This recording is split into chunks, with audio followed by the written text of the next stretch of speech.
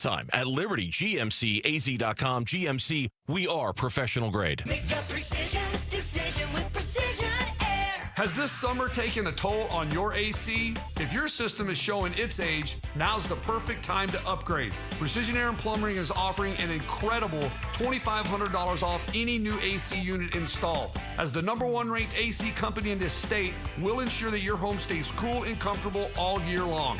Don't let your AC struggle another season. Make the precision decision today and call us at 602-FIX-MY-AC. KMVP FM Phoenix. Live from the Casino Arizona and Talking Stick Resort Studio. Arizona Sports, the local sports leader.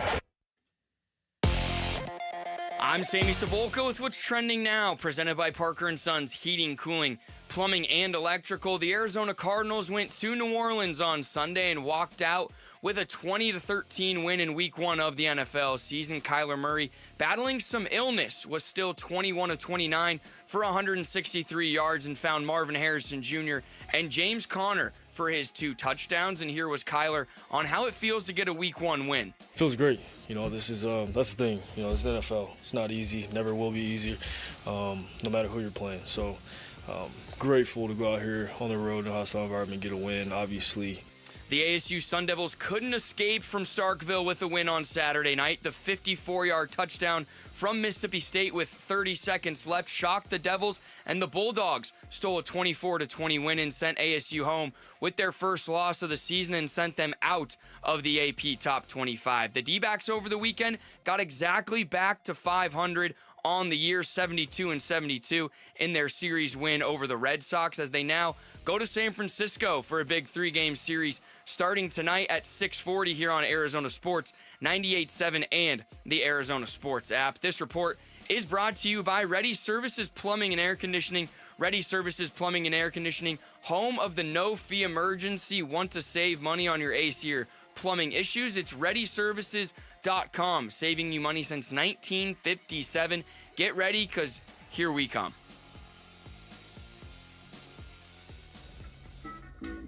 Good morning. Time to get up and go to work. The Power-Packed Morning Zoo. Are you kidding me? Fire. It's the greatest radio show ever. Good morning and welcome. Dan Bickley. Oh, I've read all his books. He's brilliant. I had no idea he was so handsome. Vince Marotta. Vinny. Jared Carlin. Jared gets the white and the yellow flag, and Jared is going to win the Daytona 500. And Sammy Sabolka. Holy cow, Sammy! Arizona Sports, the local sports leader. Bickley and Marotta Mornings. Shout out to Dan Bickley, my boy, him and Mr. Vince. Okay. Time to go to work. Time to go to work. Good morning. Happy Monday. The biggest oxymoron in the English language. You know the deal. When I'm the first voice you hear on Bickley and Marotta Mornings, that means Dan Bickley's not here. He is off cruising with the stars. No, it's not a television show. It's just another celebrity cruise. His once-in-a-lifetime cruise from a couple of years ago is now twice in a lifetime. And that means Tim Ring doing duty all week long. Welcome back to the show, Tim. Victory Monday after week 1. Depends on which team you were rooting for. We haven't been able to say that about the NFL team around here for a long time. This is different, 2021. Look, you're a frequent. You're part of the show. You get the show. The show, it doesn't lose a step when you're in. But when you're doing the show, normally it's the dog days of summer. That is true. And Bickley has left you in a week that is just a cornucopia of content. When Maloney asked me to fill in, I checked the schedule, and I'm like, oh, all right, that's a good week to be there. Yeah. As opposed to talking about, Summer League. Uh-huh. And the Major League Baseball All-Star Game. What are the Suns going to do at backup point guard or starting point guard for that matter? Really didn't like their fourth quarter in Vegas last night, Vinny. Well, I'm glad you're here. We've got a good week. We're going to have a good week of shows. Can I go completely old man, get off my lawn to start the show? Jarrett, you know of this because you responded to my tweet on it. Oh, yeah, okay. So Friday, I saw that, yeah. Friday after the show, okay. I go out to a local breakfast establishment. And I never drink orange juice, very rarely. I don't know why I had a hankering for orange juice. So I order my food with a glass of orange juice. I didn't check the orange juice on the menu. They have orange juice. It's a breakfast place, right? So then they deliver the food. I eat the food. It's delicious. I drink the orange juice. It's a little pulpy. It's a little room temperature. Yeah. Whoa. It's a little small. It's a small glass of orange juice. So I had to savor it and make it last throughout the meal. Like the old school orange glasses your mom had. Yeah. Yeah. Then I get anything else we can get you today, sir? Oh, no. That's all. Then they put down the itemized the itemized bill. $6.50. $6.19 for a glass of freaking orange juice. Now, the glass size does not matter. I assume it was free refills of the orange juice, right? I was never offered a refill. If they're charging over $6, there's no way it's free. There's no way. Really? Yeah. No chance it's free. No Really? chance. Yeah. No chance. No chance. No, exactly. I thought all beverages in 2025 were free refills. No. But then I made the mistake of airing. I was so bothered by this. I aired my grievance on social media Without naming the establishment. Without naming the establishment. I posted it on X. And this is why social media is the worst. It doesn't matter what you put out there. You will get responses that will pin the responsibility on you. These are some of the responses I got. Why didn't you just drink water? Because I wanted orange juice. Why didn't you just drink water? Why don't you just bring in your own?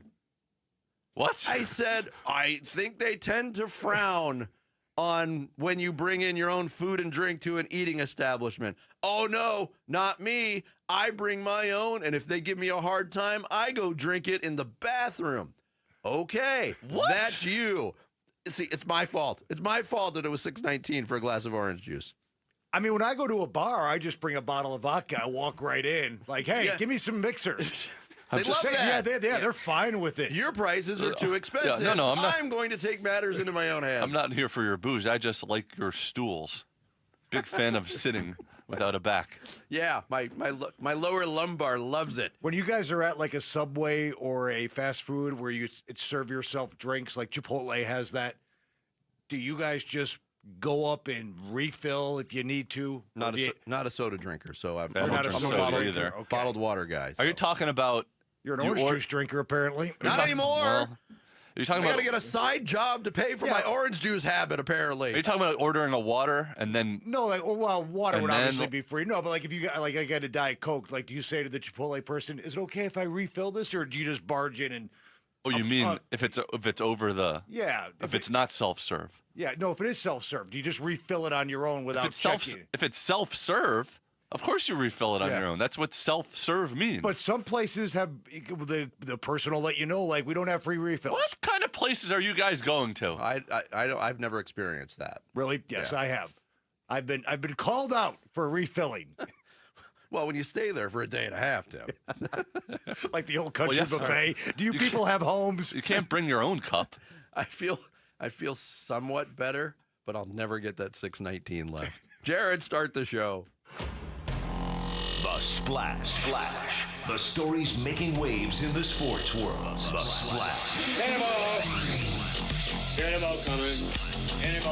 The Splash. Brought to you by Presidential Pools, Arizona's #1 pool builder. See why at presidentialpools.com. Hang on for dear life. That's what the Cardinals did in their season opener in New Orleans on Sunday, but their collective grip strength enough for a 20-13 win over the Saints at Caesars Superdome. Kyler Murray threw first half touchdown passes to Marvin Harrison Jr. and James Conner. The defense held on in the closing minutes, down 7 late. Saints quarterback Spencer Rattler drove his team inside the Cardinals red zone, but Budda Baker broke up a third down pass intended for Jawan Johnson in the end zone. Cards forced another incompletion on fourth down to get out of town with the win.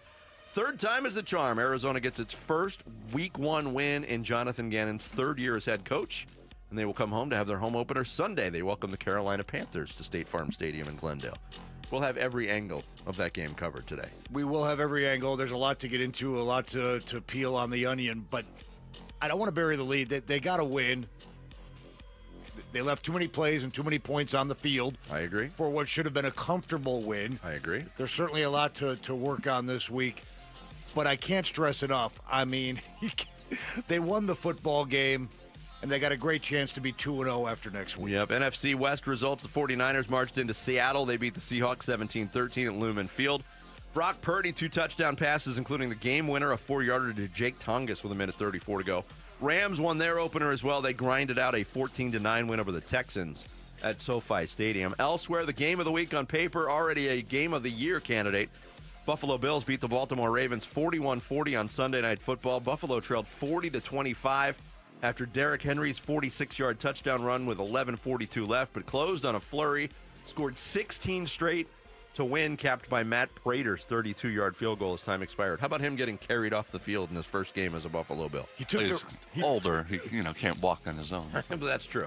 You know what he looked like in the post-game interview with Melissa Stark? He looked like one of those guys that pays for fantasy camp, and he gets like the old guys, like the attorney who flops down $3,000 to get to wear a uniform. Guy owns his own power washing company, and he's now playing along the grades. He might stick. Aaron Rodgers and the Steelers beat his former team, the Jets, 34-32 at the Meadowlands. 4 touchdown passes for Jarrett Carlin's favorite quarterback, and the Packers opened up in impressive fashion. They pounded the Lions 27-13 at Lambeau. Jordan Love had 2 touchdown passes for Green Bay. Week 1 wraps up tonight. Chicago, the Bears, playing their first game under new head coach Ben Johnson when they host the Minnesota Vikings. Monday Night Football kickoff at 5:15 on ESPN. Arizona State football still looking for its first ever road win against an SEC team. They fell 24-20 to Mississippi State on Saturday. Devils trailed 17-0 in the first half, fought back to take a 20-17 lead with 1:38 to go, but it wasn't to be. They allowed a 58-yard touchdown pass from Blake Shapen to Brennan Thompson with 30 seconds left, giving every Sun Devil fan Peach Bowl flashbacks. It was Shapen's 3rd touchdown pass of 47 yards or more in the game. ASU 1-1, wrapping up non-conference play against Texas State and Tempe on Saturday night. And the Devils plunged all the way out of the top 25 released on Sunday. From 12 to out. Ohio State, Penn State, LSU remain the top 3. Oregon moved up to number 4 after a 66-point pasting of Oklahoma State and Miami State at number 5. Iowa State, now the highest-ranked Big 12 team. They come in at number 14. Utah is 20. Texas Tech is 21st. Arizona 2-0. They demolished Weber State 48-3 in Tucson on Saturday. Noah Fafita, 373 yards and 5 touchdowns in the win. Arizona will host Kansas State Saturday night in Tucson. NAU got its first win of the season, a 38-31 decision over Utah Tech in Flagstaff. Don't think I didn't focus on that score, by the way.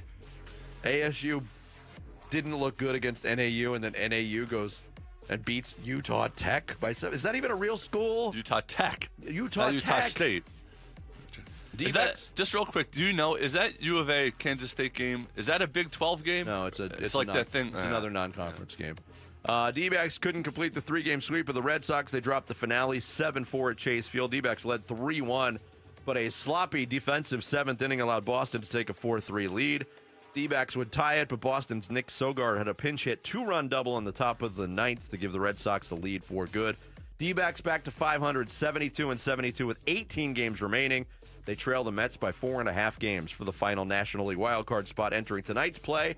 And tonight's play is starting a road trip in San Francisco, 3-game series against the Giants. Chrismat against Webb, first pitch 6:45. You can hear all the action right here on Arizona Sports 98.7 and the Arizona Sports app, beginning with pregame coverage at 6. And at the U.S. Open, Carlos Alcaraz, 4-set winner over Yannick Sinner. He wins the U.S. Open men's title.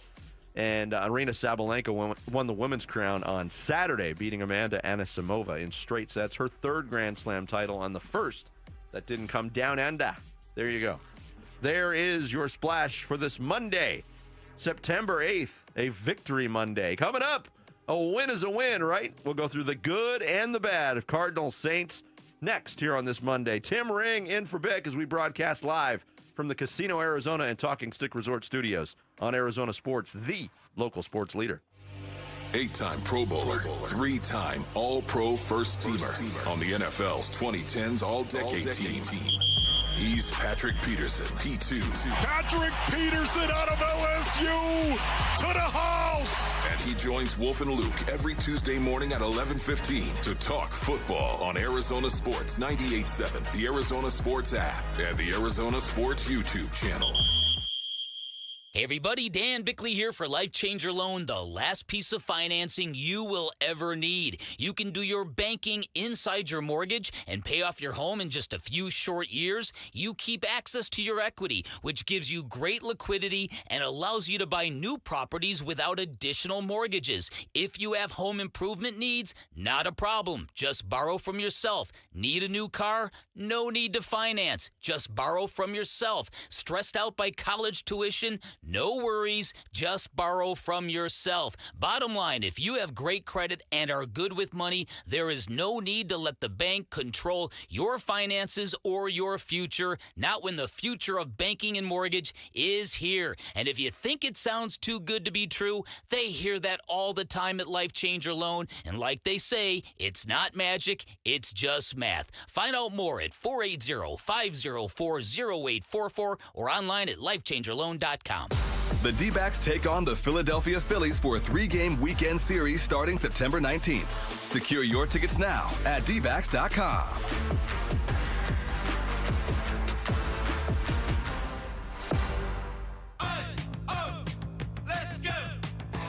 You're still glowing, flirting, grooving. You still got it. But your immune system weakens as you age, making it harder to fight flu, pneumococcal pneumonia, RSV, and COVID-19. Vaccines are a key part of any health routine and help strengthen your immune response. Ask your doctor or pharmacist which vaccines you need. Schedule in minutes at vaxassist.com. Sponsored by Pfizer. What is your next success story? At University of Maryland Global Campus, you can succeed again with more than 135 affordable online degrees and certificates to help you move your career forward. From cybersecurity and AI to healthcare and MBA, our programs help you build critical thinking, leadership, and communication skills that set you apart in today's job market. Designed for working adults, focused on the future. Classes start September 17th. Learn more at umgc.edu. Certified to operate in Virginia by Chev. Hi, this is Stuart Willis, president of Asset Preservation Wealth and Tax. A personal relationship with your financial advisor really matters. It's super important that you have the ability to talk about anything you need to with your advisor. So if you have been pushed off to a call center and you don't have a one-on-one relationship with your financial advisor, then reach out to us at assetpreservationwealth.com. That's assetpreservationwealth.com. Investment advisory services offered through Foundations Investment Advisors, LLC, an SEC registered investment advisor. For the team at Berg Simpson, it really is more than a slogan. Good lawyers changing lives. Dave Burns here. As nationally renowned trial lawyers, they're here to change lives for the better by fighting in court and getting families compensation for their injuries. Berg Simpson also makes it a priority to give back to their community. It's at the heart of everything they do, helping people when they need it the most. So call the trial lawyers of Berg Simpson at 602-777-7000 or visit bergsimpson.com. Good lawyers, changing lives. Protect your liver and give it the support it deserves by making Active Liver from New Nordic part of your daily wellness routine. Find Active Liver in stores at your local CVS, Meijer Grocery, or online at Amazon or at newnordicusa.com. Big Red Monday. Hey, this is Kyler Murray. You're listening to Arizona Sports 98.7 and the Arizona Sports app. Big Red Monday with Bickley and Murata. Yeah, they really stood up when they needed to, too. You know, I thought there was a span in there. You know, I liked how we started the half. I loved how we ended the half on offense to go down there, get points, and kind of not give them a ton of time there. And then coming out, you know, you're looking at the score and you need to get a stop, and we went 3 and out, forced a punt. That was good. Jonathan Gannon on the way his team stood up when they needed to in a 20-13 win over the New Orleans Saints to open their season at 1-0. First opening week win for Jonathan Gannon as head coach. And they snapped a 6-game week 1 win streak for the Saints. But, Jarrett, we'll go back to last week, and Tim, you weren't here, but we were having the discussions because over the season opener, you pour over every potential storyline, every detail of it. And Jarrett posed the question, is there a way on Monday morning we come in and we are talking about a Cardinals win, yet not feeling great about it? I don't know if I'm there, but I'm close. Well, it was... Dan said his response was this season's all about getting wins, so he doesn't see a scenario where that would be. Yes. But this is close. But I know he wrote a column on it, And it was lackluster. I kind of had the same feeling what I wrote for Rapid Reactions on ArizonaSports.com. You do the Cardinals overtime show. What say you? You know, it's interesting. Speaking of the overtime show, I don't know if this is an indication of the fan base and how they felt about the game, but the phone lines were really dead. Probably the most dead they've ever been. Now, I understand a lot of times when a team loses, that's when the phone lines really fire up because people just want to unload. But it was such a... It was a road game, though. You know, always after home games, people driving back from the game. Yeah, it was almost... It was an early game. Almost like an uninspiring win. You always take the win, obviously, and we can throw out all those kind of cliches, and a win is a win, and winning ugly, and there's only 17 Never have to apologize. I think the concerning point, the concerning aspect of the game, I think, is that if the Cardinals are going to be the team that we think they are going to be, or hope that they're going to be, or believe that they can be, that game should have looked a little different. They should have stepped on the throat of the Saints. They should have not left play after play on the field. There should have not been the mistakes that we saw. The Saints should not have been in a position to tie the game in the final minute. I mean, there's a lot to look at in terms of the way the Cardinals won that football game that will concern you going forward when the competition gets a little better. Now, they did some good things. Love the secondary. Love the play of Will Johnson. I thought the running game was good. They ran for 146 yards, Vinny. If they run for 146 every game, over 5 yards a carry, they'll be a top 5 rushing team in the NFL.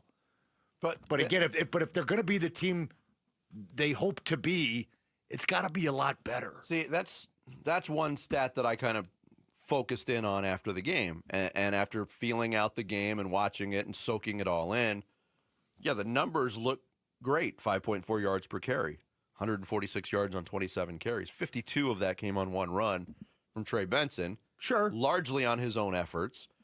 So I always judge the running game, and maybe it's not fair to do to a team like the Cardinals when you have a running quarterback in Kyler Murray, and he was effective yesterday, 38 yards. But I look at the traditional running play to a running back. And when you take away that 52-yard run, there was 19 carries between Benson and Connor for 56 yards. So that to me is not, I don't think it was a great day for the offensive line. I think Trey Benson's run was big. I think Kyler Murray played well enough to win, obviously, but he was under duress a lot in that ball game. It was an uneven opening game. To me, a win is a win. That's exactly how I feel. To me, the biggest thing was, did the Cardinals look any different than they looked last year? Different/better? Different, better, yes, because that was what we are hoping for, that they're going to take another step forward, that they're going to be a playoff contender. Did they look any better or different than last year? I thought Marvin Harrison took a step up. I thought individuals did. I don't think as a team they did. No, the reality is, basically when you bring back the exact same offense, you should pretty much expect the exact same offense unless guys really take a step up. Thought Marvin Harrison did in that regard, and if Kyler hits him in stride, Harrison's numbers are ridiculously good. We're talking about 170 yards receiving and 2 touchdowns. Yeah, that was the big disappointment offensively, was when they were down, pinned near their own goal line, a throw that a 7th-year starter with a clean pocket needs to make. You got to hit that throw on a third down. You have to hit that throw. That's not one of those ones where like, oh, that happens. No, you got to. If you're Kyler Murray, you got to hit that, and Murray knows that.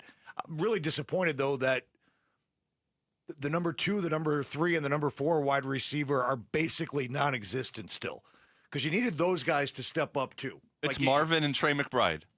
That's it. That's your passing offense, just like last year. It has the potential of being a devastating combo, but yeah, I'd like to see it spread around a little bit more. Defensively, I said it last week on the show, that's really where I was focused, because that's where they made the investments and the improvement. Largely the front 7 was Well, they didn't create enough havoc plays, right? I mean, no, there was very little in terms of pass rush. Pass rush, sacks. They got 1 sack, created no turnovers. Again, I thought the secondary was great. Will Johnson was fantastic. Played really well. I thought Max Melton played a good game. He really did. And in fact, speaking of Max Melton and Will Johnson, Johnson should have had a pick. That penalty on Max Melton that was called on that play, negating that interception, I didn't see anything there that warranted a penalty. But I think it's the worst rule in sports, by the way. that particular penalty, and teams get victimized all the time. The Cardinals got victimized twice in the preseason on that. Just ticky-tack, illegal contact penalties that negated sacks. That one negated an interception. Had nothing to do with the play. I think it's such a harsh penalty that needs to be looked into. It not only nothing to do with the play, but I don't think he even committed the foul. I don't think so either. If I could quote Herm Edwards, fouls. He committed the foul. But in terms of what they spent about $100+ million on the defensive line, okay? If you count Baron Browning's free agent contract. Yep. We didn't see that pay off on the field yesterday. I don't think Josh Sweat had a bad game, but he wasn't the game record that you hoped he would be. Last time Josh Sweat played in that stadium, he wrecked the game. Yeah, he was the most dominant player on the field. And it happened to be the Super Bowl. Yeah. We didn't see that yesterday. Now it's one game. It's not a referendum on Josh Sweat, but you wanted to see – you're playing against a quarterback who's never won an NFL start, right? And he looked very comfortable for most of the game. And I thought he actually played pretty well. I thought he played pretty well, too. In fact, I said this on the postgame show yesterday. Spencer Rattler continues to play like that. Like, his first win's going to come sooner than later, and the Saints maybe will win more than the 4 or 5 games they're projected to win. But in terms of the Cardinals, you did not make him uncomfortable. You did not make him feel them from a defensive front 7 standpoint. And that was a little disappointing. Yeah. We'll have a lot more on the Cardinals' 20-13 win over the Saints. Don't miss your last chance to win tickets to the Cardinals home opener this Sunday. Head to the Arizona Sports YouTube page. Watch us live. Click the contest link that is pinned in the chat. It's that easy. Tune in, click, and you could be at the game. Coming up next, was a series win versus the Red Sox enough to get us excited about the Dbacks? Or did the way they lost Game 3 bring us back to reality? We'll get into it in Dbacks Daily next. It's Bickley and Murata Mornings. Tim Ring in for Bick here on Arizona Sports, the local sports leader. Diamondbacks baseball. 1-1. That one in the dirt. Back in it, stopped by Wong. It goes back to the mound, and Carroll comes home to score. That ball only got about 10 feet in front of home plate. Bayo had to go and get it, an underhand glove flip, and Carroll beat the toss. It's 2-1. D-backs take 2 of 3 versus the Red Sox and head to San Francisco to start a 3-game series at the Giants. D-backs at the Giants, Game 1 tonight at 6 on Arizona Sports 98.7 and the Arizona Sports app. Hey everybody, Dan Bickley here, and you've seen the billboards. Sweet James is everywhere. It's a fun name and a fun brand, but when you've been hurt in an accident and it's game time, Sweet James plays to win. They are unstoppable in their pursuit of justice, and they are the heavy hitter you need when dealing with the insurance companies. Sweet James Accident Attorneys is a world-class law firm with over 25 years of experience, more than 500 trials, and over $2 billion recovered for accident victims. They even have a full in-house trial team, and they win 98% of the time. Remember, having the right attorney can mean the difference between a $2,000 check and a $2 million settlement, and Sweet James delivers some of the biggest wins in the country, and they've been named best attorneys in America. So if you're hurt in an accident, don't settle for less. Call Sweet James at 1-800-9-MILLION. That's 1-800-900-0000, online at sweetjames.com. Friends, it's Pat. I finally did it. Sometimes you just need to get off the grid and get some time to think, like way off. So I hopped into my all-new 2025 4Runner with available iForce Max engine and took off, which is me, the 4Runner, and good old Mother Nature. Unfortunately, that's when I realized it was also Taco Tuesday. So I ended up coming back that night. I mean, priorities, right? Right now, get low 2.99% financing for 48 months on a new 2025 Tacoma SR or SR5. Or get a great deal on your favorite Toyota. Plus, check out the all-new 6th generation 4Runner today by visiting your Valley Toyota dealer or valleytoyotadealers.com. Toyota. Let's go places. 2.99% with $22.13 per thousand borrowed for 48 months. 0 down payment if you qualify. Tacoma offers exclude TRD Pro and Trail Hunter models and N93025. See dealer for details. At Vital for Men, aging doesn't mean slowing down.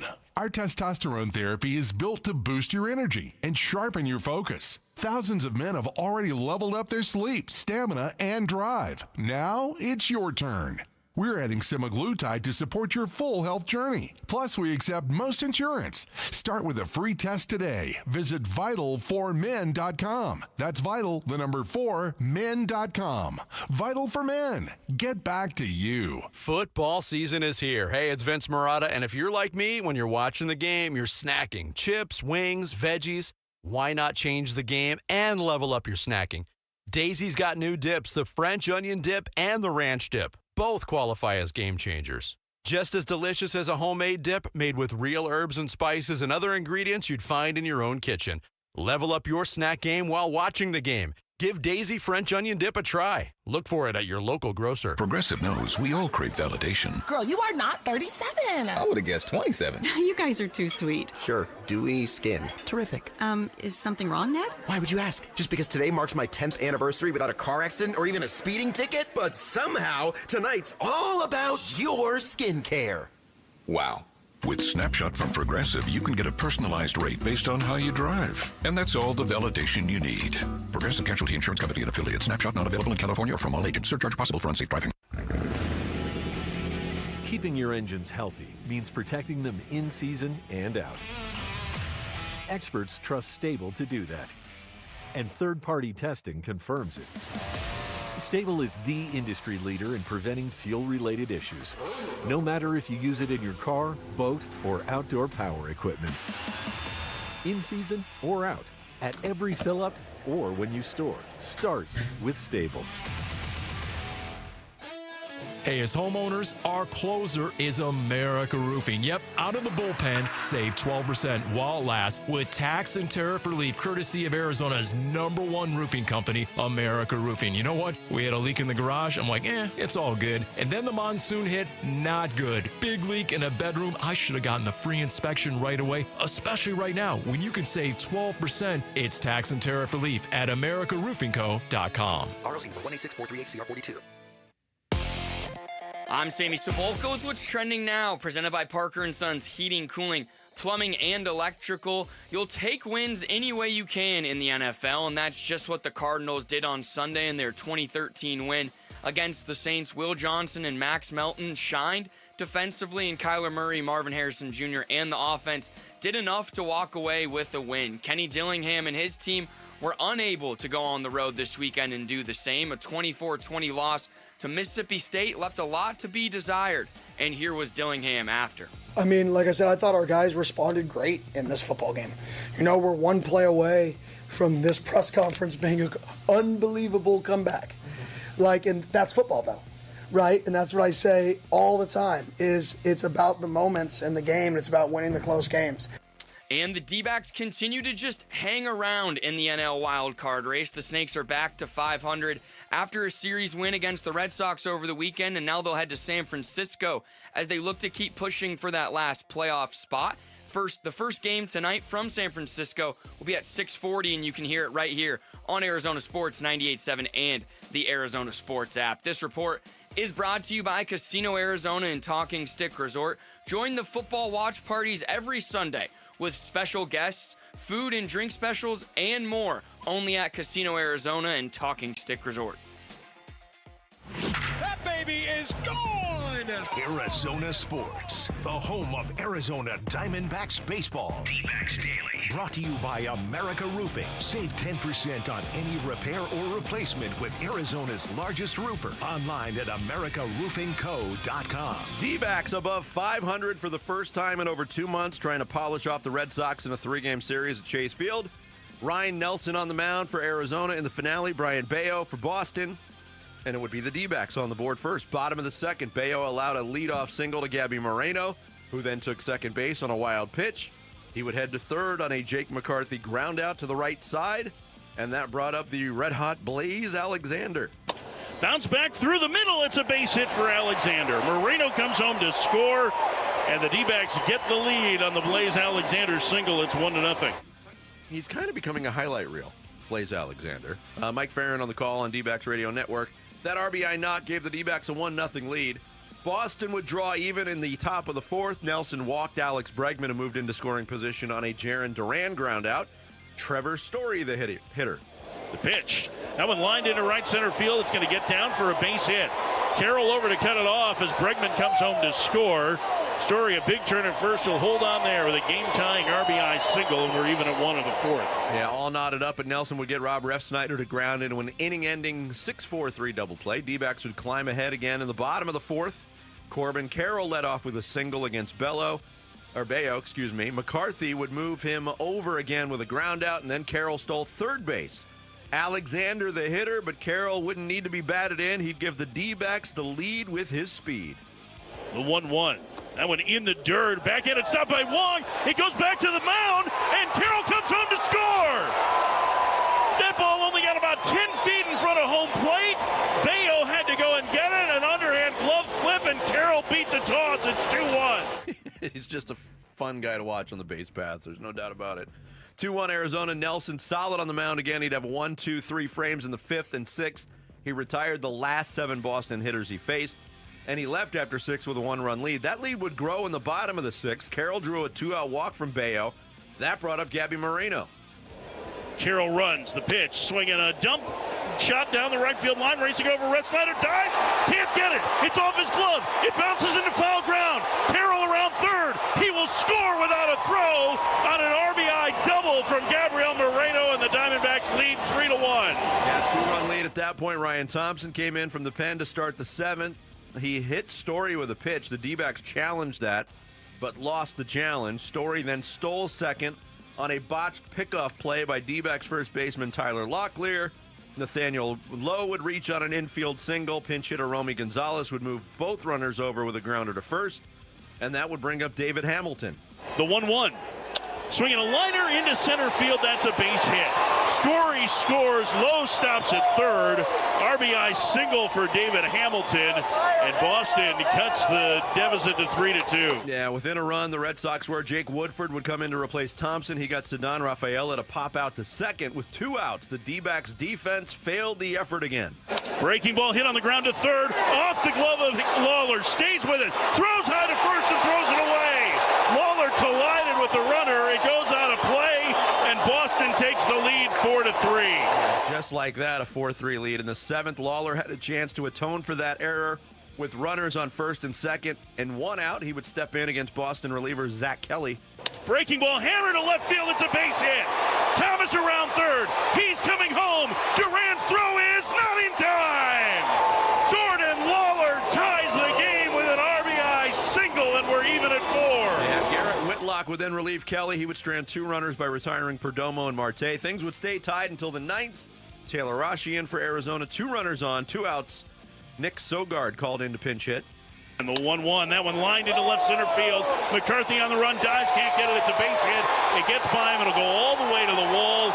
2 runs are going to score, and Boston takes a 6-4 lead on the pinch hit.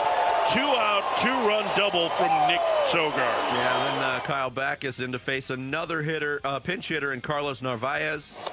That one dumped into right field. Coming on is Carroll. He can't get there. It's a base hit. Sogard around third, heading home. The throw to the plate, not in time. A pinch single for Carlos Narvaez gives Boston a 7-4 lead in the 9th. Yeah, a 3-run lead. Lawler would have another throwing error in the inning before Backus struck out Duran to end the inning. Down 3, D-backs had to try to mount a comeback against Aroldis Chapman. With the year Chapman's had, pretty predictable ending. The 3-2 pitch. Swing and a miss. Chapman strikes out 4 in the 9th, and Boston salvages the finale of the series. They beat the Diamondbacks today 7-4. Yeah, you heard that right. 4 strikeouts in the inning. Thanks to a wild pitch. 4 in the 9th. Yeah, the drop third strike. Yeah. Red Sox salvage 1 in Phoenix, pushing the D-backs down to 500 again. Torey Lovello. This was an extremely frustrating loss. To get to where we're going, you can't do the things that I saw us do out there on the field today. And, you know what they are. We got to execute at a much higher level. We have been, and that's why we've been winning games. And when you make plays like we made today and give a good team 5 outs in 1 inning, you're not gonna win a lot of baseball games. It's September baseball. We're chasing something. It's got to be crisp. It's got to be focused. It has to be preparedness, readiness, and the ability to execute at the most critical times of the game. We didn't do that today. That's perfectly clear. Look, we talk about when the Diamondbacks lose, and part of the frustration for yesterday's loss was the starting pitching the Diamondbacks got this weekend against Boston. their starters went 18 combined innings and gave up 3 earned runs, and they didn't sweep the series. We know about their difficulties in the bullpen, and you acknowledge those. This is what happens when you don't have defined roles in the bullpen, and you had to piece this together.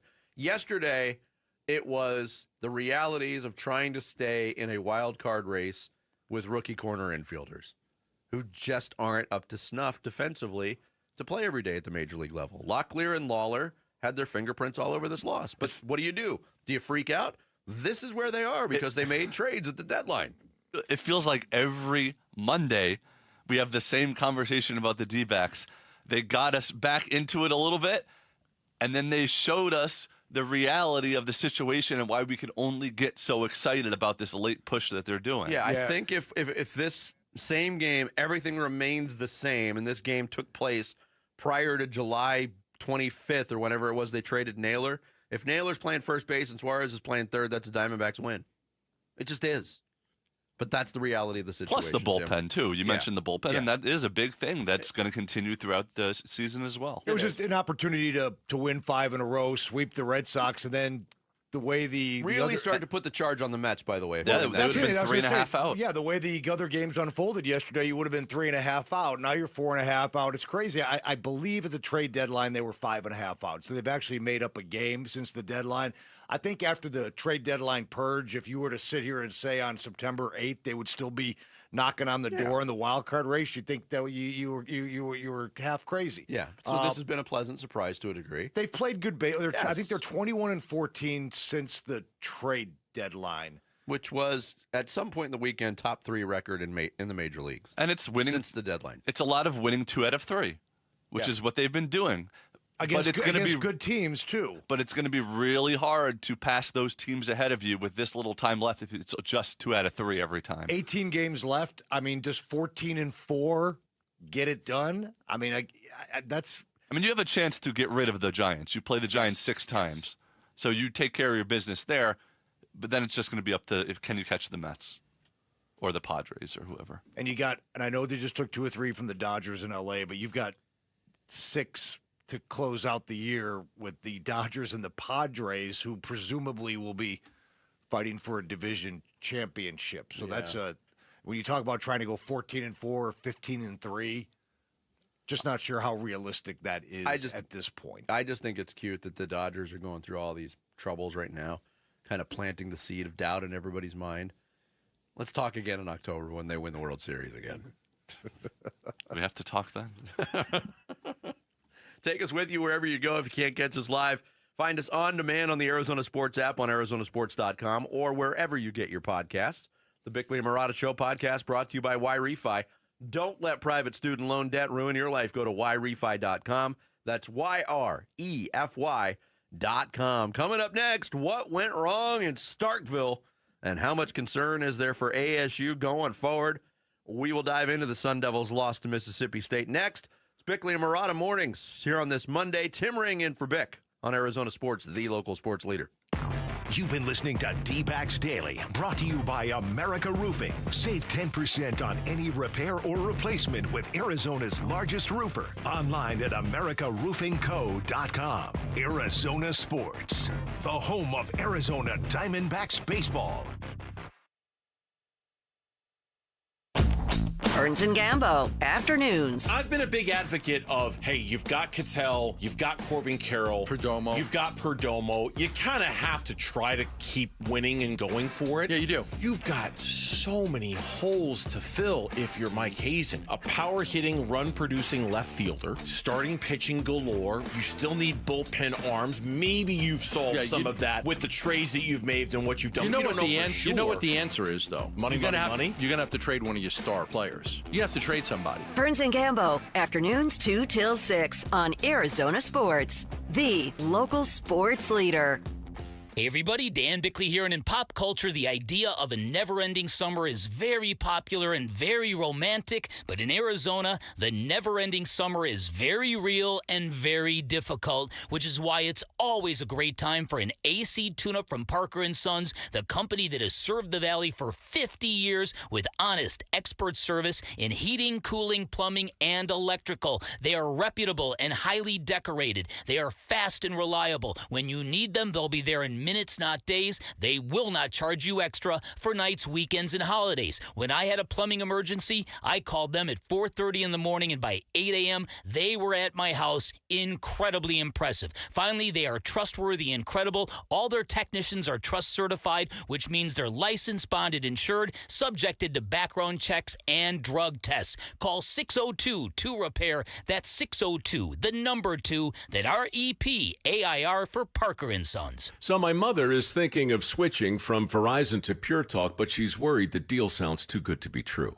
Michael, she said, how can those Pure Talk people offer me the same basic service as Verizon for so much less money? I said, Mom, go ask Google how much Verizon spends on advertising and promotion. A few seconds later, my mother said, oh my goodness, $12 billion a year? That must be a typo. I'll tell you what I told my mom. It's not a typo. Verizon spends $12 billion a year on advertising and promotion, and their customers are paying for it. Well, Pure Talk doesn't spend that kind of money on commercials. Trust me, I would know. Consequently, they can offer you and my mother unlimited talk, text, and plenty of data on a blazing fast 5G network for just $25 a month. Dial pound 250 and say the words Mike Rowe, and you'll get an additional 50% off your first month. That's pound 250 Mike Rowe. Pure Talk. Everything you need and nothing you don't. As the old saying goes, size matters. At Morgan & Morgan, we have over 1,000 lawyers and nearly 6,000 people on staff. But at the core, this is and always has been a family business. Our family watching out for your family. Call us or email us 24 hours a day, 7 days a week, even on a Saturday or a Sunday. And if you ever have a problem, call our mom. Morgan & Morgan. For the people and your family.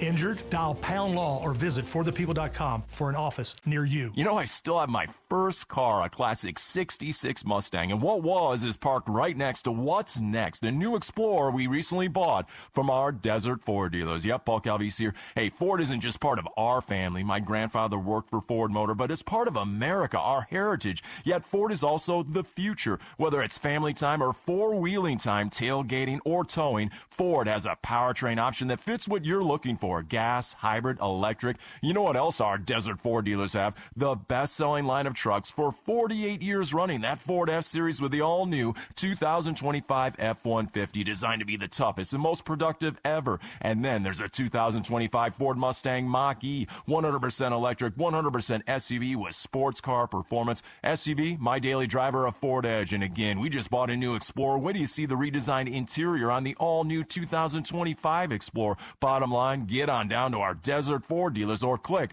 buyfordnow.com. Phoenix, crank it up for more great shows coming to the Celebrity Theater. September 13th, come experience the stratospheric guitar and vocals of Samantha Fish. Then, get ready to rock hard September 20th with one of the most iconic shows of the year, Cinderella's Tom Kiefer with LA Guns. And on October 9th, guitar icon unleashing the classics, Robin Trower. Tickets on sale now for all three shows at CelebrityTheater.com. Brought to you by Danny Zalisco Presents.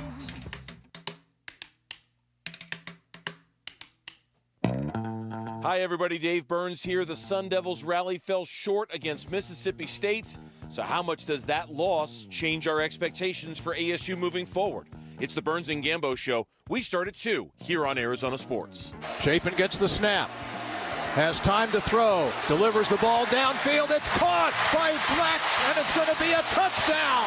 It's going to be a touchdown to Brendan Thompson with 30 seconds left to play.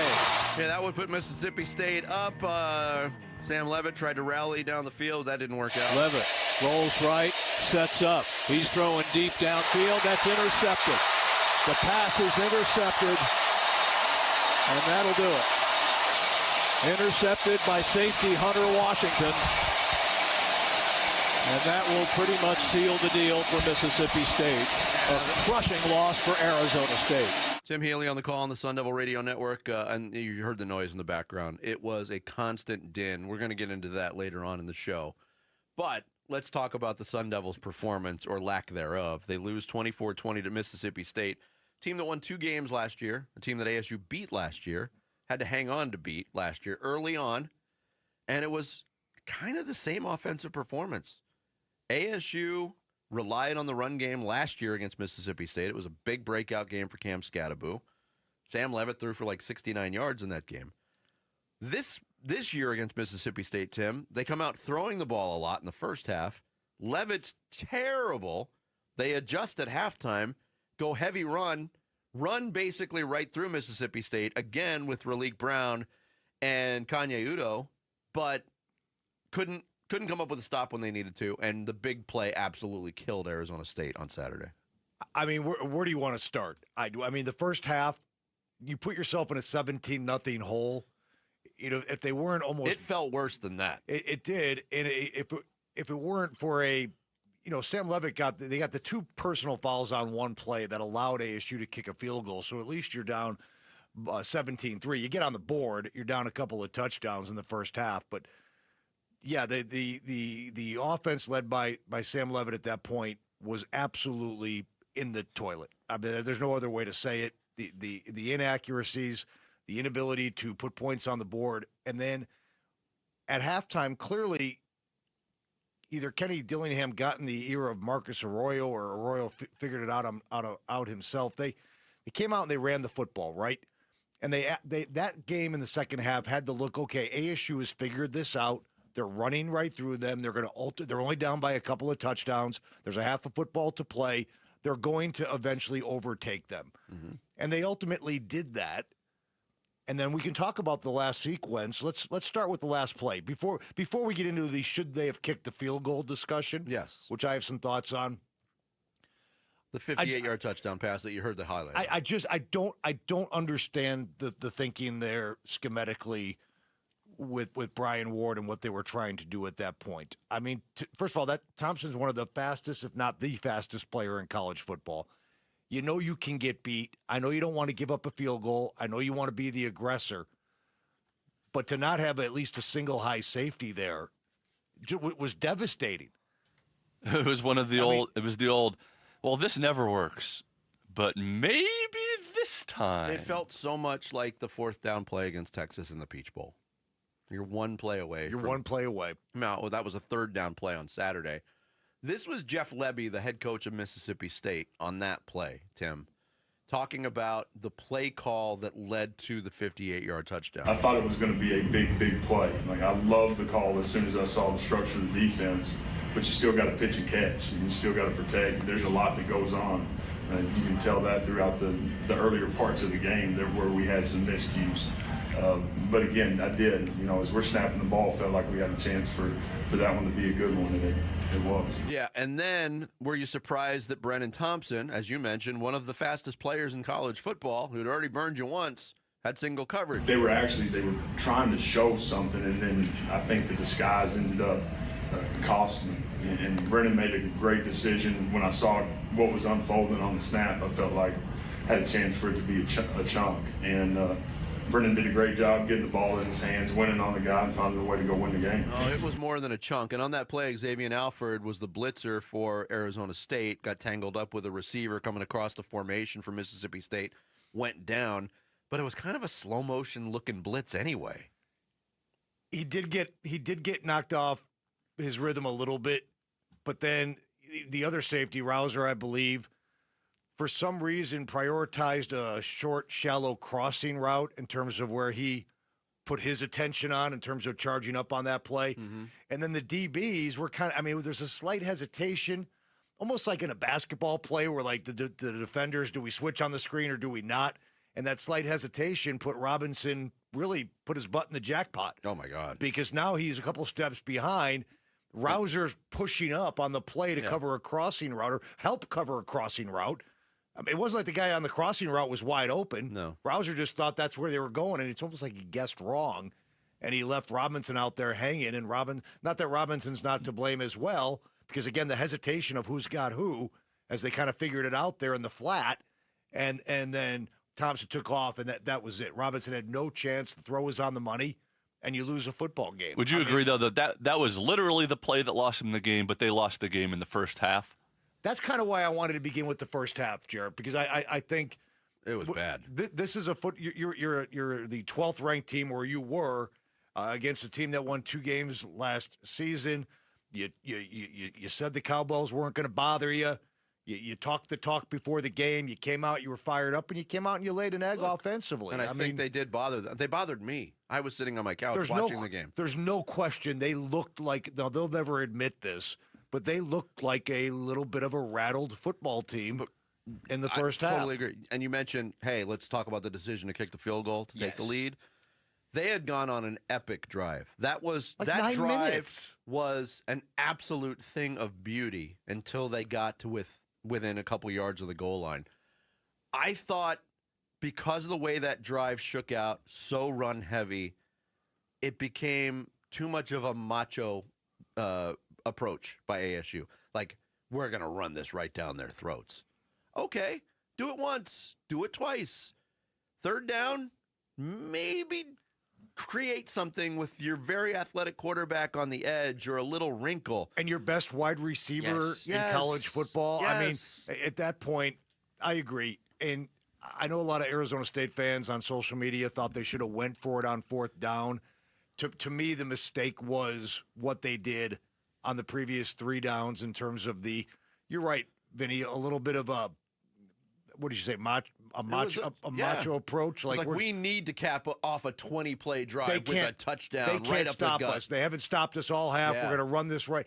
At that point, I think, a little get Sam Levitt out of the pocket, find Jordan Tyson. You score a touchdown there, I think the game's over. Well, obviously a touchdown is what you're looking for. Sure. Right?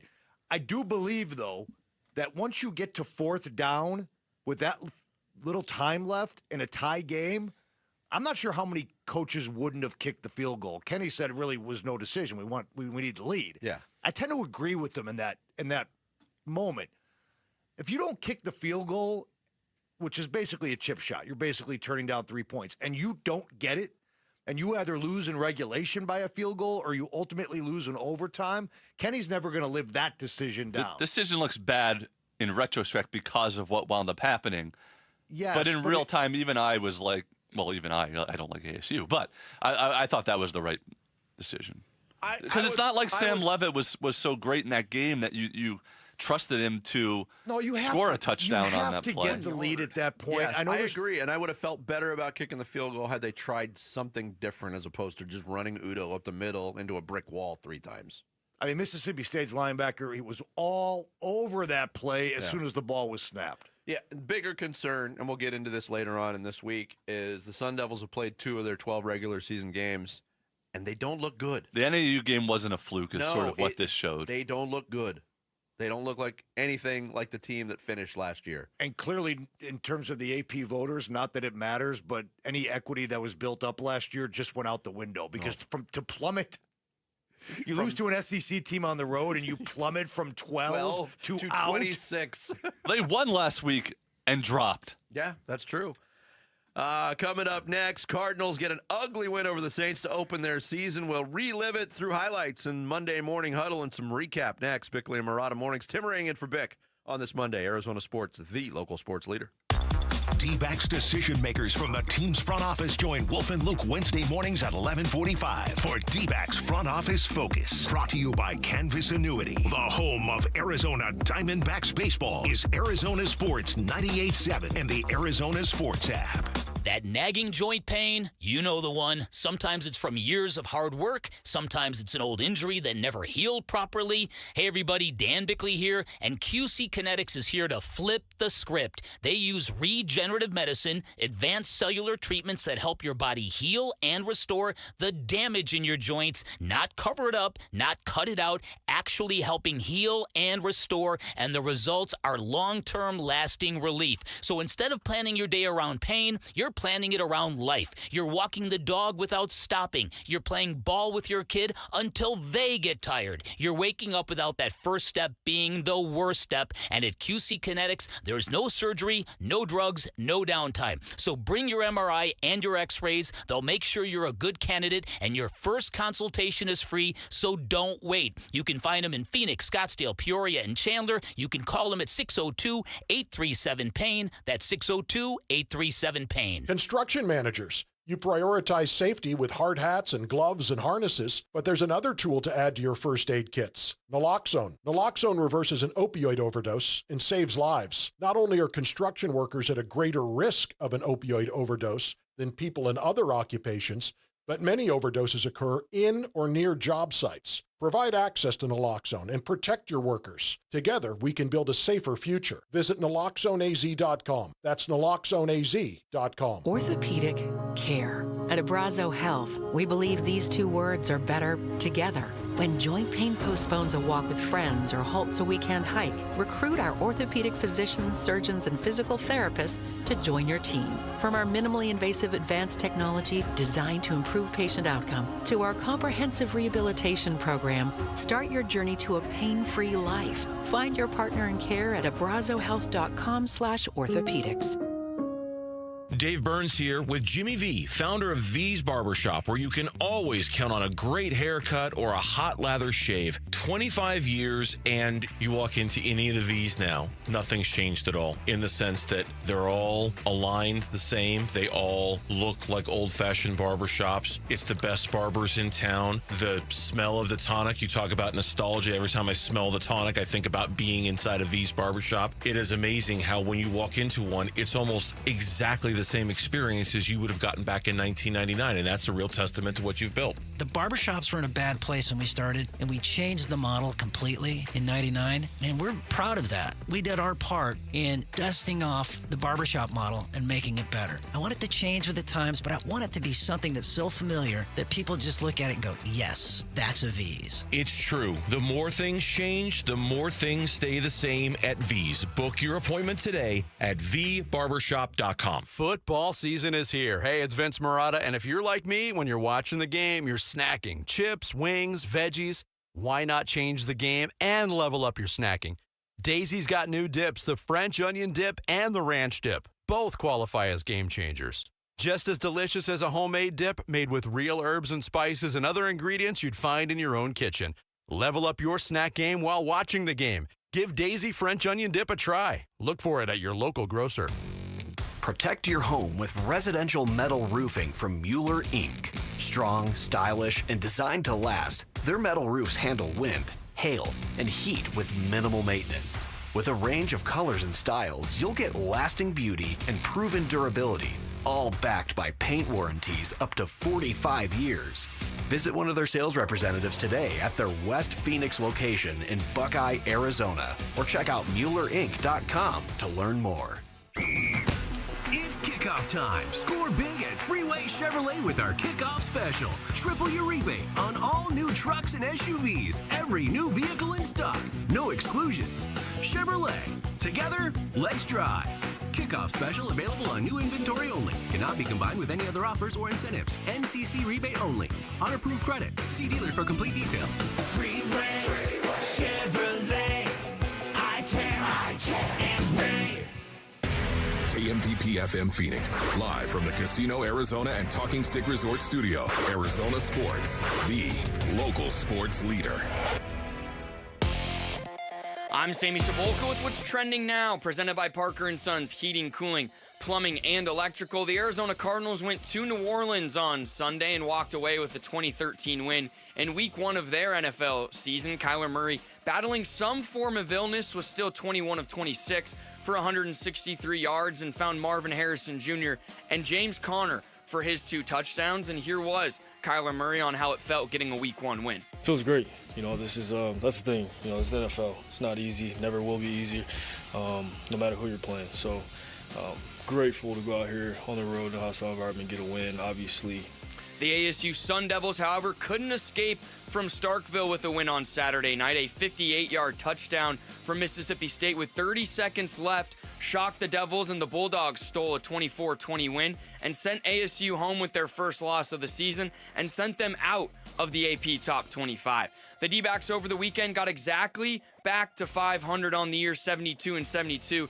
In their series win over the Boston Red Sox, and now they'll go to San Francisco for a big 3-game series starting tonight at 6:40 here on Arizona Sports 98.7 and the Arizona Sports app. This report is brought to you by America Roofing. It's been raining and windy. If you need your roof checked, save 12% and get a free evaluation with Arizona's largest roofer. Call 602-960-ROOF or AmericaRoofingCo.com. Monday Morning Huddle. With Bickley and Murata. Brought to you by Freeway Chevrolet.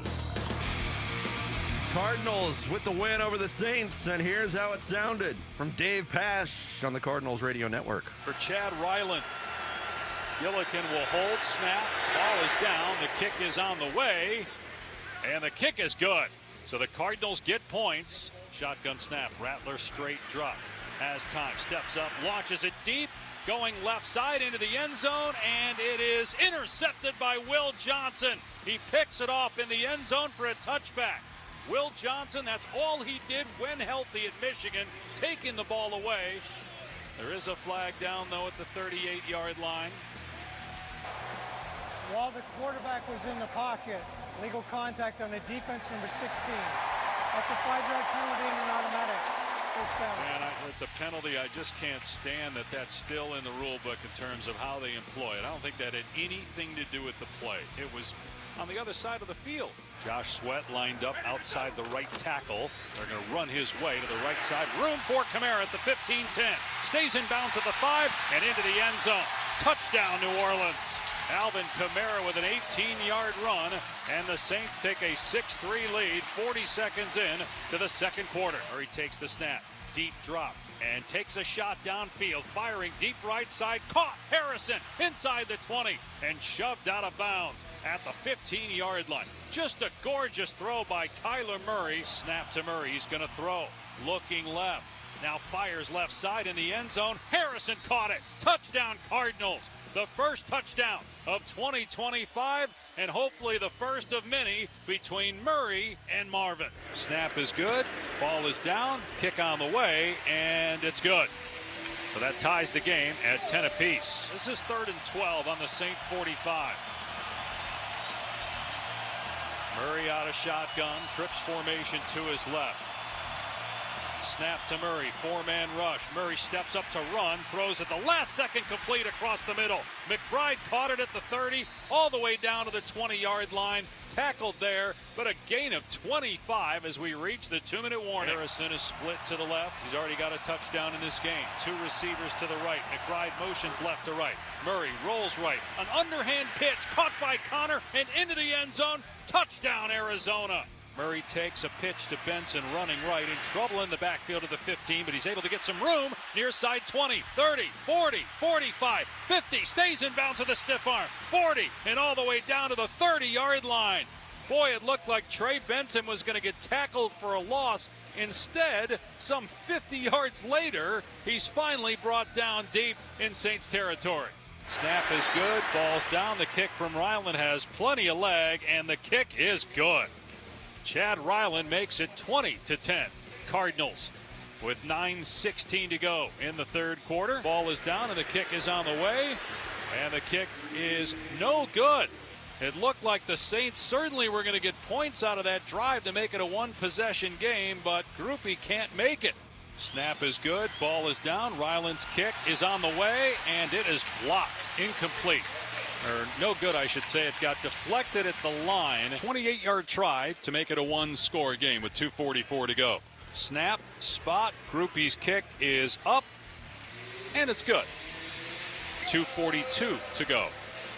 20-13. Snap to Murray. Short set in trouble in the backfield. Sack back at the 15-yard line by Taylor. And that will take it down to 2 minutes. Kyler Murray with a mistake. It's a loss of about 15 on the play. 3rd and 10 on the 18. Empty set. 9 seconds to go. Rattler back to pass, facing a 3-man rush. Throws over the middle into the end zone. Going up high. Incomplete pass, though. Jalen Thompson breaks up the pass. They were celebrating here in New Orleans. They thought Jawan Johnson caught the ball, but Jalen Thompson knocked it away at the last second. 4 seconds to go in the game. 4 seconds left, final play of the game. 4th down, ball on the 18 of the Cardinals. Rattler back to pass, looking, throws left side, and it's thrown out of bounds. Incomplete, and the game is over. The Cardinals win week 1 in New Orleans, 20-13. But it was the previous play that Jalen Thompson and Budda Baker, the 2 star safeties for the Cardinals, saved the day, breaking up that pass to Juwan Johnson. Yeah, that's the way it ended in New Orleans with that second to last play. Budda Baker got credit for the pass breakup. It was that close. There was a lot of celebration for several seconds on the New Orleans sideline when Juwan Johnson had that ball in his hands, and it wasn't until he came down where Baker played the ball all the way to the ground, and they were that close to, being in a tie game. Let's be very clear about this. Yeah, he caught the football. He did. And then it only he didn't complete the catch, obviously. Yes. But that he had that football. He high pointed that throw from Rattler. It was a great throw. Great throw. All right, right over the hands of Thompson. Thompson kind of had his hand in there. Baker and Thompson after the game, Baker told Paul Calvisi he wasn't sure that he even knocked it out if he was the guy that did it. Oh, man, I was a post player in that situation. It's 3-by-1. I see JT's in man, and I just see the quarterback looking at 3, and 83, he's about 6'3", 6'4". He got up. I would say about 11 feet. And I saw that. I was like, I have no way I'm going to make a play on the ball, so I got to hit him and try to dislodge it. And I think that happened. It pays to have a safety as smart and as competitive as Budda Baker on the back line. Baker just did what Baker does, kind of that heat-seeking missile, and he just dove with reckless abandon trying to do something. And I think his shoulder may have just kind of nudged the ball enough to knock it loose as Johnson came down, because like I said, he high pointed it. He briefly caught the football. Yeah. He was coming down with the catch to presumably tie the game after the extra point. And then they had to do it one more time on 4th down. You heard how that ended. Look, it wasn't a thing of beauty. It's not going to go in any time capsule. A win is a win. The Cardinals are 1-0. We talked about the importance of getting off to a good start. When you have New Orleans and Carolina at the front of your schedule, and I'll be honest, the Saints looked a lot better than I thought they were going to look under first-year head coach Kellen Moore and Spencer Rattler making his 7th start. I didn't get a chance to watch a lot of the Carolina-Jacksonville game. The Panthers didn't have a good day in their opener. This should be a 2-0 start, but I think the Cardinals are going to have to play better to accomplish You heard that. it in that highlight package.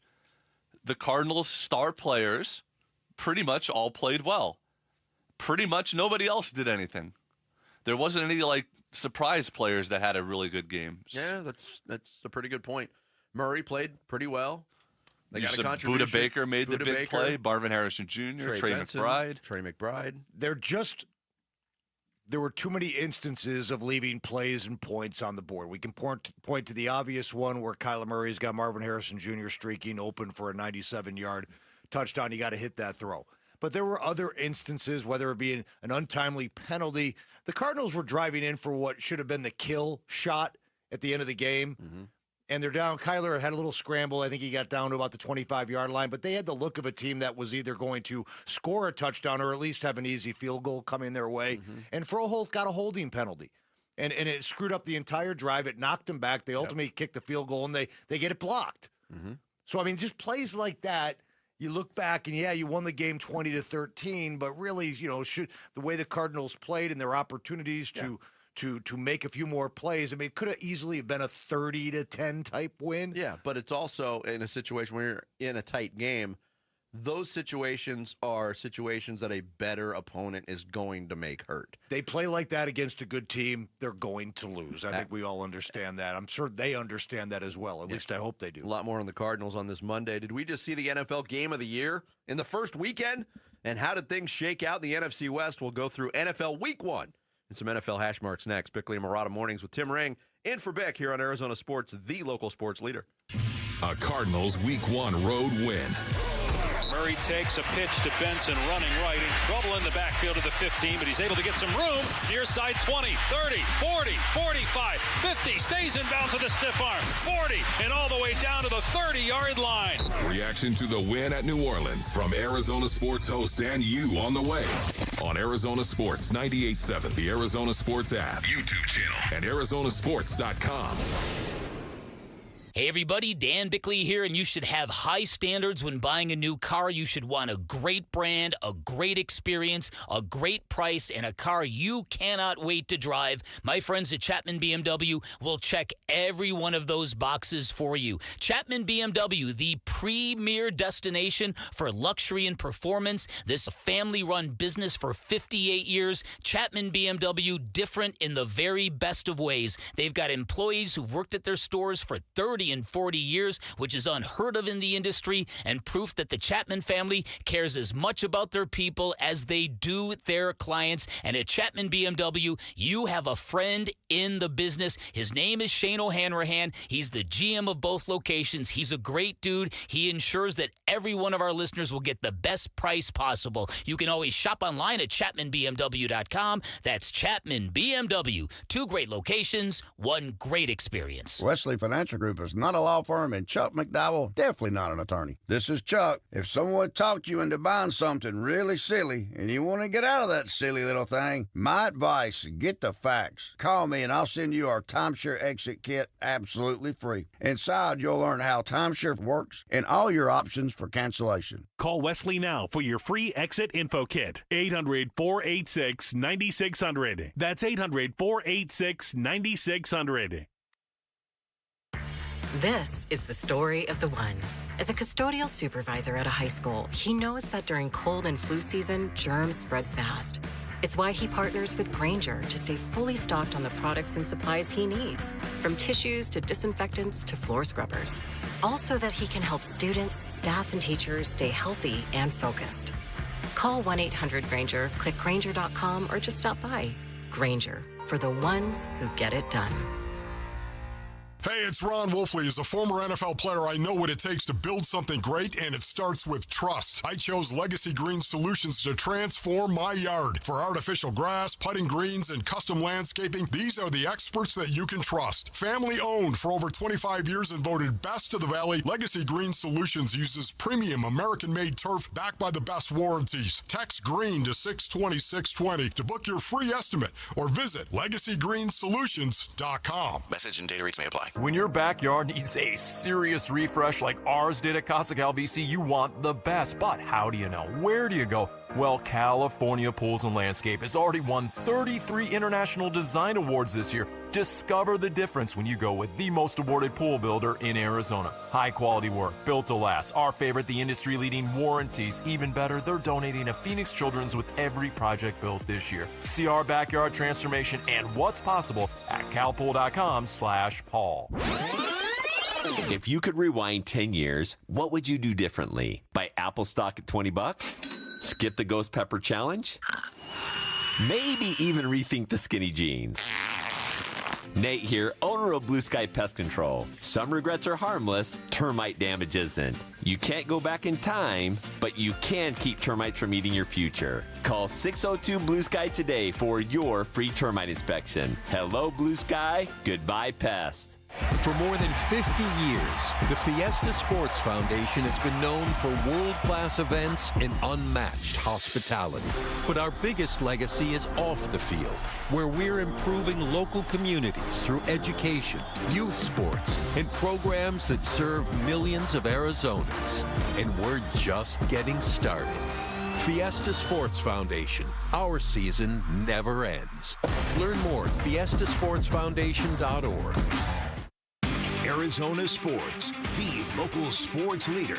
Bickley and Murata. Hash marks. It took everybody there. I'm just proud of our team for staying in it. No one on the sideline blinked.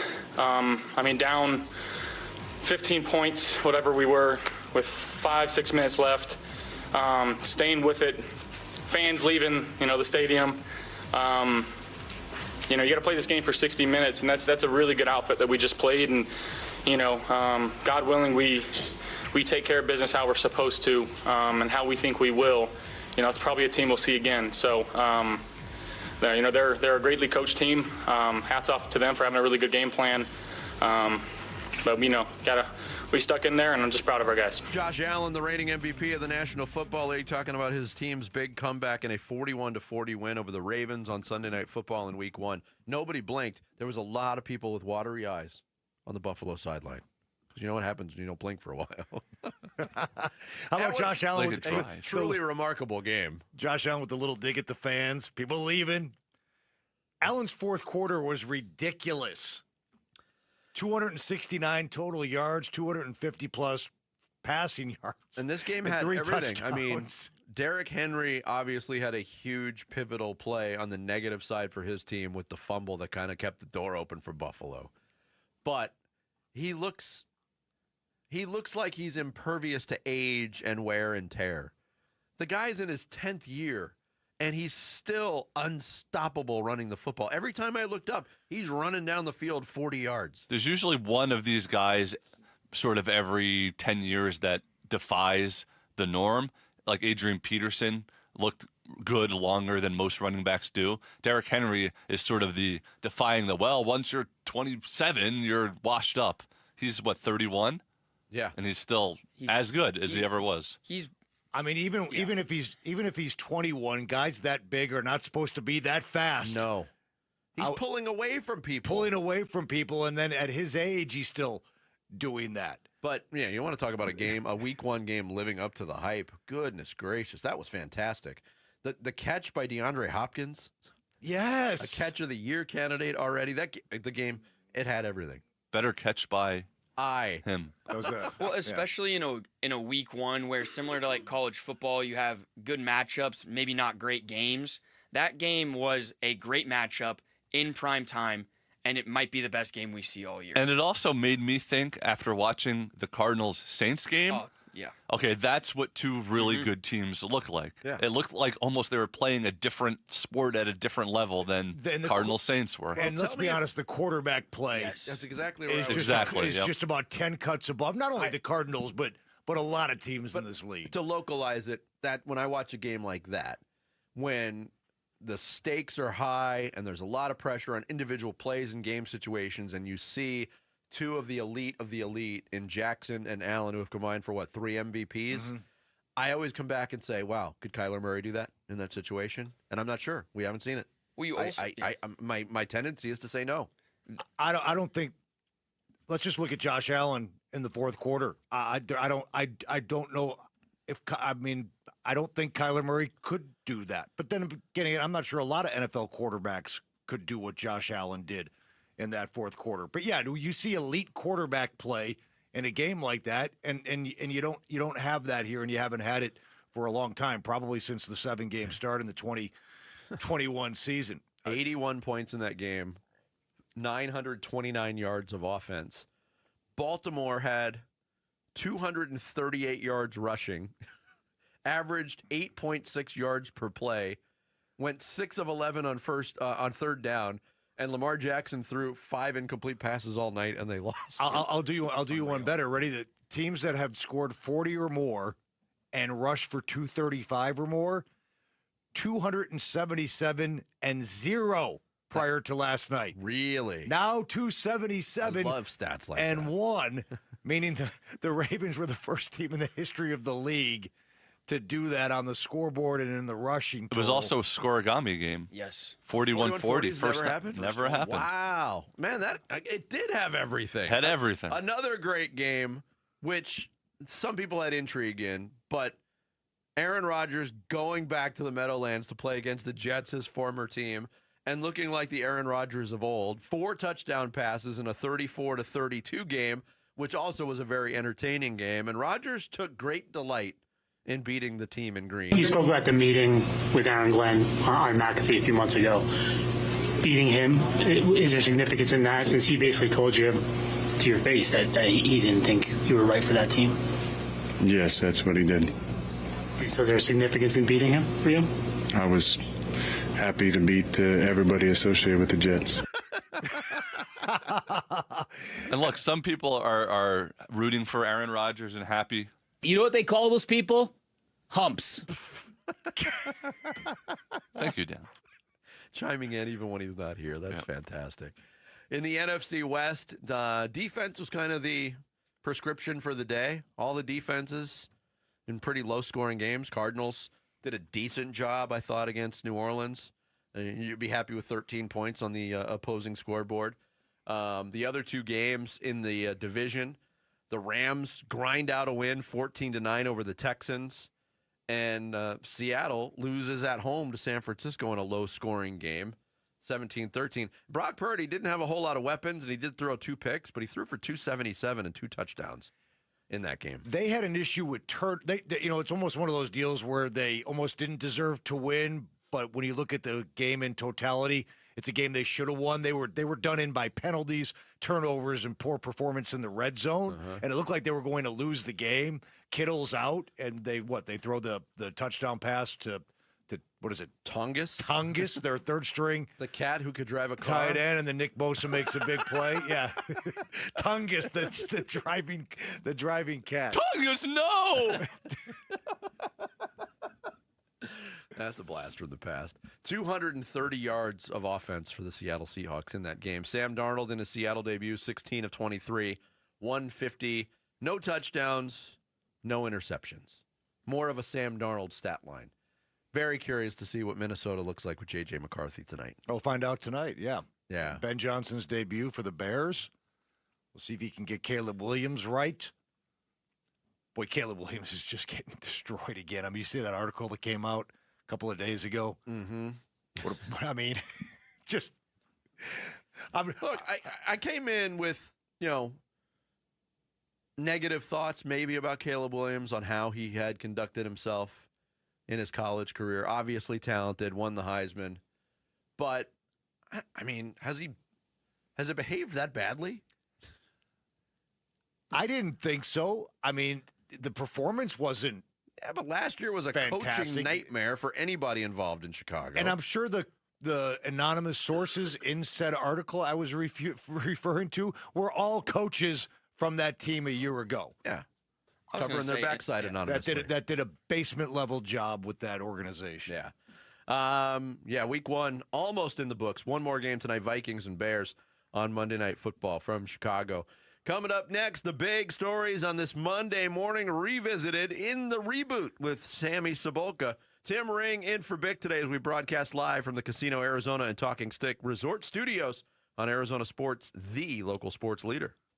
Wolf and Luke, middays 10 to 2. It just feels like it's going to be such an uphill battle for the Big 12 to even have a shot to get 2 teams out of the 12. Yeah. Let's say ASU goes 11-1 and Utah goes 10-2, but Utah beats them in the Big 12 championship and ASU's 11-2. Are you really telling me they shouldn't be in, or vice versa? Utah should still be in. I got nothing against Illinois, but they moved up by beating Western Illinois. Yay. I love how fired up you are about this. You can see this stuff coming with college football every year, and they're like, hey, what happened? We got 7 SEC teams in. Oops. Yeah. Wolf and Luke, middays 10 to 2 on Arizona Sports, the local sports leader. You know, in the game of life, a lot of people are in the red zone close to retirement, and they haven't thought about what happens after they're gone. It's not easy. Paul Calvisi here. That's why I went to Matt Dagas and his Bright Wealth Management team. Matt. And that's a tough conversation, Paul, because the retirement red zone is one of the most important times of life. And estate planning isn't just about money. It's about making life easier for the people you love. So what happens if someone doesn't have a proper plan? Well, their family could be left with court battles, confusion, and a lot of stress during an already difficult time. And that's where we help people create a full strategy for that next phase of life. Because it doesn't have to be that way, right? Not at all. And a simple estate planning session can give you peace of mind. And we'll walk you through the next steps to make sure that your legacy ends with a win and not a turnover. Call Bright Wealth Management at 844-726-9116 or click brightwm.com. Investment advisory services offered through Foundations Investment Advisors, LLC, an SEC-registered investment advisor. The content provided is for educational purposes only. Sanderson Ford is Arizona's largest Ford dealership. They're also #1 in both sales and complete customer satisfaction. This is truly Sanderson Ford country, and people are singing their praises. Across the green desert. Arizona Diamondbacks legend Luis Gonzalez. To where the mountains touch the sky. Owner Sanderson Ford, David Kimmerly. This is Sanderson Ford Country. Owner of Rosie on the House, Rosie Romero. We're Arizona's pride.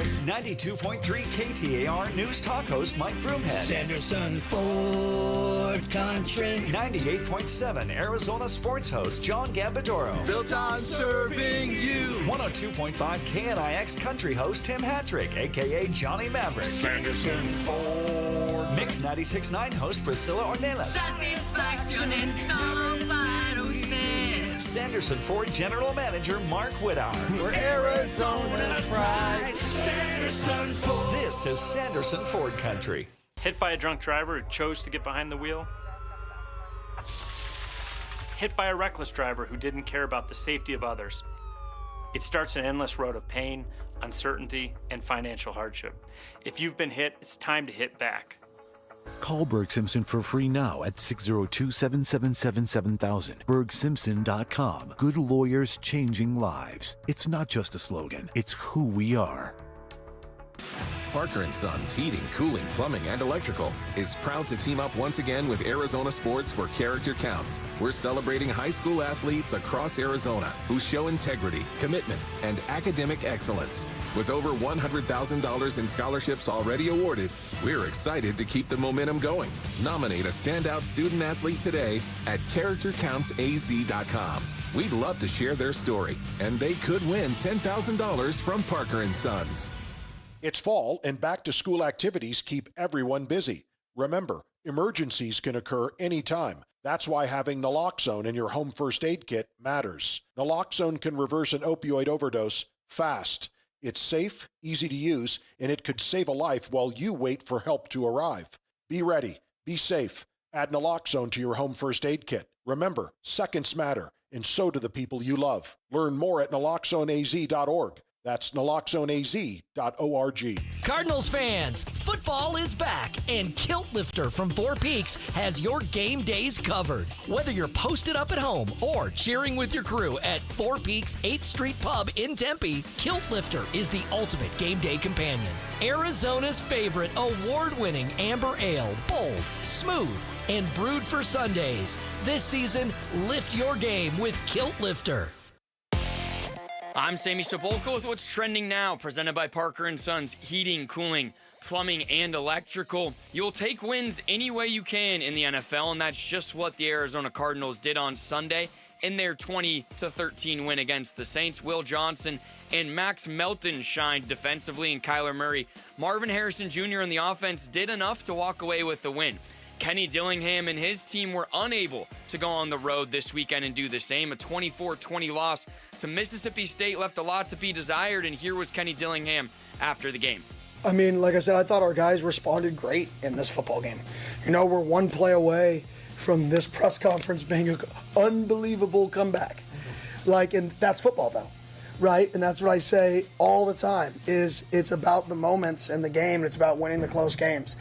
And the Dbacks continue to just hang around in the NL wildcard race. The Snakes are back to 500 after a series win against the Red Sox over the weekend, and now they'll head to San Francisco as they look to continue to push for that last playoff spot. First pitch tonight will be at 6:40 right here on Arizona Sports 98.7 and the Arizona Sports app. This report is brought to you by the Berg Simpson Law Firm. Injured? Call the Berg Simpson Law Firm or visit bergsimpson.com. Good lawyers, changing lives.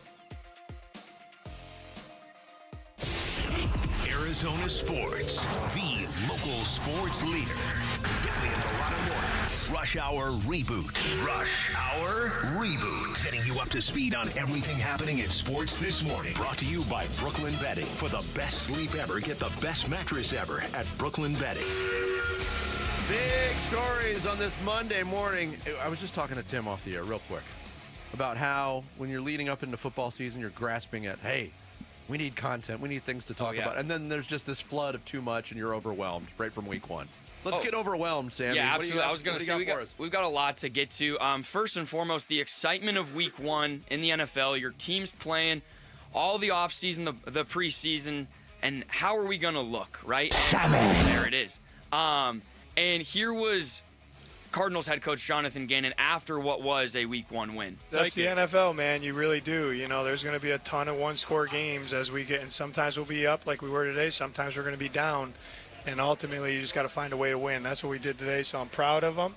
But there'll be a lot to learn from, and we're happy about this, but we'll get better from it and move on. So obviously, aside from the win and going 1-0, what was your biggest positive takeaway from what was a kind of ugly win? I got one on both sides of the ball. On the offensive side of the ball, I thought Marvin Harrison Jr. looked very comfortable within the parameters of the offense. For him to catch his first deep shot, and there was good coverage on that play too, and so much was made. And I don't know if you picked up on this too during the broadcast. The tone of, wow, he put on 12 pounds of muscle. That's a lot to put on for a receiver. For him to get down the field on a big play and make a contested catch, I think was a very, very positive sign. And that play, the obviously the touchdown was it's always good to score a touchdown, Yes. but I think there was a 3rd and 10 conversion short, a couple plays after Kyler missed him on what should have been the night. But that was a critical play. Like the drive did not end up in points, but it allowed them to take, I don't know, about 4 minutes total off the clock because they moved the chains there when they were deep in their own territory. So, yeah, I have no problem with Marvin Harrison Jr.'s game yesterday. In fact, I thought he just impacted it in a positive manner, more so than he did quite often last year. Defensively, I liked the play of the secondary. Obviously, Will Johnson had the pick taken away, but his hit on Olave, that was not a play you see a rookie make. A rookie's going to headhunt there and go for the highlight hit, and he got a highlight hit, but he did it legally. I thought he played great. I thought Max Melton was very good, and obviously the safety's coming together for the game-saving play at the end. So those are my positives. Jonathan Gannon is right. The one-score games in the NFL, it's a thing. I mean, it's a match made in heaven for TV ratings. It's a match made in hell if you're on the edge of your seat as a fan with a skin in the game. And the Cardinals made the critical play at a critical time. Credit Budda Baker and Jalen Thompson for doing exactly that. Yeah, so obviously there's a lot to work on, get better from. If you could only pick one, where do you need the Cardinals to get better the most for Week 2? If you could only pick one area. I'm looking at the fronts on both sides. The offensive line, I don't think had a very good day. Either pass blocking or run blocking, quite honestly. And the front seven, this revamped front seven, and I know those guys didn't play in the preseason very much, but that left a lot to be desired to me. I'd like Josh Sweat to be a little more of a game wrecker. I'm sure he'd be the first person to tell you that as well. Finishing drives, Sammy, not leaving plays and points on the field. And when you have the opportunity to step on a team's throat and put the game away, do it. Yeah. Don't let them hang around. And real quick, lastly on the Cardinals. So the NFC West went 3-1 this weekend. The only loss was an interdivisional loss. So after Week 1, do you feel about the same or any different in how the Cardinals stack up against the rest of the NFC West? I feel exactly the same. I do too. I still think it's a very, very even division. And it's San Francisco winning a close game when they lost a lot of playmakers during that game could be telling as we get further into the season. It's also just, come on, it's way too early to make any determination right now. No, about we anybody. must make determinations on the postseason right now. Tim, we have to. Who is going to win the Super Bowl? Yeah. All right, some quick ASU football. So a 24-20 loss to Mississippi State. Some storylines. The first and goal on the 3, settling for a field goal, and then obviously the 58-yard touchdown pass with 30 seconds left. But I want to play this from Kenny Dillingham on the second week of spring camp. He had this to say. It all stems from passion we play with. Is it okay to not make a play? And if you accept it, then you accept it. And that's who you're going to be. Don't be mad going 5-7. It's okay. Don't be mad going 6-6. Don't be mad going 3-9 because somebody has to go those records. There's going to be tons of teams who do it. Why not us? So obviously he was a little upset about how they practiced in a random summer thing. But was that quote kind of telling to exactly how ASU has come out this season with maybe a lack of passion? I had forgotten about that, but I remember when you played it, I thought that was going to be an indicator of the standard. Yeah. And Kenny Dillingham, quite honestly, was more upset about not making plays in practice over the summer than he was after a loss in September. and we're going to get into that a little bit more coming up. It was kind of confounding, quite honestly. I know we're going to get into it more, but just give me the Cliff Notes right now. And then I'll come back later if we have time. I mean, you didn't like the tone.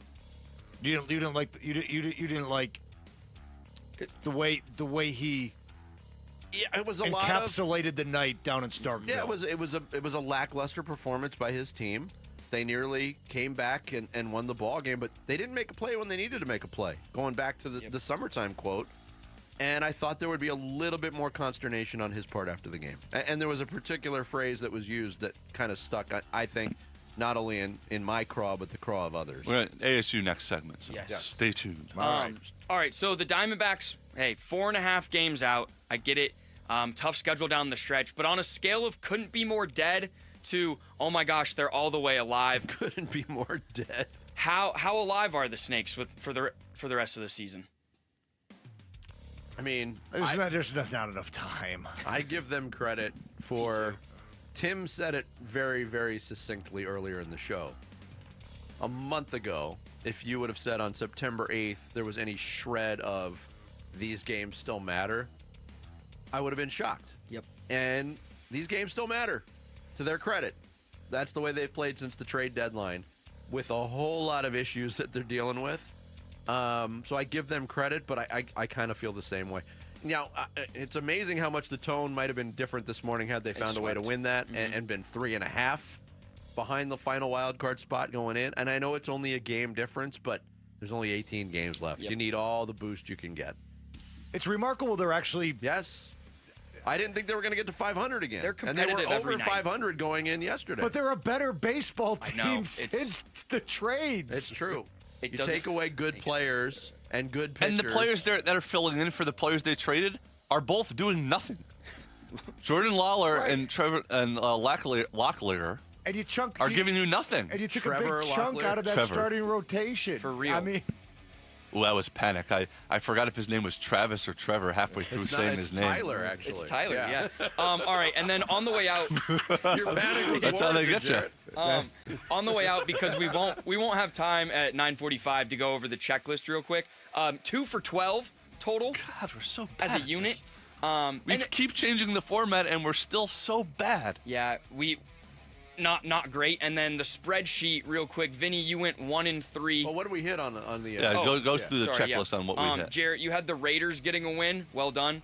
And then Dan had the D-backs winning 2 of 3 this weekend. Exactly happened. Yeah. My Cardinals 20-16 prediction should have been true. The Saints missed a chip shot field goal. Nonetheless, that's true. Kyler didn't rush for a touchdown. And we wait for tonight, but no kickoff returns in week 1. We even missed the 50-50 propositions on the tennis finals. Yeah, you did. Yeah. I know. We'll go over the spreadsheet, The spreadsheet tomorrow. Once Tomorrow? everything's done. Perfect. And then, Jarrett said no ranked teams in college football would lose. 2 big ranked teams lost. Corbin Carroll had 1, not 2 home runs. Dan said ASU and the Cardinals would win half. Yannick Sinner lost the U.S. Open. Corbin Carroll had a double and a home run, no triple this weekend. Dang Vinny. it! First touchdown. Average it out, though. Yeah, a double exactly. and a home run. First touchdown from the Cardinals was not Trey McBride, and Sabalenka won the Women's U.S. Open. But hey, I respect the fact we're going for things. That's more fun than just kind of chalk stuff. I've even gone with more chalky stuff, and I still can't get one. Maybe right. we got Tim this week. Maybe he'll get us back in the... I'll tell you what's going to happen. Yeah, there we go. There's ever a guy with a crystal ball. It's Tim Ring. There Thank you you, go. That's Sammy. why I'm such a great gambler, Vinny. Hey, we'll find out this week, Tim. We're all rebooted. Coming up next, ASU had to deal with a lot of noise in Starkville on Saturday night. Now they've got to deal with noise since they're home, too. We'll get into all of it straight ahead. It's Bickley and Murata Mornings on Arizona Sports, the local sports leader. A Cardinals Week 1 road win. Harrison caught it. Touchdown Cardinals. The first touchdown of 2025. An underhand pitch caught by Connor and into the end zone. Touchdown Arizona. Reaction to the win at New Orleans from Arizona Sports hosts and you on the way. On Arizona Sports 98.7, the Arizona Sports app, YouTube channel, all our Arizona Sports social feeds, and ArizonaSports.com. We just want to have enough money for retirement. And travel to visit our grandchildren. I understand. That's why at Fisher Investments, we start by getting to know each other, so I can learn about your family, lifestyle, goals, and needs, allowing us to tailor your portfolio.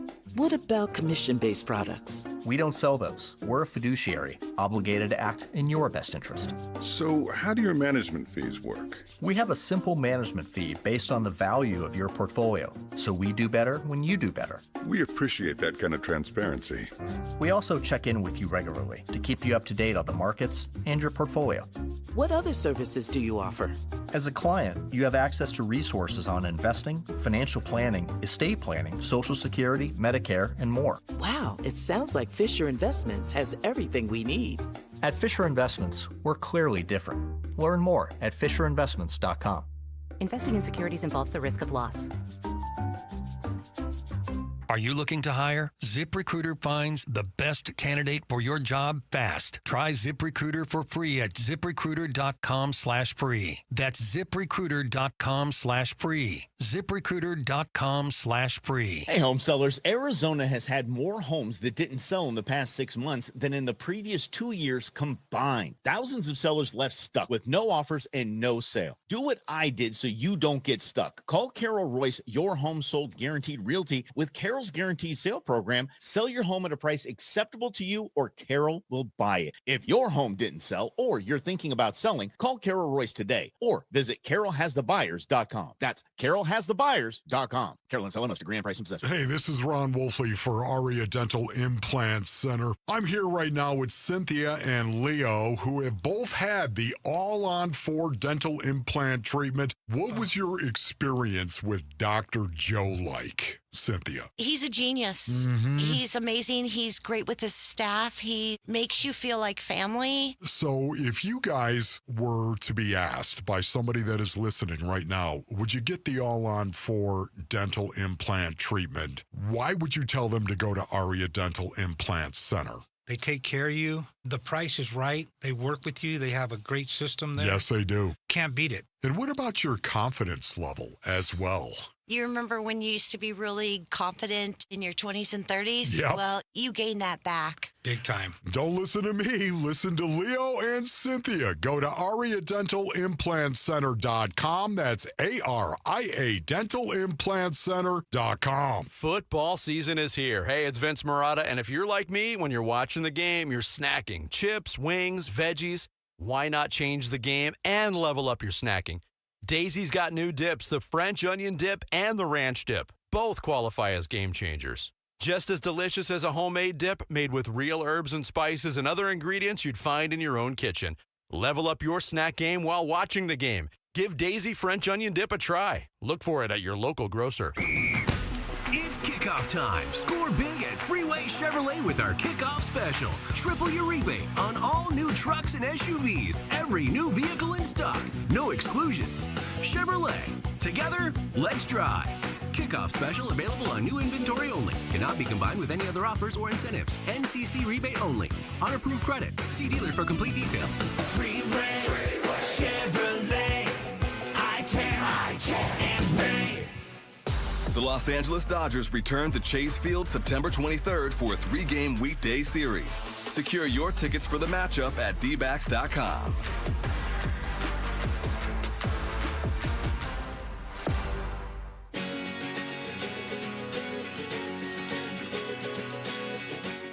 Hey, it's Luke. Did ASU correct its mistakes from the NAU game in time for Mississippi State? We'll get into that at 10 a.m. It's Wolf and Luke on Arizona Sports. I know they beat us. They get jumped out to a really big lead on us. And, you got to give them a lot of credit. They're a much improved football team. This is a great, tough environment to play in. And when this place is rocking, it's as good as any of them. So, you got to give them the credit. And like I said, I was very happy with how our guys responded in the football game. And now it's about responding to the loss. The reality is most teams don't go 12-0. Right, so let's respond, let's band together, and let's go play a better football game, play better football than before. That's the one, Tim Ring. That's the one that kind of sticks in my craw a little bit.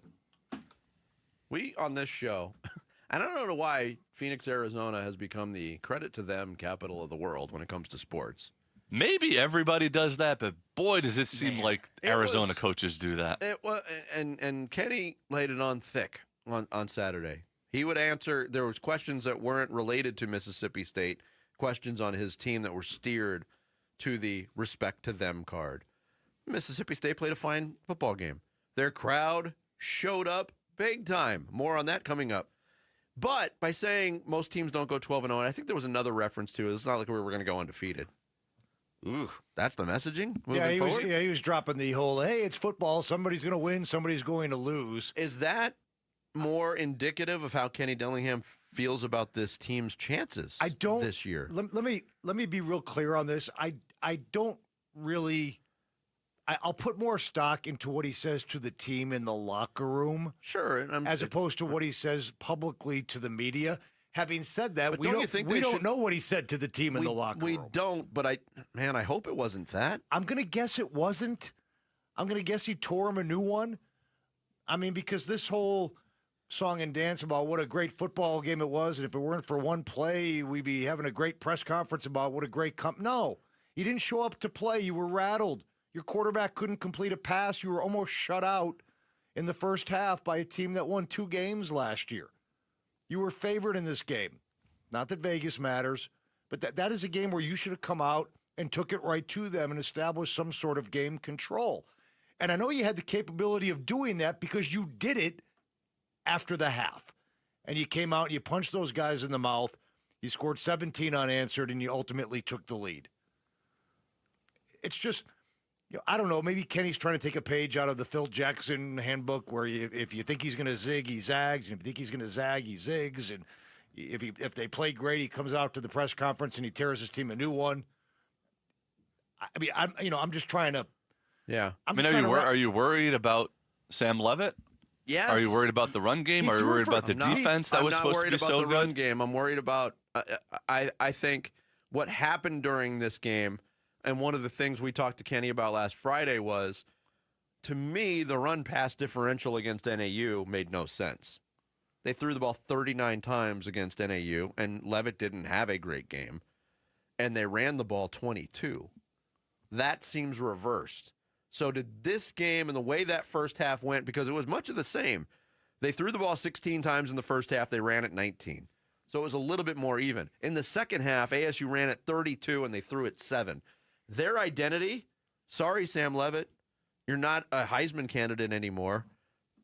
They've got to be a run-first team. Now, were they hampered a little bit by not having Kyson Brown? Yes, but Raleek Brown and Kanye Udo were awesome in the second half. Yeah, they weren't hampered by anything in the second half. I mean, they took game control as they climbed the scoreboard, if you will. Yes. Like, they owned the second half until that final play. Mississippi State, that final touchdown, that was their only points of the second half. That game should have ultimately ended in a win. We all understand that. Whether they should have scored a touchdown on that final drive, ASU, or held Mississippi State out of the end zone, ASU should have won the football game. And I don't know why it's been so difficult for Levitt through 2 games to get the ball in the passing game to somebody not named Jordan Tyson. Tyson's been great, but another we saw Shimon Mateer be a weapon last year. He's been absent. Like, he had a great game blocking, and it was pointed out a lot in the run game, especially in the second half on the ESPN2 broadcast. But Malik McClain made plays in the college football playoff. He's been completely absent. Now, he's had some targets. They're just not on the same page. Jaron Hamilton was talked about big time in camp as a player from Alabama coming in who was going to affect the passing game. They can't get the ball to anybody else not named Jordan Tyson. A wide receiver didn't have a catch outside of Jordan Tyson. No, and last week there wasn't a whole lot to talk about either. Or last week against NAU. That's my one of my biggest concerns. Levitt threw for 82 yards. Enough said. Which was better. He threw for 69 against Mississippi State last year. 82 yards. The other thing we got to get into is the noise. And again, yes, to echo Kenny Dillingham, credit to them. Mississippi State, I'm not speaking out of school when I say it here, they're a doormat SEC program, right? They finished at the bottom. They didn't win a conference game last year. The environment is first class. But not only was ASU affected by the crowd noise, you can't simulate that. You can't simulate that many people and that many cowbells at a practice. Yeah, not even that. Multiply that by 50,000, and that's what they were dealing with. But is that just not tantamount to piping in crowd noise over the PA system? It's artificial noise. When you bring They're in noisemakers. why can't ASU's thing when people come to play at Mountain America Stadium? We got a new tradition here in Tempe. Everybody's got air horns. Why can't they do that? You do it. I mean, and you shouldn't be grandfathered in because it's, quote, this is just what we do. This is our thing. You're right. That's the great analogy, right? It's not the fans making noise and cheering and booing. You're just hitting something. Yeah, it's that makes one noise. thing when you go to a place and, there's great atmospheres in college football. That it's done vocally. It's done with hands. That's it. We should have prefaced this conversation, this portion with, this is not an excuse. No. We're not. But also with the disclaimer, this might sound like sour grapes to somebody who happens to live in Starkville, Mississippi. Or whining. It's not whining. It's not an excuse. ASU should have played better. They shouldn't have been affected by it the way they were. Totally agree. Especially in the first half. But I think is a greater discussion, why are they allowed to bring in noisemakers? And by the way, there was a rule put in place. You couldn't do it when a team was at the line of scrimmage. There was a cowbell negotiation about when they could do the cowbells because they were going to ban them. But obviously those rules went right out the window, and they're using them whenever they want to use them. There wasn't a whole lot of procedural stuff that stood out as a result. I think there was one timeout called where the play clock was running down, and they called a timeout to kind of regroup on things in the second half. But it's got to be daunting to face that amount of noise constantly. There were times I couldn't hear the announcers on ESPN. Couldn't hear Brock Osweiler. Couldn't hear Dave Fleming. I noticed it in the open. Dave Fleming and Brock Osweiler were doing their little two-shot open in the press box before the game even kicked, obviously. They were introing the game. And I'm listening to this, and I'm like, is the audio mix off in the production truck or on my TV? Do I not have it set on mono? Like, what's going on? Because that is really loud behind Osweiler. Mm-hmm. And there was nothing wrong. It was just really loud and not your normal crowd noise, obviously. It reminded me of the World Cup with the vuvuzelas. Mm-hmm. When that and it's incredibly annoying to watch those games, too. Yeah. Because of that constant noise. I mean, so anyway, didn't they ban those? Did they? I remember it was like 2011, 2010 when they were really prevalent. It was the South Africa one, right? Yeah. Or Australia? What was it? The South Africa. South Africa. I think it was South Africa, yeah. It was 2010-ish. So have they banned them since then? I thought they did. Then they should have, yes. That might have been a Jarrett fact. I mean, a good way. What do you say, Trevor Locklear? I very rarely talk about vuvuzelas on this show. But a great way to not to mention the World Cup. a great way to have the cowbells not be in effect is don't go down 17-0. True. You know what I mean? We came out flat, and that had to be a goal. Yes. Because you knew the crowd was going to be amped to start fast, and the exact opposite happened. And look, you're exactly right. It's just no, it does suck.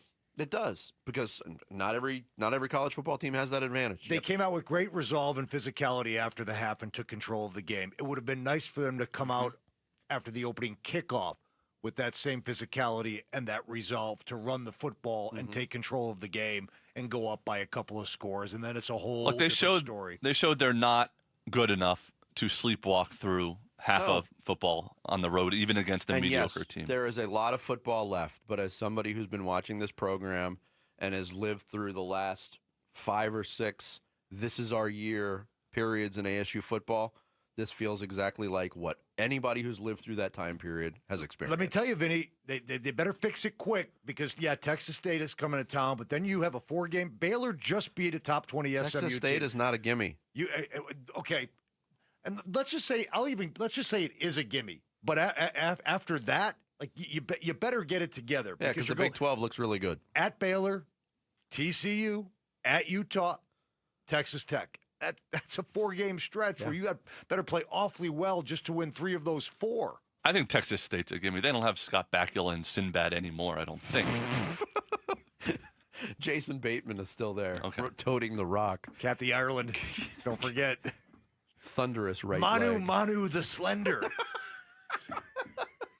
Play-by-play man, Rob Schneider. Chuck Niederman. Armadillo's tie! Armadillo's tie! Why was he doing play-by-play over the PA system? I never knew that. And why was the press box empty? I have questions. Coming up next, Cardinals fans wanted Kyler Murray's play to be sick. Instead, he played while he was sick. We'll get into it next. It's Bickley and Murata Mornings here on Arizona Sports, the local sports leader. You and your phone have the key to the Arizona sports universe with the Arizona Sports app. Bickley and Murata, Wolf and Luke, Burns and Gambo, live streaming shows and podcasts.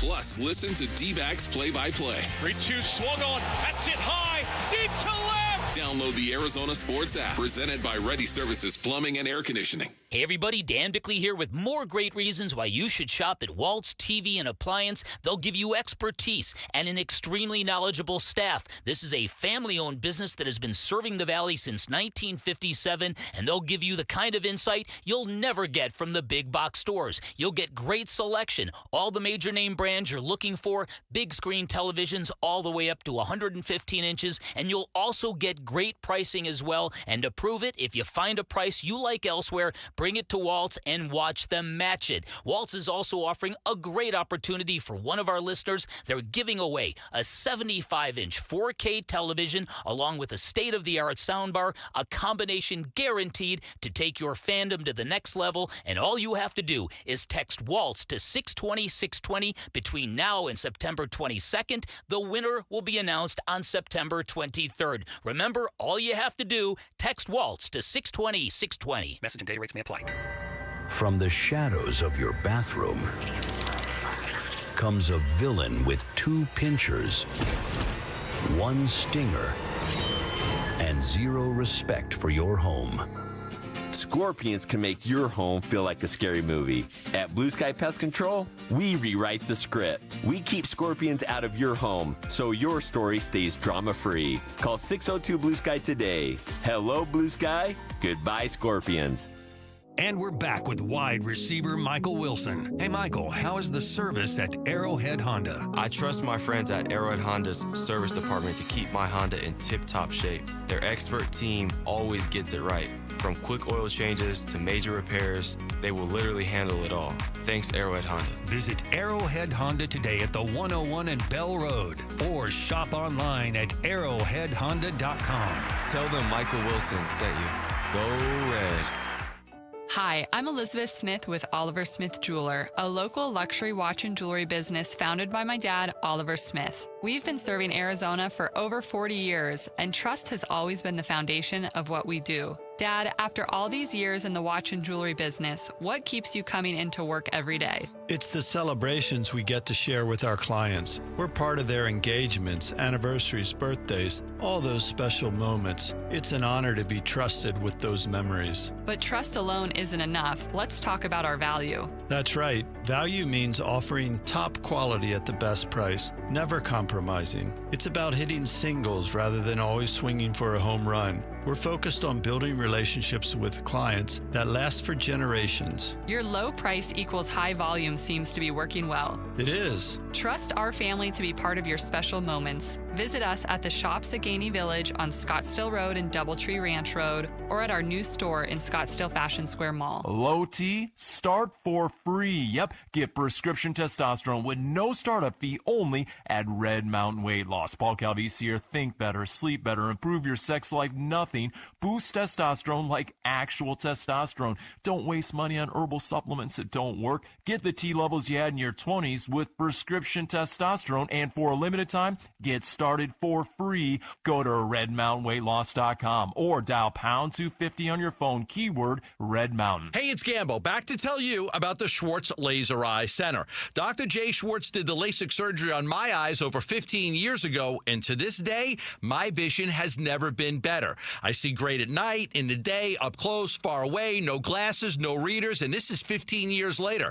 Dr. Schwartz offers the best in advanced LASIK technology, as well as other surgical laser of procedures such as the clear lens exchange and the Evo ICL. Whether it's nearsightedness, farsightedness, an astigmatism, or any other eye care issues, the Schwartz Laser Eye Center can help improve your vision and change your life as he did mine. There is a reason he is the official eye doctor for the Phoenix Suns and Arizona Diamondbacks. The Schwartz Laser Eye Center has 3 valley-wide locations, one in Glendale, one in Scottsdale, and one in Mesa. Schedule your free LASIK evaluation by calling 480-483-EYES. That's 480-483-EYES, or going online at teamidoc.com. KMVP FM Phoenix. Live from the Casino Arizona and Talking Stick Resort Studio. Arizona Sports, the local sports leader. I'm Sammy Sabolka with what's trending now, presented by Parker & Sons Heating, Cooling, Plumbing, and Electrical. The Arizona Cardinals went to New Orleans on Sunday and walked out with a 20-13 win in Week 1 of the NFL season. Kyler Murray, battling some form of illness, was still 21 of 29 for 163 yards and found 163 Marvin Harrison Jr. and James Conner for his 2 touchdowns. And here was Kyler Murray on how it felt to get a Week 1 win. Feels great. This is that's the thing. It's the NFL. It's not easy. Never will be easy, no matter who you're playing. So grateful to go out here on the road in a hostile environment, get a win. Obviously, the ASU Sun Devils couldn't escape from Starkville with a win on Saturday night. A 58-yard touchdown from Mississippi State with 30 seconds left shocked the Devils, and the Bulldogs stole a 24-20 win and sent ASU home with their first loss of the season. The Dbacks over the weekend got back to exactly 500 on the year, 72-72 in their series win over the Red Sox. They'll now head to San Francisco for a 3-game series starting tonight at 6:40 here on Arizona Sports 98.7 and the Arizona Sports app. This report is brought to you by America Roofing. It's been raining and windy. If you need your roof checked out, save 12% and get a free evaluation with Arizona's largest roofer. Call 602-960-ROOF or AmericaRoofingCo.com. Big Red Monday. This is Zayvon Collins on the home of Arizona Cardinals football. Arizona Sports, the local sports leader. Big Red Monday with Bickley and Murata. yeah, woke up with something, but wasn't gonna miss the game. I don't really know what sickness could make me miss a game, but plan to always play, and that's that was the plan.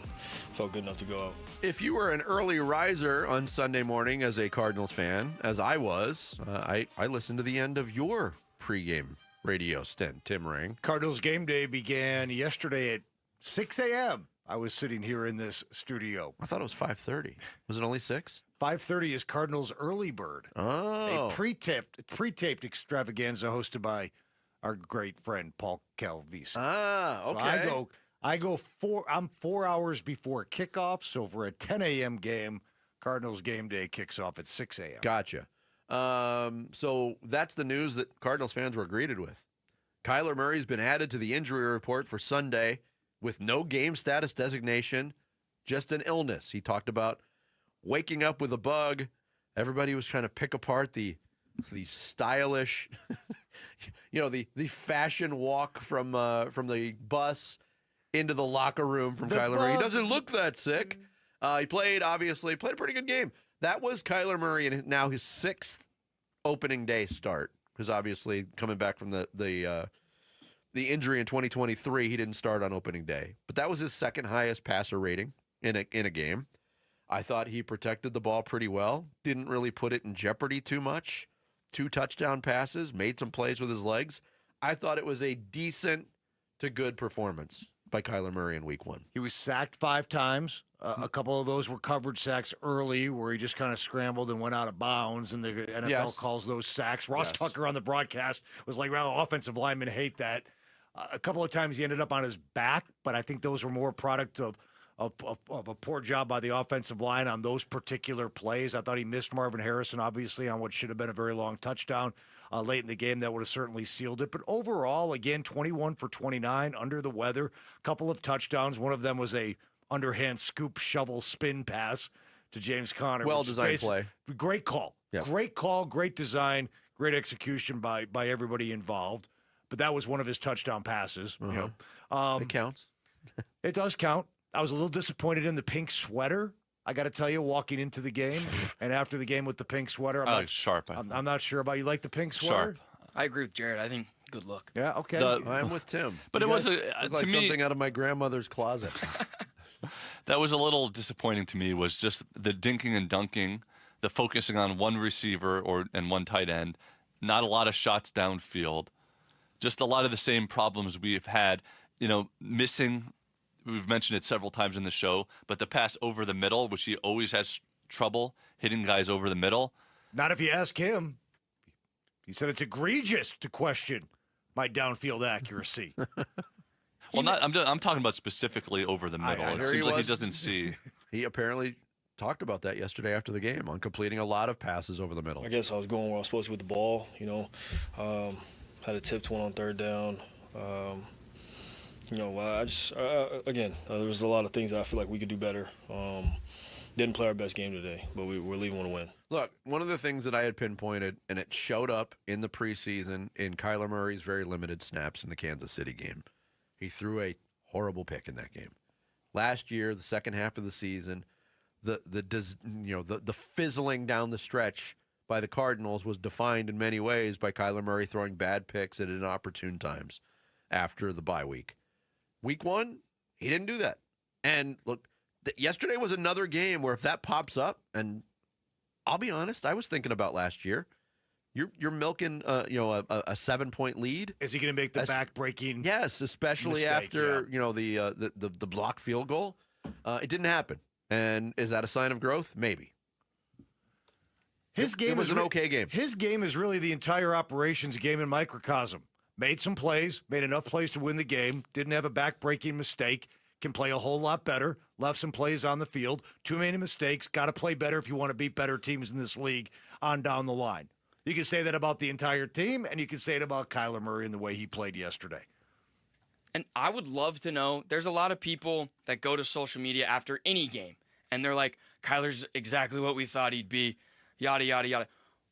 What would you want him to do yesterday? I get he missed Marv. That's a big miss. Do you want him to go throw for 300 yards and 4 touchdowns? That's not what Drew Petzing's dialing up every week. No. You know what I mean? It's not, but... Do you think Petzing's holding back Kyler Murray? Dude. I mean, there was a lot. You heard Sammy just say it live on the air. There was a lot of conservative play calls yesterday. And I don't know if you're going to see more wrinkles as the season goes on, but... Or is Drew Petzing trying to protect Kyler Murray from making those mistakes? From making the mistakes that has also defined his career. Yes. If he's calling plays for the personnel that he has, like, he doesn't really have a great wide receiver, too. Aside from Trey McBride in the middle of the field and Marv on a couple occasions, there were not a lot of open receivers running around. No, they threw a couple fades to Michael Wilson. He was covered. I talked about this last night on the postgame show. If you want to be a good team, I get it. Hey, listen, Marv and Trey are a great 1-2 punch in terms of your weapons. You have to have some production out of wide receiver 2, 3, and 4. Yeah, you do. Those guys. Zay Jones didn't give you much last year, and it was he was suspended the first 5 games. He never got into the swing of things. But Okay. then once he got back as a veteran, you thought he'd be more involved. There were still 12 games left in the season for him to get involved, and it never happened. I think Dortch is a gadget guy. I think he is who he is. And Michael Wilson he's been anointed by a lot of the fan base as the Cardinals' bona fide number 2 receiver, and his play and production has not matched the position he's been granted and given by this organization and the fan base. I would agree with you, and especially with question marks still about the number 1 guy on that depth chart, although I got no complaints with what I saw from Marvin Harrison Jr. yesterday. Take us with you wherever you go. If you can't catch us live, find us on demand on the Arizona Sports app, arizonasports.com, or wherever you get your podcasts. The Bickley and Murata Show podcast brought to you by Y-Refi. Don't let private student loan debt ruin your life. Go to yrefy.com. That's YREFY.com. Coming up next here on the Monday edition, snakes alive? Well, we all know, we know at least the D-backs won't say die. We'll get into that next as we continue live from the Casino Arizona and Talking Stick Resort Studios on Arizona Sports. Tim Ring in for Bick today. NFL record for most punt return touchdowns in a season. Played 10 of his 13 NFL seasons for the Cardinals. And officially retired a Cardinal this summer. He's Patrick Peterson, P2. Patrick Peterson out of LSU to the house. And he joins Wolf and Luke every Tuesday morning at 11:15 to talk football on Arizona Sports 98.7, the Arizona Sports app, and the Arizona Sports YouTube channel.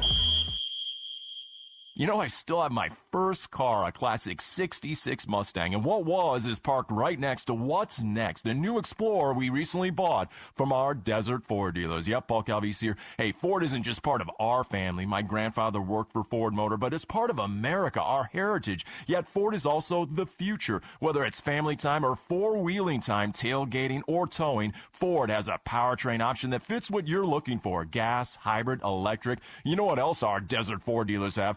The best-selling line of trucks for 48 years running. That Ford F-Series with the all-new 2025 F-150, designed to be the toughest and most productive ever. And then there's a 2025 Ford Mustang Mach-E, 100% electric, 100% SUV with sports car performance. SUV, my daily driver, a Ford Edge. And again, we just bought a new Explorer. Wait till you see the redesigned interior on the all-new 2025 Explorer. Bottom line, get on down to our Desert Ford dealers or click buyfordnow.com. Hey, it's Mike Broomhead. You've seen the name Sweet James on billboards all over the valley. It's a fun name, but what they do is serious business. When you're hurt in a car, truck, or motorcycle accident, the insurance companies that promise to protect you, they often pay you as little as possible or deny your claim altogether. That's why I want you to know about Sweet James Accident Attorneys. This world-class law firm with over 25 years experience, more than 500 trials, and over $2 billion recovered for accident victims, with a 98% winning record. They're the only firm with an in-house trial team. Having the right attorney means the difference between a $2,000 check and a $2 million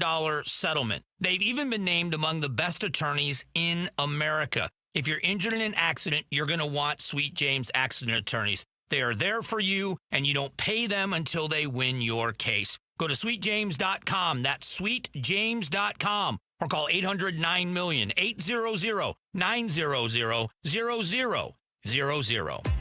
If you're 55 or older and into that whole saving money thing, T-Mobile has an exclusive phone and internet bundle just for you. Right now, get 2 unlimited phone lines plus 5G home internet for just $30 each per month with autopay, plus taxes and fees. And with 5G home internet, setup is easy with just one cord and no technician needed, which is great if you're also into that whole keeping it simple thing. Switch now and experience the best mobile network in the U.S. Visit your local store to start saving. T-Mobile, it's better over here. Based on analysis by Ookla of speed test intelligence data Q4 2024 to Q1 2025. Ookla trademarks used under license. Unlimited on our network. Customers on voice plan may notice speeds lower than other customers and further reduction if using more than 50 gigs a month due to data prioritization. Video streams and SD on this plan. Home internet pricing after $20 a monthly bill credit plus $5 per line without autopay. Debit or bank account required. See 5G device coverage and access details at T-Mobile.com. Football fans, every Sunday, the ultimate watch parties are going down at Casino Arizona and Talking Stick Resort. Get ready for an unforgettable game day experience with special guest appearances, mouthwatering food and drink specials, all the big plays on massive screens that make you feel like you're in the stadium. Whether you're rooting for your favorite team or just there for the good vibes, you won't want to miss a minute. So bring your friends, your game face, and catch every thrilling moment every Sunday at Casino Arizona and Talking Stick Resort. There's never been a better time to experience Sun Devil football. Pressure coming, Levitt throwing for the end zone, and it's caught for a touchdown by Jordan Tyson. The Levitt to Tyson connection clicks again. Don't miss your chance to be a part of the action, tradition, and unmatched atmosphere at Mountain America Stadium this season. Get your Sun Devil football tickets today by calling 480-727-0000 or go online to sundeviltickets.com. Hey, it's Wolf. What were our biggest takeaways from the Cardinals-Saints game? We'll discuss at 10 a.m. It's Wolf and Luke on Arizona Sports.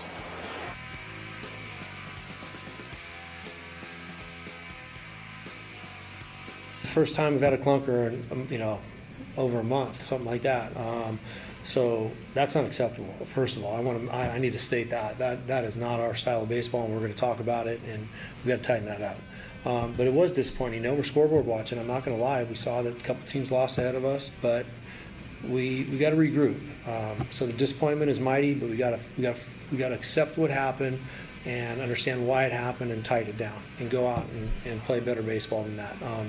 And we can't do anything about it. It's probably as frustrating a game as I've seen and been a part of in the past couple of months. And especially since we're chasing something, it just amplifies it. So I know they're in there and they're mad, and they should be. It matters, and we care. So at the end of it, we got to find a way to go out and play a good game tomorrow. Unacceptable clunker, says Torey Lovullo, the manager of the Dbacks. Yeah, and look, with the way they played over the weekend and the starting pitching they got, really should be talking about a Diamondback sweep, quite honestly. Didn't happen yesterday as the defense betrayed them, especially in the 7th inning with the botched rundown from Locklear that allowed Story to steal second base, and then the throwing error from Jordan Lawler. And I'll give Lawler credit. It's been a rough go for him in his 3rd stint as a major leaguer. And he launched that into the photo pit and opened the door for that big inning for the Red Sox to take the lead. But when he came back up to bat with a chance to knock in the tying run, he did it. He did it. And that showed progress. Defensively, it's going to take some time. Obviously, especially in both corners. With Tyler Locklear having a rough day, and Diamondbacks fans got so spoiled by having Christian Walker there for several years manning first base because the guy was automatic. And you even saw the drop-off from him to Josh Naylor earlier in the year. But now the drop-off is very noticeable. And you have to limit those mistakes if you want to stay relevant. And you could hear the frustration in Torey Lovullo's voice more than we've heard it recently. The frustration is there because, and rightfully so, that's debatable. But I think Torey, you win 8 out of 10, and you're checking the standings. And as he mentioned, you're checking the scoreboard specifically on Sunday. And you're like, man, our head's going to hit the pillow tonight. We're going to be 3.5 games back with 18 to play. We're in this thing. We have a shot. And then to kind of fall apart like that in the later innings after getting a great quality start out of Ryan Nelson, as you mentioned, was even more devastating than a normal loss. I mean, yeah, listen, they're playing good baseball, right? They've won 12 of their last 18. They're 21-14 since the trade deadline. But that's a game and a sweep that you thought you really had an opportunity to accomplish. And that's the 3rd one. Recently, the Padres and Brewers series, we left that series saying, well, they could have won every one of those games. True. And instead, they split one and only won 2 out of 3 out of the other one.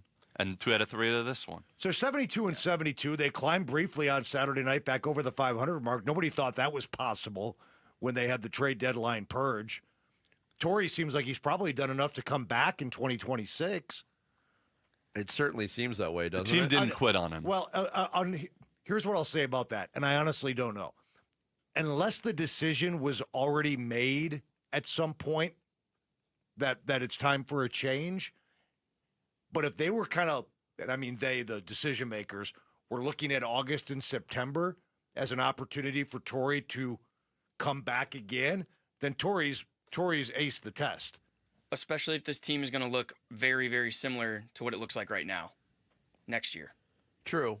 Yeah. There was also some decision-making that was second-guessed in the post-game availability in yesterday's game, and that was Taylor Rashi getting a second inning of work instead of going to Andrew Saalfrank late, and we saw things kind of fizzle late from the bullpen and the defense. Here was Torey on that decision. Yeah, if we took the lead, I was going to go to Saalfrank.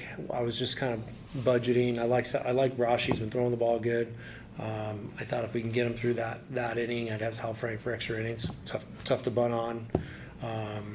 Tough to maneuver the barrel and hit balls the other way. So I liked him for the extra innings. So potentially extra innings, definitely in the 9th if we took the lead. So I was just trying to preserve him. But no, he's fine. You came to the conclusion in breaking this all down, 500, you're 72-72 with 18 games remaining. Credit to them for making it interesting, but there's just not enough time.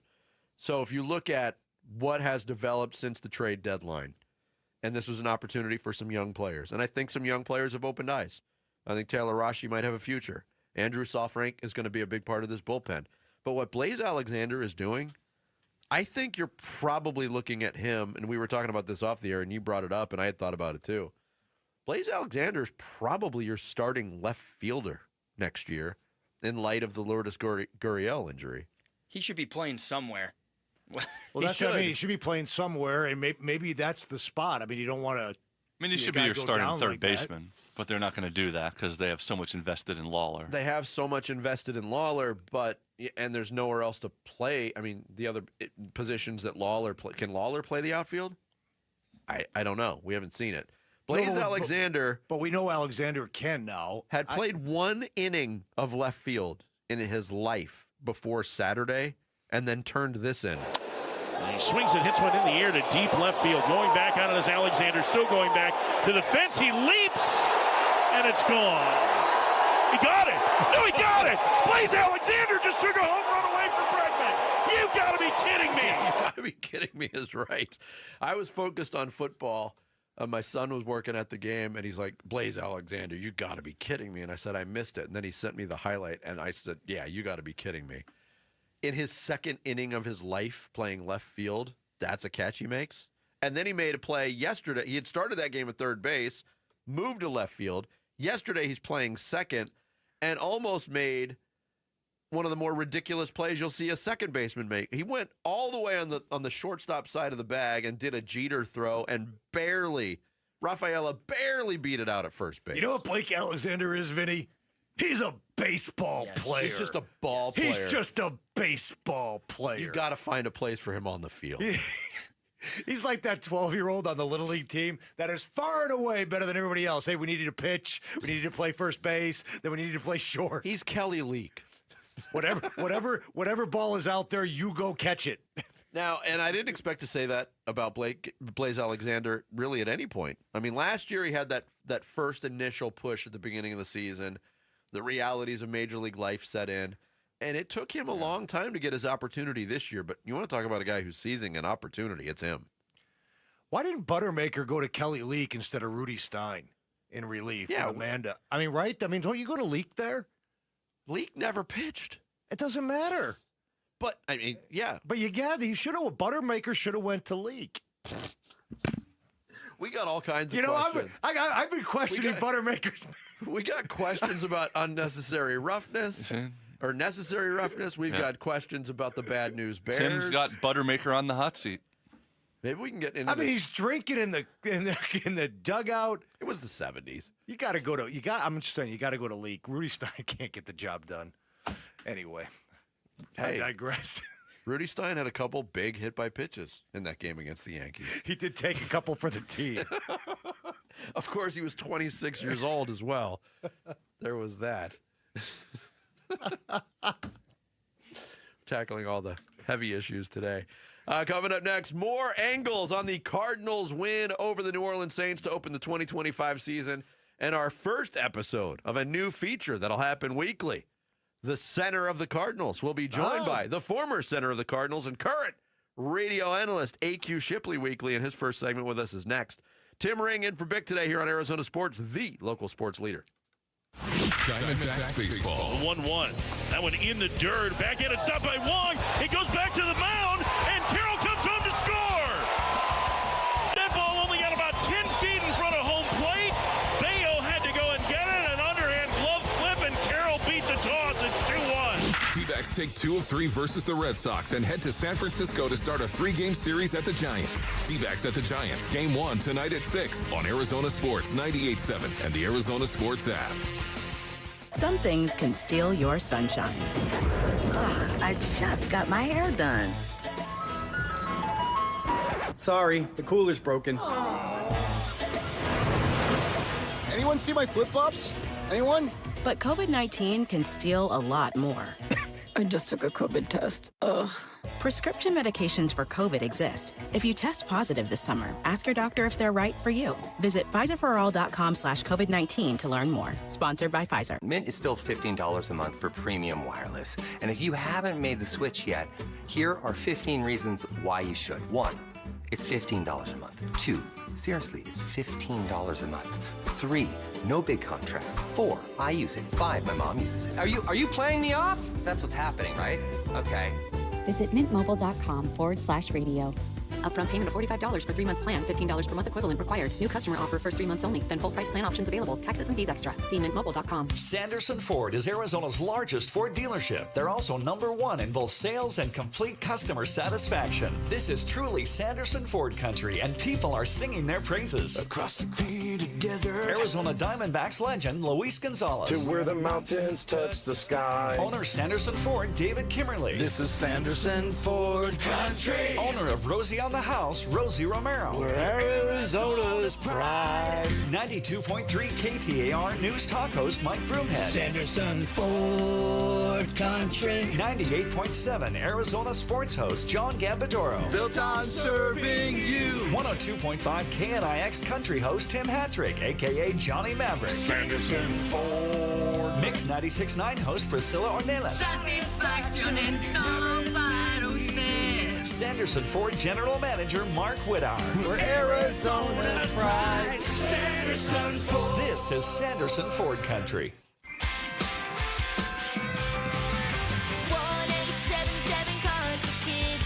K-A-R-S Cars for Kids. 1877 Cars for Kids. Donate your car today. Call 1-877-CARS-FOR-KIDS to reach a friendly live agent. Donation's super easy, and your car can be picked up as soon as tomorrow. Call us now, 1-877-CARS-FOR-KIDS. Donate your car today. Did you know you can donate real estate too? Hey, this is Wolf here, and I'm with my personal spine surgeon, Dr. Christopher Young at Desert Institute for Spine Care, otherwise known as DISC. How you doing, Doc? I'm doing great, Wolf. DISC has been a pioneer in endoscopic spine surgery. What is endoscopic spine surgery? Endoscopic spine surgery is a cutting-edge, ultra-minimally invasive procedure designed to relieve pain from herniated discs and spinal stenosis that causes sciatica. With a tiny incision and advanced imaging, we can target the problem with greater precision, leading to faster recovery, less pain, minimal scarring, all without a hospital stay. Amazing that you can target the issue through a tiny incision. If you want to start enjoying life again, contact the team at Desert Institute for Spine Care. I'm now living pain-free thanks to Dr. Young. For back or neck pain, check out the spine experts at sciatica.com or text SPINE to 620-620. Message and data rates may apply. Parker & Sons Heating, Cooling, Plumbing, and Electrical is proud to team up once again with Arizona Sports for Character Counts. We're celebrating high school athletes across Arizona who show integrity, commitment, and academic excellence. With over $100,000 in scholarships already awarded, we're excited to keep the momentum going. Nominate a standout student athlete today at CharacterCountsAZ.com. We'd love to share their story, and they could win $10,000 from Parker & Sons. I'm Sammy Cebulka with what's trending now, presented by Parker & Sons Heating, Cooling, Plumbing, and Electrical. You'll take wins any way you can in the NFL, and that's just what the Arizona Cardinals did on Sunday. Their 20-13 win against the New Orleans Saints. Will Johnson and Max Melton shined defensively, and Kyler Murray, Marvin Harrison Jr., and the offense did enough to walk away with a win. Kenny Dillingham and his team were unable to go on the road this weekend and do the same. A 24-20 loss to Mississippi State left a lot to be desired, and here was head coach Kenny Dillingham after. I mean, like I said, I thought our guys responded great in this football game. You know, we're one play away from this press conference being an unbelievable comeback. And that's football, though, right? And that's what I say all the time, is it's about the moments in the game, and it's about winning the close games. The Dbacks continue just to hang around in the NL wildcard race. The Snakes are back to 500 after a series win against the Red Sox over the weekend, and they'll now head to San Francisco for 3 with the Giants as they look to continue to push for that last playoff spot. First pitch from San Francisco will be at 6:40 right here on Arizona Sports, 98.7 and the Arizona Sports app. This report is brought to you by the Berg Simpson Law Firm. Injured? Call the Berg Simpson Law Firm or visit bergsimpson.com. Good lawyers, changing lives. Former Cardinals center and current Cardinals color analyst. 12 years in the league. All 12 spent in the trenches. Super Bowl champion. A.Q. Shipley. The center of the Cardinals. With Bickley and Murata. Yep, every Monday morning we will talk Cardinals football with the new color analyst on the Cardinals radio network and former Cardinals center, AQ Shipley. And our maiden voyage of that new feature is today as AQ joins us via video. AQ, one in the books. How'd it go for you, man? Let's go. Yeah, it was awesome. I had a great time. Felt smooth, felt comfortable. Saw the game pretty clearly. Dave Pasch is a true pro, absolute legend. It was great to be in the booth finally since they stuck me with, a couple other guys in the preseason. So we got no camaraderie till the first week, but yesterday was good. Felt smooth. Felt like we've been doing it forever. A true pro. Break down the performance. We've been talking about, look, Cardinal fans are greeted by news when they wake up, if they woke up early. Kyler Murray's under the weather. He's on the injury report, and everybody thinking, oh, no, here we go. Thought he played a decent game. I thought he was under control. I thought he made some plays with his legs. How would you assess Kyler Murray's Week 1 play, AQ? Listen, no turnovers. That's half the battle. That's going to be the biggest thing with him, right? Like if he can take care of the football, this team's got 11 or more wins written all over it, right? But I think the biggest thing over the years is, you have a couple of those games where 2 turnovers get away from you, and then it ends up kind of derailing the season. But, if he can take care of the football, he's so talented, and this team is very talented. I really like what they did on defense in the offseason. I really like the group that they have coming back on offense. One more year in the system for Marvin Harrison Jr. The backs are really good. So the offensive line's really good. If they can stay healthy and the camaraderie and, the more they play together with the new guards, they're just going to get better and better as the season goes along. So for me, I thought Week 1 was pretty good, and normally Week 1's pretty sloppy, especially, listen, like they had everything going against them, right? They go across 2 time zones. They play a noon kickoff in New Orleans, right? Their quarterback wakes up. He's a little under the weather.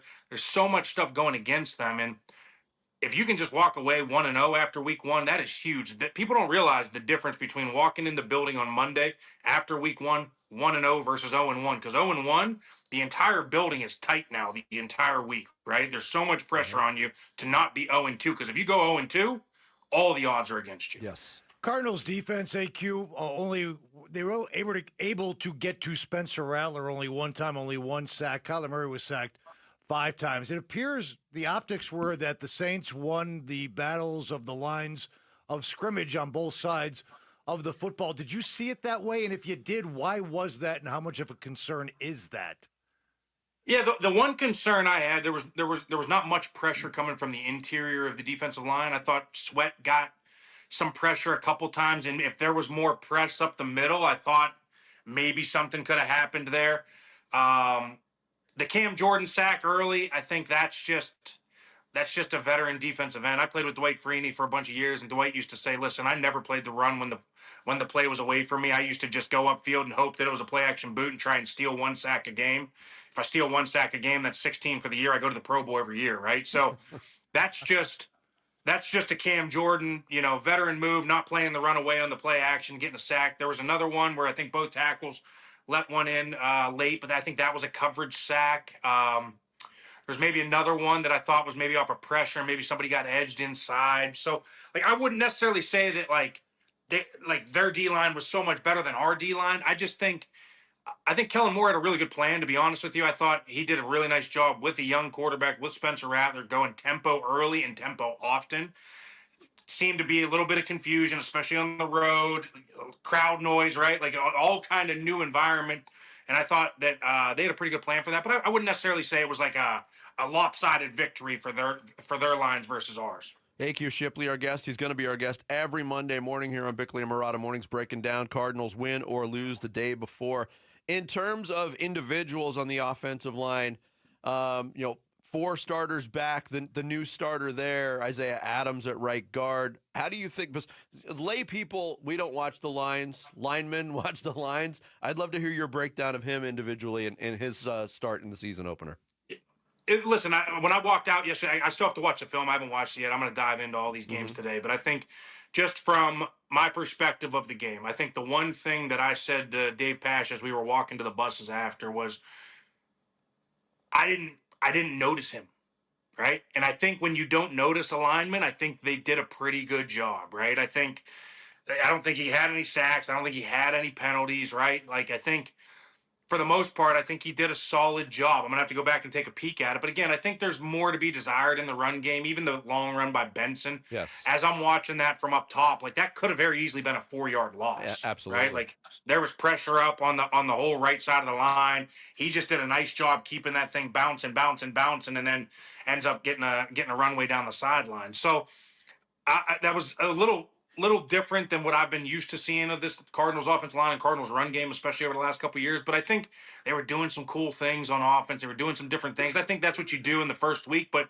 for me, I thought he did a pretty solid job. Again, I'm gonna have to go back and watch the film. Didn't love the penalty by Brown down in the end zone goal line area. You know, I thought he could have saw that a little quicker. I saw it coming from a mile away. You saw DeMario Davis. They actually ran the same blitz the next time, and James Conner picked it up pretty well. So, other than that, I thought the interior of the line. I mean, Froholt even had a penalty. So, I'd like to see more from that interior of the offensive line. I thought the tackles played pretty well, though. You know, AQ, I think we can all agree the Cardinals left some plays and some points on the field, and that prevented them from maybe stepping on the throat of the Saints and putting this game away a little bit earlier than they did. Jonathan Gannon now this week pulls his team in, and he can kind of make these corrections, but he does so under the umbrella of a win. Obviously, that's the most important thing. What would in your eyes, what's job one for Jonathan Gannon and that coaching staff this week in terms of making improvements from week 1 to week 2? The good thing about it, listen, I think you know, I played for Bruce Arians a bunch of years, and Bruce Arians used to always say the good teams make the biggest improvement all year between week 1 and week 2. So I thoroughly believe that's true, because especially even now, more so than any other time, because you don't play as much in the preseason. So your first action of getting your feet wet is really week 1. Okay, cool. They played 9 plays in week 1. Like that's about it for the preseason, right? So now it's completely different practice versus game. It's also completely different preseason versus game. It's completely different game versus playoff. It's completely different playoff versus Super Bowl, right? So the speed of the game, everything kind of picks up as we move along in this season. So I think now that they got stuff on tape, now that they got a full game under their belt, they've you know, really got their lungs working for 70-something plays, and you know, really went through a whole game against another team and game planned, and you know, how to play the chess match throughout the game and make corrections on the fly and adjustments and doing all these things. Now you can sit there and really make corrections. And now you put together your game plan. Now you start to see what you do well and what you don't do well. Hey, was the gap scheme better? Was the zone scheme better? Whatever it may be, right? And so now you can make these real corrections and move forward. But I think the biggest thing now is 1-0 gives you a ton of confidence versus 0-1. Now you're questioning everything. Yeah. AQ Shipley, our guest here on Bickley and Murata Mornings. In terms of what the Saints kind of put out there, played with tempo, played with no huddle in week 1, and you just mentioned getting your wind is so important for a full game. But we also know New Orleans, the Superdome, regardless of the quality of the Saints team, can be a really, really difficult environment. I know you played in the Cardinals' last game in New Orleans back in 2019, which was Kyler's rookie season. Kind of stack that up against other places you've played, AQ, in terms of toughness of the crowd and just the environment. Very tough environment. I mean, it's a very tough environment. I mean, I wouldn't put it up there with Seattle, but it is up there. And I mean, when they are rolling, that place gets loud. That who dat thing is super intimidating when it happens early. You know, and last night yesterday afternoon, they were recognizing Taron Armstead, one of their long staple tackles, who's a really good football player, and he's the one who got the crowd going early. It was still pretty loud. Now, whenever they had Breeze and they were rolling and you knew they were, you know, winning the NFC South and challenging for the NFC every year, that thing was really, really rolling, and it's a really tough crowd. And, you know, my last year playing and you know, my only year coaching, so I went back-to-back 2021 being in Tampa, so we played there every year. Yeah. So, you know, I got to see that environment firsthand, and I mean, it can get really tough. And I think the Cardinals did a good job. I mean, their first drive, you know, they start off, they get a first down early, but then they stall out. But then I think they score on their next 3 or 4 possessions. So, you know, to get points on the road in a hostile environment, and listen, I'll be very clear about something. Everybody's going to sit there and say the New Orleans Saints aren't very good. I think if you talk to New Orleans and everybody in that building, they like 21 of their 22 starters up against anybody else in the National Football League. Whether or not the quarterback remains to be seen, we will find out. But 21 of the 22, they love. Yeah. I'll tell you one thing, if Spencer Rattler plays like he did yesterday, he's going to win some football games this season. Agreed. Hey, AQ, real quick, got about 30 seconds. Having to get Michael Wilson and Zay Jones and Greg Dortch more involved in the offense in terms of targets and receptions. How do the Cardinals do that? Because they need something out of that triumvirate. Yeah, there's no question. I said the same thing. I looked down at one point, and I don't think Zay Jones had a target at one point in the game. And, Michael Wilson might have had one catch. I mean, we were talking midway through the third quarter or something like that. And so I think the biggest thing is, listen, you just got to make that part of your first 15. Like, when you're scripting plays, like, get everybody involved early. And I think probably part of it was getting the camaraderie going between Kyler and Marvin, which they did. They did a great job with that. Get the run game going, multiple formations, do some different things. But in that first 15, if we can get just a touch for each one of those guys, now their confidence soars. The coaching staff's confidence soars. Kyler's confidence soars, and that's everything. Hey, Q, glad you're going to be with us every Monday this year, man. We look forward to your next visit. Absolutely. Can't wait, guys. All right, thanks. A.Q. Shipley, color commentator on the Cardinals radio broadcast. He's going to join us every Monday in the center of the Cardinals. Coming up next, doing it a little bit later than we normally do on Mondays. We're going to open up the phone lines, get your thoughts on the Cardinals' win over the Saints, and even offer some therapy to some hurt Sun Devil fans after what happened in Starkville. So a double dip, Cardinals and Sun Devils. Your reaction, your phone call straight ahead here on the Monday edition of Bickley and Marotta Mornings. Phone number out? Yeah, people don't know the phone number. 602-260-9870. How many times do you give that phone number on a Sunday? My bad, Jared. Thank you for correcting me. Tim Rings in for Bick today here on Arizona Sports, the local sports leader. A Cardinals Week 1 road win. The Cardinals win Week 1 in New Orleans, 20-13. I don't care if this was by 40 points or 1 point, Dave. A win is a win, and the difference between walking into every building tomorrow being 1-0 or 0-1 is massive. Reaction to the win at New Orleans from Arizona Sports hosts and you on the way on Arizona Sports 98.7, the Arizona Sports app, and ArizonaSports.com.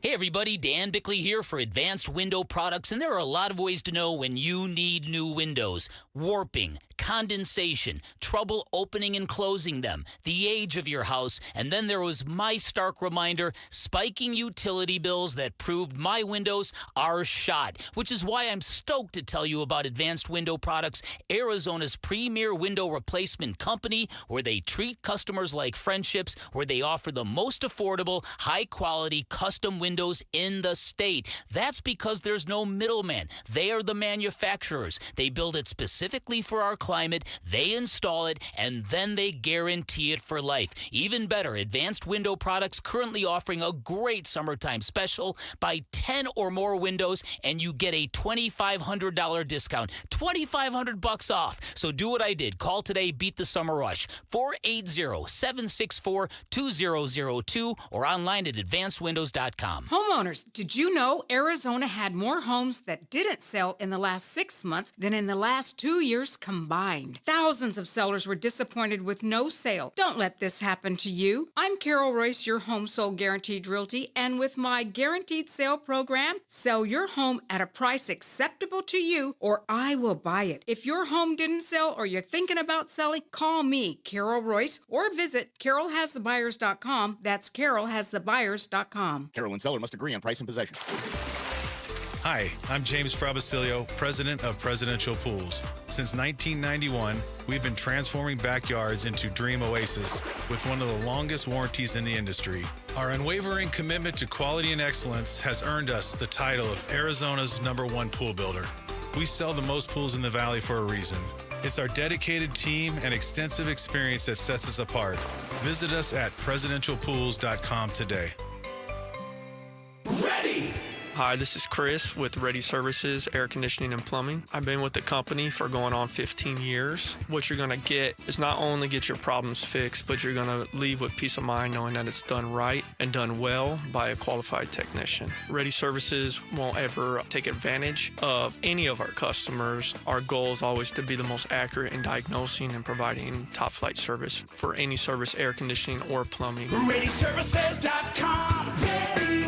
Low T, start for free. Yep, get prescription testosterone with no startup fee only at Red Mountain Weight Loss. Paul Calvisi here. Think better, sleep better, improve your sex life. Nothing. Boost testosterone like actual testosterone. Don't waste money on herbal supplements that don't work. Get the T levels you had in your 20s with prescription testosterone. And for a limited time, get started for free. Go to redmountainweightloss.com or dial pound 250 on your phone. Keyword Red Mountain. I'm Ultima Morgan of Morgan & Morgan. Every time one of my children started driving, it was terrifying. I am quite aware of the dangers being on the road. Thousands of accidents happen across the country. We see it every day. These families' lives will be changed in an instant. We fight for these families as if they were our own. We've become America's largest injury law firm by winning cases just like these. If you've been injured in a car accident, call us. Injured? Dial pound law or visit forthepeople.com for an office near you. There has never been a better time to join Global Credit Union than right now. Dave Burns here, proud member, and at Global Credit Union, they're all about eliminating fees, no fee checking and savings accounts, or for accidentally going over your account balance. It's easy to join with 10 branches across the valley, and you can always reach a live person 24 hours a day, 7 days a week. Explore the benefits of becoming a member at globalcu.org, your world of financial possibilities. Free checking and no monthly maintenance fee. Only apply to core checking accounts. Direct deposit required for early payday. Other fees may apply. Big Red Monday. This is Cardinals tight end Trey McBride, and you're listening to Arizona Sports, the local sports leader. Big Red Monday. Monday with Bickley and Murata.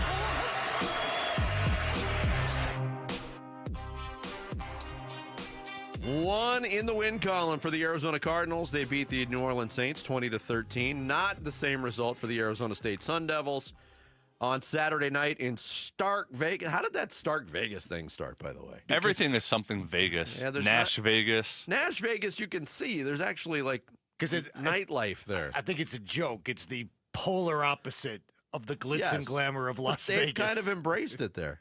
I think it's because they call it that because most of the time in Stark Vegas when they play, there's a loss. When they play SEC. I see what you did there. Yeah, the Sun Devils got one of those losses on Saturday night, so we're taking the combo platter, wherever you want to go, Cardinals or Sun Devils, on the open phone time today on this Monday. Let us start with Tom and Gilbert here on Arizona Sports. Tom, what's going on? Good morning, Vince. Good morning, Tim. How are you today? Good, buddy. So I want to say a win's a win, and you've said it, I don't know, 5,000 times. You never have to apologize for winning on the road in the NFL. But I honestly felt like I was watching preseason game number 3. That had to be the most vanilla defense, because I know we all questioned, is he going to dial stuff up, or is he just going to rest on his laurels and say we have more talent?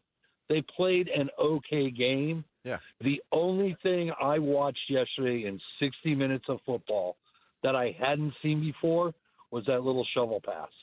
Everything else looked exactly the same. And then, the Bidwells and the organization and everyone wants to wonder why we shake our heads and go, same old Cardinals. And I want to say that's because that's what you put on the board. Same old Cardinals. But win's a win. Let's see what happens in week 2. Have a great day, guys. Glad to be talking to you again. Thanks, Tom. Appreciate the phone call, 602-260-9870. On the vanilla defense part, there's 2 ways you can look at it. I think going in, everybody's eyes, and AQ said it from the New Orleans standpoint. 21 of their 22 starters they love. They've got questions about quarterback right now. They drafted a guy pretty high in Shuck, but it was Rattler's go. Do you want to make life miserable on a guy who's inexperienced? The Cardinals didn't really do that. He looked kind of comfortable out there, and that is one of the reasons I think why the game was closer than it could have been or should have been. If you said that one of the quarterbacks would be sacked 5 times and one of them would be sacked once, you never would have thought it would be Kyler. No, it would be the other way around. Yeah. You're exactly right. But they didn't. They got away with it. They didn't show much, and they got the win on the road. They invested $126 million on the defensive line in the offseason. They were expecting, I think, guys to win some one-on-one battles and get to the quarterback. When that wasn't happening, Nick Rollis chose not to scheme anything up in terms of pressure, and Rattler was very comfortable all day. It wasn't a great day for the interior lines, both sides of the ball. I would agree. for the Cardinals yesterday. Let's go out to Sun City and talk to Eli, who's up next here on Bickley and Murata Mornings. What's going on, Eli? Hey, Ringer. Hey, Vince. What a torch. Anyway, what about that play? But anyway, I just kind of had to say that. But anyway, yeah, I was excited for the Cardinals, actually. I told everybody we have a football league for my church, and I brought my phone in church and was watching it on the phone in church. So I know I tried to sit behind somebody tall, you know what I mean? But my pastor's a Cardinal fan too, so he's like, "I'll ask you for score updates during the sermon," and I'm like, "Okay." So like, no big deal. Well, at least he knew. But yeah, and then the ASU game, my best friend is diehard. His whole family literally went to ASU, so it's like, you know, if you talk smack about it, it hits home. So I was really shocked about what was going on with that game because I thought, you know, ASU they win their games, you know. So I don't know, but good to be on with you guys again. Good to see you, Tim, and yeah, I love the show, guys. Thanks, man. Eli, appreciate it. 602-260-9870, the phone number. Let's go to Tony in Phoenix, who's up next here on Arizona Sports. Good morning, Tony. Hey, morning, guys. Since there was no Bickley Blast, I was hoping for a Murata Masher or even a Rainer Ringer or even a Jarrett Jackin. But you know, regarding ASU real quick, I was just wondering, you know, fourth quarter, that last drive, and I'll get to the Cardinals real quick too. That last drive, did they maybe lose confidence in the kid, and maybe that's why they didn't design any pass plays on that last drive? Hey, you know, and if they lost the game, you got to be in cover 4 on something like that. Keep everything in front of you. You'll allow 10, 15-yard passes, but be in cover 4. That just kind of bothers me. You know, Cardinals, I think on Friday we said we wouldn't complain about an ugly win, so I'm glad they got the win. And I know that Saints offense was throwing a lot of fast, you know, quick pass plays. You know, Spencer Rattler was getting the ball out of his hand very quickly. Yep. And you know, I would just, but still, you got to win some of those one-on-one battles and at least have a little pressure on the kid.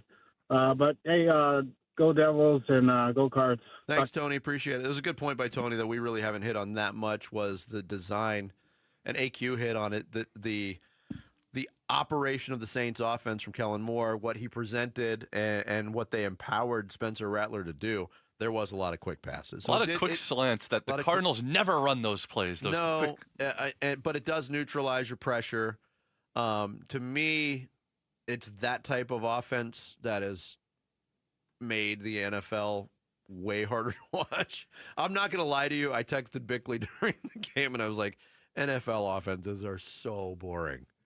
Kellen Moore had, as coordinators, Kellen Moore had owned Jonathan Gannon in their careers. He was 3-1 against him, and he put up over 37 points a game. So whatever Gannon likes to do, and I know it's technically Nick Rawls' defense, but I'm sure it's got Gannon's fingerprints all over it. Kellen Moore has been able to dial some stuff up successfully against that type of defense. Yes, we got time for one more call. Our buddy George in Tempe is up next here on Arizona Sports. George, good morning. Gentlemen, as soon as your show is over, I'm going to turn on ESPN and find out what this really interesting Phoenix sports weekend means to the Lakers and the Cowboys. How does the Cardinals' performance affect LeBron's legacy? Exactly. So, you know, I spent the weekend at Chase Field, and I had 24 really, really pleasant innings, and I have to say it was a pretty respectable and respectful Boston crowd. They were actually pretty good fans this weekend, but it was a lot of fun. I had to watch the games, the end of the games, the end of the Sun Devils game and the Cardinals game on my phone. You know, the Sun Devils, they look like they're still reading the clippings from last year. He's 2 weeks into the season. So I think Kenny Dillingham has his work cut out for him. We'll really see what kind of coach he is because he's got to wake these guys up. They're good enough to play. They're good enough to have dominated both those teams, but they didn't. So let's see what happens from here on in. And for the Cardinals, as far as I'm concerned, I am 100%, and I have not been this way, but I'm 100% done with Kyler Murray now. I'm so sick and tired of, and here's the indicator for me. He's still running out of bounds with a 1-yard loss instead of tossing it away when he's being chased. He takes a sack instead of throwing it away, and it's a yard here or a yard there, but it's an indicator of how his brain works. He just doesn't really understand the game fully. And I don't care if he was sick. This is silly. It's been going on for 7 years. I'm done with him. I want to see what Jacoby Brissett does, and I want to see these guys just move off him. It's going to happen at the end of the year. They might as well do it now. Well, strong stuff from George. I didn't expect to hear that was the end of the Kyler Murray era for me today, but George has his viewpoint. On the flip side of that, though, George, I'll say Kyler Murray had a play where fought for yardage and lowered the shoulder and actually fought for a first down. That was brought up. That was brought up on the post-game show on the radio last night. I echoed George's points about running out of bounds on my Channel 12 segment last night. Said the same thing. So yeah, these things are noticed. I don't quite understand it, and it's funny. You read people that are in the Murray camp talk about, well, there's improvements that need to be made. Improvements that need to be. It's year 7. Yeah. Like, kind of, at what point are you who you are? The big one was the dagger play that could have been a 97-yard touchdown. You got to make that throw. That was a clean pocket. That was an open receiver. Got to hit that. Yeah, in the middle of the field. Thanks for the phone calls. Appreciate it. Coming up, we hit the 9 o'clock hour. Sammy's going to take us through some social studies here on Bickley and Murata Mornings. Tim Ring in for Bick today on Arizona Sports, the local sports leader. Here are the top 3 headlines on ArizonaSports.com, presented by Y-Refi. I'm Kevin Zimmerman. Will Johnson dropped the hammer in the Cardinals' season-opening win against the Saints. The Cardinals and Sun Devils left Valley football fans with a lot to desire, writes Dan Bickley. And former ASU running back Cam Scadaboo crushed 3 defenders on his first touch for the Giants. Those are the top 3 headlines on ArizonaSports.com, presented by Y-Refi. Oh, yes. We all experienced it this weekend. Football season is here. Maybe you're hosting game day at your place. Don't fumble the food. Spinato's has you covered. Hey, it's Vince Murata, and Spinato's catering is legit. Dare I say legendary. We're talking crispy, Chicago-style pizzas, monster wings, fresh salads, even gluten-free options. Everything you need to feed the whole crew without missing a play. Just hit up the catering menu, place your order, and you are the MVP of game day. Now here's something cool. For September and October, the next 2 months, Spinato's is bringing back a fan favorite. It's called the Wizard of Za, and it's an interesting creation, no doubt. A spicy chipotle peach pizza. Yeah, sweet heat. And they're pairing it with a hazy peach IPA from 100 Mile Brewing. It is bold, but that's what Spinato's does. It's different, and somehow it just works. So whether it's game day catering, pizza night, or you're just hungry for something awesome, Spinato's always delivers. Check it all out and order online at SpinatosPizzeria.com. Everything's a little better when it's super. Heroes, markets, sized, and of course, checks. A super check gives you an in-depth review of your current insurance coverage with a Farm Bureau Financial Services agent, no matter who your insurance provider is. That's super cool. Talk to a Farm Bureau agent to make sure you're properly covered at fbfs.com/protect. It's your future. Let's protect it. Farm Bureau Property and Casualty Insurance Company, Western Agricultural Insurance Company. This is the story of the one. As a maintenance supervisor at a manufacturing facility, he knows keeping the line up and running is a top priority. That's why he chooses Grainger. Because when a drive belt gets damaged, Grainger makes it easy to find the exact specs for the replacement product he needs. And next day delivery helps ensure he'll have everything in place and running like clockwork. Call 1-800-GRAINGER, click Grainger.com, or just stop by. Grainger, for the ones who get it done. Get in the zone, AutoZone. Welcome to the end of summer sale at AutoZone. We're celebrating the end of long days and short nights with big deals for a short time, like car wash. Right now, you can save 20% on the Armor All Complete Car Wash Kit. Need new brakes? Duralast brake pads are free with the purchase of Duralast rotors. We've also got oil deals and more. We're ending the summer right with the end of summer sale at AutoZone. Get in the zone, AutoZone. Restrictions apply. That nagging joint pain, you know the one. Sometimes it's from years of hard work or an old injury. It's been calling the shots in your life for too long. But that stops right now. QC Kinetics is here to flip the script. They use regenerative medicine, advanced cellular treatments that help your body heal and restore the damage in your joints. Not cover it up, not cut it out, actually helping heal and restore. And the results, long-term, lasting relief. Don't plan your day around pain. Plan it around life. You're walking the dog without stopping. You're playing ball with the kid until they get tired. You're waking up without that first step being the worst step. QC Kinetics. No surgery, no drugs, no long recovery. Bring your MRI, your x-rays. They'll make sure you're a good candidate. Your first consultation is free, so don't wait. Call QC Kinetics now with clinics in Phoenix, Scottsdale, Peoria, and Chandler. 602-837-PAIN. That's 602-837-PAIN. Hi, Arizona sports listeners. It's Wayne from AMCO.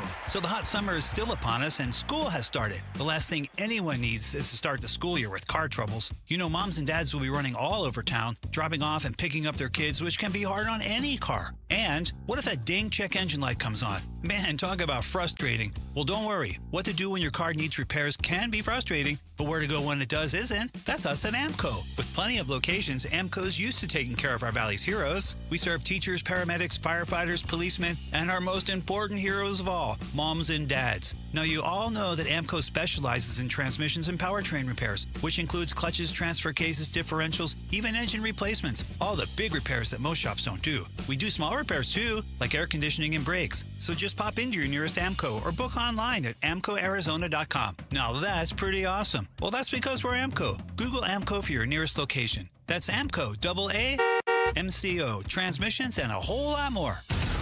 KMVP FM Phoenix, live from the Casino Arizona and Talking Stick Resort Studio. Arizona Sports, the local sports leader. I'm Sammy Sabolka with what's trending now, presented by Parker & Sons Heating, Cooling, Plumbing, and Electrical. The Arizona Cardinals went to New Orleans on Sunday and walked away with a 20-13 win in Week 1 of the NFL season. Kyler Murray, battling some form of illness, was still 21 of 29 for 163 yards and found Marvin Harrison Jr. and James Conner for his 2 touchdowns. And here was Kyler Murray on how it feels to get a Week 1 win. Feels great. You know, this is that's the thing. You know, it's the NFL. It's not easy. Never will be easier, no matter who you're playing. So grateful to go out here on the road in a hostile environment, get a win, obviously. The ASU Sun Devils couldn't escape from Starkville with a win on Saturday night. A 58-yard touchdown from Mississippi State with 30 seconds left shocked the Devils, and the Bulldogs stole a 24-20 win that sent ASU home with their first loss of the season and sent them out of the AP Top 25. The Arizona Diamondbacks over the weekend got back to exactly 500 on the year, 72-72 in their series win with the Boston Red Sox, and now they'll head to San Francisco for a big 3-game series starting tonight at 6:40 here on Arizona Sports, 98.7 and the Arizona Sports app. This report is brought to you by Legacy Green Solutions. Go green with Legacy. The grass may be artificial, but these guys are the real deal. Arizona Sports, the local sports leader. Bickley and Murata Mornings. Social Studies. Brought to you by HigherPrice.com. Carol Royce, your home sold guaranteed realty. Holy moly.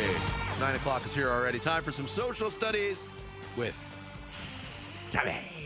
There it is. Yes. It's not the same when I do it as opposed to what's about to come any second. Any second. Yeah, but or when you're in the middle of reading the question. Yeah, yes. But yes, it is the 9 o'clock hour. Social Studies is here. We are on X at Bickley_Murata, at Bickley and Murata on Instagram, Blue Sky, and Facebook, and at Arizona Sports on YouTube. And what up, YouTube? Yes. Let's see how many people are watching. 210 people on YouTube today. Good numbers. Must be good football numbers. Season. Exactly. So there it is. Come here. And that's where we'll start. Football season's here. Week 1 of the Cardinals, and we've talked a lot about what we've taken away and whatnot. But we asked the question: what were your biggest takeaways from the team's 20-13 win over the Saints, and why? For me, it was George brought up the word vanilla. It was vanilla. Mm-hmm. Vanilla can be delicious. I don't know if that one would qualify, but I can't get that up in arms about a road win. Again, I hate to keep going back to what I said. Apparently, according to Tom, I've said it 5,000 times. I don't think it's that much. I like vanilla and chocolate. See? How about a little chocolate this weekend? How about it? How about a little Neapolitan? Sure. The headline has to be they won a football game. We get it. And then you trickle down from there. I mean, they left too many plays on the field. It wasn't a dominant performance. They were lucky to hang on. They let a team that they're better than hang around. And none of that is very good. But they won a football game. 1-0 is better than 0-1.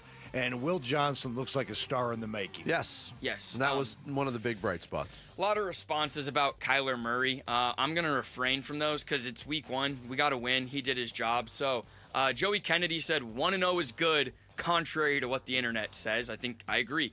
Stephen Ruiz says Will Johnson is an animal and might be the steal of the draft. He played great. And then Dennis said he really enjoyed the 4 tight end formations. He'd love to see some more power runs going forward. And the defense, he said, got better as the game went on. So those are some takeaways. I didn't listen to the broadcast. I had the TV sound on. So I didn't hear if AQ was fawning over 14 personnel. You don't see that very often in the NFL. No, that's also sometimes why you score 20 points in a game. Let's open this sucker up. Oh, tuck it deep. I love it. All right, so we'll go to we have a poll question. So after this weekend, which team do you have more hope in for this season and why? Is it the Arizona Diamondbacks with 18 games left or the ASU football team? With 10 games left? Yeah. Yeah, but 10 games is over in the span football of- is different than 18 games in 100%. baseball. I mean, come on now. ASU has time, the D-backs do not. They do, and where I think my mindset is going to go during this week is that ASU got better as the season went on last year. I didn't expect that to be the case this year, but I've been kind of concerned through 2 weeks. So I'm hoping they can follow that same get better as the season goes on. So I'm still siding with ASU, but not by much because I have been encouraged by the effort and the fight that the Diamondbacks are putting up. Sam Levitt, Marcus Arroyo, and Kenny Dillingham need to establish and find their offensive identity in a post-Scattaboo world. Absolutely. In a world. 60% of the vote to ASU football, 40 to the Arizona Diamondbacks, and some quick responses. Keith says it's too late for the Diamondbacks. At least ASU has a whole season of opportunity. Darryl Lee says the D-backs season is basically over. Such a small percentage of chance to make the playoffs. ASU looks to be the, quote, typical, won't live up to the hype Arizona team, but at least they still have a chance, which both of those responses are correct. All right, lastly, we have a couple minutes here. Vince, you talked about your orange juice experience over the weekend. I had to have a co-signer with me. Yeah. And Orange, you're glad you did. So we asked, man, what is your biggest restaurant pet peeve and why? All right, I have another one. Yes. It's not really my biggest. I just noticed a change in customer service in that back in the day, when you were in the middle of your meal, the server would come over and say, "How is everything?" Right. They don't ask that question anymore. Have you noticed this? It's been like an industry-wide shift to, "How's everything tasting?" And I don't know why they did that. And that bothers you? This happened like That 10 is years odd. ago. Or just something because you've noticed? What if everything tastes good, but something else isn't great? I mean, you're probably still going to tell them. It's like, look, the meal tastes great, but me and my wife are having a lot of problems. See, I was a how's everything guy when I was serving. Yeah? Yeah, I was. But that wasn't, as a server, were you given this, like, edict? Hey, don't say that anymore. From the consultants? No. The Bob and Bob of the restaurant world? We had a lot of do's and don'ts over at Hillstone, but that was not one of the don'ts. Okay. I'll give you my pet peeve. It drives me insane when you get seated and nobody, for what feels like 2 hours, but it could be somewhere 8 to 10 minutes, nobody acknowledges you. And listen, I get it. Sometimes you get busy. Sometimes it takes a while to maybe get the menus or the waters or whatever, but at least give me somebody walk by and acknowledge and say, "Hey, Your server will be right with you. Your server will be right with you. We'll get you guys in a minute. Hang tight." Like just that, and I'm fine. I will wait then 10 minutes. As opposed to the, what the hell are you doing here? But and then as you're waiting and not being acknowledged, servers continue to walk by. I mean, I will never go back to a restaurant again if that happens. You're fighting for my dollar. There's a million restaurants in every square mile. That's true. And you're gonna not acknowledge me and my family as we sit down. Jarrett, any pet peeves? I do. Well, my biggest one share with Steven is when the waiter does not write down your order. Yes. Like, who are you trying to impress? Mm-hmm. And two, if you get something wrong, the whole meal should be free then. Because what is the point of that? Write down the order. That's your job. Who cares? I'm with you on that. And I hate when stuff takes a real long time and they go, oh, sorry, we're swamped. Well, don't you want to be busy? Isn't that the point of the restaurant is to fill up the restaurant? You should be ready for that. I agree. If you're not going to write it down, boy, it better be right. Yeah. You better not screw up. See, I'm kind of more curious about your pet peeves as a server going the other way. I had a ton. I'm sure you did. One of my biggest things was, and again, it's not their fault, but when we're closing, it's 10 p.m. The restaurant's closed. Okay? When someone walks in at 9 or 10:01 and they expect to be seated and have the kitchen reopen, the bar reopen, and everyone tend to their every need when we were closed and you expected to come sit down in our restaurant, oh my gosh. Totally warranted. What if you walked in at 9:58 and you wanted to be served? See, then because that would upset you guys as well. It'll upset me, but I understand. We'll seat you. When that happens, what annoys me is that they think when a party walks in at 9:58 and they take the longest, their time, they wait on their apps, they want that annoys me because I think there has to be a level of respect. If you close at 10 and you're walking in at 9:58 expecting service, it's still kind of a jerk move. Let's be honest. I agree. That's my main one. I know we ran out of time, but boy, do I have a lot. Yeah, I like this one. People who don't tip well but still take a mint and toothpick when they leave. Agreed. I'm right there. But there you go. Some social studies. I'm going to read through these. Yeah, there's some good ones. We can revisit them later because, boy, does this question just grind my gears. Oh, it does. Thank you, Sammy. Social studies every day at 9 o'clock. Want to remind you, too, that don't miss your last chance to win tickets to the Cardinals home opener this Sunday. Head to the Arizona Sports YouTube page. Watch us live. Click the contest link pinned in the chat. It's that easy. Tune in, click, and you could be at the game. Coming up next, it was only game one, but did the 2025 Cardinals debut look a little bit too much like the 2024 Cardinals? That and more straight ahead on this Monday. Tim Ring in for Bick today here on Arizona Sports, the local sports leader. 8-time Pro Bowler, 3-time All-Pro First Teamer on the NFL's 2010s All-Decade Team. He's Patrick Peterson, P2. Patrick Peterson out of LSU to the house. And he joins Wolf and Luke every Tuesday morning at 11:15 to talk football on Arizona Sports 98.7, the Arizona Sports app, and the Arizona Sports YouTube channel.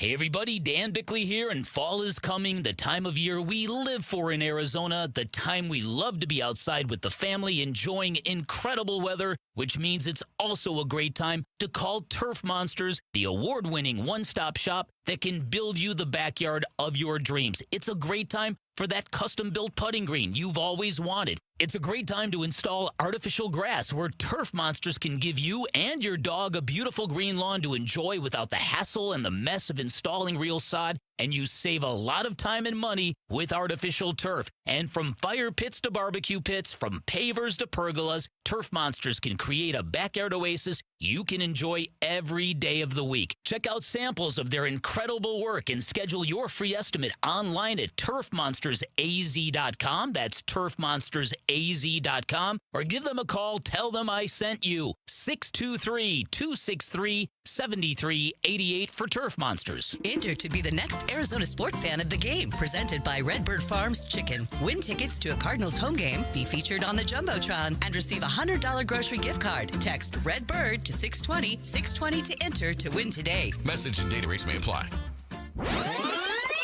If you could rewind 10 years, what would you do differently? Buy Apple stock at $20? Skip the Ghost Pepper Challenge? Maybe even rethink the skinny jeans. Nate here, owner of Blue Sky Pest Control. Some regrets are harmless, termite damage isn't. You can't go back in time, but you can keep termites from eating your future. Call 602 Blue Sky today for your free termite inspection. Hello, Blue Sky. Goodbye, pests. Let's go! You're still glowing, flirting, grooving. You've still got it. But your immune system weakens as you age, making it harder to fight flu, pneumococcal pneumonia, RSV, and COVID-19. Vaccines are a key part of any health routine and help strengthen your immune response. Ask your doctor or pharmacist which vaccines you need. Schedule in minutes at vaxassist.com. Sponsored by Pfizer.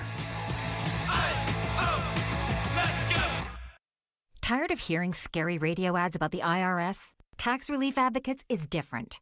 TRA is here to tell you that if you owe money to the IRS, whether it's $5,000 or $500,000, we have a solution. TRA can eliminate or reduce what you owe to the IRS with zero risk to you. We have over 1,000 5-star reviews on Google and an A+ with a BBB. End your tax nightmare today by visiting TRA.com or call 800-275-1728.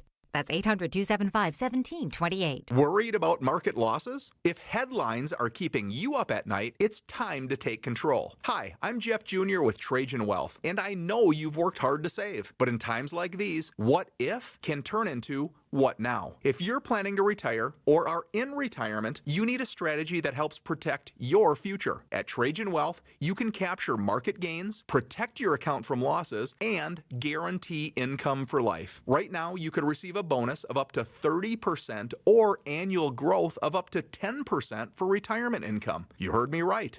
An upfront bonus of up to 30% or annual growth of up to 10%, all guaranteed to boost your lifetime income in retirement. Don't leave your future to chance. Plan with confidence. Call Trajan today at 480-990-3300. That's 480-990-3300. Annuity guarantees are based on the claims paying ability of the issuing insurance company, DBA, in most states as Trajan Wealth Insurance Solutions. The San Francisco Giants travel to Chase Field on September 15th for a 3-game series to take on the Dbacks. Get your tickets now at dbacks.com.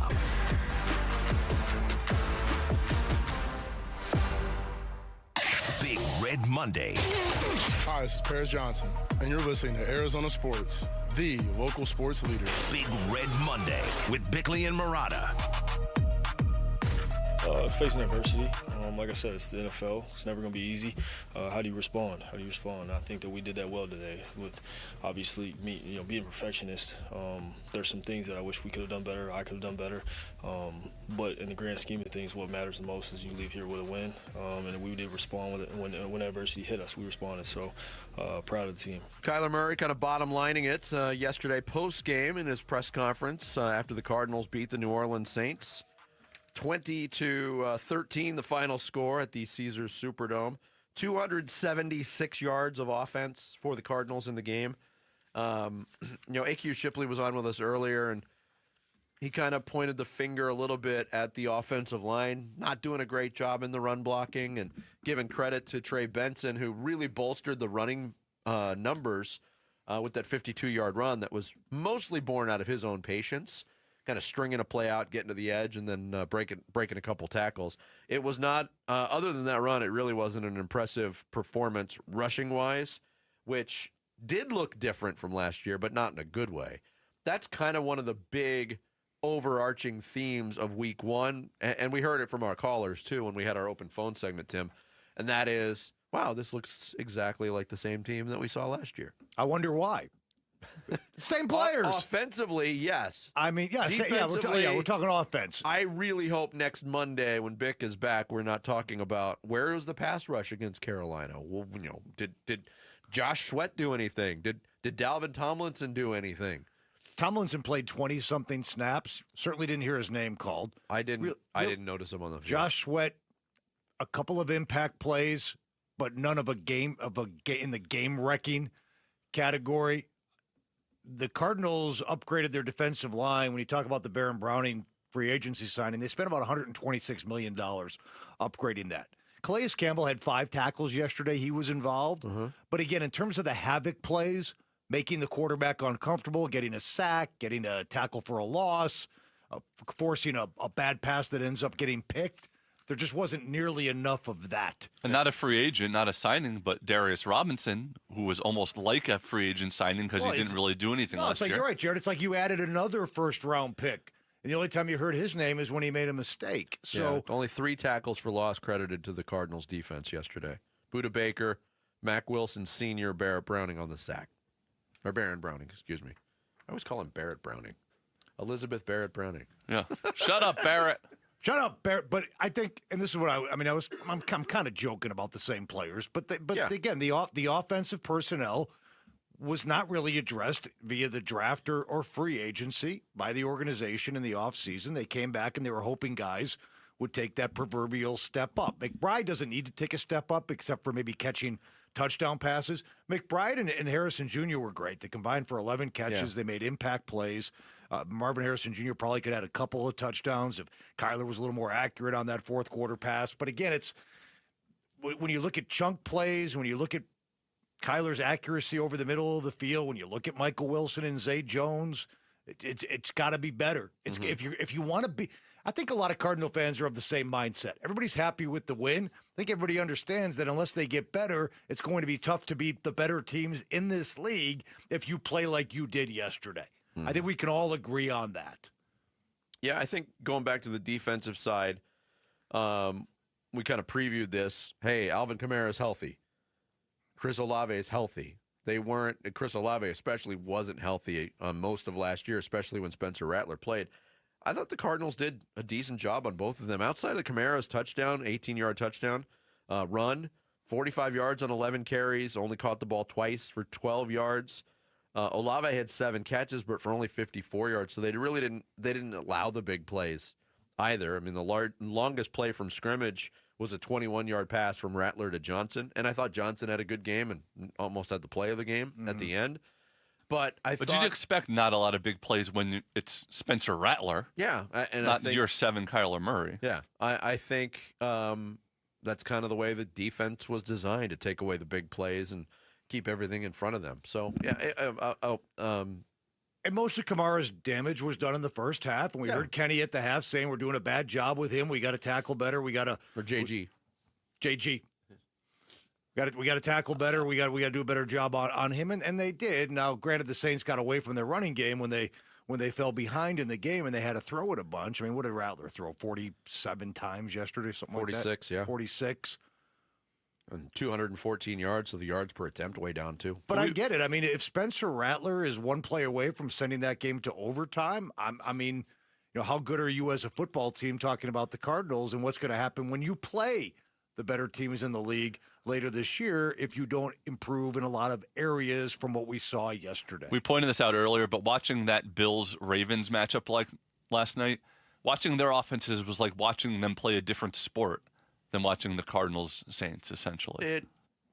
And we're talking about most teams don't have a Josh Allen and Lamar Jackson. Elite talents at quarterback. I mean, but those true, but Kyler Murray's not supposed to be so far away from that. No, but he is. We spent so much time leading up to week 1 on what does Kyler Murray need to do better? Well, he needs to do the boring better. Well, he did that. That's fair. Watched what Josh Allen did last night. Kyler Murray on his best day is just not that caliber of quarterback. I don't think so either. Well, and those were two offenses that were just throwing haymakers at each other. But it doesn't mean he can't go to the playoffs 100%. and win in the playoffs. He's just not close to Josh Allen. But on his best day, can it be Lamar Jackson? I mean, I know that's another MVP, but he's a more similar quarterback to that. On Kyler Murray's best day, we're talking about him being an MVP candidate. We've talked about it before, and that was, quote, the best time of his career, and we were talking about him being an MVP candidate. Man, that's a lot. I think that's... I'm not saying he is Lamar. In real time, yes. When it was week 7 of 2021 and we were talking about Kyler Murray being an MVP, nobody remembers the MVP candidate. Nobody remembers the Heisman candidate from week 1, week 2, week 3. It's at the end of the season if you're a candidate. He's not done that for a full season. Right. I mean, I'm just saying at his best, in a sample size, he can be an MVP type of player. Yep. Coming up next, we'll hand out some Monday hardware. There's a lot to go around. Tim Ring in for Bick today here on Bickley and Murata Mornings as we broadcast live from the Casino Arizona and Talking Stick Resort Studios on Arizona Sports, the local sports leader. Wolf and Luke, middays 10 to 2. I loved what he said and how he said it. I can play free. Yeah.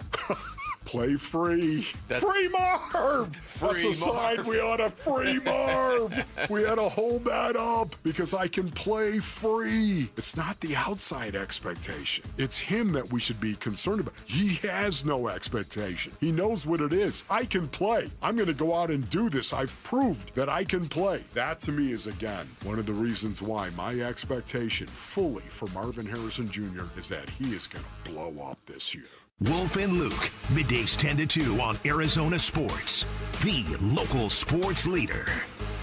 That nagging joint pain, you know the one. Sometimes it's from years of hard work or an old injury. It's been calling the shots in your life for too long. But that stops right now. QC Kinetics is here to flip the script. They use regenerative medicine, advanced cellular treatments that help your body heal and restore the damage in your joints. Not cover it up, not cut it out. Actually helping heal and restore. And the results, long-term, lasting relief. Don't plan your day around pain. Plan it around life. You're walking the dog without stopping. You're playing ball with the kid until they get tired. You're waking up without that first step being the worst step. QC Kinetics. No surgery, no drugs, no long recovery. Bring your MRI, your x-rays. They'll make sure you're a good candidate. Your first consultation is free, so don't wait. Call QC Kinetics now with clinics in Phoenix, Scottsdale, Peoria, and Chandler. 602-837-PAIN. That's 602-837-PAIN. I'm John Morgan of Morgan & Morgan.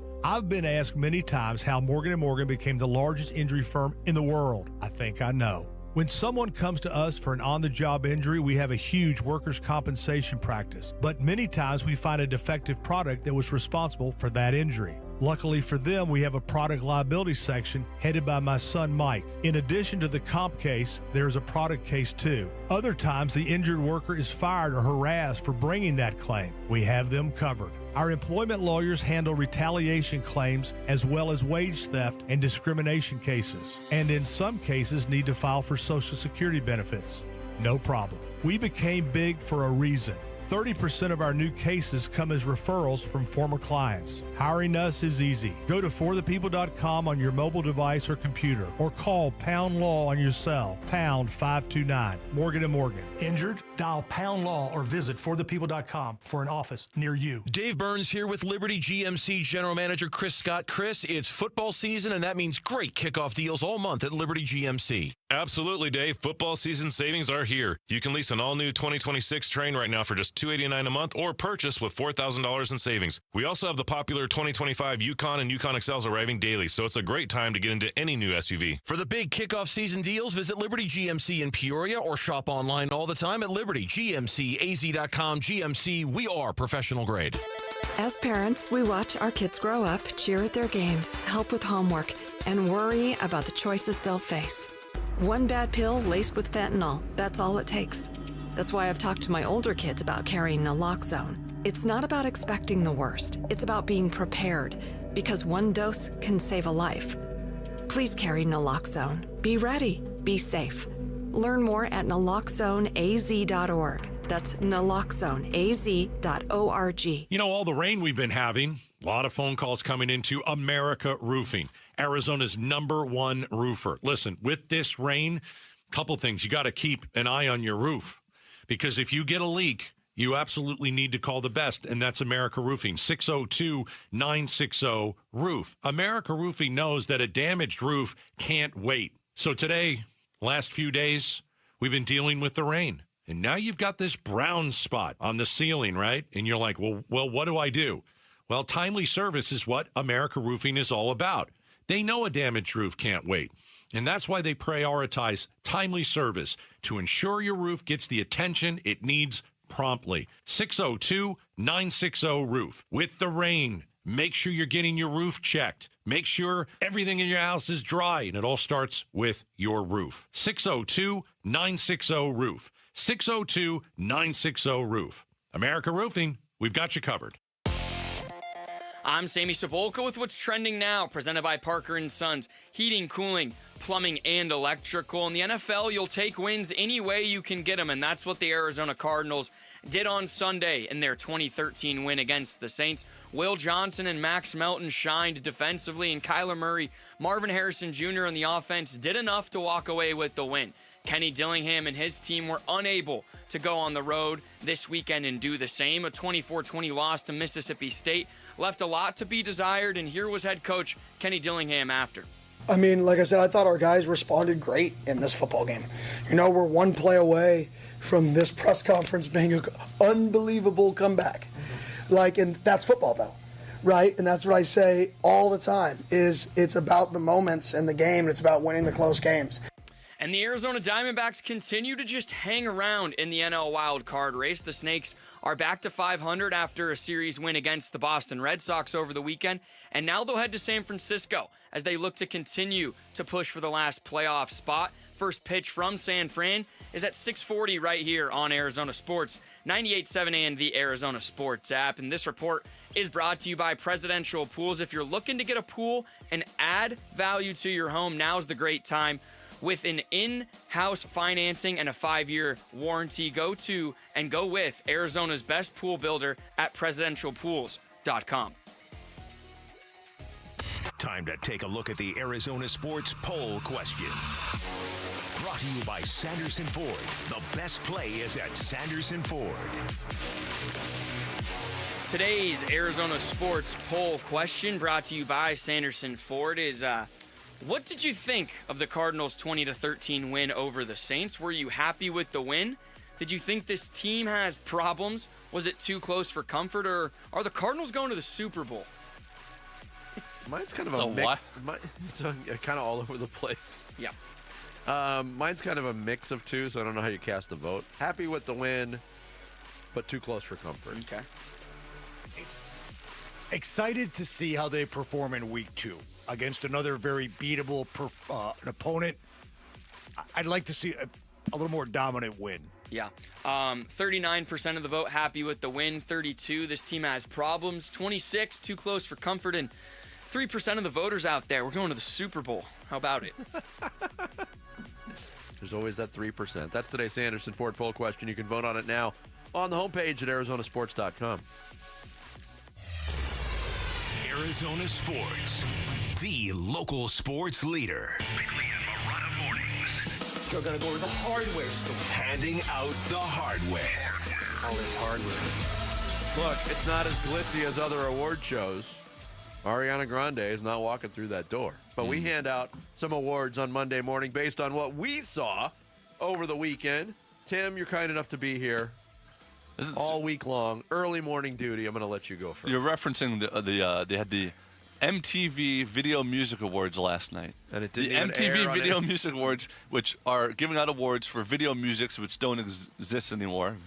They do, just not on television. And it wasn't even, and the MTV Awards were not on MTV. They were on CBS. Yeah. It's quite the event. Well, speaking of TV, Jared, I'll go with this first one. This is the CW, that's cable, right? Award to Oregon State head coach Trent Bray, who did the standard coach halftime coming off the field interview, and apparently forgot for a minute he was on television and thought he was on the bar stool. But what do you tell your team in the locker room to settle everybody down and finish this thing off? Yeah, we're fine. I mean, we've allowed ourselves to create their success, both in special teams, joke, right, and then on big plays on defense. 2 long runs for touchdowns that shouldn't exist. They did nothing to harm us. We got to stop killing ourselves. Appreciate the time, Coach. Yep, and the reporter, appreciate the time. By the way, it wasn't bleeped out on live TV. Oh, no. He just gave it the bleeping joke. I was, I'm like, my ears were, I was shocked and appalled. He had to actually issue an apology. Well, it's funny because in real time, he said it just so, there was no reaction, oh, sorry, I said that or anything. He just said it, so casually. Right. And just continue talking. And that's why he got an award from me today, because it was he was just he was in the bar with his buddies all of a sudden. They're letting hey, sorry for my language. They're letting McAfee do it on ESPN. This is Are they CW. Is that cable? Are they letting Portnoy do it on FS1?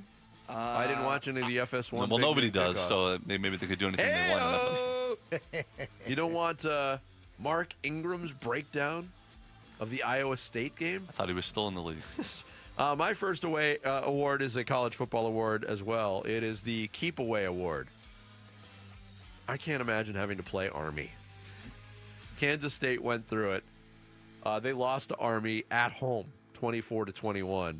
Again, Avery Johnson's family just beside itself. I mean, they were beating the crap out of the Cousins after that game. Army had 5 possessions in the second half, 3 of which were 7 minutes or longer. They held the ball for 26 minutes and 44 seconds of the second half. There's 30 minutes available. Their quarterback, Cale Helms, ran the ball 41 times for 124 yards. That's 3 yards a pop. They won the game despite having a long run of 17 yards. So they didn't pop anything long. They just kept the ball. You want to talk about death by a million paper cuts. 3-yard run. Yes. 3-yard run. I can't even 4-yard imagine run. how frustrating then that would they go be. for it on 4th and 3, and they get 3.5 yards. Hard-nosed football right there. They did have a 52-yard touchdown pass. It was sick. To Brady Anderson, who caught it, and no word on whether or not this Brady Anderson was also juiced like the Orioles. Orioles. Hey, come on. A lot of people hit 51 home runs out of nowhere after they just hit like 7. Jared? My first award is this makes up for the Duel in the Desert award, and it goes to the much-anticipated rematch between Cam Skattebo and Ja'Cory Krosky-Merritt in the Giants versus Commanders game. And the stats do not lie. Krosky-Merritt had 10 carries for 82 yards and a touchdown, where Cam Skattebo in his debut, only 2 carries for -3 yards. I think we're even now. Did Ja'Cory have more carries in that game yesterday for the Commanders than he did in his U of A career? He may have. I think he did. Some people are hidden gems and just waiting to explode on the scene. They're built for the professional NFL, the big spotlight. Not so much. Ja'Cory Krosky-Merritt had 13 carries last year for Arizona. Okay, see, he was due. All right, my first Cam award. Skattebo did have 2 catches, Shut though. up, For 12. Jared. No, I was giving him credit. He did have 2 catches for 12 yards, so Cam Skattebo did contribute a little. I don't know if he had that many yards, did he? No. I'm looking at the stats right now. Oh, he did. You're right. 2 rushes for -3, though. Yes. I hate to be giving this person an award, but it's the What Are We Doing award, and it's going to the lady from the Phillies-Marlins game. Oh, my goodness. She was everywhere. Can't believe it lasted I this can't long. believe it lasted this long either. So, Phillies-Marlins game, someone hits a home run, and this dad is like walking over to where the home run ball was hit, and it bounced right in front of me, picked it up, snagged it. Well, he ran, but he's allowed to. But yeah, it's a home run ball. Yes. And so he goes over and he gives it to his kid, and I guess it was his birthday. His kid's birthday, Kid's birthday. Kid's looking great. This Phillies fan, this lady sprints over, scares the dude, is right in his face. He was startled. He was startled, looking like this, and got in his face for, it felt like 30 seconds to a minute. The guy ended up giving the ball to her for God knows why. That lady sucks. To de-escalate. And that lady sucks. And the Phillies did right by that family. Brought him in after the game, gave him an autographed bat. All is well in that family's world, but my goodness, that lady is brutal. And there was people following the woman and snapping photos of her, and she was celebrating the whole time. Like, ooh, she got a ball, and she posed with it. Makes me infuriated. Here's what I'll say about this. First of all, they're calling this the Karen final boss. She had that classic haircut of every. Yes. She's the Karen. She's the ultimate Karen. My wife, whose name is Karen, was totally distraught by this because Karens have made such progress over the last few years to try to get that name out of the thing. Yeah. The Marlins. Oh, go ahead. I'm sorry. I'm going to take an unpopular stance here. Don't do it. She's getting shamed mercilessly. She should. She should. Sammy's she should right. not have She her. sucks. She shouldn't have her life ruined because of this. No, the though. people that are like, let's find out. Let's tell the her employer about this and get her fired. No, it doesn't work that way. She should be shamed online, which she is, and embarrassed. She didn't which do she anything is. illegal. She Right. didn't hurt anybody. Right. She did something uncouth. Right. calm down, people. You don't have to cancel everybody. Yeah. That's not an unpopular stance. Right? You're exactly right. But one last one. Who's got a good one? Oh, well, you got a good one? I'm not sure mine's good. You got a good one, Vinny? You want to get it out? I was going to give it to the Numbers Don't Lie award to Tua Tagovailoa. Yeah, brutal. Who was asked this question by Omar Kelly, a Dolphins beat writer. From your standpoint, why is it that when you do have turnovers, they happen in bunches? Do you think, is it you pressing or? I wouldn't say I'm pressing. I would say it's part of the game. Like you obviously don't want to turn it over. I thought that was a wild comment. That I turned the ball over in bunches. That's crazy. It just so happened that's what happened today. Like, it was what it was. So then Omar Kelly said, I'm puzzled that Tua Tagovailoa doesn't know most of his interceptions typically occur in bunches. He had 3 turnovers yesterday. Kelly put out, today was the 7th time Tua has committed at least 3 turnovers in a game since 2020, according to ESPN research. Only quarterback to do it more in the same time span is Trevor Lawrence. So he does turn the ball over in bunches. Omar Kelly should have called him out right there. I got some stats for you, Tua. Nobody ever does that in any form of journalism and interviews and reporting. Going right, like they never call people out. You when accept they the have first answer, and yeah. Kyle Shanahan. Somebody called Kyle Shanahan out. You're butt kissing media. Don't want to lose your credentials. You're going to ask a tough question. There we go. There is hardware for this Monday. We got some Cardinals crosstalk with Wolf and Luke. They're up next, but they're also up next on our show to break down Cardinal Saints. It's Bickley and Murata Mornings with Tim Ring in for Bick here on Arizona Sports. A Cardinals Week 1 road win. Murray takes a pitch to Benson, running right, in trouble in the backfield of the 15, but he's able to get some room. Near side 20, 30, 40, 45, 50, stays in bounds with a stiff arm, 40, and all the way down to the 30-yard line. Reaction to the win at New Orleans from Arizona Sports host and you on the way on Arizona Sports 98.7, the Arizona Sports app, YouTube channel, and ArizonaSports.com.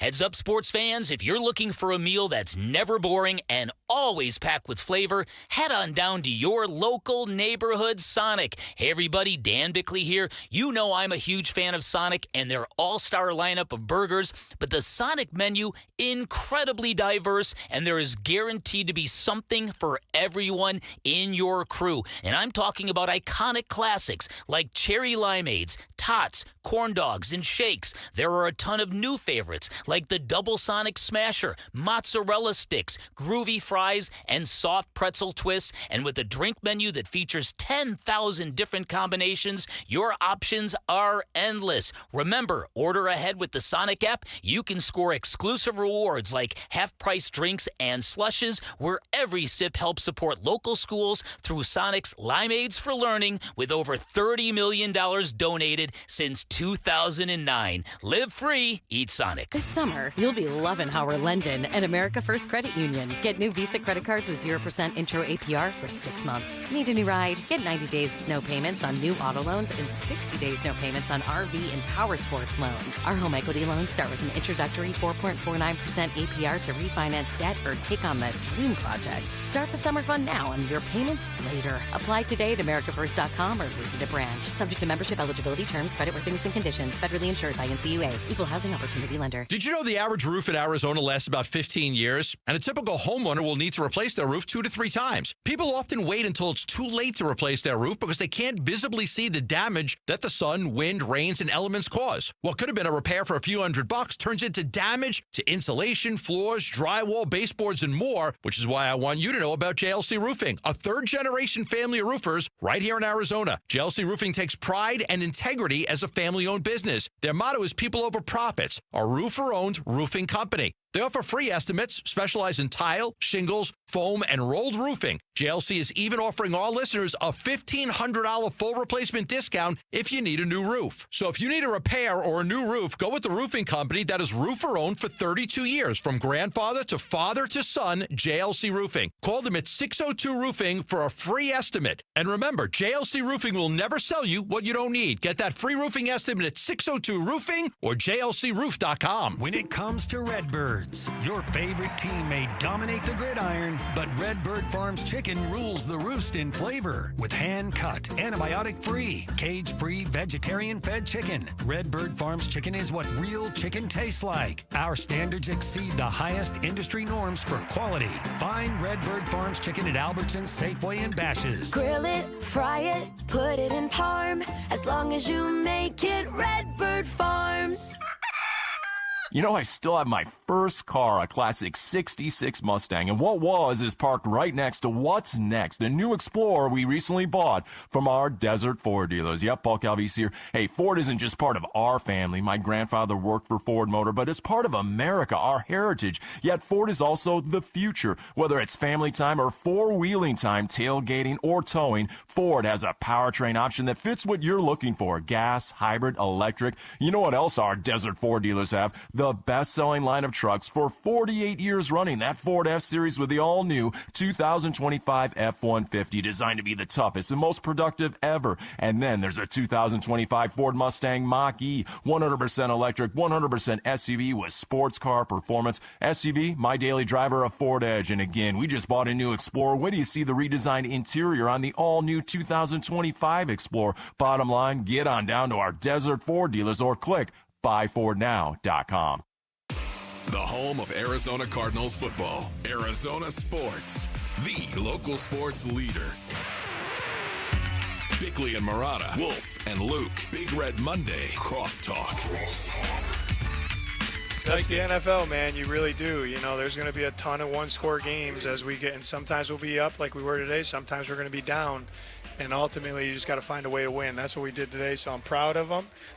But there'll be a lot to learn from, and we're happy about this, but we'll get better from it and move on. Jonathan Gannon, head coach of the Cardinals, following a Week 1 win in New Orleans over the Saints, hanging on to win. I talked about collective grip strength early this morning. It was enough to get the win for the Cardinals. And you know it's football season when we get a little crosstalk going between the shows. Wolf and Luke in studio with us. Big takeaway. Let's not start there. Yeah, let's start there. Big Let's start with a small takeaway. Yeah, how about a small takeaway? Big takeaways from what we saw in Week 1. I know we are in the overreaction business, both good and bad, Wolf, but what did your eyes tell you? Yeah, you know, once again, we have one game to evaluate, and because of that, it's going to not sound very positive when you can evaluate the line of scrimmage. I look at the line of scrimmage. If you take away Trey Benson's run, his 52-yard run, which you can't, but still, when you talk about consistency, the Arizona Cardinals averaged under 4 yards a carry against a defense that was really horrific. Now, listen, Brandon Staley's gone through a lot of changes. Their new defensive coordinator, they've got new people in that box, of course, but they came out and they played well in that front seven. The Saints I'm talking about, and the Cardinals needed to run the ball better, and they did not, as far as I'm concerned. Well, even though I agree with you, you can't take away the 52 yards. Yes. Because it does count. Correct. But I wouldn't chalk that up, that run and that production, as a victory for the offensive line on that particular play, would you? I think that was more an individual effort by Trey Benson. Yeah, although he did get the edge. He did a very nice block. You got a block that popped him. Yep. Yeah, and that, you know, once again, that's part of the tight end package as well. We're going to see an awful lot of 12 personnel, but having said that, I don't want to get too specific right now. A win is a win in the National Football League. It is. It's very important. But how you win is going to be very important for this team going forward as well. Luke? Yeah, I still have questions, I guess, about the offense. I think everybody does, and probably is going to for a little while. I thought Marv, I liked that it felt like he was a part of the game all game without them like trying to force him the ball. It felt like he was a threat all game. I thought he looked better. But I'm still more focused on the defense. That's just kind of where I'm laying my expectations for this team. I don't know if they're going to win 10, 11, 6 games. I don't know. But I feel like the defense is going to be good. I would have liked a little more pressure on Spencer Rattler. But at the end of the game, they really gave up one touchdown that probably never should have happened anyway if they don't call back the Will Johnson interception. So I know it's the Saints. I know it was a close game. I know if Budda Baker doesn't make an amazing play there towards the end, they could be playing overtime right now. But it's a road win in the NFL. Those are not easy. Long overtime, Luke. Yeah, well, you never know. Wolf, I don't think there's any secret. The Cardinals left points on the board. They left plays on the field, plays that could have been made, maybe some untimely penalties that prevented the Cardinals from putting the ball in the end zone. When you kind of reconcile the improvements that can be made going into week 2, do you look at individual performances or do you look at scheme, or is it the obvious answer may be a combination of both? Well, I think you're right on that, Timmy. It would be a combination of both. There were breakdowns in scheme.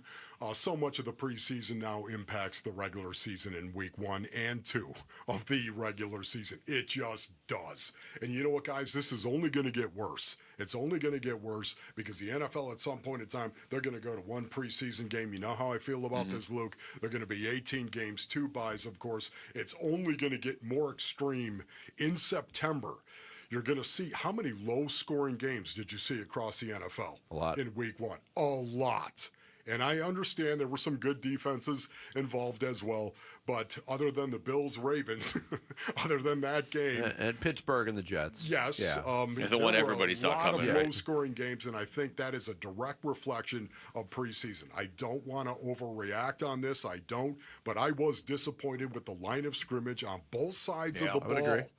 The defensive line as well. Man, I thought that was going to be an absolute strength. I still think it's going to be an absolute strength for the Cardinals. But when you look at what they did, they allowed over 4 yards a carry. Every time the New Orleans Saints handed the ball off to a running back, they had 4.3 yards per carry on that. That, to me, is too much for this defense. I expect more. Going back to the offense, the news of the early morning was Kyler Murray showing up on the injury list for the game with an illness. You wonder how he was going to perform. I thought Kyler was fine. I think it was a B+, a B effort. Everybody's going to point at – we're at the point in Kyler Murray's career, people are going to point more to the plays that he didn't make. When they're backed up near their own goal line, Luke, missing that throw to Marvin Harrison Jr., which could have turned into a big gain, possibly a 97-yard touchdown. Yeah. That's a throw because I thought it was a clean pocket, first of all. That's a throw you'd like your seventh-year starter to be able to make. Other than that, I thought it was a very satisfactory performance. Yeah, it depends just on how you're looking at him, right? If you're looking at him and then you're watching the Sunday night game and you're like, are the Cardinals going to win the Super Bowl? I understand the reservations. There are times where you watch Kyler and you're like, man, he's just missing stuff out there. And that play was the latest example and kind of a reminder that there's only so much Marv can improve. He's going to need it from Kyler, too. But then, if you want to watch other games around the NFL yesterday and you realize Kyler on his worst days is still better than, 40% of the league. You could say Tua. That's okay. I feel really bad for defending Tua so vehemently. In the Miami's a mess. Huh? It's only one game. We'll say that. Daniel Jones looked as shocked as anybody when they were up 20-0 at halftime or whatever. The offense still has some work to do. That is like Wolf was saying before, ASU coming out of the NAU game. Yeah, you won, but if you play like that against other teams, you're going to lose. Yeah, for me, I think of Kyler Murray, and he started really, really tough. It was a tough start for Kyler Murray early in this game in the first quarter. I think he got much better in the second quarter. Once again, the live reps, and he wasn't feeling well coming into this game. I don't know how big a deal that was. I just know that he missed Marvin Harrison Jr. twice. 2 big throws that he missed where Marvin Harrison Jr. was open. And then there were some of the throws he didn't even make the read and missed on a post, as a matter of fact, a post dig.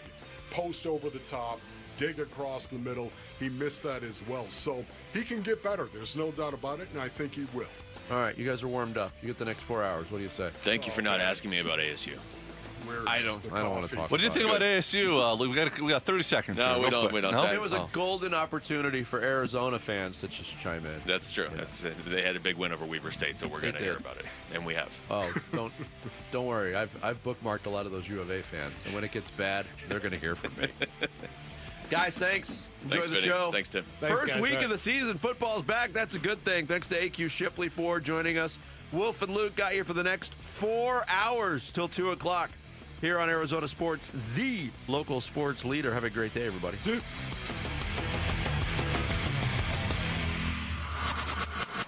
The Arizona Sports YouTube channel. Just the local sports leader doing what we do on YouTube. Serve yourself some Arizona sports for live shows, podcasts, viral clips, shorts, and more. Subscribe to the Arizona Sports YouTube channel.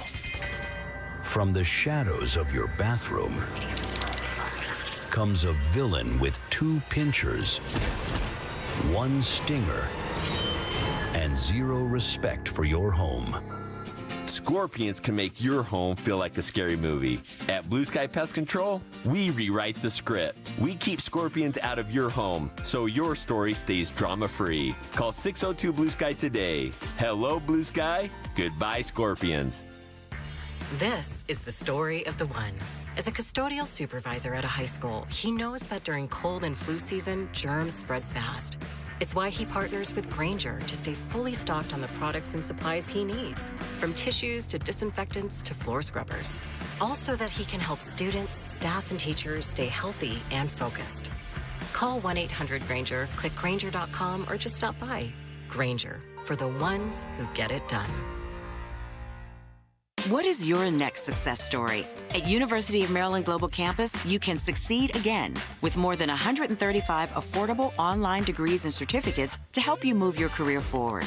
From cybersecurity and AI to healthcare and MBA, our programs help you build critical thinking, leadership, and communication skills that set you apart in today's job market. Designed for working adults, focused on the future. Classes start September 17th. Learn more at umgc.edu. Certified to operate in Virginia by Chev. Hey, it's Gambo. Back to tell you about the Schwartz Laser Eye Center. Dr. Jay Schwartz did the LASIK surgery on my eyes over 15 years ago, and to this day, my vision has never been better. I see great at night, in the day, up close, far away, no glasses, no readers, and this is 15 years later.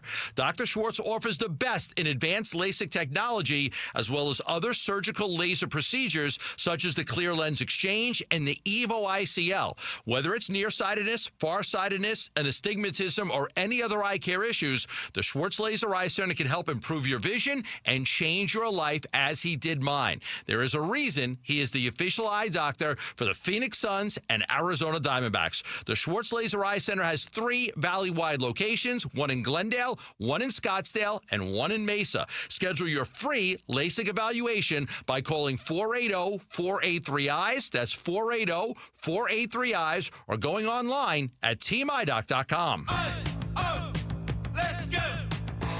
You're still glowing, flirting, grooving. You've still got it. But your immune system weakens as you age, making it harder to fight flu, pneumococcal pneumonia, RSV, and COVID-19. Vaccines are a key part of any health routine and help strengthen your immune response. Ask your doctor or pharmacist which vaccines you need. Schedule in minutes at vaxassist.com. Sponsored by Pfizer. Vanity Fair calls BritBox a delicious streamer. Collider says everyone should be watching. Catch Britain's next best series with BritBox. Stream acclaimed new originals like Code of Silence. You read lips, right? And Linley, based on the best-selling mystery series. Say hi, Linley. Take it from here. And don't miss the new season of Karen Piri, coming this October. You don't look like police. I'll take that as a compliment. See it differently when you stream the best of British TV with BritBox. Watch with a free trial today. Since we have lawyers in all 50 states, I see and hear lots of lawyer ads. It seems that most are bragging on what they got their clients. But be careful. If you heard that someone sold their car for $500,000, you would be impressed. But if you later learned that it was a rare $10 million Ferrari, would you say that person got screwed? And that's before you even know if it's true. Who is fact-checking? And how much went to medical bills and lawyers' fees? If you want to get an idea what your case may be really worth, visit forthepeople.com and go to Settlements and Verdicts. You will see what a law firm like ours is capable of. And fact-check for yourself. All that glitters is not gold. We became America's largest injury firm for a reason. We won big, a lot. At Morgan & Morgan, we represent consumers. Morgan & Morgan, forthepeople.com. Injured? Dial #law or visit forthepeople.com for an office near you. KMVP FM Phoenix. Live from the Casino Arizona and Talking Stick Resort Studio. Arizona Sports, the local sports leader. I'm Sammy Sabolka with what's trending now, presented by Parker & Sons Heating, Cooling, Plumbing, and Electrical. The Arizona Cardinals went to New Orleans on Sunday and walked out with a 20-13 win in Week 1 of their NFL season. Kyler Murray, battling some form of illness, was still 21-29 for 163 yards and found Marvin Harrison Jr. and James Conner for his 2 touchdowns. And here was Kyler on how it feels to get a Week 1 win. Feels great. This is that's the thing. It's the NFL. It's not easy. Never will be easy, no matter who you're playing. So grateful to go out here on the road in a hostile environment, get a win. Obviously, the ASU Sun Devils couldn't go on the road and get a win on Saturday night. A 58-yard touchdown from Mississippi State with 30 seconds left shocked the Devils, and the Bulldogs stole a 24-20 win and sent ASU home with their first loss of the season and sent them out of the AP Top 25. The Arizona Diamondbacks over the weekend got back to 500 on the year, 72-72 in their series win over the Boston Red Sox, and they'll now head to San Francisco for a big 3-game series starting at 6:40 tonight here on Arizona Sports 98.7 and the Arizona Sports app. This report is brought to you by Casino Arizona and Talking Stick Resort. Football watch parties have taken over Sundays. Join the excitement and don't miss a play at Casino Arizona and Talking Stick Resort.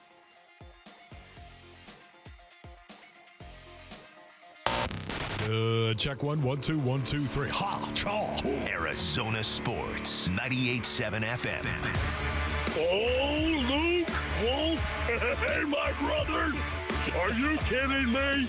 This does not suck buttermilk, right? Ron Wolfley. Hey, I was a wedge buster. How are you? Luke Lipinski. Hey, guys, welcome back to the show. It's Wolf and Luke. Live from the Casino Arizona and Talking Stick Resort Studios on this Monday morning. It is the Wolf and Luke Show. Wolf, what is up? What's going on? How we doing, Luke? Doing good. Yeah. Ready to broadcast? Sure, why not? Let's try it. Yeah, I'm not ready, actually, based on earnings. I thought my headsets were in the bag. The attaché case, as we like to call it in the Wolfley compound. Or as Buddha Baker once dubbed it, your purse. No, Buddha, it's not a purse. It is not a purse. It is an attaché case, as we all know. But I guess I have my headsets in the fan hat that Rick took and ripped it off right there. But anyways, we're ready to broadcast here. That's a good point. You don't have ready to go. On. That's right.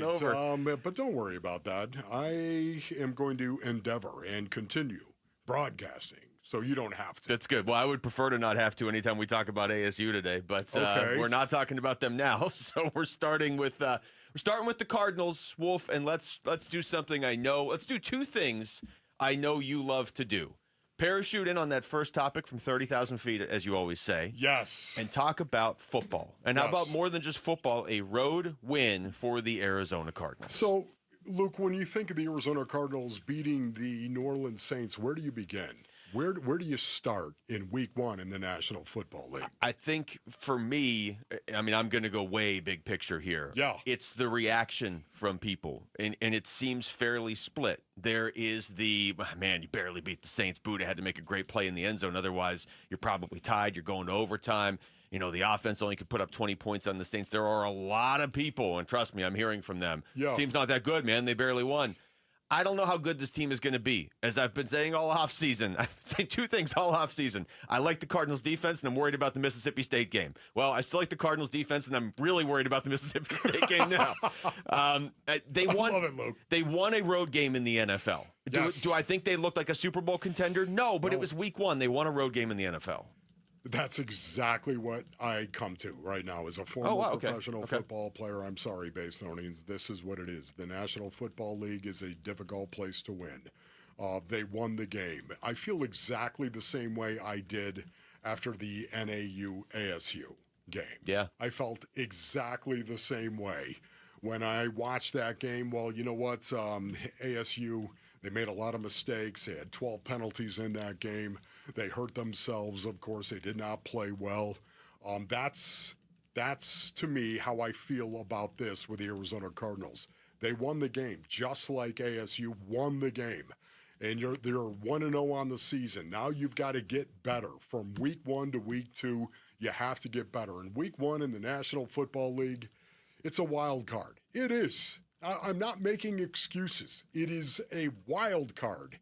Week 1 in the National Football League, and I would say to some degree even Week 2 a little bit. When you think of Week 1, think of all the low-scoring games that were out there in the National Football League this week. It was ridiculous. So to me, I'm not going to overreact. Yet at the same time, the Arizona Cardinals have areas they need to get better. Yeah, I maybe that's the best way to say it. If they play the way they played yesterday all season, they won't be a playoff team. Correct. But they won the game because their big players did make big plays when they had to win the game. And, you know, this is, if you're a sports fan in the city, you have dealt with a lot of disappointment, specifically in the last 12 months. Well, there's expectations and you fall flat. And it's happened a lot if you're a sports fan in the city, probably more than you should have to endure. We're not at a point, like, we're not talking about the Chiefs. You know what I mean? And the Chiefs lost, so maybe it's a bad example. But, you know, we're not talking about some team that goes to the Super Bowl every other year and we don't like how much they won by. I'm at the point right now where if a team locally wins a game, I'm going to enjoy the win, honestly, at this point. It doesn't. Now, don't take that to me saying they're going to go 12-5. I'm not saying that. If they play like that all season, they would probably go about 7-10. But they're 1-0, and they haven't been 1-0 since 2021? Yeah. So I'm going to enjoy the win. Yeah, no, enjoy the win right now. It is the National Football League. A win is a win is a win, and that's great. But how you win does matter. It does matter, especially inside the locker room, because you gain an awful lot of confidence based on how you played individually and how you play collectively as well. So it does matter. You cannot just dismiss it. Having said that, I think they will get better going forward. And, you know, to me, I don't want to overreact in that regard because I do know, again, with preseason being what it is and the fact that you just don't get a lot of live reps, you're going to have mistakes out there on the field, like Kyler Murray. Airmailed Marvin Harrison Jr. twice. Did not hit an open Marvin Harrison Jr. twice. And Kyler will be the first one to say that. I'm sure he will be the first one to say, man, I missed him a couple of times. He missed a couple of other reads as well where there were guys that were open. There was one post dig, man. Yeah. They had a post and then a dig coming across the middle, that one post dig that he missed. He flat out missed it. And I know that he would be the first one to acknowledge that, or hopefully, because if he isn't, run. Yeah, we're obviously going to get a lot into the Kyler and Marv conversation throughout the show. There were moments in that game yesterday where it was like, okay, I do feel like Marv's doing his thing. Marv looks different this year. Part of this equation is Kyler getting him the ball when he's open, or on that one play that could have maybe been a 97-yard touchdown. I don't know that it would have, but it might have, you know, and either way, it should have been about a 35-yard gain at least. So, like you said, it's week 1. There were a lot. Put the Buffalo-Baltimore game out of your mind for a second. There were a lot of teams that were struggling to score yesterday. But, you know, to be fair and to be honest, there are times when I watch this offense and I'm like, it feels like there's a ceiling. Got to get better. Yeah. No, they have to get better. Listen, think about this, too. You know, you've got a situation where last year, if this would have been how they would have started last year, I think we'd all be, this is great. This is good. Expectations matter. And where do the expectations come from? What Monty Ossenfort did in the offseason.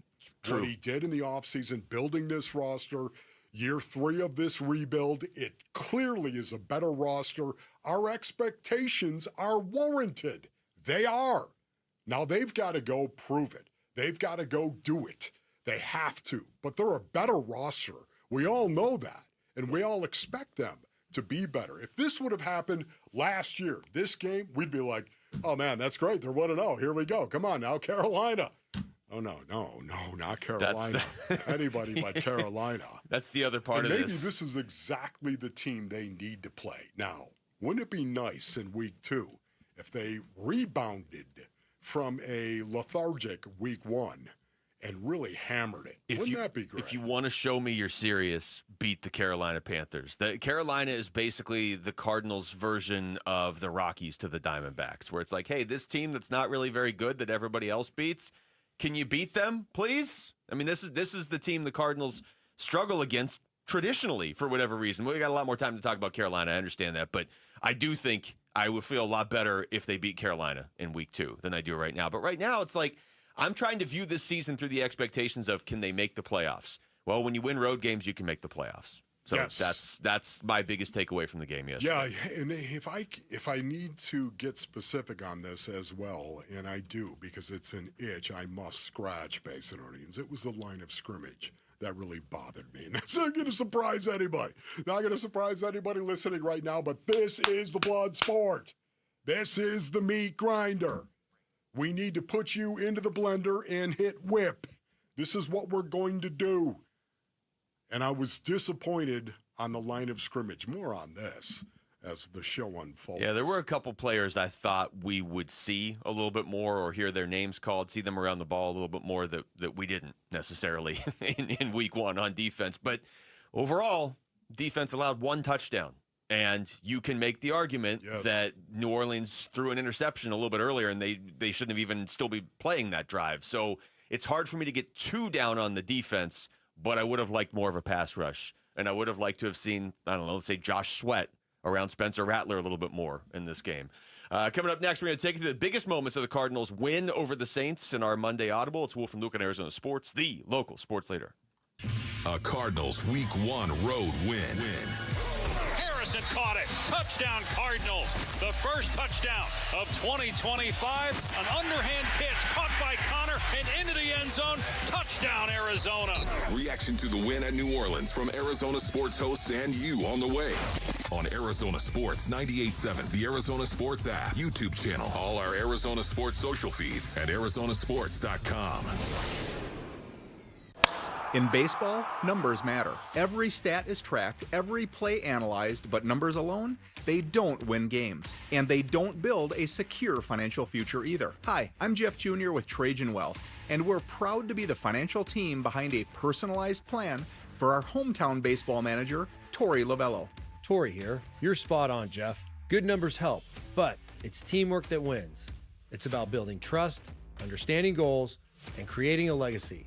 At Trajan, we go beyond the numbers. We build real relationships and customized investment strategies so you can enjoy life today and feel secure about tomorrow. It's a relationship, and that's why I chose Trajan Wealth. Call today to build your personalized plan. 480-990-3300. That's 480-990-3300. Trajan Wealth. Plan smarter, dream bigger. Advisory services offered through Trajan Wealth LLC, an SEC-registered investment advisor. Paid advertisement. Orthopedic care. At Abrazo Health, we believe these two words are better together. When joint pain postpones a walk with friends or halts a weekend hike, recruit our orthopedic physicians, surgeons, and physical therapists to join your team. From our minimally invasive advanced technology designed to improve patient outcome to our comprehensive rehabilitation program, start your journey to a pain-free life. Find your partner in care at abrazohealth.com/orthopedics. You've heard about the thousands of patients finally getting relief from chronic joint pain thanks to QC Kinetics non-invasive treatments. And here's one who was determined to avoid surgery. Meet Vicky. The orthopedic surgeon said, well, you're going to need knee replacement sooner rather than later. I kept hearing commercials about QC Kinetics and thought, well, I'm going to check them out first. QC Kinetics has treated over 20,000 patients like Vicky around the country. People who were told they needed surgery but chose a more natural, less invasive approach that uses regenerative treatments to help heal and restore painful joints with no downtime. If QC Kinetics had not been what I expected, I would have gone through with the surgery, but I got so much relief, am now pretty much pain-free that I don't have to have the surgery. Before going under the knife, you need to check out QC Kinetics. The consultation is free. Call today. Call QC Kinetics, 602-837-PAIN. That's 602-837-PAIN. 602-837-PAIN. Phoenix, crank it up for more great shows coming to the Celebrity Theater. September 13th, come experience the stratospheric guitar and vocals of Samantha Fish. Then, get ready to rock hard September 20th with one of the most iconic shows of the year, Cinderella's Tom Kiefer with LA Guns. And on October 9th, guitar icon unleashing the classics, Robin Trower. Tickets on sale now for all 3 shows at celebritytheater.com. Brought to you by Danny Zalisco Presents. This message comes from Viking, committed to exploring the world in comfort. Journey through the heart of Europe on an elegant Viking longship with thoughtful service, destination-focused dining, and cultural enrichment on board and on shore. With small ships that bring travelers closer to the destination, there's more time to explore. And every Viking voyage is all-inclusive, with no children and no casinos. Discover more at Viking.com. Here's a tale of Becky. Didn't know what to do with new meds prescribed and no real cost clue. She squinted at prices, that can't be right. Then tapped GoodRx and saw the light. She can get a deal. Book telehealth if she feels. Learn about those meds without any stress. That one little app does all the rest. Even my horse downloaded it. Dang, save time and money on prescriptions. Check GoodRx. GoodRx is not insurance. Big Red Monday. This is Garrett Williams on the home of Arizona Cardinals football. Arizona Sports, the local sports leader. Big Red Monday. With Wolf and Luke. All right, 20-13, Cardinals get the win yesterday. Was it pretty?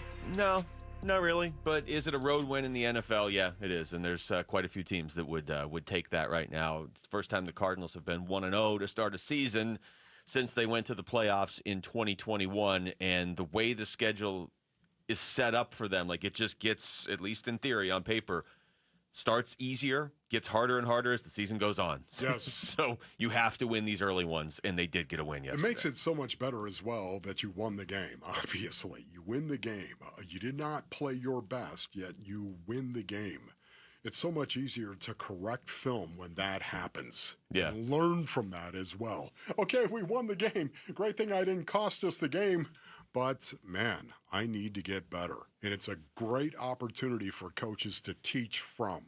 It is. It's that sweet spot we talked about after the ASU-NAU That's game. right. Like, hey, you won, but That's there's right. stuff to clean up. The problem is it didn't work for ASU. So I'm not going to call it the sweet spot for the Cardinals, but I agree with you. Best case is you win the game, but you still have time to work on this. Work on the stuff during the week. Win the games on Sundays. All right, let's go through all the action from that Cardinals game yesterday right now with the Monday Audible.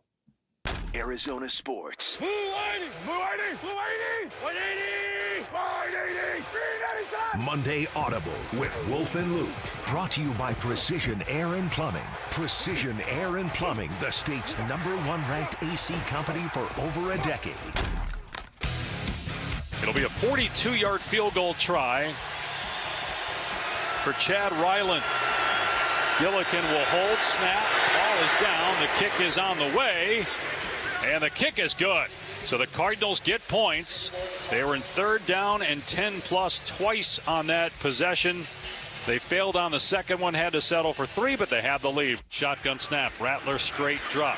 Has time, steps up, launches it deep, going left side into the end zone, and it is intercepted by Will Johnson. He picks it off in the end zone for a touchback.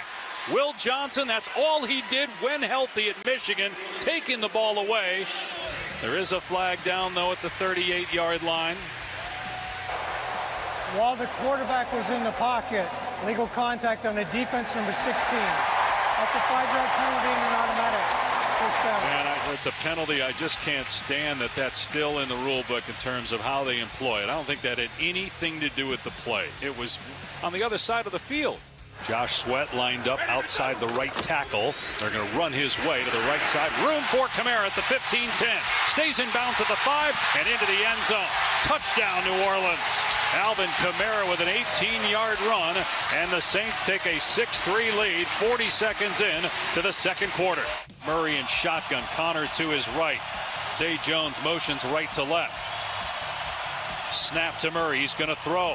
Looking left. Now fires left side in the end zone. Harrison caught it. Touchdown, Cardinals. The first touchdown of 2025, and hopefully the first of many between Murray and Marvin. Snap is good. Ball is down. Kick on the way, and it's good. So that ties the game at 10 apiece. Harrison is split to the left. He's already got a touchdown in this game. 2 receivers to the right. McBride motions left to right. Murray rolls right. An underhand pitch caught by Connor and into the end zone. Touchdown, Arizona. 3rd and 7, quick snap. Rattler deep set, in trouble, steps up, and Rattler is grabbed by Baron Browning and sacked. Murray takes a pitch to Benson, running right, in trouble in the backfield of the 15, but he's able to get some room near side 20, 30, 40, 45, 50, stays in bounds with a stiff arm, 40, and all the way down to the 30-yard line. Snap is good, ball's down, the kick from Ryland has plenty of leg, and the kick is good. Chad Ryland makes it 20-10. Cardinals. Ball is down and the kick is on the way, and the kick is no good. It looked like the Saints certainly were going to get points out of that drive to make it a one-possession game, but Groupie can't make it.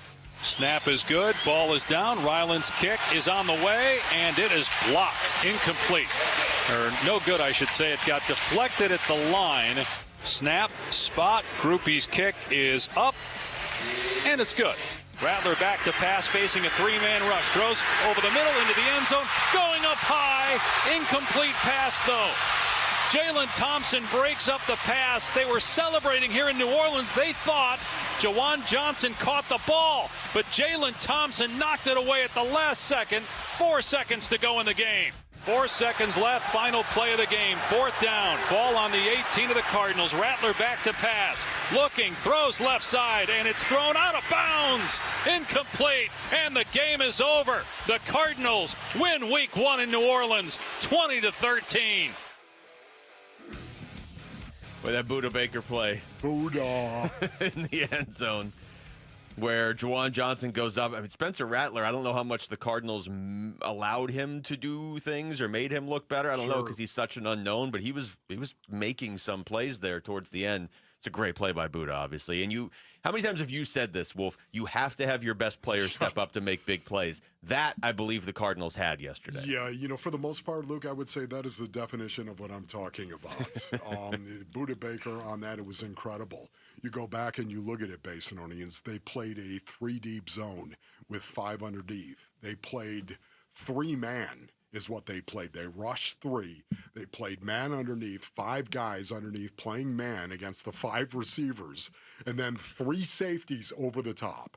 Not 2-man, but 3-man is what they played right there. And I thought it was fantastic watching this. And the Saints on that play where Jawan Johnson ran right down the seam, all 5 verts. A lot of times the Seattle Seahawks are famous for doing this. 4 verts, 2 receivers on each side, or even out of a trips, and 1 receiver, that guy in the middle will run more towards the middle of the field. 4 verts. It's something they love to do. This was 5 verticals down the field, obviously. And then you were trying to actually hit one of those 5 guys, and he chose Jawan Johnson as his target, and why not? He's the biggest guy running down the field. He's got good hands for the most part. They targeted him. What was cool about that play? 3 safeties, all 3 safeties in this 3 safeties defense that they have. Jalen Thompson, Buda Baker, of course, and then Rabbit. All 3 of them converged on that throw, and it was Buda Baker who made the difference. That was just a good play all around, because it's tough to hit the tight end on that play. Yes. That was a good throw by Rattler. It was a good play by Jawan Johnson. By Spencer. But it was an even better play by Buda Baker. And it did. For a second, it looked like he's coming down with that. And then you realize, oh, that's number 3 right there. He's not coming down with that. And that was it. Because then, obviously, the final play that New Orleans ran, 4th down, it didn't do anything. Rattler threw it out of bounds, basically. But that was the play of the game. But like you said, Luke, your best players need to play their best when it matters the most. The when it matters the most part is really the key, because if you look through, if somebody kind of just caught parts of the game, maybe you were in and out of the house or whatever, you heard some of it on the radio, you were with family or whatever, and you're just kind of looking at the box score, nobody had amazing stats for the Cardinals. You're not going to look and be like, if you have Marvin Harrison Jr. on your fantasy football team, he didn't have an amazing day in that regard, but man, I thought he was so much more impactful from start to finish. It felt like, okay, Marv's out there. If they don't have somebody on Marv, he's gonna make a play. Trey McBride was solid, but he made a couple plays when he had to. James Conner made a couple plays when he had to. Buddha made a ton of plays, but that one in particular was the game changer. Yeah, I'm a little encouraged as well when it comes to Kyler Murray and Marvin Harrison Jr. We've talked an awful lot about this all offseason, have we not, Base Earnings? Oh, my goodness. Over and over and over again. Kyler and Marvin and their chemistry. That's right. I mean, we have just, please. Kyler. Over and over. Yes, Sean. And over and over again. That's exactly what I said, Marshawn. Okay, but Kyler, he missed Marv on some chunk throws, and his numbers could have been so much better. Marvin's numbers could have been so much better, well over 100 yards receiving, had he hit him on those 2 throws. And if you extrapolate Marvin Harrison Jr.'s numbers from Sunday Base Earnings, he finishes this season with 85 receptions for over 1,200 yards receiving and 17 touchdowns. Would you take that? Yeah. I think we all would I'd be take good with that. Those are Randy Moss numbers. I'm just right. But you know what? It's funny you say that, because did you watch the game yesterday and be like, man, Marv had a monster game. He's not going to be able to replicate that. I'm kind of more what you were saying, like Kyler missed him a couple times. Yes. He could have had more. Open. And that's the biggest thing. That's the good news too. Those are. It's good to see him getting open. I thought his route running was exceptional. Yes. And it felt like, I don't know, he felt so much more. There were games last year, and I'm not putting this all on Marv, but how many times did we say this last year, where it was like, yeah, he made a couple great plays in the first quarter, and then you kind of just didn't even notice him until maybe the fourth they tried to force him one or something. It felt like he was an option all game yesterday. Now, should we have the conversation of, do they have enough options behind him? That's a different conversation, and probably one we're going to have here at some point. But if you're just talking about Marv specifically, I would say yesterday was a step in the right direction. Take us with you wherever you go. If you can't catch us live, find us on demand on the Arizona Sports app, on ArizonaSports.com, or wherever you get your podcasts. The Wolf and Luke Show podcast is brought to you by YRefi. Don't let private student loan debt ruin your life. Go to YRefi.com. That's YREFY.com.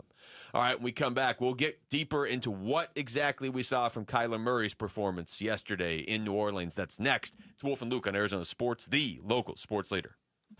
Diamondbacks baseball. 1-1. That one in the dirt. Back in, it's stopped by Wong. It goes back to the mound, and Carroll comes home to score. That ball only got about 10 feet in front of home plate. Bayo had to go and get it, an underhand glove flip, and Carroll beat the toss. It's 2-1. D-backs take 2 of 3 versus the Red Sox and head to San Francisco to start a 3-game series at the Giants. D-backs at the Giants, Game 1 tonight at 6 on Arizona Sports 98.7 and the Arizona Sports app. All right, Base Earnings. Ron Wolfley here for my brothers over at Presidential Pools and Spas. Go to presidentialpools.com for more information. Listen, Presidential Pools first started as a little old company building little pools in 1991, and they reshaped the pool industry in Arizona by becoming the largest pool builder in the state. That's right, by volume, Arizona's #1 pool builder. They've been improving their brand for decades and really set themselves apart with their process, Base Earnings, their products and their people. The process, the products, and the people. They build pools, and their history has been here in the basin for a long, long time. It's worthy of your attention. Most of their sellers have been there for decades.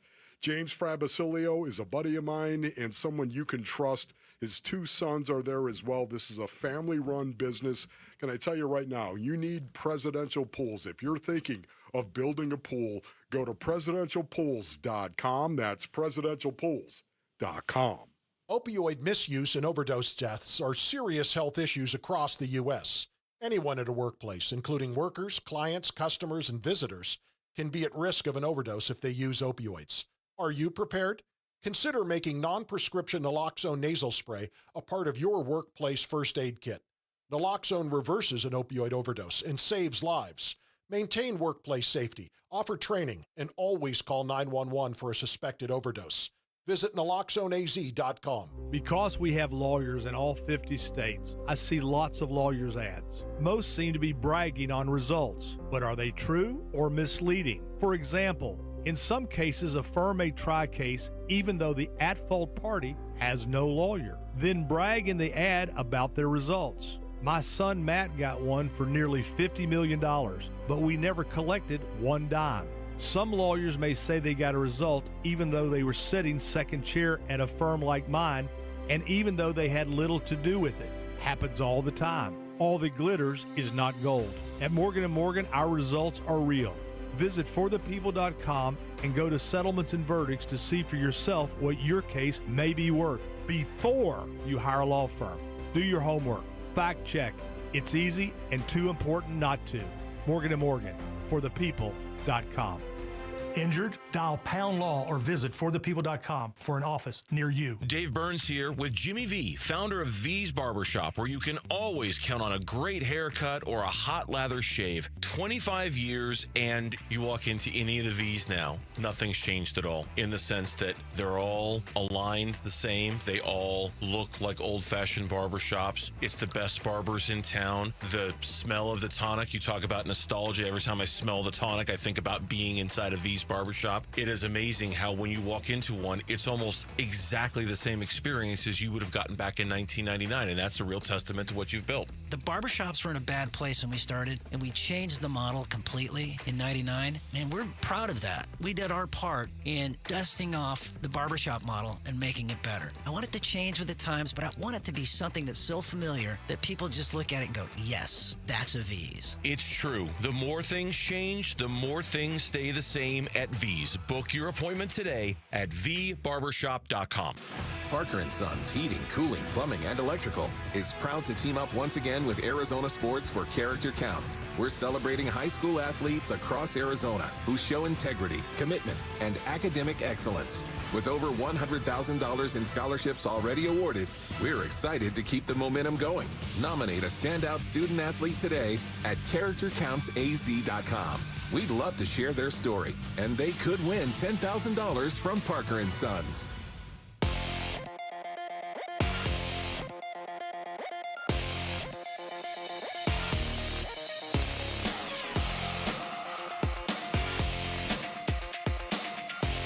I'm Jesse Morrison with Trending Now, presented by Parker & Sons, heating, cooling, plumbing, and electrical. The Arizona Cardinals started their season with a 20-13 win over the New Orleans Saints yesterday in the Big Easy. Marvin Harrison Jr. had a big game with 5 catches for 71 yards and a touchdown. Here's Cards head coach Jonathan Gannon after the game. There's going to be a ton of one-score games as we get, and sometimes we'll be up like we were today, sometimes we're going to be down. And ultimately, you just got to find a way to win. That's what we did today, so I'm proud of them. But there'll be a lot to learn from, and we're happy about this, but we'll get better from it and move on. It was not a good trip to the Southeast for Arizona State football. The Sun Devils lost 24-20 on Saturday to Mississippi State. With the loss, ASU fell out of the AP Top 25. And the Arizona Diamondbacks took 2 of 3 from the Boston Red Sox over the weekend. The Snakes are back at it tonight at the San Francisco Giants. First pitch for that one is at 6:45. And you can listen to the game right here on Arizona Sports 98.7 and the Arizona Sports app.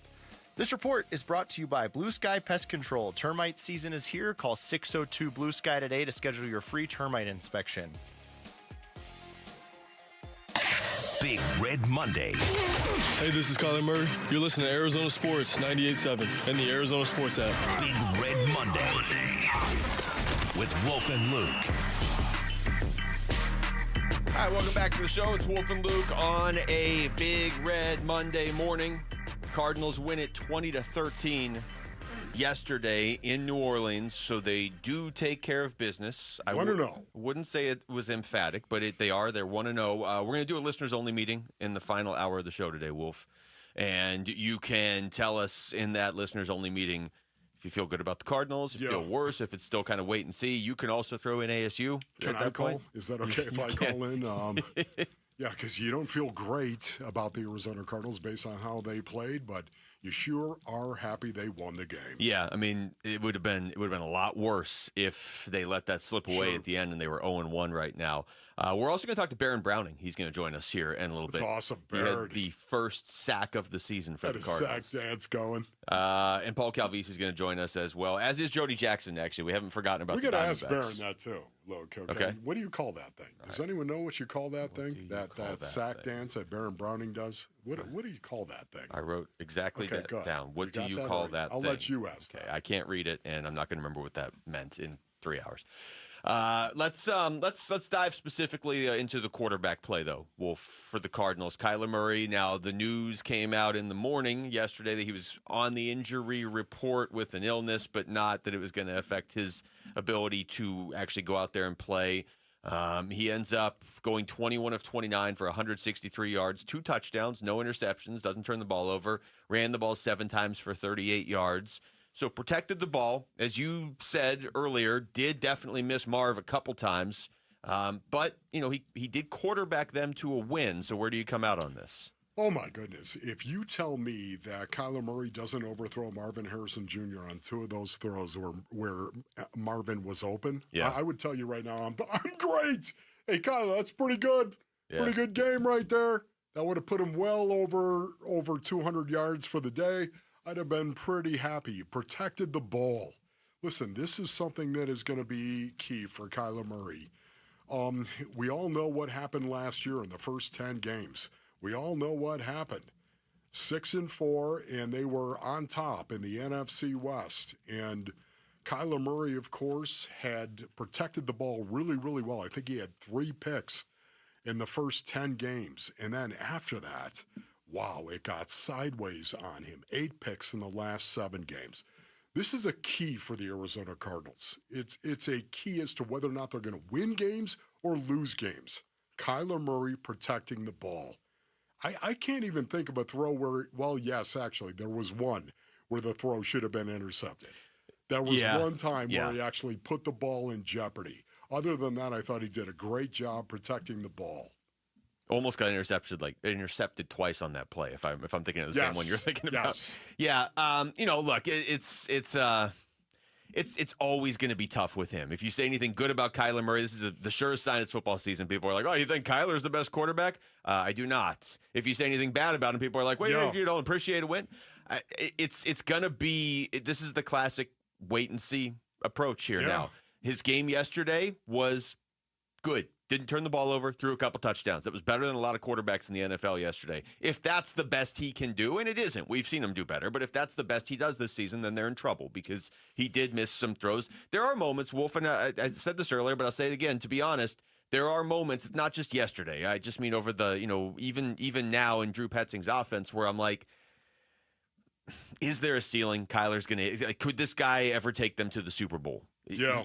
You're not going to be able to go to the Super Bowl missing Marv on some of those plays. Right. But then the flip side is like, that's not really how it works. You can't win the Super Bowl in week 1 against New Orleans. Just stack wins, get to the playoffs, protect the ball. Yeah, you've got to win games as well. It's not just about, hey, does he have 300 yards throwing? Yeah. 300 yards passing? 3 touchdowns and no pick? It's not just about numbers. It's about a quarterback that goes out and makes the plays he needs to make to win games. And listen, again, we can look at the big picture and say he missed Marvin Harrison Jr. on a couple of chunk throws where he was open, and you would think that Kyler has the ability to actually make that throw. There were others where he didn't make the read as well. Now, that happens to every quarterback that is going to be out there. For Kyler Murray, it's all about protect the ball and go make enough plays to win games. The reality is he's going to be judged on the second half of the season. Yes. We have one game to look at. We're going to overreact. Everybody's going to overreact. Talked to Monty Austin on Friday. He's like, hey, everybody's going to overreact no matter what happens on Monday, and he's very right. But with Kyler, I can't put myself in the mindset of complaining after a win right now. It's not like they won despite Kyler Murray yesterday. He had a good game. He didn't have a great game. He had a good game. Yes. They won. For me, I'm going to point to the final possession of the game for the Arizona Cardinals. But it was huge that they had the ball and they had the opportunity to end it. And didn't. James Conner, of course, ran the ball 3 yards. I didn't think the offensive line did a good enough job coming off the ball and being physical. I do have some question marks as well on that offensive line right now. More on this as the show unfolds. all of a sudden you have a play-action pass, of course, to Elijah Higgins, and that was a 3-yard gain as well. Now all of a sudden it's 3rd and 4, and here it comes. It's time to make a play that will make the difference and win games. And what did the Saints do? They brought this complex fire zone, and they got the sack on Kyler Murray. You cannot take the sack. No, that's a great point. In that situation. So again, it's a learning. It's a big sack too. It wasn't just like a was 2-yard. Big Like he sack. kept going exactly backwards. Right. It's something that I'm sure Kyler is going to learn from. Yet at the same time, it happened. It happened, and Kyler's got to get better. And hopefully, he'd be the first one to tell you that. Yeah, you would like to be able to just put the game away right there. That's so spot on because it's not.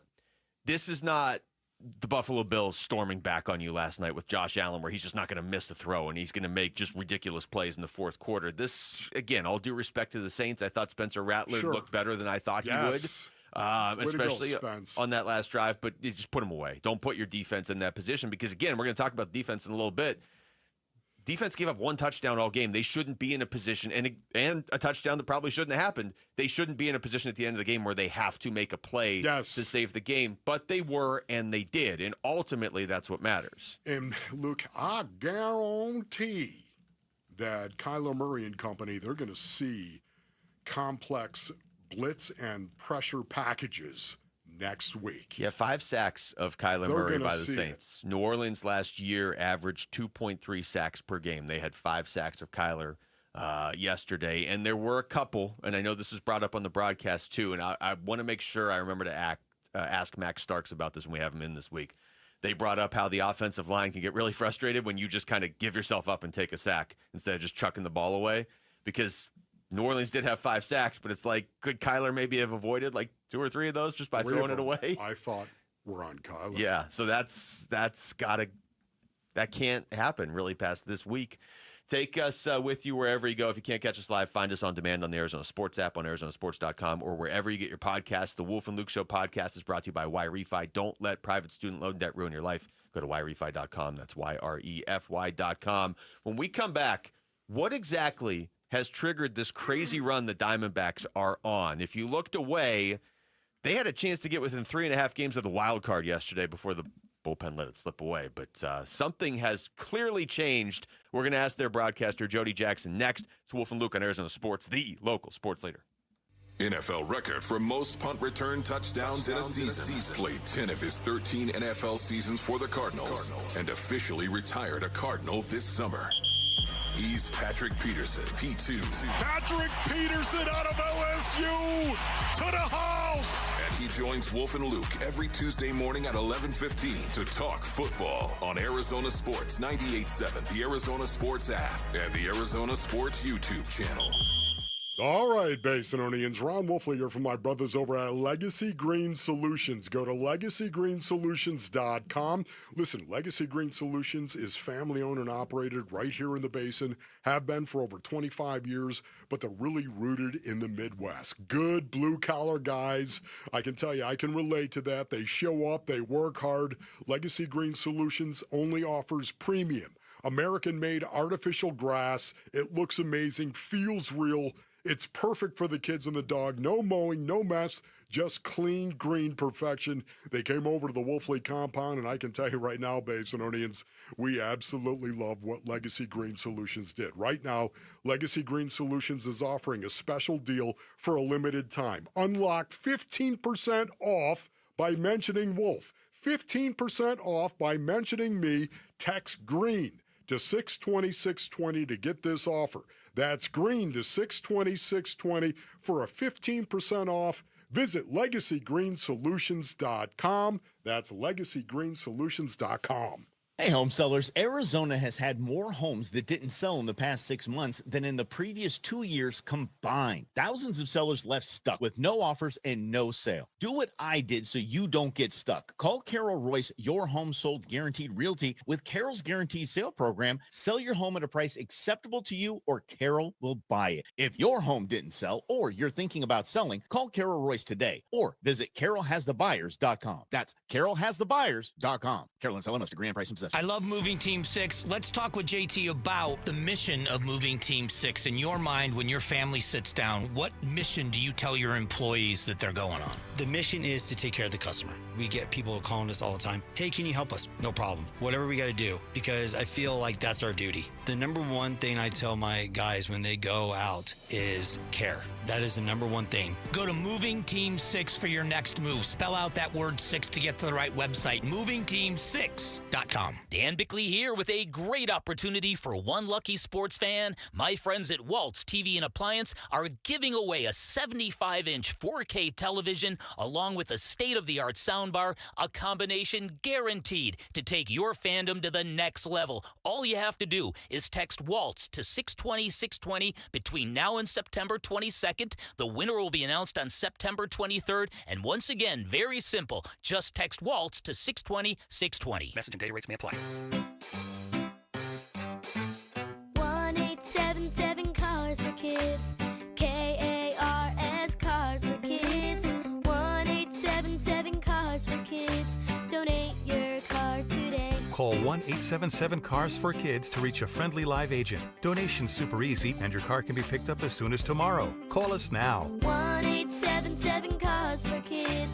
Donate your car today. Did you know you can donate real estate too? Hi folks, Jody Jackson here. If you have private student loan debt and are behind or even in default, you gotta call my friends at YRefi. YRefi refinances private student loans that others won't touch, and they provide you with a custom loan payment based on your ability to pay. They work with each borrower individually, tailoring each loan to each borrower's specific situation. You will not be calling a faceless call center. They can reduce your monthly payment and your total cost. And YRefi does not care what your credit score is. I've been to their offices and met with them. They're great people. And YRefi is not a debt settlement company. You'll receive a low fixed interest rate that you couldn't get anywhere else. And you'll finally have a pathway to making all that stress and worry come to an end. Just give them a call at 888-YRefi-34. That's 888-YRefi-34. Or go to YRefi.com. That's YREFY.com. And make sure you tell them Jody Jackson sent you. Not available in all states. Leading off with Jody Jackson on the Wolf and Luke Show. This one is long gone to left field. Brought to you by YRefi. Don't let private student loan debt ruin your life. Go to YRefi.com. All right, Dbacks quietly on a tear through the National League to the point where, well, and through the American League now too, considering they just played Boston. If they had been able to hold on and win yesterday, Wolf, they would be 2 games above 500 and 3.5 games out of a wild card spot. Incredible, now, man. They did lose yesterday, but it is another series win, this time over the Boston Red Sox. They start a series in San Francisco tonight. Jody Jackson is joining us on the Arizona Sports Line. And Jody, with all that going on, we actually want to talk football with you first. What exactly did your son do in this game this weekend? Oh, wow. Yeah. Jesse and I were just talking about that. Yeah. Connor, they had a big offensive game. He passed for 529 yards and 7 touchdowns. Wow. Whoa. Yeah. Oh, my goodness. It was crazy. It just kept going back and forth. New Mexico Highlands had a running back that went for 385, so it was insane. And it was just one of those things where, you know, you just got to keep going, and everybody, his O-line, you know, his receivers, everybody, his backs, everyone just, and he kept making some good decisions and throwing the ball around. So, Jody, were you there to see it? Yes, yes, I have. That's awesome. Nice. I have planned to, much like you, Ron Wolfley, on Fridays, I guess nowadays, right? You plan around it. So yeah, we're planning to go to all of them, and that's awesome. You just never know what you're going to see. So yeah, I'm really glad that I was there. Yeah, good thing you were at that one. 529 yards and 7 touchdowns. It's not something that you Light expect it up, a lot. Connor. Jody, that's another series win for the D-backs, and it's over another good team, the Boston Red Sox. And by my count now, they are 8-2-1 in series since the trade deadline. So what is going on?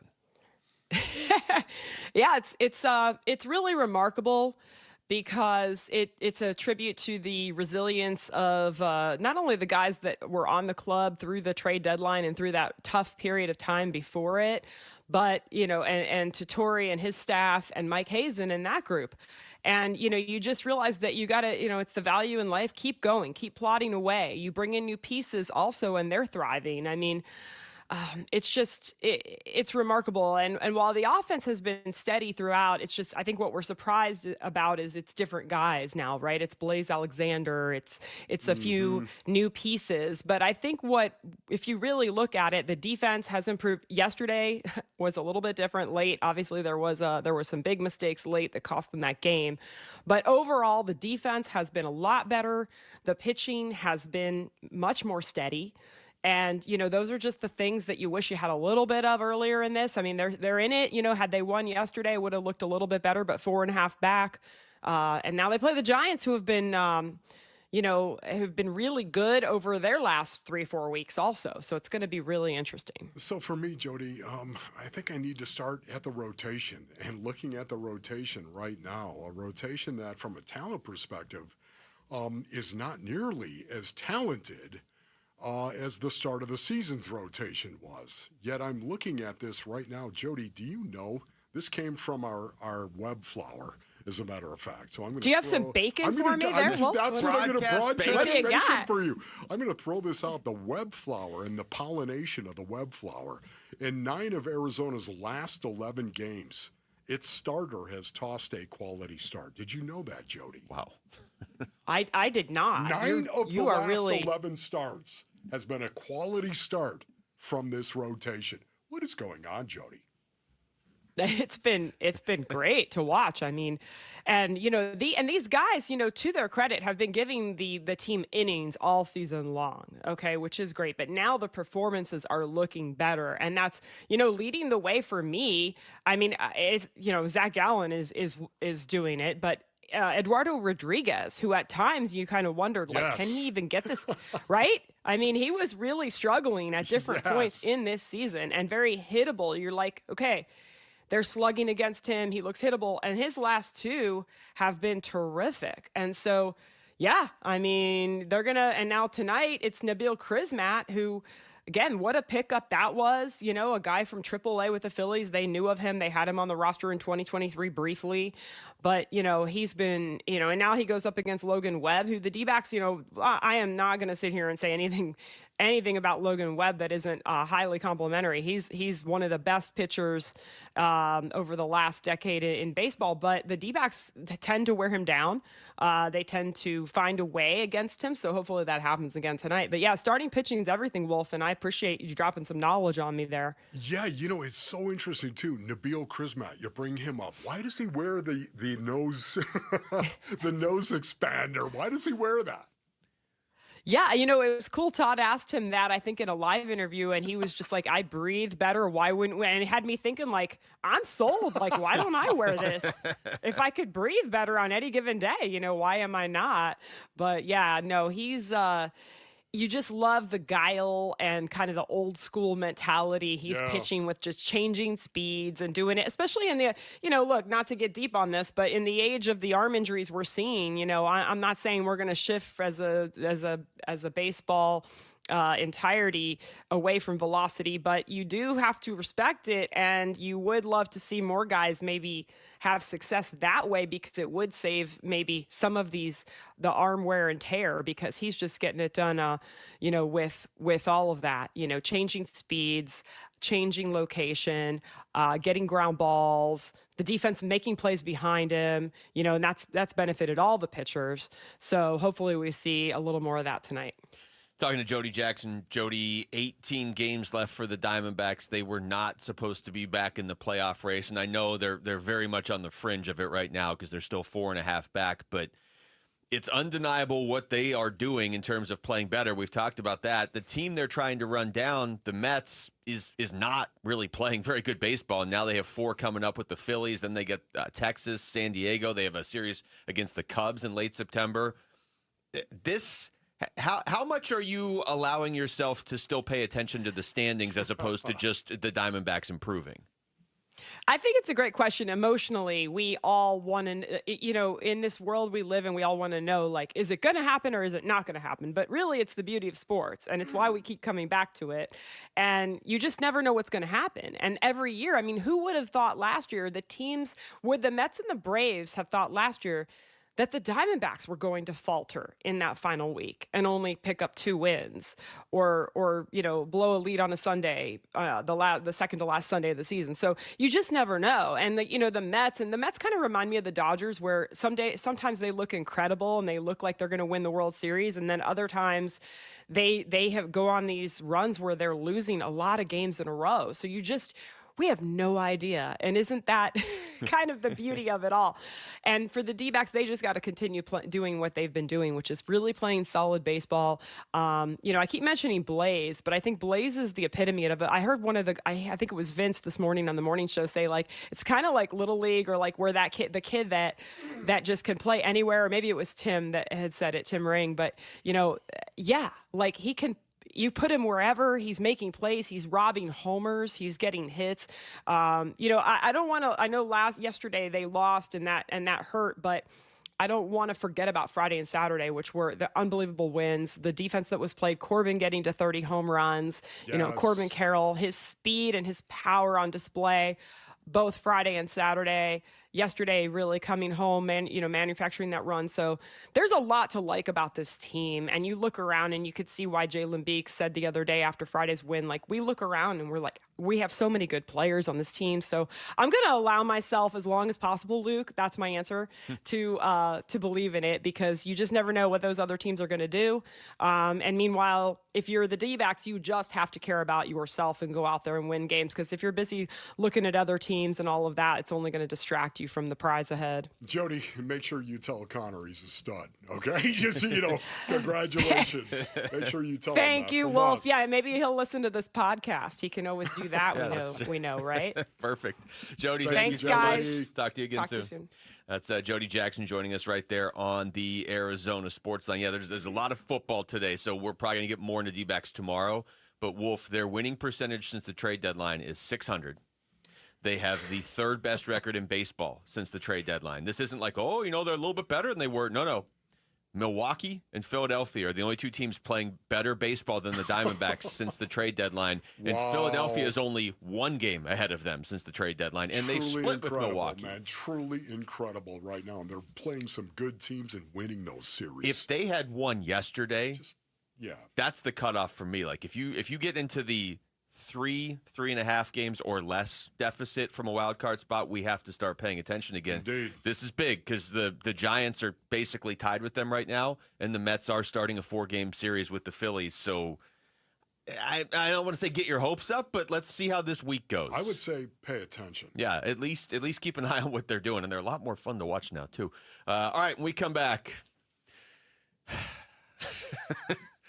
What exactly happened in Starkville, Mississippi on Saturday? A question I normally don't want the answer to, and I don't want this one next either. It's Wolf and Luke on Arizona Sports, the local sports leader. Leading off with Jody Jackson on the Wolf and Luke Show. Brought to you by Y-Refi. Don't let private student loan debt ruin your life. Go to YRefi.com. Your home for everything Diamondbacks. Arizona Sports, the local sports leader. All right, Basinonians, Ron Wolfliger from my brothers over at Aria Dental Implant Center. Go to ariadentalimplantcenter.com for more information. When you do go to ariadentalimplantcenter.com, you're going to see that Dr. Joe owns and operates Aria Dental Implant Center. He's been in the business for over 20 years, Basinonians. What I love about Dr. Joe, he's so cool, man. Always wears a bow tie, as almost a wide hawk. Kind of like I had, Basinonians, of course. Got some glasses. Very, very cool dude. He actually lectures and he trains all over the world all about dental implants. That's right. He travels all over the world to lecture about the All-on-4. The All-on-4 will give you the closest option to your natural teeth. I have had the All-on-4. I can tell you it's a game changer, and Aria Dental will save you thousands and thousands of dollars compared to the corporate dental implant centers that are out there. Go to ariadentalimplantcenter.com. That's ARIA, dentalimplantcenter.com.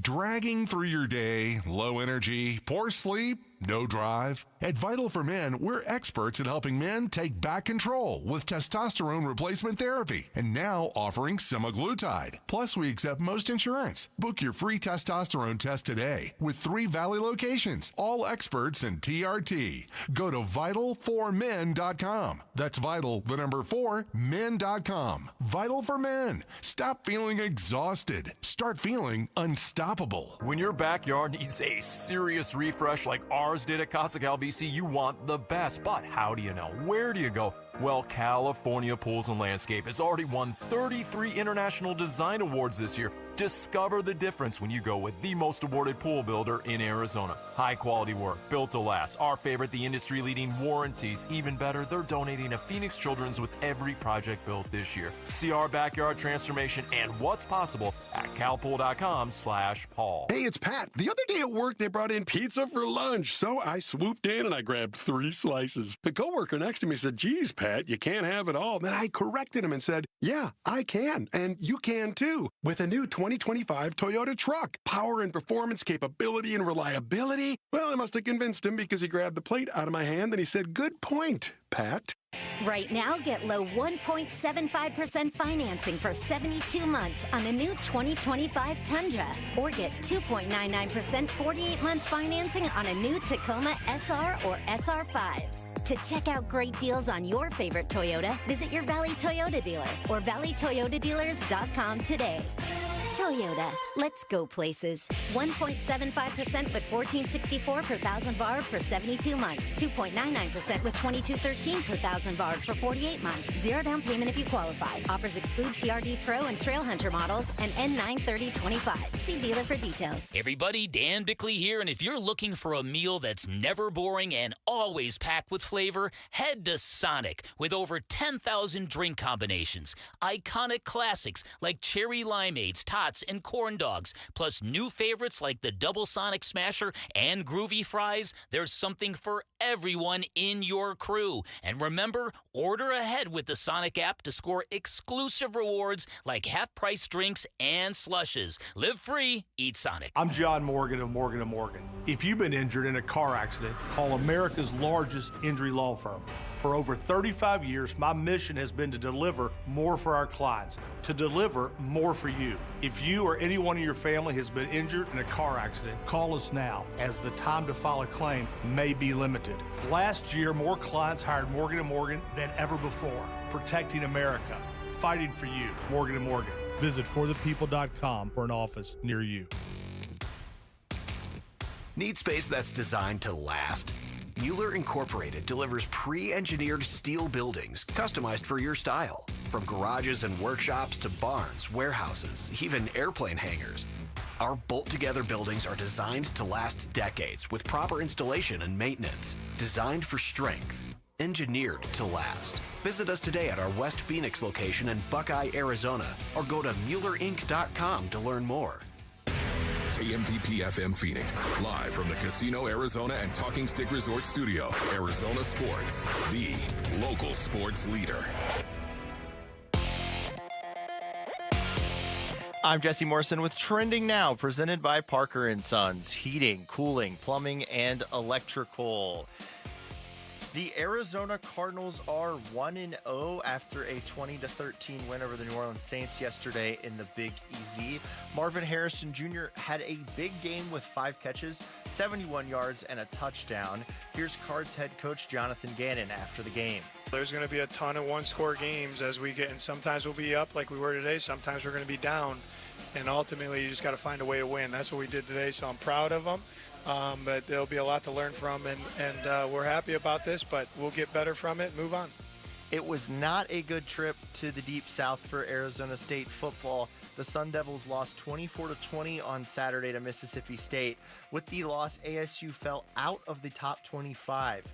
And the Arizona Diamondbacks took 2 of 3 from the Boston Red Sox over the weekend. The Snakes are back at it tonight at the San Francisco Giants. First pitch is at 6:45, and you can listen to the game right here on Arizona Sports 98.7 and the Arizona Sports app. This report is brought to you by Red Mountain Weight Loss. Get real testosterone from real doctors now at Red Mountain. Boost your energy, focus, and your sex drive. Have low T start for free this month only at redmountainweightloss.com. That's redmountainweightloss.com. It kills me not to know this, but I've all but just forgotten what the color of her... Here are the top 3 headlines on ArizonaSports.com, presented by Y-Refi. I'm Kevin Zimmerman. Will Johnson dropped the hammer in the Cardinals' season-opening win against the Saints. The Cardinals and Sun Devils left Valley football fans with a lot to desire, writes Dan Bickley. And former ASU running back Cam Scadaboo crushed 3 defenders on his first touch for the Giants. Those are the top 3 headlines on ArizonaSports.com, presented by Y-Refi. All right, hour number 2 of the show, live from the Casino Arizona and Talking Stick Resort Studios. Wolf and Luke. Wolf, we've had a good time talking about the Cardinals' win starting the season. Not perfect, but it's a win. Not perfect, but a win. Talking about the Diamondbacks making things interesting now in the NL wildcard race. Bunch of dogs in that clubhouse. Mm-hmm. Yeah, fun time's over. We got to talk about the ASU game on Saturday. All right. A game that you know well. Bunch of dogs in that clubhouse, I said, for the Diamondbacks. Yeah, Diamondbacks. Talk more Blaze Alexander. Are you kidding me? Boston Red Sox, 15 games over 500. We don't care. Bring it on, bro. We're going to win that series. Think about it. Might even have a shot at sweeping. Let's actually just go pitch by pitch of that game. Okay. A recap. Okay. No, ASU goes into Mississippi State. This is a game that you know because I've been... I don't know what the word, concerned, I guess, about it for a few months. It's a road game in the SEC that I had been concerned about, and ASU does lose the game. Not the way I thought they would lose the game, though, honestly. I thought we would come in here, and I'm not saying I thought they were going to lose, but I thought more than any other game on the schedule, this is the one that concerned me. Clearly, Utah's better than Mississippi State. Clearly, some of these other Big 12 teams are better than Mississippi State, but it was the going on the road, SEC school.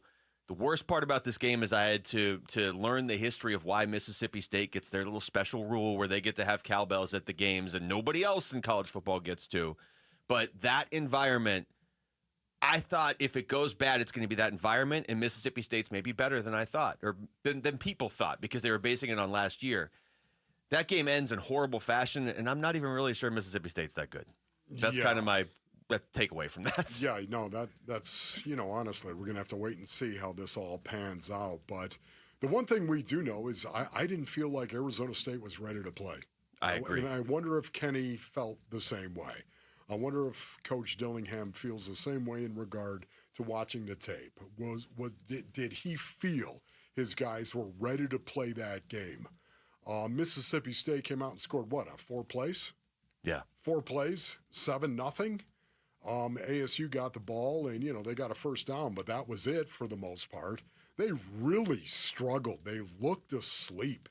And that first quarter in particular, first half, was not great at all. They got off to the worst kind of start you possibly could on the road against an SEC team. They got off to a horrific start, and I think it took them a while to get on top of that. Unfortunately, for the most part, they never really did. They got off to such a bad start that you began to wonder in the first half, like, okay, you can lose. I mean, it's not ideal. This is not a great SEC team, but you can lose, and you can see by them dropping out of the rankings, there were a lot of people just waiting for them to lose and looking for any reason to be like, see, they're not that good, and they gave them that reason. Yep. But there were moments in the first half where you're like, are they about to get embarrassed by this team that is not, you're not playing Georgia. You're playing a team that, again, like I said, by the end of the game, I had a lot less respect for Mississippi State, to be honest. Their second touchdown shouldn't have counted. Those are the breaks, though. Again, I mean, you should be able to beat Mississippi State by enough where a really badly blown call doesn't cost you the game. Correct. And at the moment, it put you down 17-0. I mean, it made it so the game looked like it was going to be out of reach. I will give them credit because this is something ASU has done consistently last year, too. They come out in the second half and look like a much better team. Yes. It was the same against Texas in the playoff game. It was the same on a number of occasions last year. There were games last year where ASU could have lost to teams we don't ever talk about from last year, but they came out in the second half and were a lot better. That's a great trait to have. The problem is these slow starts are starting to become a trait now, too. Yeah, no, that is really a great observation by you. How do you get back into a game when you're trailing 17-3 at the half? You come out and you blow the other team's face off. Yeah. You come out of the tunnel and you go 8 plays for 75 yards and a touchdown. And when I say 8 plays, I'm talking about 8 rushing plays. They came out of the tunnel and said, we got to run the ball. That tells me somebody was yelling inside the locker room. Somebody was yelling. Now, I don't know if it was Kenny. I don't know who was yelling. I don't know if it was Sam Levitt. I have no idea who was actually yelling, but there was yelling going on inside that locker room. And somebody said, we've got to come out here and we've got to control the line of scrimmage. We've got to run the ball in a very north-south kind of way. This is who we are. We've got to do this. And that's exactly what they did. Think about that. 8 running plays, 8 consecutive running plays, 75 yards and a touchdown. And oh, by the way, a 3-and-out by Mississippi State. And from that point, it was on. They came back. It's a great trait. You already talked about this, but it's the truth. It's one of the best traits a team could have collectively, that you can come out after playing poorly, come out of that tunnel to start the second half. And ball. I only bring it up because they have most of the same team back this year, and it was a consistent thing last year. And I bring it up because in years past, and not with Kenny Dillingham, going back a few years, it was the opposite. It felt like ASU, the other team was going to make up ground at halftime. Pretty consistently, even against Texas in the playoff, ASU comes out of the gate much better in the second half. They adjust, whatever they do. And maybe what they did in the second half needed to happen. Maybe because they did show they can run without Cam Scadaboo. 2 guys over 100 yards. You can run the football without Cam Scadaboo. You don't need to hesitate to do it. If you did that the whole game, you probably would have won the game on Saturday. Still almost won the game on Saturday. Should have, actually. Nobody in the world is going to be able to explain to me what happened on that final play in a way where I'm like, oh, okay, I can see what they were doing then. The only way you can lose is if you allow them to go run a play that can get them a 58-yard touchdown. It's the only way you can lose. They might move the ball and get into field goal range, but the only way you can lose in regulation is by exactly what happening. And I will say this, too. The one moment, though, where I did miss Cam Scadaboo, you get down to the 2 and you can't punch it in 3 straight times. That's the one thing.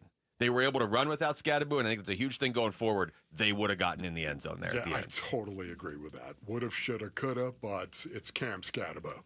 Not taking anything away from Kanye and Udo or anything. Those guys both played great. They're going to be a huge part. Udo was a huge revelation in that game, but Scadaboo gets in there. Yeah, and I also thought they did an incredible job against Sam Levitt, especially in that first quarter. Sam Levitt got off to a really, really slow start in this game. Yeah. 1 for 7 for 4 yards at the end of the first quarter. 1 for 7 for 4 yards. He was off. He was inaccurate. He looked uncomfortable in that first half. And, a lot of that had to do with his protection, too. Yeah, there's a lot to unpack here.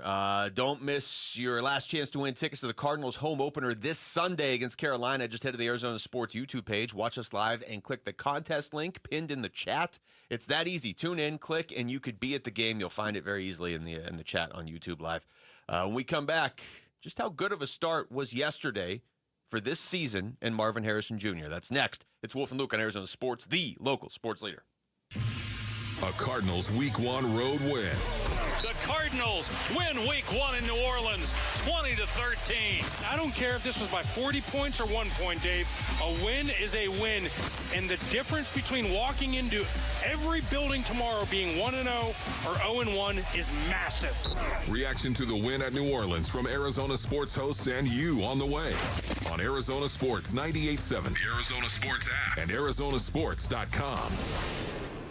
Man, Ship sounds really good right there. Okay, hey everybody, what's up, Basinonians? Ron Wolfley for my brothers over at Desert Institute for Spine Care, also known as DISC, Basinonians, that's right.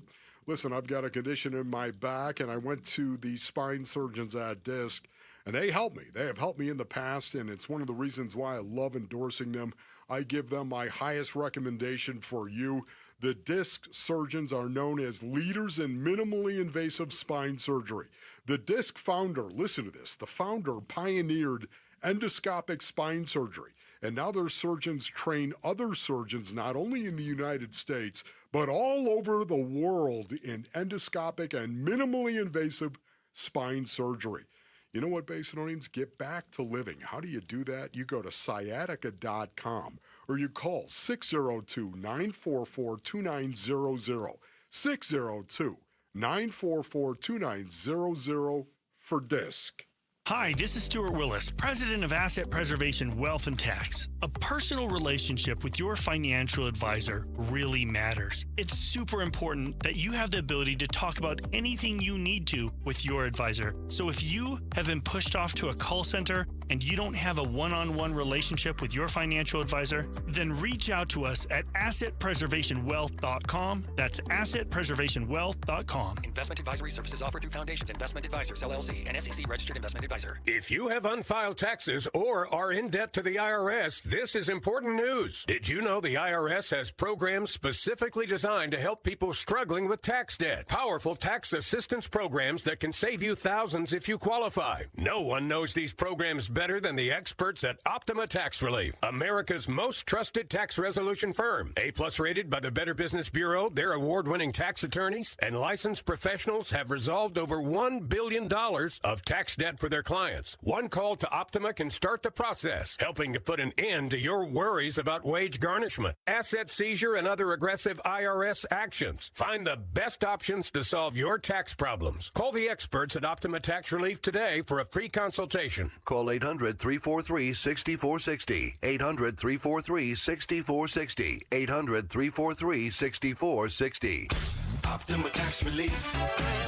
Some restrictions apply. For complete details, please visit OptimaTaxRelief.com. Hi, Arizona sports listeners. It's Wayne from AMCO. So the hot summer is still upon us and school has started. The last thing anyone needs is to start the school year with car troubles. You know, moms and dads will be running all over town, dropping off and picking up their kids, which can be hard on any car. And what if that dang check engine light comes on? Man, talk about frustrating. Well, don't worry. What to do when your car needs repairs can be frustrating, but where to go when it does isn't. That's us at AMCO. With plenty of locations, AMCO's used to taking care of our Valley's heroes. We serve teachers, paramedics, firefighters, policemen, and our most important heroes of all, moms and dads. Now, you all know that AMCO specializes in transmissions and powertrain repairs, which includes clutches, transfer cases, differentials, even engine replacements. All the big repairs that most shops don't do. We do small repairs too, like air conditioning and brakes. So just pop into your nearest AMCO or book online at amcoarizona.com. Now that's pretty awesome. Well, that's because we're AMCO. Google AMCO for your nearest location. That's AMCO,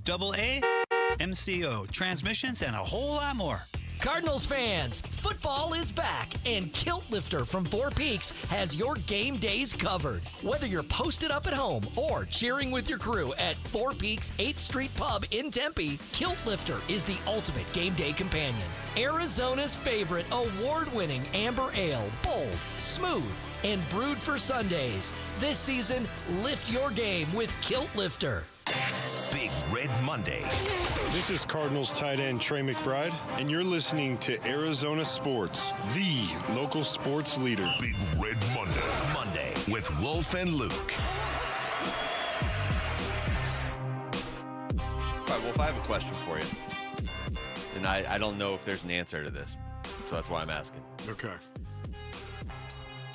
At what point, and I understand why it's still a question now, but at what point is Marvin Harrison Jr. not going to be asked about his connection with Kyler Murray? You know what I mean? Yeah. Like, I don't feel like every major receiver on other teams gets this question as much as Marv does.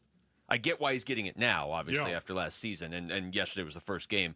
But is this just going to be something that he's talking about his entire career, or does this go away if they just have a good year this year? Yeah, for me, I think at some point in time it is going to go away. And I would say it might even go away by Thanksgiving. Okay.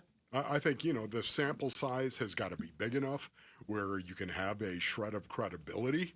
And then I think you have to go out and you have to show that you can throw the ball down the field in particular.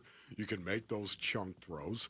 That's why it was both good and bad yesterday for Kyler Murray, of course, and Marvin Harrison Jr. and the chemistry question. Well, here's Marv after the game. He was asked what stood out most as far as the connection between him and Kyler. The deep ball. I mean, I think that's always the biggest story between us is we had to connect them those deep balls and explosive plays. All season I've been trying to tell him is put some air on it. I think he put some air on it and I made a play there. Well, 45-yard connection is a pretty good deep ball, right? Man, what a great throw that was by Kyler Murray as well. That was fantastic. And you know what else I loved about that? It wasn't like Marvin Harrison Jr. had tons of separation. No, you're a great point. Was out it's not there. like somebody fell down and he was just running free. Like Kyler had to trust that he would make the catch. Go back and look at that route as well. He got pressed. The strength, how much have we talked about? Put on 11 pounds and got so much stronger. Get off me. Got him off him, ran down, and then once again, the strength at the point of the catch. I was going nuts in the Wolf League compound. Absolutely. Basin Orleans, honestly, when you hear us talk about this stuff, and we've been talking about it for how many months? How many months have we been talking about? Oh, my goodness. Marvin Harrison Jr. and Kyler Murray, they got to be able to throw the ball down the field. Even I was looking at myself, what are you doing? Just stop talking about it. And yet, there it was on display for all to see. And you know what? Again, that is something that's going to pay dividends. Not just what happened last week, but I'm talking about for weeks to come. Defensive coordinators are going to have to look at this. I'm telling you right now, we're not going to be able to do that. We can't keep that safety. We got to go 2 safeties high. We can't keep a safety down in the box. And that means we're going to run the ball. The best part about that was him being able to just push the guy away from him on the line of scrimmage, because that is something you were talking about during the season last year. Yep. You could see it.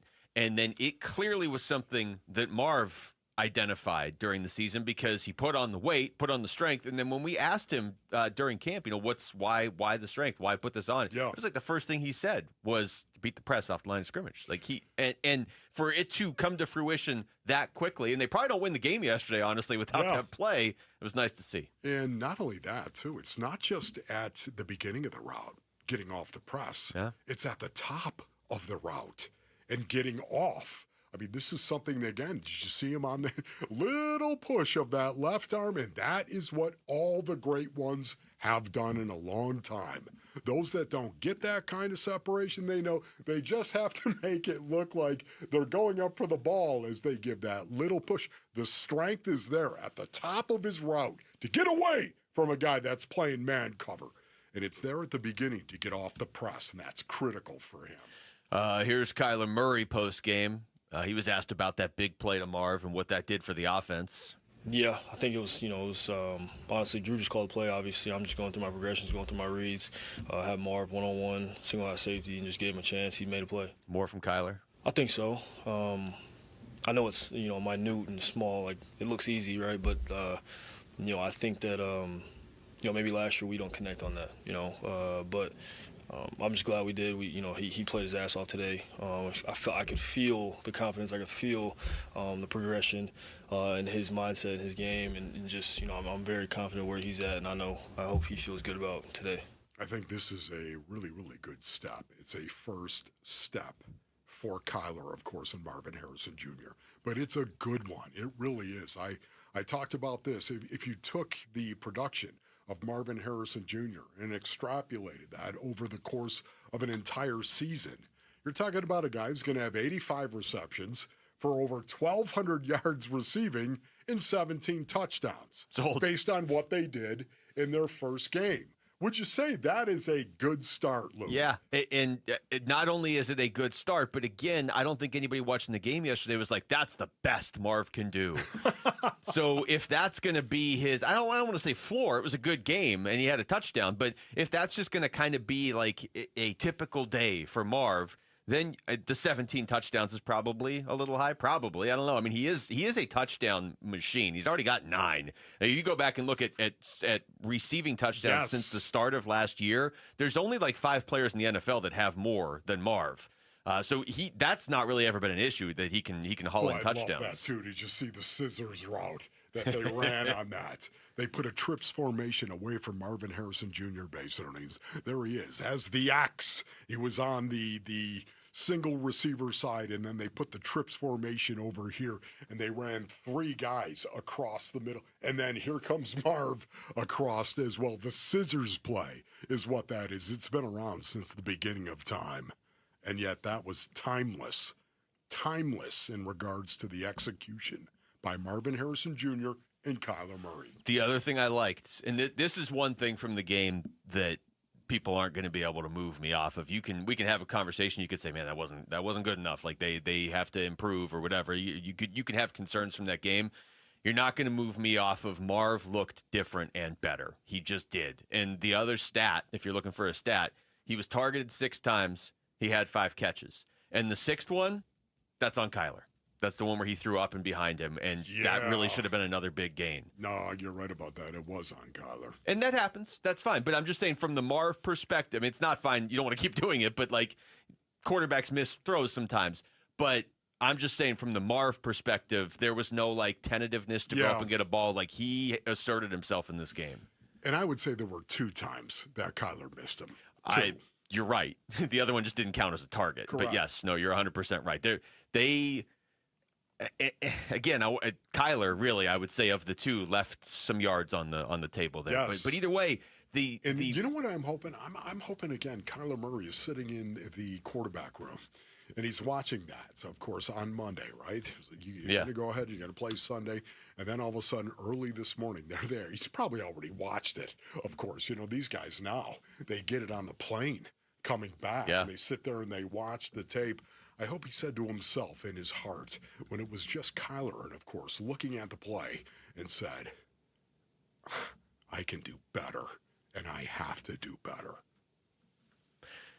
Marv's had better games statistically, but I liked yesterday a lot because it wasn't like he had a big first quarter and then we never saw him again. Yeah.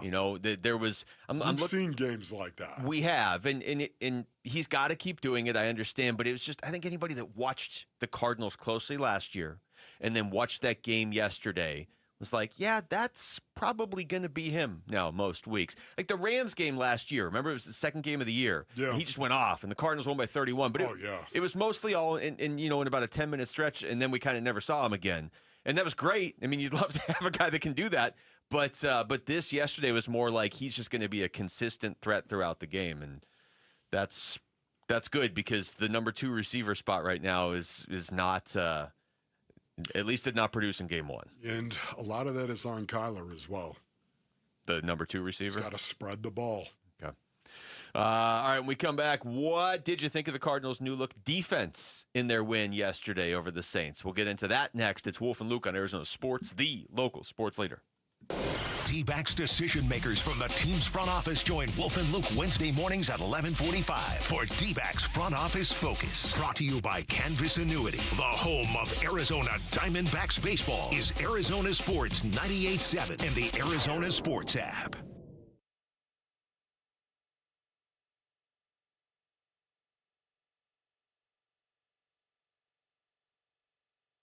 You're listening to Leaf Filter Radio, and the guru of gutter protection himself, Chris Coonahan, is here to take your most pressing leaf-related questions. Hey, everybody, Chris here. I understand we have Ron on the line. Ron, where are you calling from? Uh-oh. Ron, are you calling from a ladder? Well, I was. I wanted to ask Chris what I need to do to get my gutters ready to have leaf filter installed. Oh, Ron, you don't have to do anything. A Leaf Filter Trusted Pro will come out and clean out your gutters, realign and seal your gutters, and install Leaf Filter, America's #1 gutter protection system. So I didn't need to get on this ladder? Ron, Leaf Filter Trusted Pros are in your neighborhood and ready to help. Just visit leaffilter.com/deal to schedule your free gutter inspection and get up to 30% off. Thank goodness. What was that site? That's leaffilter.com/deal for your free gutter inspection today. See representative for warranty details. Promotion is 20% off plus a 10% senior or military discount. 1 discount per household. All right, Basinonians. Ron Wolfley here from my brothers over at Trajan Wealth. Go to TrajanWealth.com for more information. As a veteran, that's right, Trajan Wealth CEO Jeff Jr. fully appreciates the importance of true independence. He founded Trajan Wealth as an independent firm allowing fiduciary advisors the ability to customize a portfolio to meet your unique goals and needs. one of the reasons why you should call Trajan Wealth today, 480-990-3300. The fiduciary advisors at Trajan Wealth, they help me understand no two retirement plans are going to be the same. They offer guidance, of course, on a variety of financial objectives, including ways to earn higher potential returns and tax concerns as well. Never forget about those tax concerns. Call the team I work with at Trajan Wealth today, 480-990-3300, 480-990-3300. Advisory services offered through Trajan Wealth LLC, an SEC registered investment advisor, paid advertisement. Dan Bickley here for Chapman BMW, an award-winning family-owned business since 1966. They offer unbeatable selection. They have a great reputation for making luxury attainable. And best of all, you have a friend in the business at Chapman BMW. Ask for my guy, GM Shane O'Hanrahan. He guarantees our listeners will get a smoking hot deal, the best you're going to find in Arizona. That's Chapman BMW. 2 great locations, 1 great experience. This is the story of the one. As a custodial supervisor at a high school, he knows that during cold and flu season, germs spread fast. It's why he partners with Grainger to stay fully stocked on the products and supplies he needs, from tissues to disinfectants to floor scrubbers. All so that he can help students, staff, and teachers stay healthy and focused. Call 1-800-GRAINGER, click Grainger.com, or just stop by. Grainger, for the ones who get it done. Get in the zone, AutoZone. Welcome to the end of summer sale at AutoZone. We're celebrating the end of long days and short nights with big deals for a short time, like car wash. Right now, you can save 20% on the Armor All Complete Car Wash Kit. Need new brakes? Duralast brake pads are free with the purchase of Duralast rotors. We've also got oil deals and more. We're ending the summer right with the end of summer sale at AutoZone. Get in the zone, AutoZone. Restrictions apply. Today at Berg Simpson, we're helping another client who's seriously injured. We're taking on the insurance company to help that client with their medical bills. We're helping them get access to great doctors and great therapists. And today, we're joining that client on their road to recovery because their better future begins with our help. Help that starts today. If you've been injured, call Berg Simpson for free now at 602-777-7000. 602-777-7000. BergSimpson.com. Good lawyers changing lives.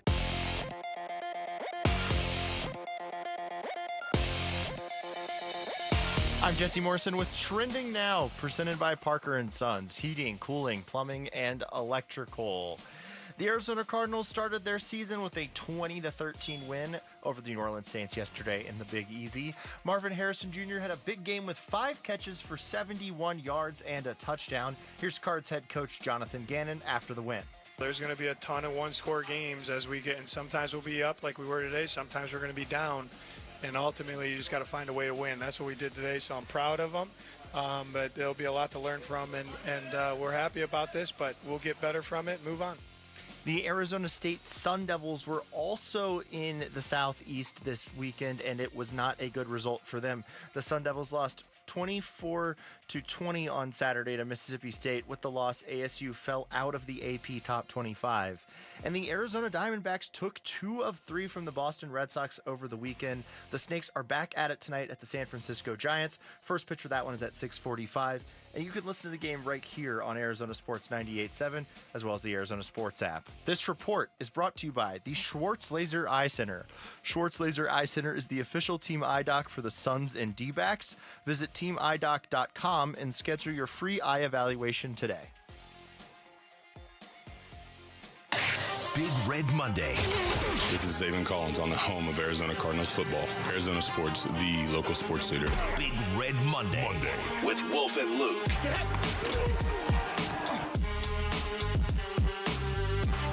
All right, welcome back to the show.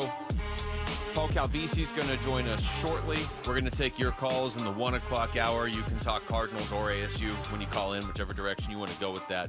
Baron Browning is going to join us at 12:45 today. We're going to talk to Baron Browning, get his thoughts on the defense, Wolf. But right now, how about you and I just talk about the defense? This is the aspect of this Cardinals team that I am the most fired up for this season. It's been that way for a while because I was hoping they would do something like they did in the offseason. I didn't really think they would, where they invested almost all their draft picks and most of their offseason moves in their defense, but they did, and I want to see where this goes. I mean, yesterday wasn't an extreme example of what I've always been saying, but it was an example of it. The offense didn't do a ton. They scored 20 points against the Saints.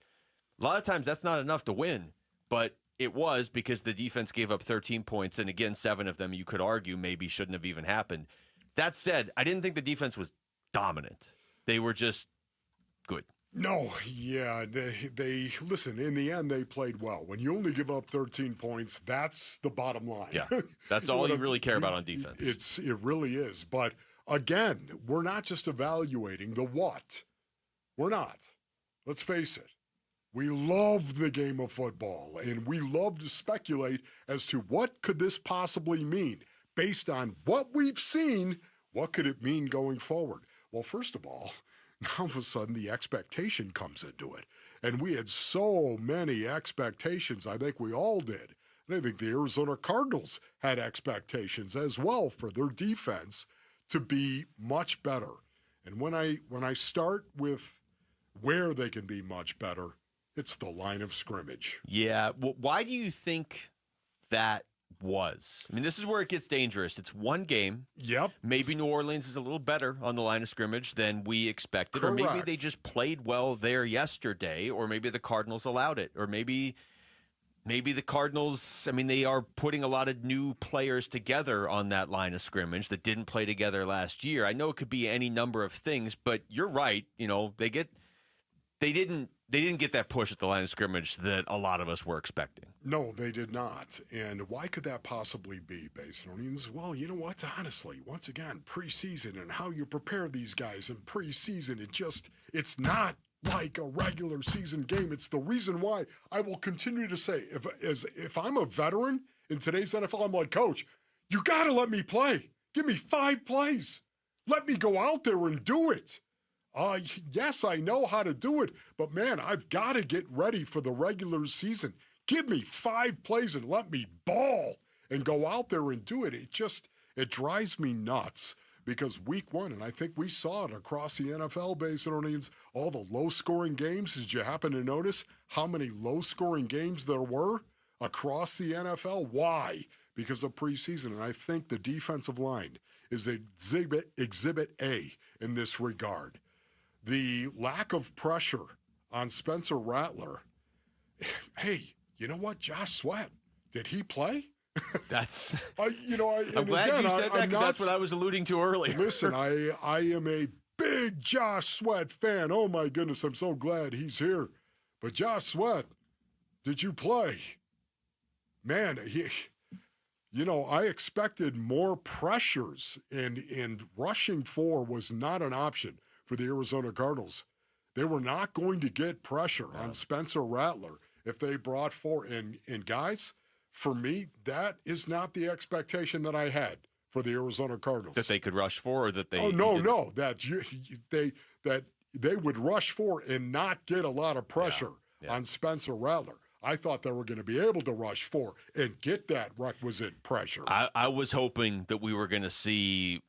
Nothing against Spencer Rattler. I know he's a local guy. And I thought he made, like I said, some really good plays late in that game that probably showed the Saints something as far as if they're still wavering on who their starting quarterback is. But I was hoping he was going to have a rough day. And he really didn't have a rough day. He didn't have a good day. Ultimately, yes, the Cardinals allowed 13 points. That's a good day by the defense. That's a good day. But you wondered if maybe they were just going to be an absolute menace. Like if that whole defense was just going to be a wrecking ball and he was going to have nowhere to go. Baron Browning, who we're going to have on, had the only sack of the game. Statistically, he had the only quarterback hit other than Josh Sweat did have a quarterback hit. But you're right. When the game ended, there are moments like Will Johnson stood out. Probably should have had his first career interception, delivered just a monster hit on Chris Olave. Like Will Johnson was like, okay, I noticed him. You noticed Buddha. You noticed Mac Wilson, right there in the middle of it. You noticed a lot of guys, but you're right. When the game ended, I was like, wait a minute, they signed Josh Sweat, didn't they? Yeah. Yeah, it just there was not a lot of pressures.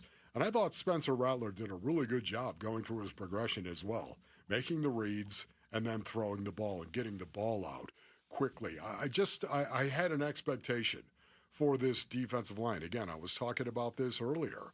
This defensive line that gave up 4.3 yards per carry every time the New Orleans Saints handed the ball off. Every time Spencer Rattler handed the ball off to a running back, they rushed for over 4 yards a carry. And can I just say, I did not think that was going to be the case against this defense. Yeah. I thought this defensive line was that much improved that we were going to see it. Ballers at the point of attack. And there were some possessions. The Saints moved the ball and moved the ball by running the ball. And that bothered me. Going back to the pass defense for a second, because I know this is a stat you like. Passes defensed. Yes. There were only 3 players in the entire NFL this week, that is still game tonight, that had 3 passes defensed. The entire NFL, one of them is Will Johnson. That's a pretty good rookie game right there. Yeah, that really is. Will Johnson, I thought, played incredibly well. And once again, he had his first interception. Now it was overruled because of a holding call away from the play. Not on him. As a matter of fact, not on him. But he made a great play on the ball that was deep. This is a good first step for him as well.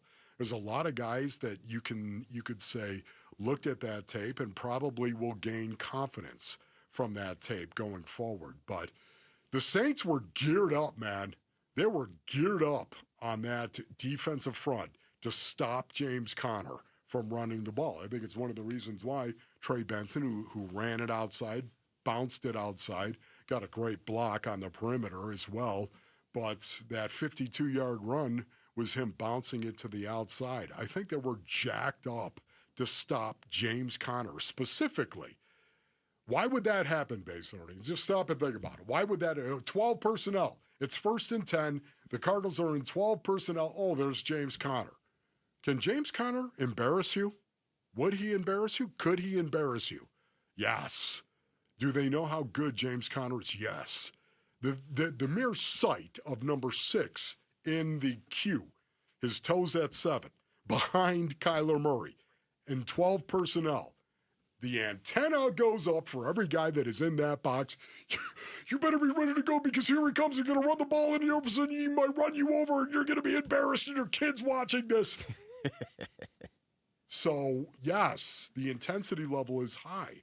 I think Trey Benson, it's one of the reasons why it's going to be very interesting to see that as a change-up because they're not as on point when Trey Benson is out there as when James Conner's out there. Here's JG on the execution of the defense real quick. Yeah, well, the execution of some end-of-game calls I thought was really good.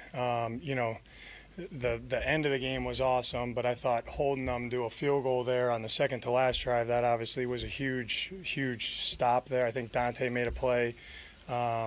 We rushed pretty well there, covered some guys up. So that was good. You never know how the game's going to kick out, and every yard counts. So I thought that was big. That was huge because the Saints almost had a touchdown earlier. Yes, but honestly, it's how you finish.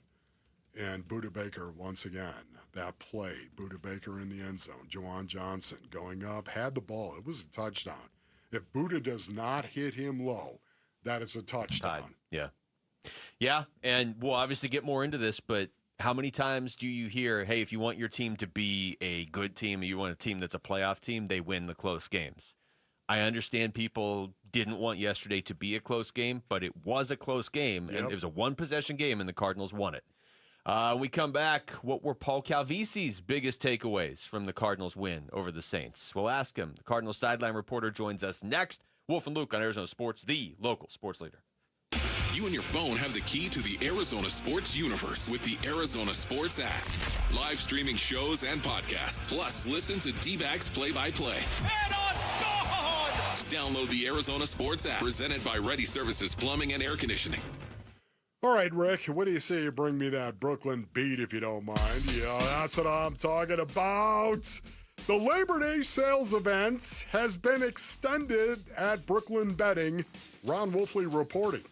Everything, brothers, in store and online is 25% off now through September 9th.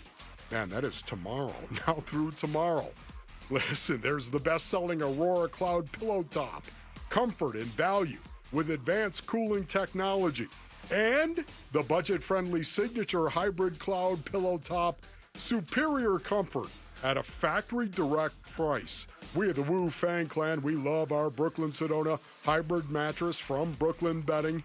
Tell them Wolf sent you, by the way, for the extended Labor Day sales event. Go to brooklynbedding.com for the best sleep ever. Get the best mattress ever at Brooklyn Bedding. Go to brooklynbedding.com.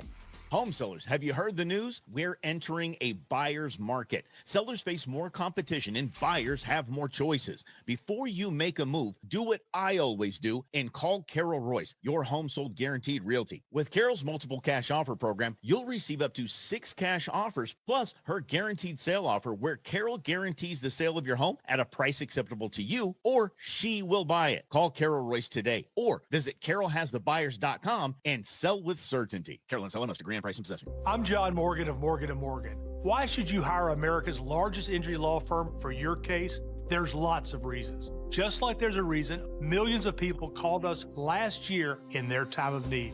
When it comes to fighting for justice and compensation, millions of people across the country trust us to go to battle for them. We became the largest injury law firm in the world for a reason. There's only one Morgan & Morgan, forthepeople.com. Injured? Dial #law or visit forthepeople.com for an office near you.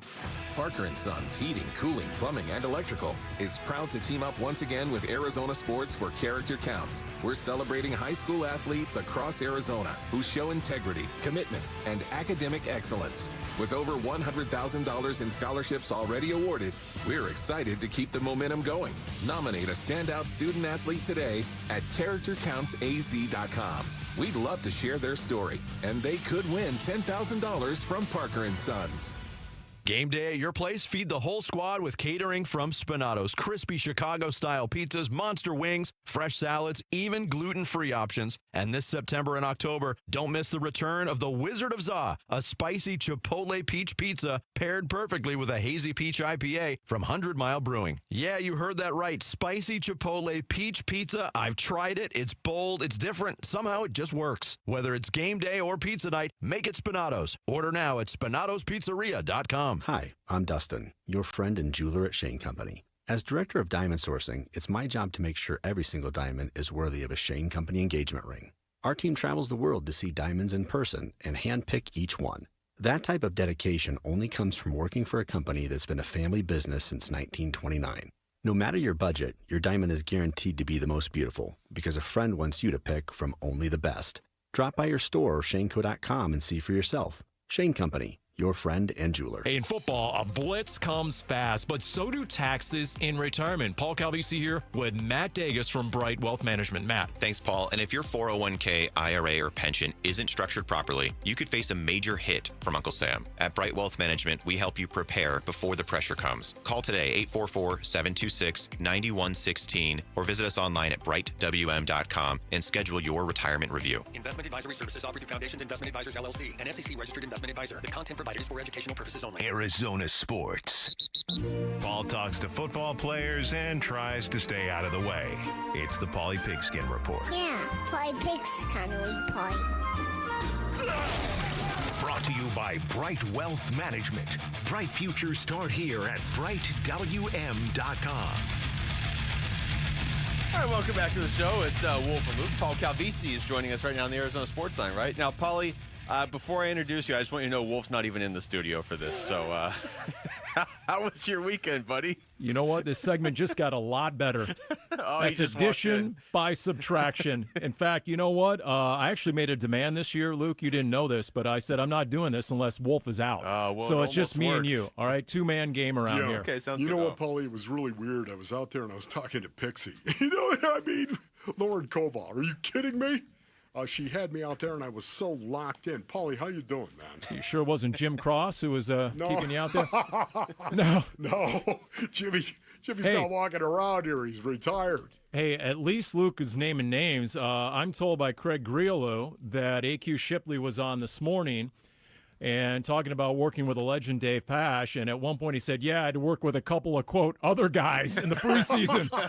So, okay. Way to go, Ship. Wow. I mean, really? I mean, we get to the regular season, now he doesn't even remember our names. Wow. It's unbelievable because he gets to sit next to Pash. Could introduce Paulie as one of the other guys. Yeah. So, Next time. things are off to a rocky start when I see AQ a little bit later. Not that I'm really going to do anything about it. That's but right. Yeah, anyway. exactly. You're not going to do anything. Yeah. Get in my belly. Yeah. Paul, when you think of what you saw, of course, yesterday, when you were on the plane, you were flying back from the Big Easy, Paulie. What were you thinking about in regard to the game? What's the number one thought that comes to mind? Did Wolf miss the flight? That was my number one thought because, we won't talk, Luke, about how many times Wolf did actually miss the flight home on occasion in 20 years. No, my number one thought was, you know what? They found a way. They finished. The good teams somehow find a way to finish. Might not be a great game, might not be film you're going to send to Canton, Ohio, but you know what? You find a way to win, and it's interesting because, thanks for asking, I went around the locker room on Friday, and I said, okay, here's the question, guys. And I'm not naming names. I just want to get a general reaction from veterans in the room. What do you know about this team that other teams are going to find out, that the rest of us will find out once the regular season gets rolling? And the most popular answer was, we are equipped to finish. I swear. They said, you know what, the first couple of years, teams knew they were in a game. We're physical. They knew they're in for a game. But now we know we can win the game. Look around this locker room. We have veterans who have been there and done that. We have guys ready to take the next step. And so hopefully that is an indication, a harbinger of things to come, because what was the stat until Patrick Mahomes lost against the Chargers the other night in Brazil? He was 17-0 in his last 17 one-possession games. Mm-hmm. The best teams find a way. We're talking to Paul Calvisi. Paulie, I'll ask you the obvious question, but so much has been made of Marvin Harrison Jr. and would he look different this year, and would that connection with Kyler look different? Wolf and I have been talking about it a lot today. Kyler probably missed him at least probably twice, and maybe even but at least twice. But at the same time, just from the Marv side of things, he just looked like a different player yesterday. I know the stats weren't like incredible; they were good. They weren't. Nobody's looking around the league if they didn't watch the game and seeing his stats and they jump off the sheet. But I just thought he looked different yesterday. What'd you think? He was in the right spot at the right time. There were none of the miscommunications. He had separation. He had the swag about him. Kyler cited that with the media after the game. He had the confidence. I mean, yes, they missed what could have been a 97-yard strike. There's no doubt about that. But they were still 5 of 6. Remember the stat from last year, guys. They had a 53% completion percentage, which was the lowest among any quarterback wide receiver combo that had at least 75 targets. That's according to Next Gen Stats. So for whatever reason last year, they weren't in sync. You didn't have the connection as often as you wanted. And we said, look, one of the big keys this year is if they can get closer to that 75% completion rate that Kyler had with Trey McBride, which was 6th best in the NFL a year ago, and based on game one, they took a big step in that direction.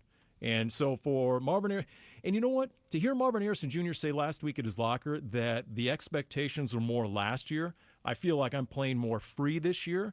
And you talk to other guys in that locker room, and they're like, look, man, he was the number 4 pick overall. He's got Harrison, a Hall of Fame name on the back of his jersey.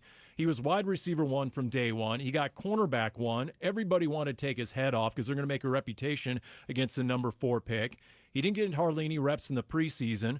Was he truly ready to go last year at this time? You know, you get all these disguises, which you didn't see a lot in college. Like you said, you either got zone, you either got cover 2 or press man. Well, now you're getting anything and everything, including what Brandon Staley threw at the Cardinals yesterday. So it was just a lot bigger learning curve and adjustment than everyone expected. Paulie, what did you think about the offensive line and how they played? I'd love to know how they graded out. I'll say this. A lot of guys said Brandon Staley, he's known for you break the huddle, you get to the line of scrimmage, and it's like WTH. What the heck is that? And they're showing a lot of different things at different times. And so were there moments where there were free rushers and guys getting free? Yes. I'd love to know how much of that was a mental breakdown or a physical breakdown. But overall, to be able to run the ball, $146, And, some of those, look, at least one of the sacks was a coverage sack. Another one was Kyler sliding near the line of scrimmage. Another was stepping out of bounds just shy of the line of scrimmage. So it wasn't all on the offensive line. And then you had Trey Benson as your third down back. And I think there were a couple of moments where he was learning on the job, but that's an adjustment this year. It's no longer Amari DiMercato, at least based on week 1. So, okay. And then Trey Benson's going to give you a more dynamic athlete to keep a defense honest if you want a quick check down on third down. Talking to Paul Calvisi, Paulie, I think you said it earlier. You found a way to win a close game, and that's one of the biggest things you can do in the NFL. That said, anything from that game you look at and you're like, that needs to get cleaned up quickly before they're going to go on any sort of run this year? They sort of did it during the course of the game. I thought tackling, especially in that first half, Alvin Kamara and the touchdown run, obviously. Did the Cardinals defense successfully force Spencer Rattler to his second and third reads? I thought a big key to the game, a big adjustment, was Kellen Moore just going up-tempo and getting the ball out ultra quick. Basically, after the first possession, he's like, nope. You saw Josh Sweat hit him on that key third down to begin the game, and then he's like, all right, here's the deal. We got a young, inexperienced quarterback. We're just going to get the ball out. I think Craig Grillo gave me the stat. Next Gen Stats said he got the ball out and averaged 2.5 seconds, which was 5th fastest of any game. They were just hell-bent on that, and that was a key to the game. Could you get Spencer Rattler to his second and third reads? Could he truly read the field as a young guy? I just got the feeling they didn't maybe show everything in week 1 by design. I'll tell you what I did like. The look of that 4 safety package essentially is what you have with Buddha, JT, Garrett Williams, and now Rabbit. And when they're out there on the field, and I just think there's the whole, okay, who's coming, who's staying, who's covering deep, who's blitzing off the edge, who's in run support in the box.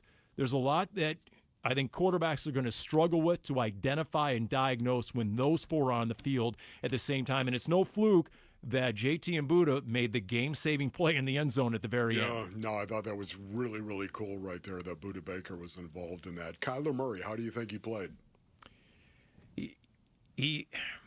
Look, there were plays that were left out there, and you heard him lament some of those plays in the postgame. At the same time, I loved him using the legs a little bit more. How about 14 personnel, Wolf, near the goal line, I saw right? that. Yeah, 14. Love that. When they checked in Vokalek, I'm like, 1, 2, 3, 14 personnel, and I'm shouting it out to no one in particular on the sideline. I'm like, look at that. I sound like Paulie, Wolfley right now. I also love the fact that Kyler used his legs to step up, run up into the pocket, and then still kept his eyes downfield. That's what he's got to do, man. When he did that was, I think everyone said, more of that, please. Yes. Where you're running and the defense thinks, oh, he's taking off. No, I'm not. I'm throwing it. Mahomes is great at that, right? Yes. He'll fake, I'm running for the sticks. No, I'm not. I'm throwing it. He'll suck the defense up. Love to see more of that. I tell you what was encouraging, where you didn't have as many chunk throws as maybe they wanted. Yeah. Obviously, the big throw, 45-yarder to Marvin Harrison Jr. right on the money. They had been practicing that. Perfect. They replicated that. But they did pick up 3rd and 10. 3rd and 11, 3rd and 12. And what did Jonathan Gannon say on Friday to the media? If there's one way the Cardinals offense can get better, explosives in the pass game. Now, technically that's not explosive. It's 20 yards or more, but it's the downfield passing game on 3rd down that looked a lot better than last year. Paulie, always great to talk to you, even if Wolf didn't show up for the first part of the segment. Probably by missed design. you, Paulie. It's just the analyst thing. Guys not showing up, me getting called the other guy by AQ Shipley. It just continues. Football season is here. Missed you, Paul. Don't let can it go always to your head. get worse. Thanks, Paulie. Paul Calvisi joining us right there. And Wolf, you looked out because you said something nice to Paulie, but he didn't hear it. Yeah, that's right. Now you can deny that it was ever go to said. your head, Paulie, and we all know your forehead is massive. Coming up next, we're going to take you through the top stories of the day with Wolf and Down Your Lunch. And maybe we'll just insult Paul Calvisi more since he came on the show and did us a favor. It's Wolf and Luke on Arizona Sports, the local sports leader. Bickley and Marotta mornings. The Sun Devils have played 2 of their 12 regular season games, and they don't look good. They don't look like anything like the team that finished last year. There is a lot of football left, but as somebody who's been watching this program and has lived through the last 5 or 6 this is our year periods in ASU football, this feels exactly like what anybody who's lived through that time period has experienced. Bickley and Marotta, mornings on Arizona Sports, the local sports leader. back to tell you about Twin Peaks. Looking for a great happy hour? Well, you just found one, so you can stop looking now because you're not going to beat Twin Peaks. 3 to 6, 10 to close every weekday with an adventurous drink menu that is second to none. Great atmosphere, great scenery. What more could you possibly want? How about a bunch of TVs to watch all of this football that's going on right now? Like, I don't know, Minnesota, Chicago tonight, be pretty good. Go there, go to Twin Peaks, watch that game. Lots of expectations around the Valley this year for both the pro and college teams as well. And you got all those TVs. You can watch all the games at once. That means you can follow along with your fantasy football teams also. And while you're at Twin Peaks, try some incredible food off their menu made for MVPs. You could start with the loaded fries, maybe chips and queso with brisket chili. Definitely try the burgers. They got steaks, ribs, fire-roasted salsa, and chips as well. Wings with over a dozen different sauces to choose from. Twin Peaks has it all. They've got you covered no matter what you're looking for at 5 convenient Valley locations, so never settle. Stop by and experience the lodge mentality at Twin Peaks. So my mother is thinking of switching from Verizon to Pure Talk, but she's worried the deal sounds too good to be true. Michael, she said, how can those Pure Talk people offer me the same basic service as Verizon for so much less money? I said, Mom, go ask Google how much Verizon spends on advertising and promotion. A few seconds later, my mother said, oh my goodness, $12 billion a year? That must be a typo. I'll tell you what I told my mom. It's not a typo. Verizon spends $12 billion a year on advertising and promotion, and their customers are paying for it. Well, Pure Talk doesn't spend that kind of money on commercials. Trust me, I would know. Consequently, they can offer you and my mother unlimited talk, text, and plenty of data on a blazing fast 5G network for just $25 a month. Dial pound 250 and say the words Mike Rowe, and you'll get an additional 50% off your first month. That's pound 250 Mike Rowe. Pure Talk. Everything you need and nothing you don't. Dan Bickley here with a great opportunity for one lucky sports fan. My friends at Waltz TV and Appliance are giving away a 75-inch 4K television along with a state-of-the-art soundbar, a combination guaranteed to take your fandom to the next level. All you have to do is text Waltz to 620-620 between now and September 22nd. The winner will be announced on September 23rd. And once again, very simple. Just text Waltz to 620-620. Message and data rates may apply. Hi, folks. Jody Jackson here. If you have private student loan debt and are behind or even in default, you got to call my friends at YRefi. YRefi refinances private student loans that others won't touch, and they provide you with a custom loan payment based on your ability to pay. They work with each borrower individually, tailoring each loan to each borrower's specific situation. You will not be calling a faceless call center. They can reduce your monthly payment and your total cost. And YRefi does not care what your credit score is. I've been to their offices and met with them. They're great people. And YRefi is not a debt settlement company. You'll receive a low fixed interest rate that you couldn't get anywhere else. And you'll finally have a pathway to making all that stress and worry come to an end. Just give them a call at 888-YRefi-34. That's 888-YRefi-34. Or go to YRefi.com. That's YREFY.com. And make sure you tell them Jody Jackson sent you. Not available in all states. If you're 55 or older and into that whole saving money thing, T-Mobile has an exclusive phone and internet bundle just for you. Right now, get 2 unlimited phone lines plus 5G home internet for just $30 each per month with autopay, plus taxes and fees. And with 5G home internet, setup is easy with just 1 cord and no technician needed, which is great if you're also into that whole keeping it simple thing. Switch now and experience the best mobile network in the U.S. Visit your local store to start saving. T-Mobile, it's better over here. Based on analysis by Ookla of speed test intelligence data Q4 2024 to Q1 2025. Ookla trademarks used under license. Unlimited on our network. Customers on voice plan may notice speeds lower than other customers and further reduction if using more than 50 gigs a month due to data prioritization. Video streams and SD on this plan. Home internet pricing after $20 a monthly bill credit plus $5 per line without autopay. Debit or bank account required. See 5G device coverage and access details at T-Mobile.com. KMVP FM Phoenix. Live from the Casino Arizona and Talking Stick Resort Studio. Arizona Sports, the local sports leader. I'm Jesse Morrison with Trending Now, presented by Parker & Sons, heating, cooling, plumbing, and electrical. The Arizona Cardinals started their season with a 20-13 win over the New Orleans Saints yesterday in the Big Easy. Marvin Harrison Jr. had a big game with 5 catches, 71 yards, and a touchdown. Here's Cards head coach Jonathan Gannon after the win.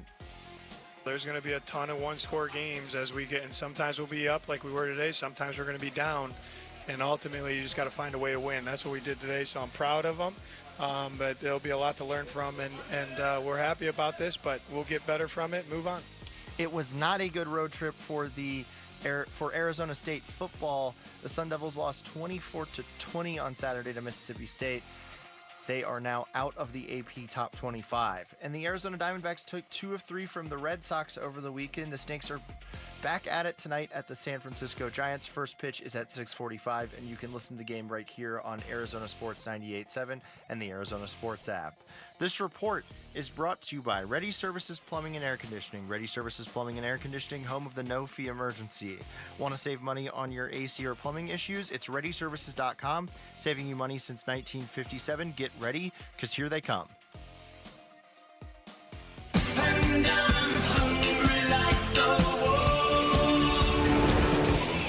Arizona Sports, the local sports leader. Yeah, can I have a number 3 with cheese and a large coffee? Wolfing down your lunch. Serving up today's top sports stories with Wolf and Luke. And does it smell good? Brought to you by Aria Dental Implant Center. Locally owned and affordable dental implants. All right, it is noon on a big red Monday. It's time for Wolfing Down Your Lunch. Rick is here. Rick. What's up, guys?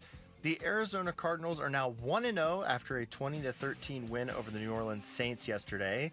This takes us to our Sanderson Ford poll question up now at ArizonaSports.com, which asks, what do you think of the Cardinals' 20-13 win over the Saints? Too close for comfort, happy with the win. This team has problems. We're going to the Super Bowl.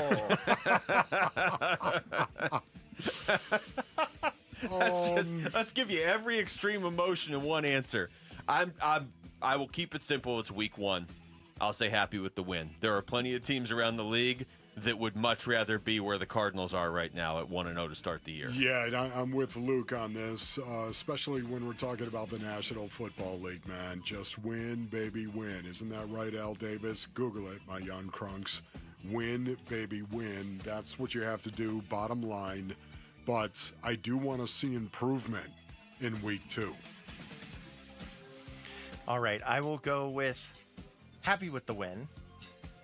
And currently that's the leader at 38%. This team has problems, 31%. Too close for comfort, 28%. And we're going to the Super Bowl, 4%. So there are some very positive people out there after, I don't know if I would say that was a Super Bowl performance, but I'm happy with the win. I think you could make a case for any of the first 3. You should be happy with the win's my answer. Yeah. Do they have problems? Yeah, they might be fixable. And was that game too close for comfort? Well, if you don't have Budda Baker in the end zone, it might be tied. So, yeah, I would say but you do have Budda. You do have Budda. It's nice to have Budda. Budda. Cards wideout Marvin Harrison Jr. finished the game with 5 catches for 71 yards, a touchdown. He also had a 45-yard catch. He could have had more if Kyler Murray didn't miss him a couple of times. Here is Kyler Murray on if the big play to Marv was the result of their off-season reps.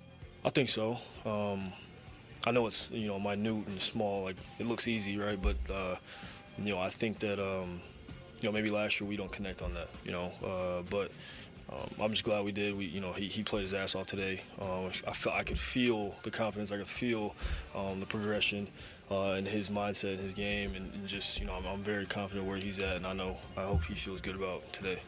Was yesterday's performance the perfect start to the season for Marv? Perfect is maybe a little strong, but I think it was good, and I'm looking at it like it's. I didn't walk away from that game being like, I would like to see more from Marv. And Marv looked different. That connection looked better. It didn't look elite yet. As you said, that was probably a little more on Kyler yesterday. But in terms of if you just go stats, he targeted Marv statistically 6 times, and they completed 5 of the passes. And that's the stat that wasn't there last year. Yeah, it wasn't perfect at all. I would say again, Marvin Harrison Jr. went out and played well. He played well, and that is great. Kyler Murray was okay. Missed him on a couple of targets that I thought he should not have missed him on. And had he even hit one of the 2 targets I thought he should have had a reception on, he would have been over 100 yards in this game as well. And I thought it was a very good start for Kyler and Marvin in terms of their chemistry. It was a good start. Not a great start, but a good start. ASU football is now completely out of the AP top 25 after falling 24-20 to Mississippi State over the weekend in Starkville. Sam Levitt had possibly his worst game as ASU's quarterback, and the secondary struggled mightily. Do you guys think ASU is still a Big 12 championship contender after what we've seen so far this season? We're about to get to one of the biggest moments, I think, in program. You can make case program history, honestly.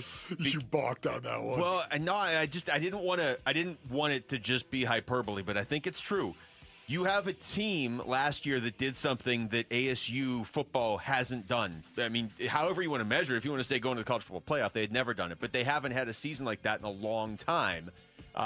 And the biggest issue that ASU football has had in the past, I remember talking to Matt Berry about this last year when the season ended. He's like, they have to follow it up. Kenny Dillingham said this a couple weeks. You have to follow it up. There have been good years in the last, 20, 30, 40 years, but they haven't followed them up. And Wolf, the ones that have happened since I've been in Arizona, they didn't follow them up because they had huge expectations. They lost early, and then the whole season unraveled. So that's why I think the stretch coming up is going to be pivotal in terms of what they do. They could still win the Big 12. This didn't affect you in the Big 12. Yes. It's not like your season ended on Saturday, but you better come out a lot stronger in the remaining games on the schedule. Yeah, again, realizing how many players they brought back, Basinonians, on offense and defense. How many guys last year, Big 12 champions, they brought back offensively and defensively. It's a little concerning right now in regard to how they've played through the first 2 games. They're going to play teams that are much better than Mississippi State this year. There's no doubt about that. But having said that, it's the reason why I am confident the wake-up call has happened, and we're going to see a different team going forward. That's just me. Well, and now they're off the radar nationally, which they seem to play better when they're off the radar. I mean, even in that game, it was like, okay, they're going to lose, and then they came back and started looking like ASU. So not even in the top 25. There were a ton of voters waiting for them to mess up they could say it was all a fluke or it was all scatterboo, and they gave them a reason to do it. All right. The Arizona Diamondbacks won a series over the Boston Red Sox over the weekend. The Snakes are 21-14 since the trade deadline. Why do you guys think they are playing so well? Wolf, I threw this theory at you before the show, and I'll throw it out here on the air, okay? And I don't know. This is just a theory. But that Ketel Marte stuff that came out and was vocalized, and he apologized to his teammates, and clearly the team had some conversations. I'm not saying that triggered the turnaround, but if you're looking for something that may have been hanging over them, the people that acted like this was the first time that was ever an issue obviously don't remember the end of last season. I don't know if the air just needed to be cleared or what, but they look like a significantly different team ever since they traded away 3 of their best players.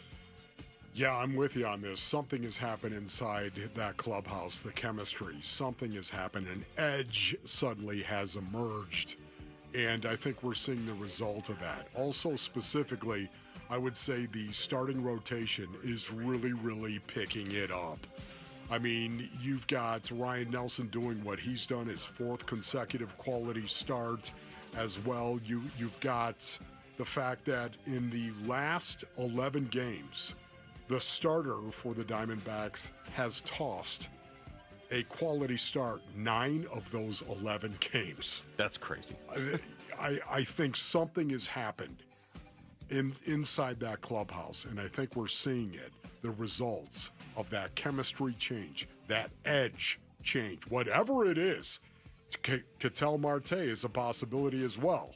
That issue coming out and being acknowledged, so to speak, and now maybe they're healing inside that clubhouse, and that's one of the reasons why we're seeing the developments we have. Yeah, I don't know. It's a thought to throw out there. I mean, it also just could be the pressure's off as a team when you are 7 games below 500 and you are trading away your key pieces at the trade deadline. But I don't know. It feels like more than that because it feels, yes, they're not just playing better. They're beating good teams, Luke. They're one of the best teams in baseball over the last 40 games. And it's not like they've had a easy schedule. Well, you got the Dodgers, the Rangers twice, the Red Sox, the Padres. Like, they're playing playoff teams. The Reds are a playoff contender. I don't know. It is a remarkable turnaround. All right, we come back. Let's do some overreacting. How about our biggest overreactions to the Cardinals win in New Orleans yesterday? That's next. It's Wolf and Luke on Arizona Sports, the local sports leader. 8-time Pro Bowler, 3-time All-Pro First Teamer on the NFL's 2010s All-Decade Team. He's Patrick Peterson, P2. Patrick Peterson out of LSU to the house. And he joins Wolf and Luke every Tuesday morning at 11:15 to talk football on Arizona Sports 98.7, the Arizona Sports app, and the Arizona Sports YouTube channel. Get in the zone, AutoZone. Summer's almost over, but the heat is pressing on. If you've got battery trouble, stop by AutoZone for free battery testing. It may just need a charge, and we'll do that for free too. If you do need a battery, we've got options starting at just $89.99, and we'll recycle your old battery for free. Now that's a strong start. Don't miss the end of summer sale, now at AutoZone until September 22nd. Get in the zone, AutoZone. Restrictions apply. This is the story of the one. As a custodial supervisor at a high school, he knows that during cold and flu season, germs spread fast. It's why he partners with Grainger to stay fully stocked on the products and supplies he needs, from tissues to disinfectants to floor scrubbers. All so that he can help students, staff, and teachers stay healthy and focused. Call 1-800-GRAINGER, click Grainger.com, or just stop by. Grainger, for the ones who get it done. When you stay in your home, what you love gets to stay too. From the gardens that grow wild to the grandkids that run wilder. From the Friday night baseball games to the Sunday morning brunches. Even the daily crosswords and weekly book clubs. There's room for it all with help from Home Instead, the largest in-home senior care network with over 30 years of trusted experience delivering the peace of mind you deserve. Visit Home Instead online for a better what's next.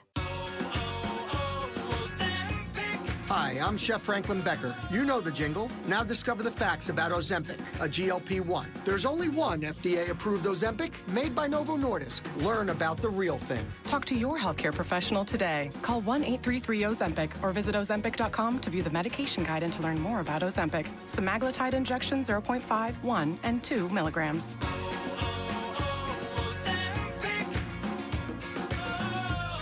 In football, the best teams rise to the top. In medicine, the same is true. That's why Barrow Neurological Institute is consistently ranked among the nation's best in brain and spine care. From game day concussions to the most complex neurological conditions, Barrow delivers world-class expertise right here in Arizona. When it comes to your brain, your spine, your future, you want the very best on your side. Barrow Neurological Institute. It matters where you get your care. Visit barrowneuro.org. There's never been a better time to experience Sun Devil football. Pressure coming. Levitt throwing for the end zone, and it's caught for a touchdown by Jordan Tyson. The Levitt to Tyson connection clicks again. Don't miss your chance to be a part of the action, tradition, and unmatched atmosphere at Mountain America Stadium this season. Get your Sun Devil football tickets today by calling 480-727-0000 or go online to sundeviltickets.com. Hey everybody, Dan Bickley here for Advanced Window Products, and we all know the Arizona sun can do a number on your house. And if your home is 15 years or older, chances are good you need new windows, so do what I did. Take advantage of a great summertime special at Advanced Window Products, where you are going to get a $2,500 discount on any purchase of 10 or more windows. Advanced Window Products, a family-owned, locally operated company with a great vibe. Their approach is to treat customers as friendships. They offer the highest-rated windows in the state, the most affordable, high-quality custom windows you are going to find, and that's because there's no middleman at Advanced window products. They have their own factory where they'll build your windows, they'll install your windows, and they will guarantee them for life. And remember, purchase 10 windows, you get a $2,500 discount. 480-790-7480, online at advancedwindows.com. Big Red Monday. This is Cardinals head coach Jonathan Gannon, and you're listening to Arizona Sports, the local sports leader. Big Red Monday with Wolf and Luke. All right, we got a game in the books. It's time to overreact. Cardinals are 1-0. Beat the Saints. Beat the Saints! I was waiting for somebody to do it. Yay! Well, they did that, and so they will head into this matchup with Carolina on Sunday at 1-0. Carolina did not look good in their game, but that never seems to matter when they play the Cardinals. That's right. All right, Wolf, let's overreact to some of this. I'll go first, okay? Okay. Trey Benson is here. Okay. He's right. We've heard. You're all jacked up about Trey Benson. Well, and that was a great run by Trey Benson. It was, and he finished the game with 69 yards. 52 of them came on one run, so it's not like he was out there just mowing people down like Derrick Henry last night. But at the same time, we've been hearing that this was going to be the way this was going to play out. Trey Benson looked good in camp. We've been hearing, expect this to be like a 1A, 1B sort of situation.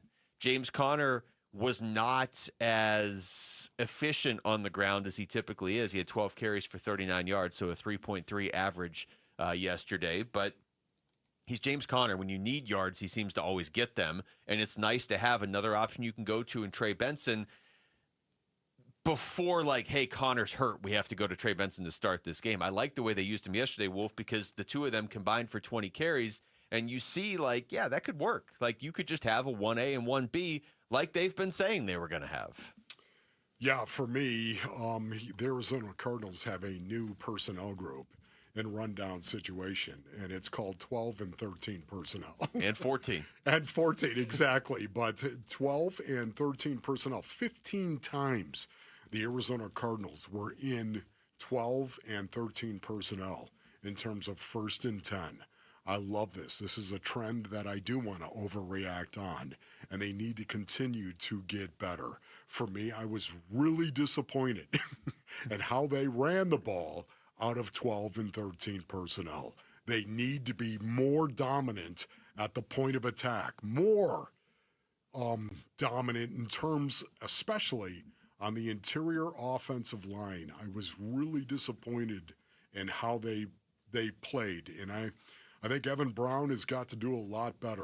And hopefully he would be the first one to step up. He had a couple penalties yesterday. Mason Owens, can I tell you right now, I've gone out there and tried to play my best, and suddenly it wasn't good enough that game. That has happened to me many, many times. I know what it's like to go out and try as hard as I possibly can, and suddenly things don't work. Well, I think that was the case for Evan Brown and also Jonah Williams. Jonah Williams has got to be much better as well. Those two guys going forward, I know what it's like to go out there and know in my heart that I could have played better and I must be better. And I would say Evan Brown and Jonah Williams, those two guys, they got to get better. Yeah. Look, Cam Jordan's a really great player. He's been with the Saints forever, but I don't know, man. The offensive line, I'm with you. The Saints got a lot more pressure on Kyler than I thought they would get. Now, you and I talked about this earlier, the 5 sacks. Maybe he could have avoided a couple of those, even if it was just throwing the ball away. He kind of slid and gave himself up, and that's fine. I mean, I'd rather he doesn't get hurt. But, maybe the stat looks a little bit worse, but the Saints got more pressure on the Cardinals than I thought they would, and the Cardinals got less pressure on the Saints than I thought they would. So that basically is what you just said. I'll give you one. I'm not even sure. This is an overreaction after 1 week, but I'm not sure we're going to look back and say it was an overreaction. Will Johnson's going to be a player for this team.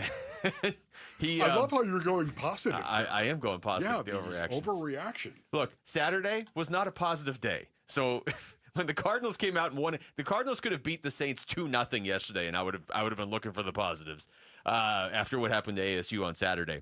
Will Johnson, 3 passes defense, should have had his first career interception. It was a nice interception, too. Yes. That hit on Chris Olave. I know in the moment everybody's like, well, Olave's had issues with concussions, like you don't love that, but the hit was clean. It was an excellent football hit, and that was a pass defense.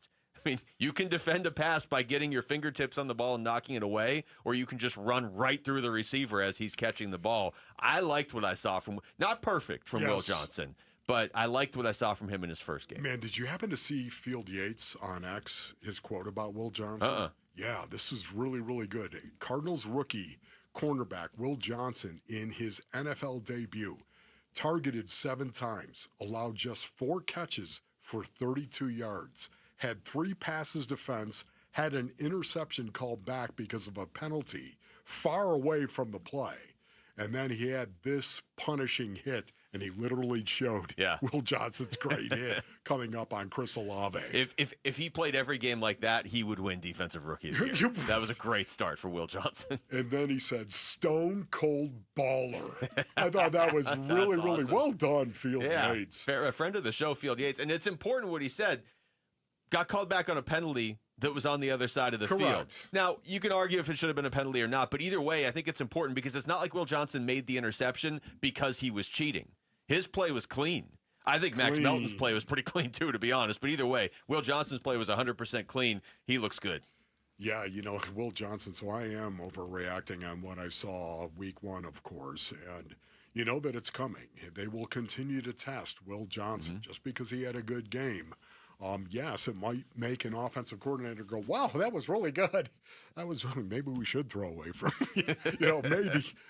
But right now, I think it's still way too early to make that assumption. If Carolina's like, we can't throw near Will Johnson, that's you got intimidated a little too. But when you think about it, Spencer Rattler's still a very young quarterback, only his 8th start, I believe. Yes, was 8th appearance. I'm not even sure they've all been starts. It's 8th appearance. Yeah. 8th appearance, of course, 8th game that he has played in. And now, all of a sudden, here it comes, Bryce Young as well. Yeah. He's another young guy that really developed at the end of his rookie year, at the end of last year, really developed. So we'll have to see how that goes for him. Do you have another overreaction? Or am I going to sit here and chant stack those wins? Because that's where I was going. Okay, is that where you're going? Well, I've already given you 2. Stack those wins. Stack those wins. Oh, is that the voice in my head that just sounds like Rick now? No, my overreactions were Trey Benson and Will Johnson. I thought you had another one you wanted to get to. Okay, let's see. I can make one up. I've got more. I've got more. Yeah. I think Marv is. I think the jump from year 1 to year 2 is. I'm very confident it's going to happen. Okay. I was pretty confident already. And again, it's not like he went out there and had 180 receiving yards and 11 catches and 2 scores yesterday, but the eye test. You keep talking about, okay, it's what you do, it's also how you do it. And that can be a negative. You won the game, but it was kind of shaky. But with Marv, I felt like he was a threat and a factor all game. And, I mean, it's tougher as a receiver. Yeah. Like, unless you're Jamar Chase or Justin Jefferson, you're not getting the ball 4 times a quarter, right? But, I mean, you could see Marv having like a top 10 receiver season this year. Okay, I've got one more overreaction. I'm glad I'm going to get on this, Mason. So going forward, this is going to be something we're going to do every Monday, right? Sure, Overreaction Monday. Josh Sweat. Wow. Josh Sweat did not make a huge impact on this game. And again, I thought for sure that he would show up a couple of times, just pressures, not even talking about sacks, just pressures. And that was really not the case. It did feel like late in this game after the Chad Ryland field goal got blocked, and it was like, okay, the Saints, they're still in this. It felt like one of those plays, one of those 2 drives was getting to the moment where it's like, okay, here's Rattler. He's trying to make something happen. Okay, Josh Sweat just demolished him. And it never happened. He had the 1 quarterback hit, which, if I remember right, was pretty early in the game. And then you just kind of didn't really hear from him much throughout the game. So I'm with you, certainly, that better not be his best game as a Cardinal. All right, take us with you wherever you go. If you can't catch us live, find us on demand on the Arizona Sports app, on arizonasports.com, or wherever you get your podcasts. The Wolf and Luke Show podcast is brought to you by YRefi. Don't let private student loan debt ruin your life. Go to YRefi.com. That's YREFY.com. When we come back to ASU, is something wrong with Sam Levitt. That's next. It's Wolf and Luke on Arizona Sports, the local sports leader. Diamondbacks baseball. 1-1. That one in the dirt. Back in, it's stopped by Wong. It goes back to the mound, and Carroll comes home to score. That ball only got about 10 feet in front of home plate. Bayo had to go and get it, an underhand glove flip, and Carroll beat the toss. It's 2-1. Dbacks take 2 of 3 versus the Red Sox and head to San Francisco to start a 3-game series at the Giants. Dbacks at the Giants, Game 1 tonight at 6 on Arizona Sports 98.7 and the Arizona Sports app. 1-877 Cards for Kids. KARS Cards for Kids. Ready to get rid of that old car? Donate it to Cars for Kids. Call 1-877-CARS-FOR-KIDS to reach a friendly live agent. Donation's super easy, and your car can be picked up as soon as tomorrow. Call us now, 1-877-CARS-FOR-KIDS. 1-877-CARS-FOR-KIDS. Donate your car today. Did you know you can donate real estate too? When it comes to Redbirds, your favorite team may dominate the gridiron, but Redbird Farms chicken rules the roost in flavor with hand-cut, antibiotic-free, cage-free, vegetarian-fed chicken. Redbird Farms chicken is what real chicken tastes like. Our standards exceed the highest industry norms for quality. Find Redbird Farms chicken at Albertsons, Safeway, and Bash's. Grill it, fry it, put it in parm. As long as you make it Redbird Farms. Sanderson Ford is Arizona's largest Ford dealership. They're also #1 in both sales and complete customer satisfaction. This is truly Sanderson Ford country, and people are singing their praises. Across the green desert. Arizona Diamondbacks legend Luis Gonzalez. To where the mountains touch the sky. Owner Sanderson Ford David Kimmerly. This is Sanderson Ford country. Owner of Rosie on the House Rosie Romero. We're Arizona's pride. 92.3 KTAR News Talk host Mike Broomhead. Sanderson Ford country. 98.7 Arizona sports host John Gambadoro. Built on serving you. 102.5 KNIX country host Tim Hattrick, a.k.a. Johnny Maverick. Sanderson Ford. Mix 96.9 host Priscilla Ornelas. Satisfaction en todo para usted. Sanderson Ford General Manager Mark Whittar. We're Arizona's pride. Sanderson Ford. This is Sanderson Ford country. A lot of personal injury lawyers make claims about how good they are. But how do you know who's the best? Who will fight to get you the money you deserve? At Berg Simpson, we don't rely on simple claims like other firms. We have 28 best lawyers in America, 17 super lawyers, and we're one of the National Trial Lawyers' top 25 most influential law firms. Compare us to other firms, then call Berg Simpson. If you've been injured, call Berg Simpson for free now at 602-777-7000. BergSimpson.com. Good lawyers, changing lives. This is the story of the one. As a maintenance supervisor at a manufacturing facility, he knows keeping the line up and running is a top priority. That's why he chooses Grainger. Because when a drive belt gets damaged, Grainger makes it easy to find the exact specs for the replacement product he needs. And next day delivery helps ensure he'll have everything in place and running like clockwork. Call 1-800-GRAINGER, click Grainger.com, or just stop by. Grainger, for the ones who get it done.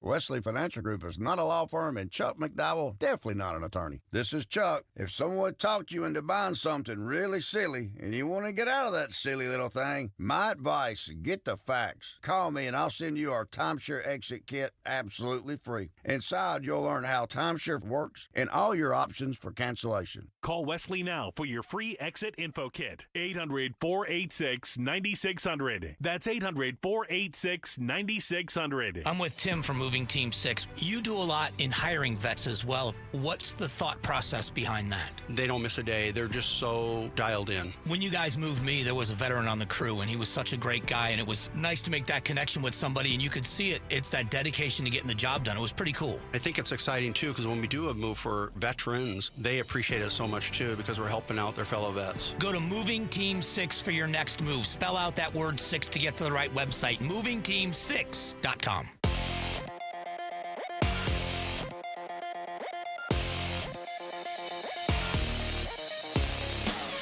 I'm Jesse Morrison with Trending Now, presented by Parker & Sons, heating, cooling, plumbing, and electrical. The Arizona Cardinals started their season with a 20-13 win over the New Orleans Saints yesterday in the Big Easy.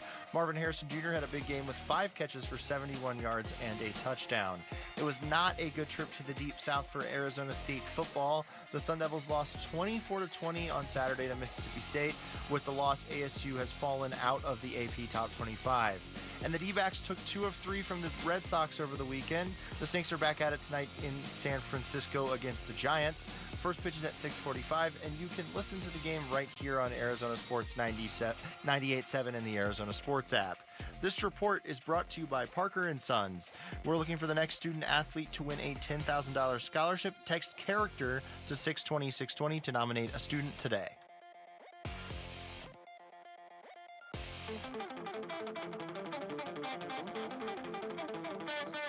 Hey, this is Jarrett, and the bad news is ASU left Mississippi State with a loss. But the good news is they did get to leave the state of Mississippi. What happens to the Sun Devils now that they've fallen to those bell-ringing bumpkins? We'll talk about it at 9 a.m. on Bickley and Murata Mornings. You know, in light of that rejoin, it's Wolf and Luke on a Monday afternoon. Baron Browning's going to join us in about 10 minutes. Before we get into the game, the ASU game, Wolf, can I just get this off my chest? So I want a little separation from this and the actual game conversation, Sure. Okay? Yeah. Why are they allowed to ring cowbells during the game in Starkville? Like, I looked this up because we were doing something on it for a show over the weekend. So I kind of tried to look up the history of it and really do some research on it, because it's not like anybody else is allowed to do it. It's not like it was banned in the SEC back in the 70s. You can't ring a cowbell. It's a artificial noisemaker. If you want to make noise, just make actual noise yourself, like fans. How could it be banned if they're doing it? So they complained. Mississippi State complained, and they brought it back under the rule. And here, I have the rule. So it's not banned. Nobody else is allowed to do it. Oh, Mississippi State got a special exception. How could it be banned? Oh, my goodness. As long as they adhere to the rules of only ringing them before snaps, during timeouts, halftime, and after a Bulldogs score, but not during the play itself and not when the center's about to snap the ball. That's all they did all night on Saturday. They're not allowed to do it. Now, there's no way to enforce it, right? You let 70,000 people bring in cowbells, they're going to ring them. They're not allowed to do that. First of all, there is a way to enforce that. Don't let them have cowbells. You can't have cowbells coming in here. You can't do it. If you do it, we're going to take you and kick you out. That's how you enforce that. It got banned, I believe it was 1974. And Mississippi State was like, well, that's our good luck charm. And that's great. Then have it after the game. But this idea, it says it up on the scoreboard, too. Don't ring the bells when the other team's about to snap the ball. Yeah. That's all they do. And I was looking on social media to see if Mississippi State fans had a reasoning for it. And their reasoning was, we're allowed to do it even if it's cheating against Ole Miss or when the other team's coach says something about our hotels. It's like, okay, so you just are cheating. I hope Mississippi State loses every game for the next 10 years. Yes, okay, great. I'm glad you actually clarified that, because I did not know that was the case. I had sad no I had to read idea, about as a matter of fact. But we all know they've been doing it forever. At least it feels that way. And we also know no other team in college athletics does it. Yes, and it also seemed to have an impact on ASU, of course, and Sam Levitt, I would say, in particular. Yeah, before we get into this, let me just again stress, I'm not saying this is why ASU lost. I'm just saying when ASU lost to Texas Tech last year, when ASU lost to Cincinnati, when ASU lost to Texas, I never came out of those games saying I hope that team loses every game from now till the end of time. It's kind of how I feel about Mississippi State after that game on Saturday because of that garbage. But it's not why ASU lost. Yes. I think you're getting to the heart of it. Sam Levitt didn't look right. No, Sam Levitt, especially in the first half, Basinonians, he did not look right. I think we'd all agree on that. He was 1 for 7 for 4 yards at the end of the first quarter. And he did. He looked off to me. He looked inaccurate. And I can't remember saying that about Sam Levitt. That he looked inaccurate. No. He looked uncomfortable. Think about it. At the end of the first half, Levitt was 5 of 15 for 30 yards and a pick. 5 of 15 for 30 yards, man. Those are numbers we have not seen or associated with Sam Levitt. And it wasn't like it was just that. It was also with his legs. He had carried the ball 6 times for 0 yards. Now, a lot of that was escaping the rush as well. Here's Kenny Dillingham after the game talking about Sam Levitt's first half performance, because it did get, I guess, better in the second half. Oh, it did. It got better, but most of what they did in the second half was running. But here's Kenny on Sam Levitt's first half. Yeah, the first half we couldn't get him in a rhythm. It was just they did a good job, coverage-wise, showing like they were going to double a few times. But you got to give, like I said, you got to give that team credit. They played good football. We couldn't get Sam in a rhythm. I got to do a better job getting him in a rhythm because you can't play quarterback if you're not in a rhythm, right? It's really hard to say save us on third down, right? So we got to be better there. Then in the first half, like I said, too many third and longs. And you can't just say get us out of it on third and long every single time, right? We got to get the third and manageables more. Yeah, it wasn't just the third and manageables as well. It was also the fact that Sam Levitt, he came out in that second half, and I don't know if you noticed, but he started running the ball like he was a running back. Yeah, not shying away from hits. He was not sliding. Forget about this. He was not doing it. Sam Levitt, I think one of the reasons why ASU got back into the game is their quarterback went out and said, I'm going to set an example here. Yeah. We're going to play this to win. And he went out there, and Sam Levitt was running the ball with no slides. He was stoking it. Now, he wasn't like he was running all over the Bulldogs. He was not. But mentality, though. It was the mentality that he put on display. And guess what? The rest of the team followed him when they came out of that tunnel. Yeah, I think it's important to say this. I think we can fairly be critical of Sam Levitt's performance in this game in the first half, especially because it wasn't good. We haven't seen a game like that from Sam Levitt. No, but I think you can be critical without being like, I don't want him to be the quarterback anymore. You know what I mean? Let's be reasonable here. Please stop. He was bad in the first half. He was bad. He wasn't the only one that was bad. Yes, but he was bad. And I do think a lot of it was the environment, because as the game went on, Mississippi State, they made like 2 or 3 big plays, but for the most part, once ASU locked in, they could do almost whatever they wanted against Mississippi State. I think a lot of it was the environment. I don't know if he was trying to do too much. The mentality that you're talking about is why you still have confidence that ASU will get this back on track, because Sam Levitt is their leader and he has that mentality naturally. But we were talking about this before the show. The second half, it was 21 of the first 26 plays for ASU were run plays. Yeah. And I think it actually, I remember when they said that stat, I think they ran it the next 4 plays too. So it was like 25 of the first 30 or something. They got back to their mentality or their identity from last year for the first time this season, because they didn't really run much against NAU either. I agree with what you just said. And not only that, Sam Levitt was part of that on that first possession, coming out, running the football the way that they did. 8 consecutive running plays, 75 yards down the field. 8 consecutive running plays, 75 yards, and a touchdown. That was a great start to the second half. And, you knew that first possession was going to be huge for the Sun Devils, and they responded. I love to see the fact they came out. Somebody was yelling. There was somebody yelling inside that locker room. And they came out with a sense of urgency. And when you play the way they did in the first half, where they almost looked tepid, basically, they did. They did not look like our Sun Devils. And then suddenly you can go in at half and say, what are you doing? The accountability inside the locker room, and then you come out and look totally different in the second half. And that's exactly what they did. Totally different, and got back into the game and tied it up 17-17, and then lost it in the end. Yeah, then led 20-17 and then gave up that play Mississippi State feels like one of those teams where if you play well, you beat them. If you play poorly, you lose to them. Like they're going to just kind of be like right in the middle. Like it kind of comes down to how you play. But I will give them credit for this. Their running back's name is Fluff Bothwell. That's pretty good, Mississippi State. Yeah. I don't know that you're going to find a better name in college football. Fluff Bothwell. All right, when we come back, Baron Browning is going to join us to talk about the Cardinals' win yesterday and the performance of that defense. That's next. It's Wolf and Luke on Arizona Sports, the local sports leader. A Cardinals Week 1 road win. Murray takes a pitch to Benson, running right, in trouble in the backfield of the 15, but he's able to get some room. Near side 20, 30, 40, 45, 50, stays in bounds with a stiff arm, 40, and all the way down to the 30-yard line. Reaction to the win at New Orleans from Arizona Sports host and you on the way on Arizona Sports 98.7, the Arizona Sports app, YouTube channel, and ArizonaSports.com. All right, Basinonians. Ron Wolfley here for my brothers over at All Pro Shade Concepts. Go to allproshade.com for more information.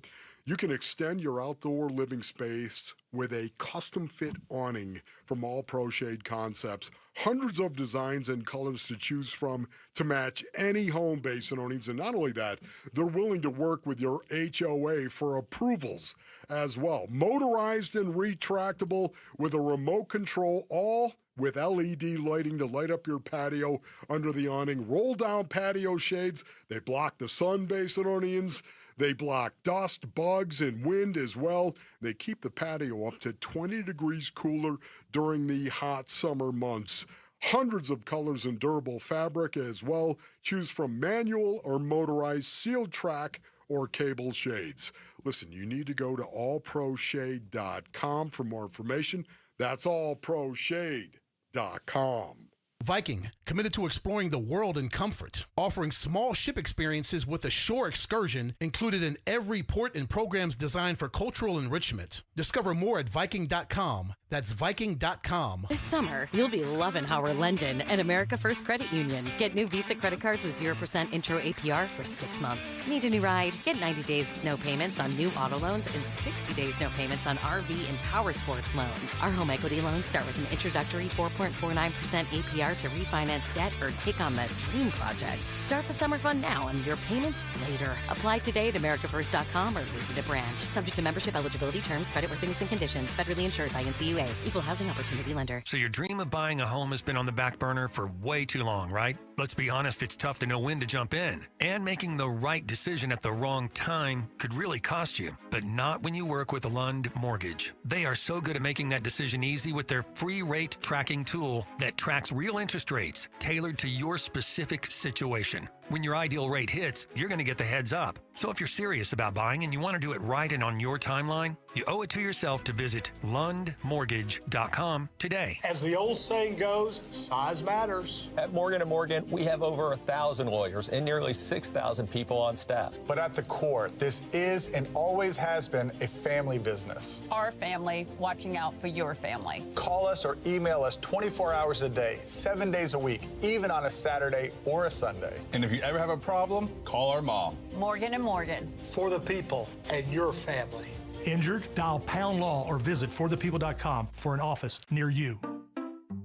Saving for retirement was tough enough for us. Yes, and navigating markets can be challenging at times. I understand.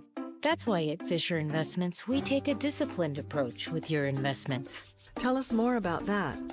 We take an active approach to money management, positioning your portfolio for opportunities we see ahead. So all your clients get the same portfolio? No, we tailor your portfolio to your individual goals and needs. What about communication? We don't like being left in the dark. We check in regularly to keep you informed on the markets and your portfolio. Which means you'll help us stay on track. Yes, our goal is your comfortable retirement. And as a fiduciary, we always put your interests first, because we do better when you do better. At Fisher Investments, we're clearly different. Learn more at FisherInvestments.com. Investing in securities involves the risk of loss.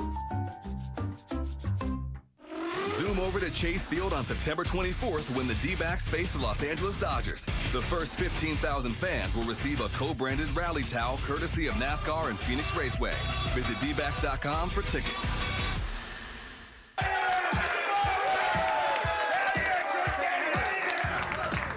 But man, that's the way to fight. That's the way you prepare during the week, and that's the way you play at the end of the week.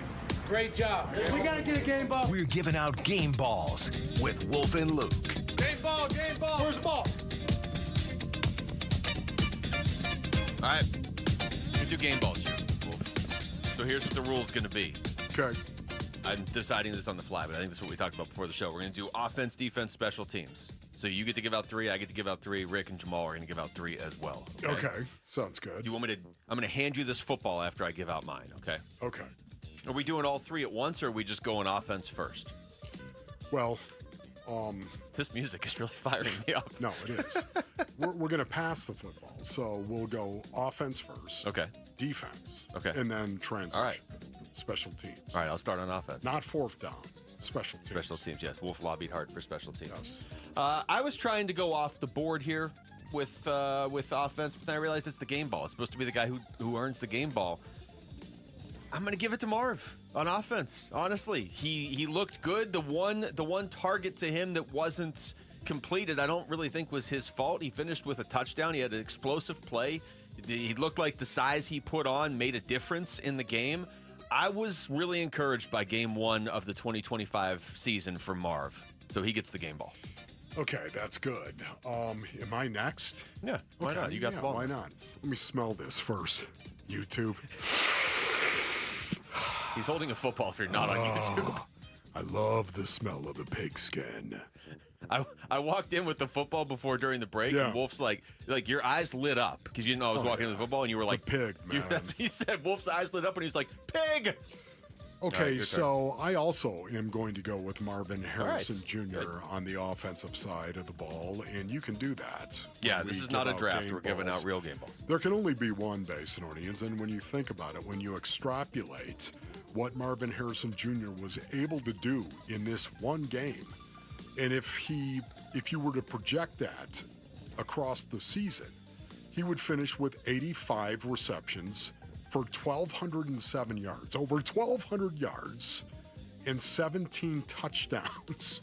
Would that be an incredible year for a wide receiver? Yeah. It would be. Marvin Harrison Jr. was the difference offensively for the Arizona Cardinals, and that's because I give Marv, here's the game ball. Let's say realistically he doesn't get 17 touchdowns. It's not impossible, but let's say that number was like 12 touchdowns with 1,200 yards and 85 catches. Really good. Yeah, absolutely. We were trying to figure out all offseason what that would look like statistically if he took the next step. That would be him taking the next step statistically. All right, Jamal? Offensively, usually, this is a guy that you were not looking to hear his name, and we didn't hear his name very much yesterday. Paris Johnson Jr. Oh, Paris. Okay. I think the left side of that line, at least the tackle, Evan Brown struggled at times yesterday, but his name wasn't called, Paris Johnson, that is, and, his back, Kyler Murray's backside was pretty protected. I'm going Paris Johnson Jr. All right. That's a good one. Rick? Jamal. I should have given him the football for this. That was a mistake. This whole show is a work in progress. Yeah. All right. Well, I'm going to go with Marv. Marv. Okay. Yeah, there we go. Never be the last one. No, that's the same Marv. That's why I dipped one. out of there really early. I gave you like 2 Marvs and I was gone. All right, defensive player of the game. Okay. Game ball. I mean, this one I think is pretty easy. I'm digging this music, by the way. It's just kind of like, hey, what's going on? Where did you get this music, Rick? Is this so soft? That would be an Aaron question. This was made years ago. Because this is pretty. So have we been supposed to be doing game balls for like 3 years and we just haven't done it? Yeah. I don't know. Okay, good. All right. I kind of Again, like that's another Aaron question. All right. I like this. Game balls, Basinonians. I do like the music. It's a little out there. It's not really firing me up, but it's a little out there. Buddha. Led the team in tackles, made a few huge plays. There was one where this was just like such a nonchalant, under-the-radar play, Wolf, but there was a play earlier in the game where Kamara got loose to the side, and you're like, man, this is Alvin Kamara, and he's one-on-one with somebody. Oh, it's Buddha. He's done. He didn't get any yards. Okay. And then, of course, the play at the end of the game to win the game for the Cardinals. That was also kind of big in the end zone. Okay, there it is. Yeah, there can only be one on the defensive side of the ball, and it is Buddha Baker. I also will take the game ball, and I raise it, Basinonians, high. Where's Buddha? Where's Buddha? And I'm chucking the ball to Buddha. Okay, he's not here, but you get my point. If he was here, he'd be making fun of your attaché right case. there, okay? 10 tackles, 1 pass defensed, and 1 tackle for loss. Buddha Baker showed up when the Arizona Cardinals needed him the most to make a play, being one of their best players on the football team, on the football field, going out and making a play. Buddha Baker gets the game ball. defensively. If you're looking for reasons to believe that the Cardinals can win close games, Budda Baker is consistent in making big plays when the game is on the line. The problem in the years past has been he hasn't really been in a position where him making a huge pass defense at the end of the game gives them a win, but it did yesterday, and they won. Jamal?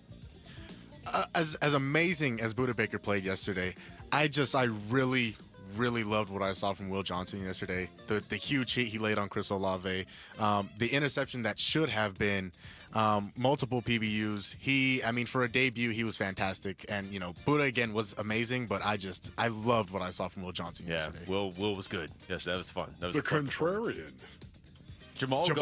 Jamal noted Ohio State fan picking a Michigan player. I know. I did go Paris Johnson. I do want to note that. You did. That's right. So I do. You did. I like Jamal's picks so far. Anybody else in the team whose last name's Johnson that you can take for special teams? I'm looking right now. I don't see anybody. I am going to go with Will Johnson as well. That hit that he made was incredible. And I really, he should have had an interception, but, that was negated by a play that was not even close to him. So there you go. I'm going to go with Will Johnson. It's a good one. Do you want to go first on special teams since I've been going first? As a matter of fact, I do. Except now I'm worried you're going to take my guy. I've got the game ball right here, base earnings. We all know. I don't have a backup plan. Where's our punter? Yes! Where's Blake Gilligan? There you go, Blake. Boom.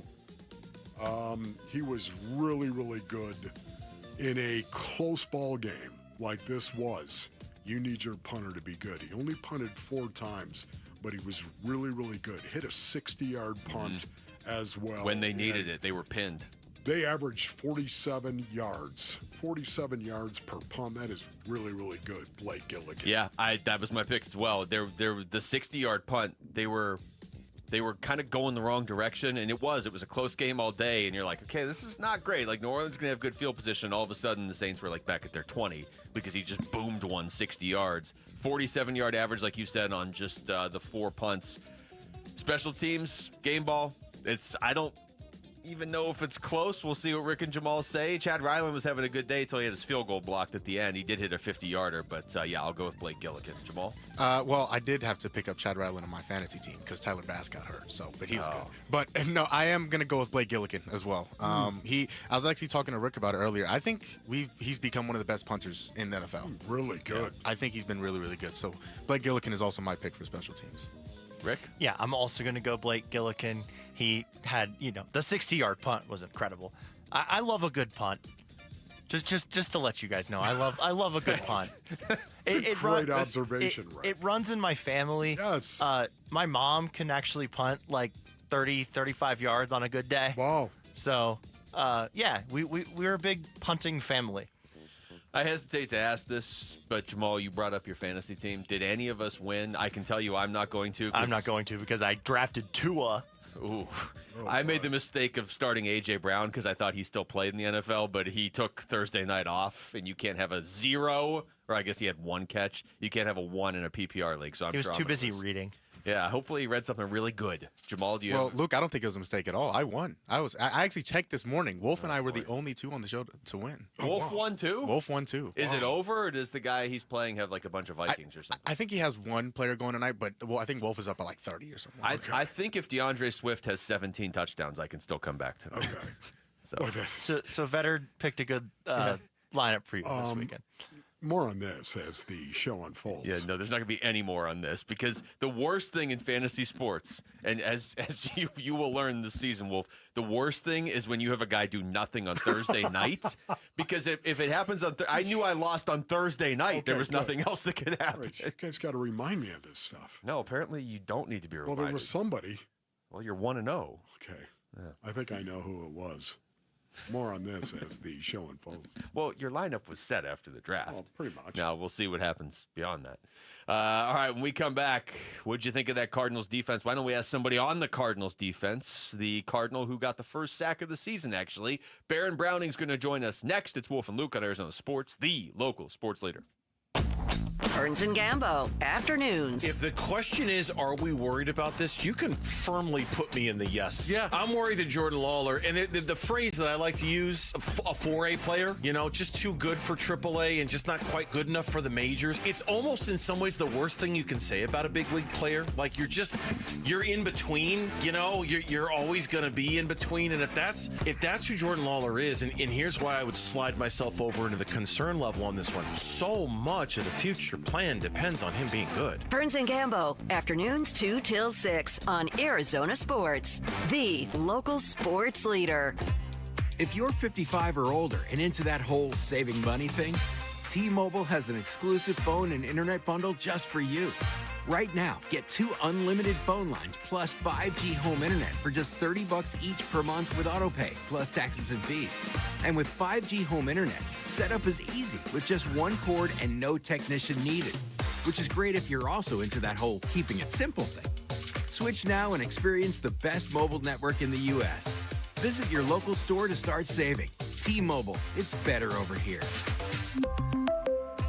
Based on analysis by Ookla of speed test intelligence data Q4 2024 to Q1 2025. Ookla trademarks used under license. Unlimited on our network. Customers on voice plan may notice speeds lower than other customers and further reduction if using more than 50 gigs a month due to data prioritization. Video streams and SD on this plan. Home internet pricing after $20 a monthly bill credit plus $5 per line without autopay. Debit or bank account required. See 5G device coverage and access details at T-Mobile.com.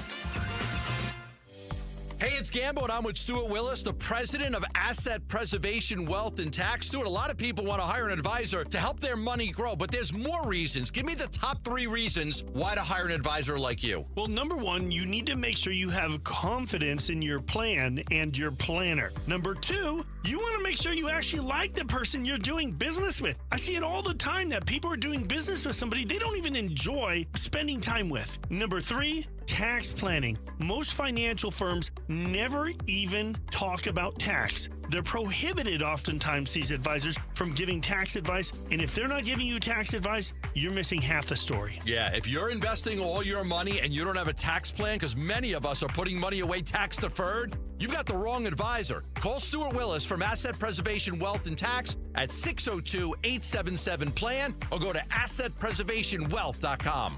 Investment advisory services offered through Foundations Investment Advisors, LLC, and SEC Registered Investment Advisor. Dave Burns here with Jimmy V, founder of V's Barbershop, where you can always count on a great haircut or a hot lather shave. 25 years, and you walk into any of the V's now, nothing's changed at all, in the sense that they're all aligned the same. They all look like old-fashioned barbershops. It's the best barbers in town. The smell of the tonic, you talk about nostalgia. Every time I smell the tonic, I think about being inside a V's Barbershop. It is amazing how when you walk into one, it's almost exactly the same experience as you would have gotten back in 1999, and that's a real testament to what you've built. The barbershops were in a bad place when we started, and we changed the model completely in 99, and we're proud of that. We did our part in dusting off the barbershop model and making it better. I want it to change with the times, but I want it to be something that's so familiar that people just look at it and go, yes, that's a V's. It's true. The more things change, the more things stay the same at V's.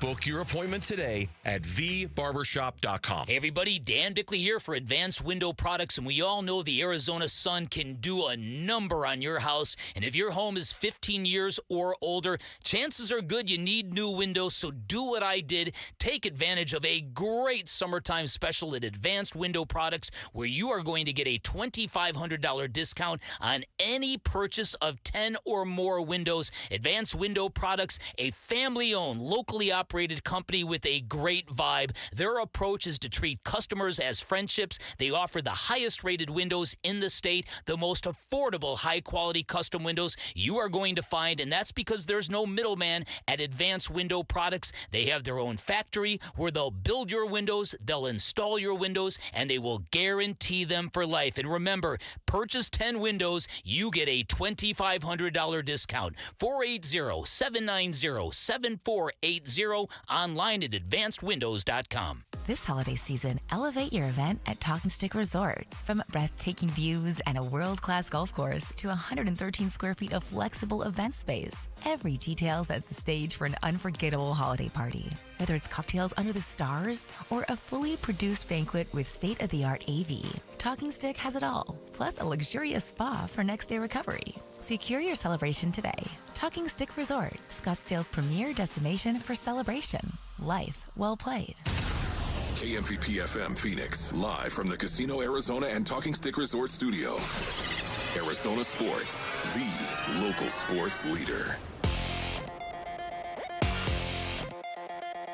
I'm Jesse Morrison with Trending Now, presented by Parker & Sons, heating, cooling, plumbing, and electrical. The Arizona Diamondbacks took 2 of 3 from the Boston Red Sox over the weekend. The Snakes are back at it tonight at the San Francisco Giants. First pitch for that one is at 6:45, and you can listen to the game right here on Arizona Sports 98.7 in the Arizona Sports app.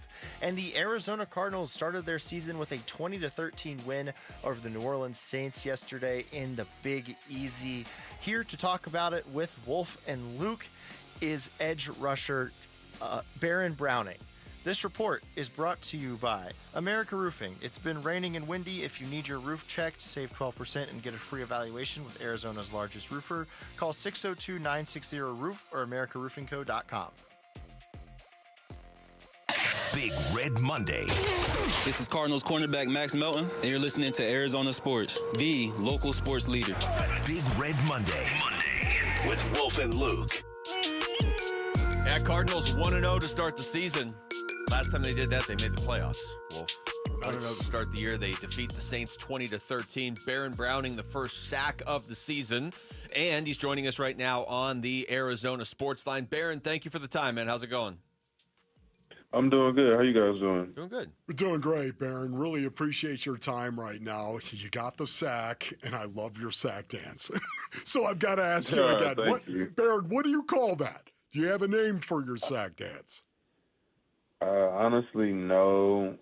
I've heard people say the silly running man, so I think that's kind of fitting, but I don't have one for it.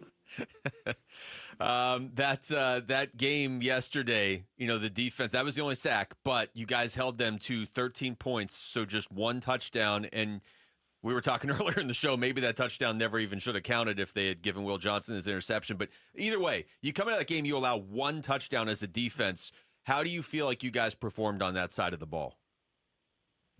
I mean, all in all, like you said, giving up 13 points, that's a great day. But just looking at the film, seeing what we could have did better, that's I think what keeps driving us, knowing how much better we could have played, not allowing them to score, just looking at what led to that, that shouldn't have happened. Just knowing how many points we could have not gave them, we focusing on that. So, Baron, as you look at this now, 1-0 on the season, of course, 20-13, you beat the New Orleans Saints. A lot of people thought you were going to beat them by more. How do you guys feel? How do you evaluate the win on the road to start the season? I mean, winning on the road in this league is very tough. So any chance you get a win on the road, you take it. It's not often. So just trying to keep stacking and enjoy this win. Like I said, look at the film, make the corrections we need, and just get ready for this upcoming week versus Carolina. We're talking to Baron Browning. Baron, last year you ended up switching teams mid-season. I can only imagine what that's like to adjust mid-season while everybody else is kind of, in their routine. How about this year for you to be able to go to camp, everything? You're in your own normal routine now with this team. How much easier is that? It's definitely a lot easier. It took me a while last year to kind of figure, just start over a new routine and new place, trying to find new people, whether just, massage or whatever, body work modality I was trying to do. Just, I had everything set up where I came from. So, yeah, starting over was a little tough, but I'm grateful I had the time this offseason to just kind of get settled in, and it's definitely helped, I feel like. Baron, can you take us through your sack? Take us through the sack, the play that you made out there, and give us your thoughts on how that went for you. Honestly, it was just we did. Honestly, funny story is we really didn't we kind of got the call late on defense, so I just had it lined up and just rushed the passer. It wasn't really no thinking about it. Just went speed to power and just felt him opening it up. So just went to a rip. The quarterback was right there and just held on as tight as I could and tried not to let him throw the ball so I could get sacked. So Baron, I mean, you did not get the call. Is that what you said? Yeah, I didn't get the call. You just rushed the passer on that. I mean, that is fantastic. That's balling, isn't it? I guess, yeah. I was just trying to, That's all that's up, your worship pastor. We're talking to Baron Browning. Baron, the two defensive stands at the end of the game, everybody looks at the one at the very end, but the second one before that, Jonathan Gannon brought this up. New Orleans gets the blocked field goal. They're coming down. It looks like they're going to score, and you guys hold them right at the 5-yard line and force the field goal. How big was that, and what was the conversation defensively for you guys? Because they got close twice, and you held them to a total of 3 points there. I mean, it's just like no matter how close they get, we can't let them score. I think that was just the mentality of the defense and just knowing how, critical that stop was for the game. So we were just focusing in that moment and making a stand, which we did. So it was huge for our confidence as a defense. And like you mentioned, that other play was a very huge play by JT. I mean, if you look at it, the tight end caught the ball, but he kept fighting. We talk about motor and violence as a team, and he finished the play even after the fact to get that PBU. So that was a huge play for us. Baron, how difficult was it for you to come up with a game plan? Obviously, you're not the one coming up with it, of course. It's Nick Rawlis who is doing that. But collectively, coming up with a game plan for a guy that, at that point in time, had only appeared in 7 games, how difficult was that? I mean, like you said, that's kind of not my, that's above my pay grade. So, but we have great coaches here. They put together a great game plan for us.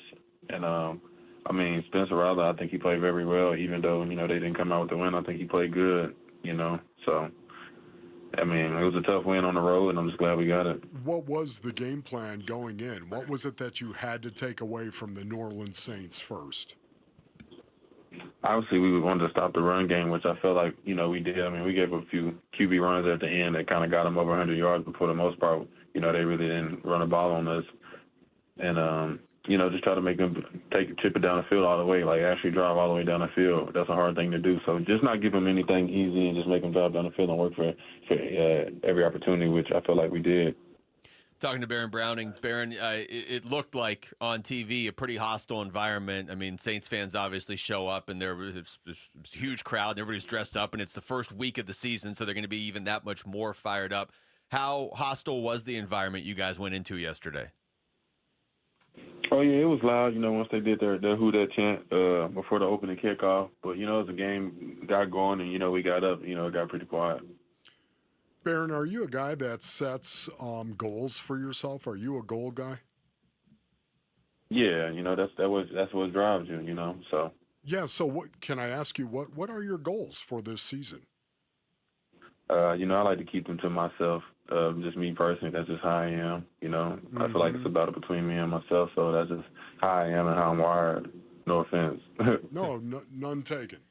Baron, I wanted to ask you, too, about the defense, because I think the one other time we talked to you was, right when you first got here. You hadn't even played a game with the Cardinals yet, but now, now that you've been here, you know these guys. What kind of leadership do you guys have specifically on the defensive side of the ball? Everybody looks at Buddha, and he's obviously a great leader, but it seems like you maybe have more than just Buddha on that side. Oh, yeah. We got a Mac Wilson, and then obviously, having Calais. A guy who's done it for almost 2 decades, just about. Who's played a lot of ball at a high level, just having his presence, and just hearing the knowledge he shares, you can just learn from it. So, and even outside of the 3 captains on defense, we got other guys who still speak up and carry themselves as leaders. So we got a bunch of leaders around the defense. It's not just really single to those 3 guys. Baron, thank you, man. Thank you, Baron. We appreciate really appreciate your time, buddy. No problem. Thank you. God bless both of y'all. Thank you. You too. That's Baron Browning joining us right there on the Arizona Sports Line. It's funny, he brought up Calais immediately, too. And we talked to Monty Ossenford about this on Friday. When Calais was named a captain, everybody's like, well, yeah, obviously. But then you take a step back and you realize he wasn't on this team last year. I don't know how often teammates vote a guy captain when they've never actually played football with him. But, everybody we talked to, it's almost like that year. Was it last year at spring training? Every time we talked to a Diamondbacks player about leadership, they brought up Paul Sewald.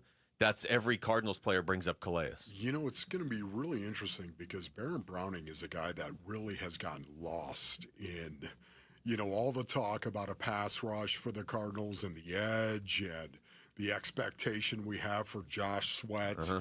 The guy away from Josh Sweat, who's that guy going to be? We know B.J. Ojolari, right? And while that didn't work out, that way. And then we're thinking of Jordan Birch and how well this guy played. And by the way, Jordan Birch had a couple of nice pressures in the game as well. But Baron Browning, a guy who gets lost.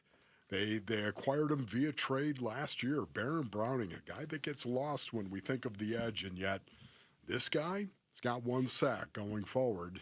I think we're going to see more. That's one of those things where you just read the tea leaves, right? With Isaiah Adams in the offseason, you could kind of get a sense of how they feel about Isaiah Adams because they didn't go out and get any replacement. Good point. Baron Browning is the other one. Monty Ossenfort doesn't like to trade away draft picks. He traded for Baron Browning mid-season last year. He obviously likes something there. And it was tough to get a read, and Baron just said it right there. You know, he'd come in mid-season. He made some plays last year, but you're right, he kind of gets forgotten about. Well, he made plays yesterday, and he has the Cardinals' first sack of the season. All right, when we come back over to college football, how close are we to ASU football season unraveling if they don't get back on track quickly? That's next. It's Wolf and Luke on Arizona Sports, the local sports leader. A Cardinals Week 1 road win. Harrison caught it. Touchdown Cardinals. The first touchdown of 2025. An underhand pitch caught by Connor and into the end zone. Touchdown Arizona. Reaction to the win at New Orleans from Arizona Sports hosts and you on the way. On Arizona Sports 98.7, the Arizona Sports app, YouTube channel, all our Arizona Sports social feeds, and arizonasports.com. All right, Basinonians. Ron Wolfley here from my brothers over at Santan Ford. Go to santanford.com for more information. Maybe you're in the market. Maybe you're in the market for a brand new vehicle. Maybe you're in the market for a Ford, Basinonians. If you are, Santan Ford, they've got the deal for you. For me, it's the Ford F-150. That's what I drive. The Warrior Queen drives the Ford Expedition. We've always been a Ford family. And if you've been a Ford family, you need to get out to Santan Ford. Santan Ford is the West Coast headquarters for electric vehicles as well. Maybe you're in the market for electric. You know what? Hey, listen, maybe you're looking for the Mustang Mach-E or maybe the F-150 Lightning. Whatever it may be, Santan Ford, they are the West Coast headquarters for electric vehicles. You can find Santan Ford on the 202 freeway and Val Vista Drive in Gilbert. All you got to do is jump into the car, or you could go to santanford.com. When you stay in your home, what you love gets to stay too. From the gardens that grow wild to the grandkids that run wilder. From the Friday night baseball games to the Sunday morning brunches. Even the daily crosswords and weekly book clubs. There's room for it all with help from Home Instead, the largest in-home senior care network with over 30 years of trusted experience delivering the peace of mind you deserve. Visit Home Instead online for a better what's next. Hi, I'm Chef Franklin Becker. You know the jingle. Now discover the facts about Ozempic, a GLP-1. There's only one FDA-approved Ozempic made by Novo Nordisk. Learn about the real thing. Talk to your healthcare professional today. Call 1-833-OZEMPIC or visit Ozempic.com to view the medication guide and to learn more about Ozempic. Semaglutide injection 0.5, 1, and 2 milligrams.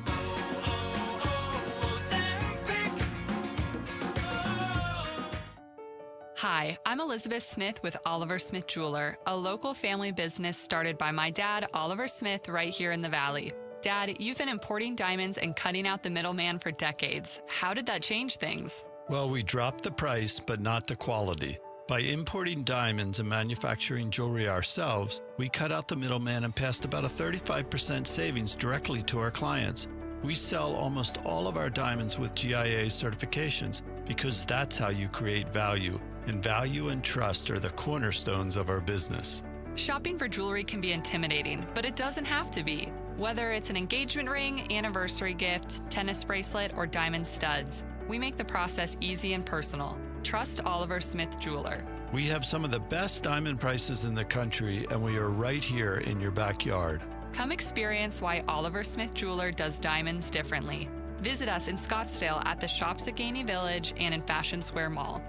Dan Bickley here for Chapman BMW, an award-winning family-owned business since 1966. They offer unbeatable selection. They have a great reputation for making luxury attainable. And best of all, you have a friend in the business at Chapman BMW. Ask for my guy, GM Shane O'Hanrahan. He guarantees our listeners will get a smoking hot deal, the best you're going to find in Arizona. That's Chapman BMW. 2 great locations, 1 great experience. 1-877 Cars for Kids. KARS Cars for Kids. Ready to get rid of that old car? Donate it to Cars for Kids. Call 1-877 Cars for Kids to reach a friendly live agent. Donation's super easy, and your car can be picked up as soon as tomorrow. Call us now, 1-877 Cars for Kids. 1-877 Cars for Kids. Donate your car today. Did you know you can donate real estate too?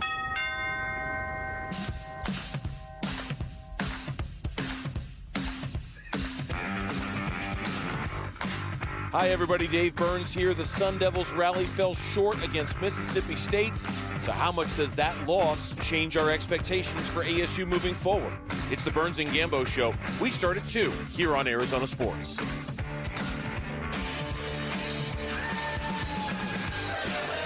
All right, thanks to Baron Browning for joining us, Paul Calvisi and Jody Jackson as well, and you, if you join us at 1:30, because we're going to do a listeners-only meeting at 1:30, and you can go one of 2 directions with that. You can talk about how you feel about the Cardinals' win yesterday, how much you're reading into that, how much you're reacting, what you liked, what you didn't like, or you can talk about what we're about to talk about here, ASU's loss to Mississippi State. Wolf, the biggest thing to me, and this... I don't think it just falls on Kenny Dillingham. I think it falls on Sam Levitt and the leadership of this team. But the biggest thing to me is, how do you respond? I know that's always important, but especially in college football, and when you are a college football program that's not going to get the benefit of the doubt from national voters, media, whatever, they were waiting for you to slip up, and you slipped up early in the season. How do you respond? You have not played a Big 12 game yet. You could still win the Big 12, go to the Big 12 championship, win that, go to the college football playoff, win the national championship. None of it got taken away on Saturday unless it messes with their mentality. Can I just say, and I think that's one of the reasons why, if you listen to Kenny Dillingham after this game, he's being as positive as he is. I honestly believe that. Everything they still want to accomplish is right in front of them. It is. Many, many times, especially even with the college football playoff, you go out and you win the Big 12, you're going to be in the college football playoff. Mm-hmm. That is going to happen. So much of the time, too, even with rankings, if there's a loss early in the season, it's forgivable. It's the loss at the end of the season you don't want. Yeah. I think Kenny knows. We have 2 ways we can go on this. We can overreact, and I can do a lot of damage maybe to some of the confidence with my kids inside that locker room, or we can go ahead and tell the truth about this is bad. It's bad, yet it's not over. And I think it's really important, too, that Kenny, this is why being a head coach at the college level is so important. You've got to set the table for your players. And Kenny, this is what I believe. You've heard me say this over and over and over again. It's the truth. I think this is his strength. Setting the table. He's like, I'm not going to sound panicked. I'm not going to do that because my players, they're looking at me. We know we need to play better, and I will challenge them to play better. But right now, our season is not over because we lost to Mississippi State on the road, an SEC team. Yeah. It's not over. Gone are the days when you have to go undefeated to do anything significant in college football. Correct. Nobody did last year. Ohio State won the national championship. They didn't go undefeated. Oregon went undefeated during the regular season, but they obviously lost in the playoffs, and they were the only team that even did that. So it is still all right there in front of them. Now, any ASU fan, and I'm sure most fans of most schools will have these moments, you can think back to a year where your school had expectations, and you got to remember these guys are they're college guys. I mean, this is not like 32-year-old NFL vets. You lose early in the season, and in the back of your mind, you were thinking you were going to do something wild. You were going to go 11-1 or 12-0. You were going to never lose, and you lose that early one. Does it then snowball? I've seen it happen with ASU before. It's happened with a lot of schools before. It has not, though, to be fair, happened with ASU when Kenny Dillingham was the head coach and Sam Levitt was the quarterback and all these guys were here. They didn't play well for a good chunk of that game on Saturday, and that is something that has to get fixed. But everything they wanted to do this season is still very attainable. You brought up Kenny and his message to the team after the Mississippi State loss. This is what he said on the Sun Devil Radio Network after the game. Like I told the guys, our entire season's ahead of us, and you weren't going to go undefeated. So we lost the game. We battled back. We were down 17-0 on the road, and we battled back. We fought. We had an identity drive, and, we came up short. That's a good football team, and they beat us. The season is going to be defined by how we grow together and how we respond. We got next week versus Texas State, and then we head into conference play. So we got to grow from that and get better. There it is. That's a very, very positive approach to what happened. Very positive, and at the same time, I'm sure the film situation was a little bit different. When they watched tape, when they watched film, I'm sure the sledgehammer came out. The flat shovel came out. Well, because they're not there right now. They're not. They could probably even lose another game. And because the good thing is this was not a Big 12 game. So if you lost a game in the Big 12, but you finished the season 10-2 and you only had one loss in the Big 12, you're probably in a good position if it came down to a tiebreaker or whatever to get into the Big 12 championship. But they undeniably are not there right now. It feels like they're going to have their hands full with a lot of teams right now the way they're playing. Yeah, for me, my expectation going into this season was they were going to win the Big 12 again. That's where I'm going to keep the expectation, at least the floor for me, for ASU. Win the Big 12 again. And why would that not be your expectation when you returned as many players as you did? Yeah. After winning the Big 12, it should be your expectation. So I know that everything they want to accomplish is still in front of them right now. And I think Kenny is doing a really wise thing, being as positive as he is. Now, I guarantee you, again, privately in that team meeting, he was telling the truth. Yeah. This did not make me feel any better on Saturday, but it was interesting. When's the last time you saw a team rush the field for beating ASU? I don't remember that. It didn't make me feel any better. And that last play, ASU's last defensive play, I guess we should say, I have not heard a ton about what went wrong there. It seemed like everything went wrong. Kenny Dillingham was asked today about that final defensive call because the call itself, it's always easy in hindsight, right? You're watching the game on TV. I wasn't in Starkville. I'm not coaching, but it's like, why don't we have more guys in the secondary? Like, the only way you can lose this game is if you pull everybody up and they do the unthinkable. Here's Kenny today. Should that call have given up a touchdown? We were not expecting it to give up a touchdown. Were we expecting it could give up quick game that could gain 15 yards? Yeah, that would have sucked. Were we expecting it to give up a touchdown? Definitely not. We were actually calling it for them to take a shot.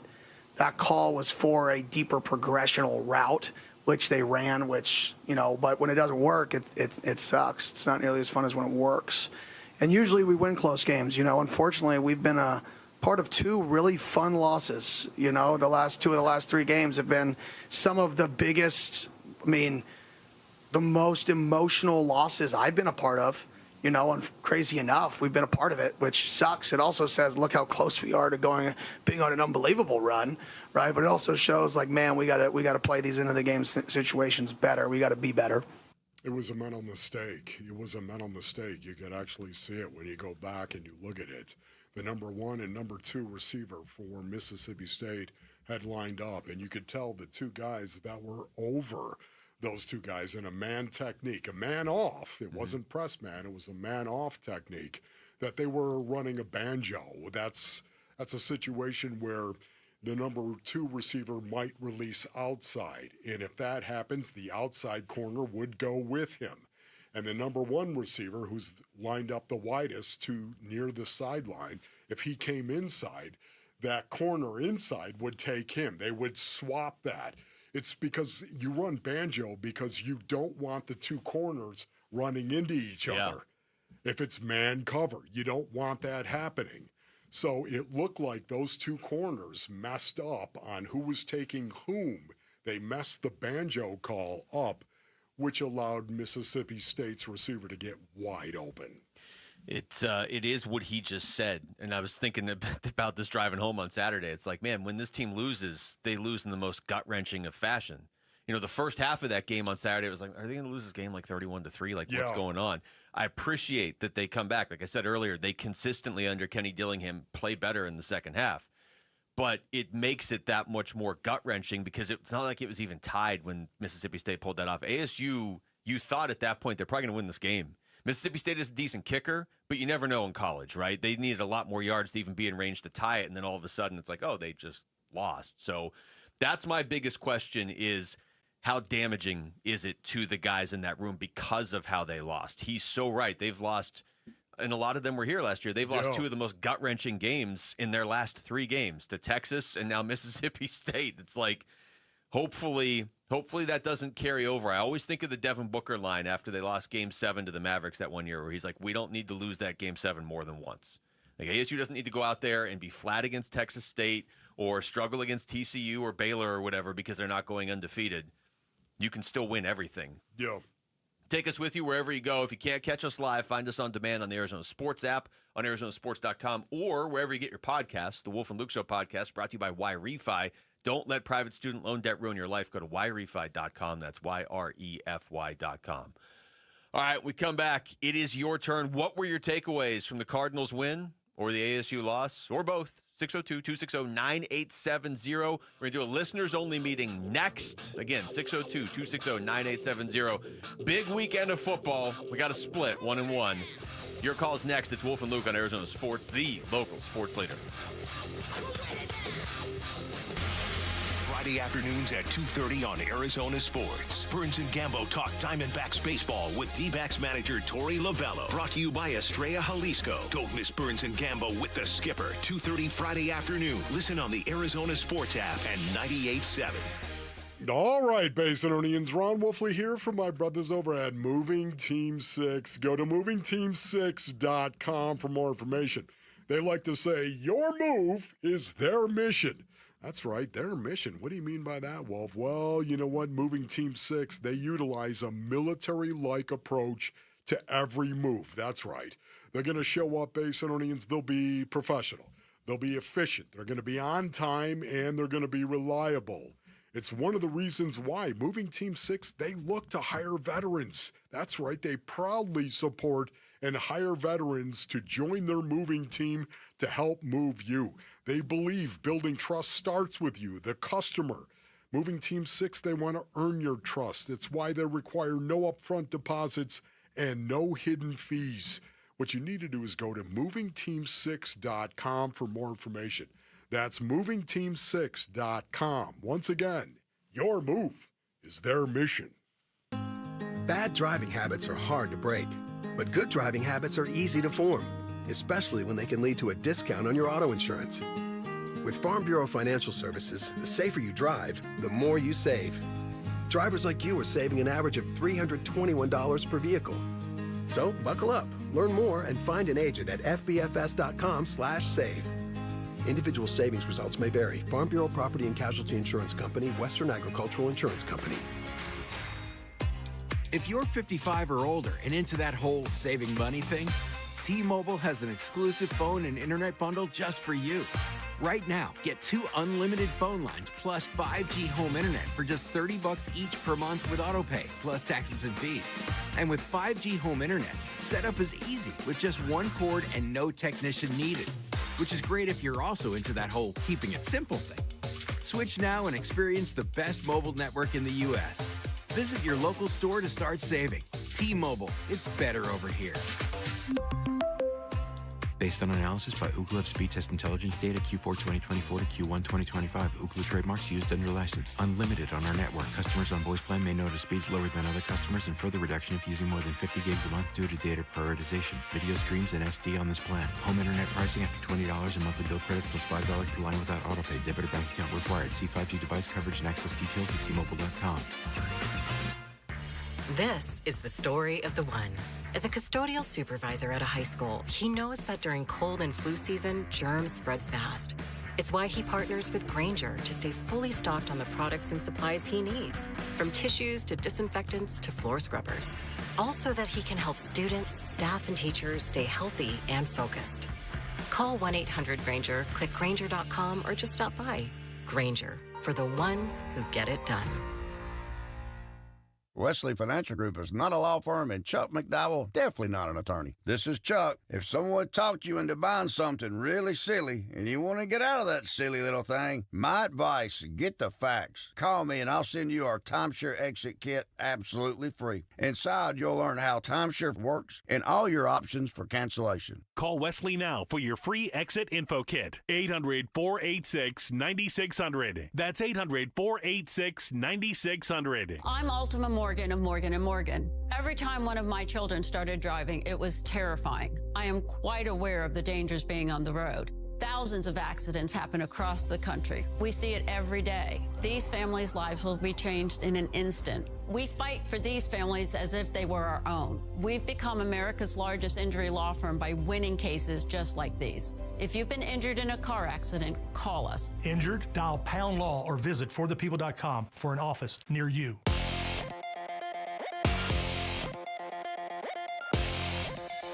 I'm Jesse Morrison with Trending Now, presented by Parker & Sons, heating, cooling, plumbing, and electrical.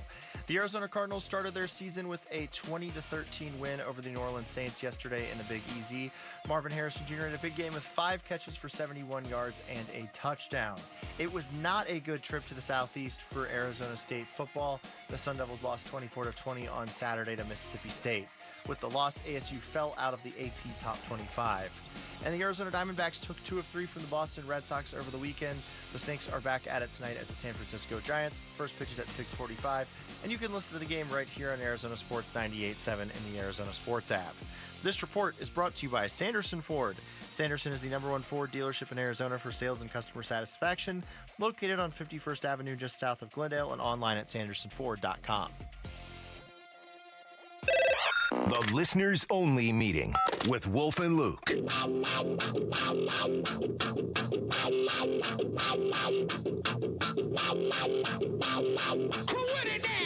right, 602-260-9870. Listeners Only Meeting. We got a lot to meet about here, Wolf. We've got the Cardinals starting 1-0.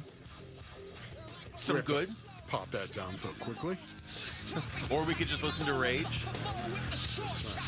Because I get to do this. YouTube. Is there any Rage song that doesn't have a good, intro? Yeah. It's all good music to come back Especially from. Especially when they kick into it, I mean. Well, we've got Cardinals to talk about. We've got Sun Devils to talk about. And I don't know what each person on the phone is going to talk about. I'm just going to punch them up, okay? We're going to roll with this. It's going to be an emotional roller coaster. Okay. Let's start with Eli in Sun City. Eli, you're on the Wolf and Luke Show. Gentlemen, how's it going? Thanks for taking my call. I appreciate it. For sure. Yeah, I was actually really excited about the Cardinals game. I really was. I'm a diehard Packer fan, but since I've been out here for 20 years already, I'm a Cardinal fan too. So miss hearing you on the call, Wolf, but Shipley's doing a great job. And I'm just going to key in on what he said earlier. Starting the season 1-0 is way better than starting it, 0-1. And it fuels the locker room, and it really does. What a dorch that play. But anyway, I like seeing Kyler connect with Marvin Harrison Jr. And I was trying to get Marvin Harrison Jr. on my fantasy team, but my pastor took it from me. So I don't know. I didn't know how to do the draft yet, and so he kept texting me during the draft, and he knows I'm going to respond. So and then I figured out, that's what he's doing. He's got strategy on top of it. So. And then just really quickly, I had the game on during church, too. Don't tell God I said that. And then please don't do that. And then for the ASU game, my friend, his family's all ASU alum. And I knew I couldn't text him for a day because I was just like, oh, my gosh, that's crazy. So, but, yeah, I'd love to hear what all the other callers have to say. Have a great day, guys. Thanks. Thanks, Eli. Appreciate it. Yeah, your friend that's an ASU fan, that maybe give him 4 or 5 days. Just because of the way it ended. Not because of the loss, because of the way it ended. Right. Yeah. Next. Yeah, let's just move on. Let's talk to Ponciano in Scottsdale. Ponciano, what's going on? Good afternoon. Thanks for taking my call. I think the common thread between ASU and the Cardinals with ASU quickly. That's a teaching moment. So that's why coaches are paid well at major universities and at the NFL level. They'll look at that film, they'll learn from it. And then with the Cardinals, it's kind of the same thing. This is the first game. So this is where you establish the baseline. This is where you establish, all right, this is what we need to work on. This is where we are. How do we improve from, week 1 to week 2 and on and on. It's then when you get to week 6 and you're playing like you did in week 1 where that's concerned. So I'm happy with the win, but you have to establish a baseline, and I think that's what they did. Thanks for taking my call. Thanks, Ponciano. Yeah, that's an excellent phone call, Ponciano. Well done by you. No, it's a good point because and every team is obviously striving to do this, but the plan, the assumption is you're going to get better as the season goes on anyway. So just pick up as many wins as you can along the way, because it doesn't matter if you've evolved into this amazing team by week 13 or 14. If you're too far behind because you lost too many games at the start of the year, then there's not anything you're going to be able to even do with it. We'll get, I'm sure, into this more throughout the week, too, because he brought up sort of a connection there with ASU and the Cardinals. I mean, I think there's oddly quite a few parallels between the two teams. One of them being that every pass ASU throws to a receiver seems to go to Jordan Tyson now. Just like the extreme. That's not the case for the Cardinals, but you don't want it to become that. Let's talk to Rowdy in Santan Valley. Rowdy, what's going on?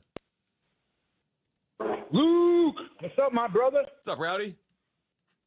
Wolf, my birthday brother. It's next month, buddy. What's going on, Rowdy? I know. And Savage. That's right.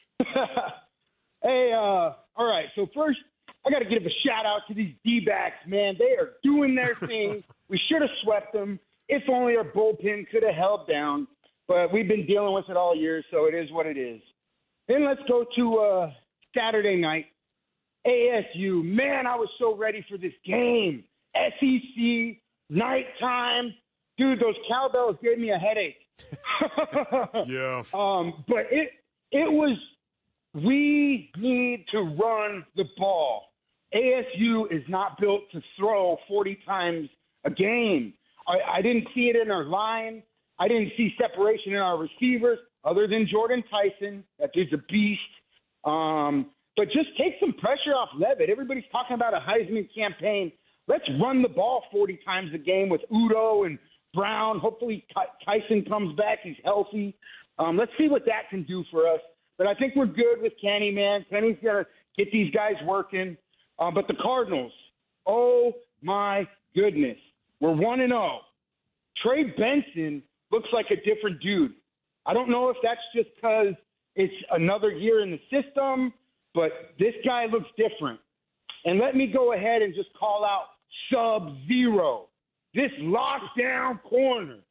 CB1 for the Arizona Cardinals for the next 10 years. This kid, that interception should have been good. Max Melton, that was not a hookie. That was not a foul. It was on the other side of the field, had nothing to do with it.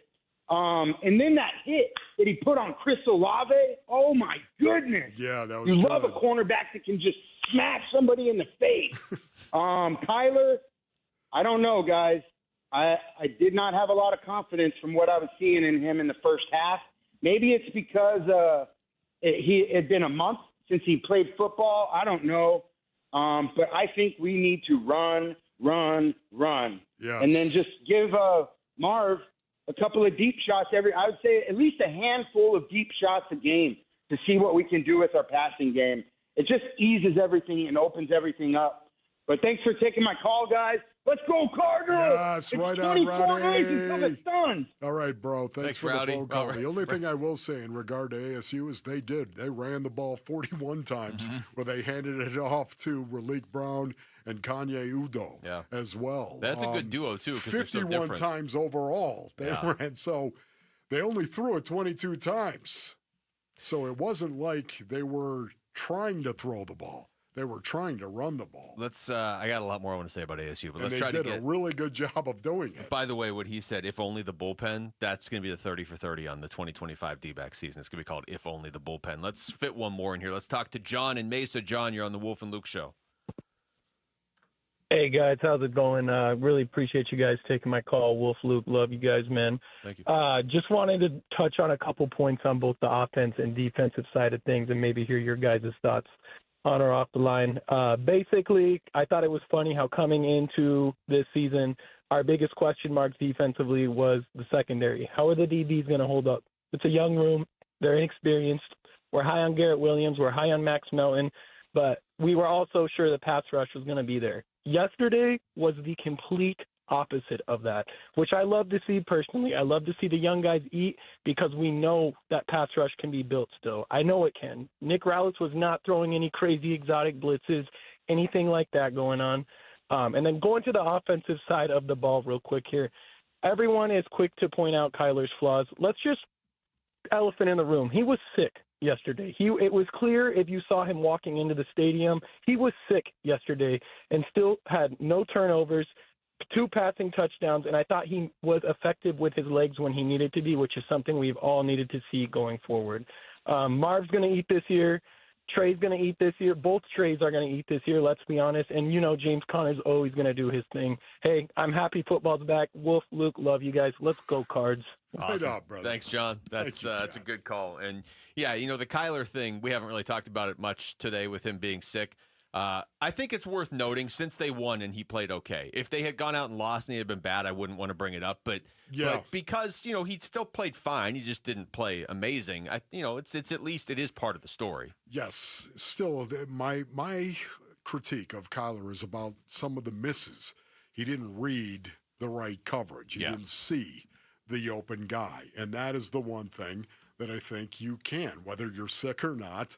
It's the one thing you can. It's the throws he didn't make that bothered me. I think that's fair, and that's why sometimes you look and you're like, this maybe there's a limit to what this offense can do. And not only that, sometimes you're nicked up in a game. You gotta push through it. And you gotta play. Often you're going to be nicked up in a game. Yes, and Kyler knows that as well as anybody. Thanks to everybody who called. Sorry we could not get to everybody, but football season's starting, so we're going to do a lot of these this season. When we come back, just final thoughts. Who made the biggest impact for the Cardinals in yesterday's win? And we have to at least talk a little bit about that Sunday night football game from last night. Josh Allen and Lamar putting on a show. That's next. It's Wolf and Luke on Arizona Sports, the local sports leader. Diamondbacks baseball. 1-1. That one in the dirt. Back in, it's stopped by Wong. It goes back to the mound, and Carroll comes home to score. That ball only got about 10 feet in front of home plate. Bayo had to go and get it, an underhand glove flip, and Carroll beat the toss. It's 2-1. D-backs take 2 of 3 versus the Red Sox and head to San Francisco to start a 3-game series at the Giants. D-backs at the Giants, Game 1 tonight at 6 on Arizona Sports 98.7 and the Arizona Sports app. Luke Lipinski back to tell you about Orchard. What if you found your dream home? That'd be cool. And then you could just move in right away. That'd be even cooler. Without getting bogged down by all the complications of waiting around to sell your old place first. Sounds perfect, right? Well, that's exactly what Orchard's Move First, Sell Later program lets you do. Buy your new home now, sell the old one later. It's right there in the title. It's very simple. Move first, sell later. It's the best way to do it. So here's how it works. Orchard gives you cash so you can buy and move into your new home first on your timeline. No waiting around, no showings, no double moves, no extra hassles, none of that. And then the Orchard experts take it from there. They handle repairs on your old home and they make price-boosting upgrades. Once they're done, a local Orchard agent lists and sells your home for top dollar. Orchard's Move First program gives you the freedom to buy and move into your new home first, then sell your old home later. Buy before you sell and still get top dollar for your old home with Orchard. If you're ready to find out how much your old home is worth, visit Orchard.com. That way you can get your free home valuation. It's quick. It's easy. You can do it right there online. That's Orchard.com. It's fall, and back-to-school activities keep everyone busy.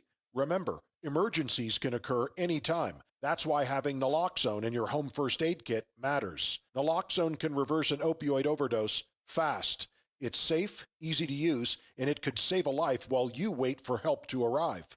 Be ready. Be safe. Add naloxone to your home first aid kit. Remember, seconds matter, and so do the people you love. Learn more at naloxoneaz.org. That's naloxoneaz.org. When your backyard needs a serious refresh like ours did at Casa Cal BC, you want the best. But how do you know? Where do you go? Well, California Pools and Landscape has already won 33 International Design Awards this year. Discover the difference when you go with the most awarded pool builder in Arizona. High quality work, built to last. Our favorite, the industry leading warranties. Even better, they're donating to Phoenix Children's with every project built this year. See our backyard transformation and what's possible at calpool.com/Paul. Sanderson Ford is Arizona's largest Ford dealership. They're also #1 in both sales and complete customer satisfaction. This is truly Sanderson Ford country, and people are singing their praises. Across the painted desert, Arizona Diamondbacks legend Luis Gonzalez. to where the mountains touch the sky. Owner Sanderson Ford David Kimmerly. This is Sanderson Ford country. Owner of Rosie on the House, Rosie Romero. Where Arizona's pride. 92.3 KTAR News Talk host Mike Broomhead. Sanderson Ford country. 98.7 Arizona sports host John Gambadoro. Built on serving you. 102.5 KNIX country host Tim Hattrick, a.k.a. Johnny Maverick. Sanderson Ford. Mix 96.9 host Priscilla Ornelas. Satisfaction en todo para usted. Sanderson Ford General Manager Mark Whittower. Where Arizona's pride. Sanderson Ford. This is Sanderson Ford country. For the team at Berg Simpson, it really is more than a slogan. Good lawyers changing lives. Dave Burns here. As nationally renowned trial lawyers, they're here to change lives for the better by fighting in court and getting families compensation for their injuries. Berg Simpson also makes it a priority to give back to their community. It's at the heart of everything they do, helping people when they need it the most. So call the trial lawyers of Berg Simpson at 602-777-7000 or visit bergsimpson.com. Good lawyers, changing lives. Low T, start for free for a limited time. Get prescription testosterone with no startup fees. Only at Red Mountain Weight Loss. You'll think better, sleep better, and it'll improve your sex life. Nothing boosts testosterone like actual testosterone. So don't waste money on herbal supplements that don't work. Get the T levels you had in your 20s with prescription testosterone. It's a game changer. And for a limited time, get started for free only at Red Mountain Weight Loss. Go to redmountainweightloss.com or dial pound 250 on your phone, keyword Red Mountain. Big Red Monday. This is Cardinals wide receiver Michael Wilson, and you're listening to Arizona Sports 98.7 and the Arizona Sports app. Big Red Monday. With Wolf and Luke. And we are live from the Casino Arizona and Talking Stick Resort Studios. Final segment of the show here on a Big Red Monday. And I do want to remind you, don't have to miss your last chance to win tickets to the Cardinals home opener this Sunday. Head to the Arizona Sports YouTube page, watch us live, and click the contest link pinned in the chat. It's easy to find when you look at the chat. It's a whole different color. It's right there. And that way you can win tickets. It's that easy. Tune in, click, and you could be at the game on Sunday. I will say this. It actually came up during the Cardinals game yesterday, Wolf.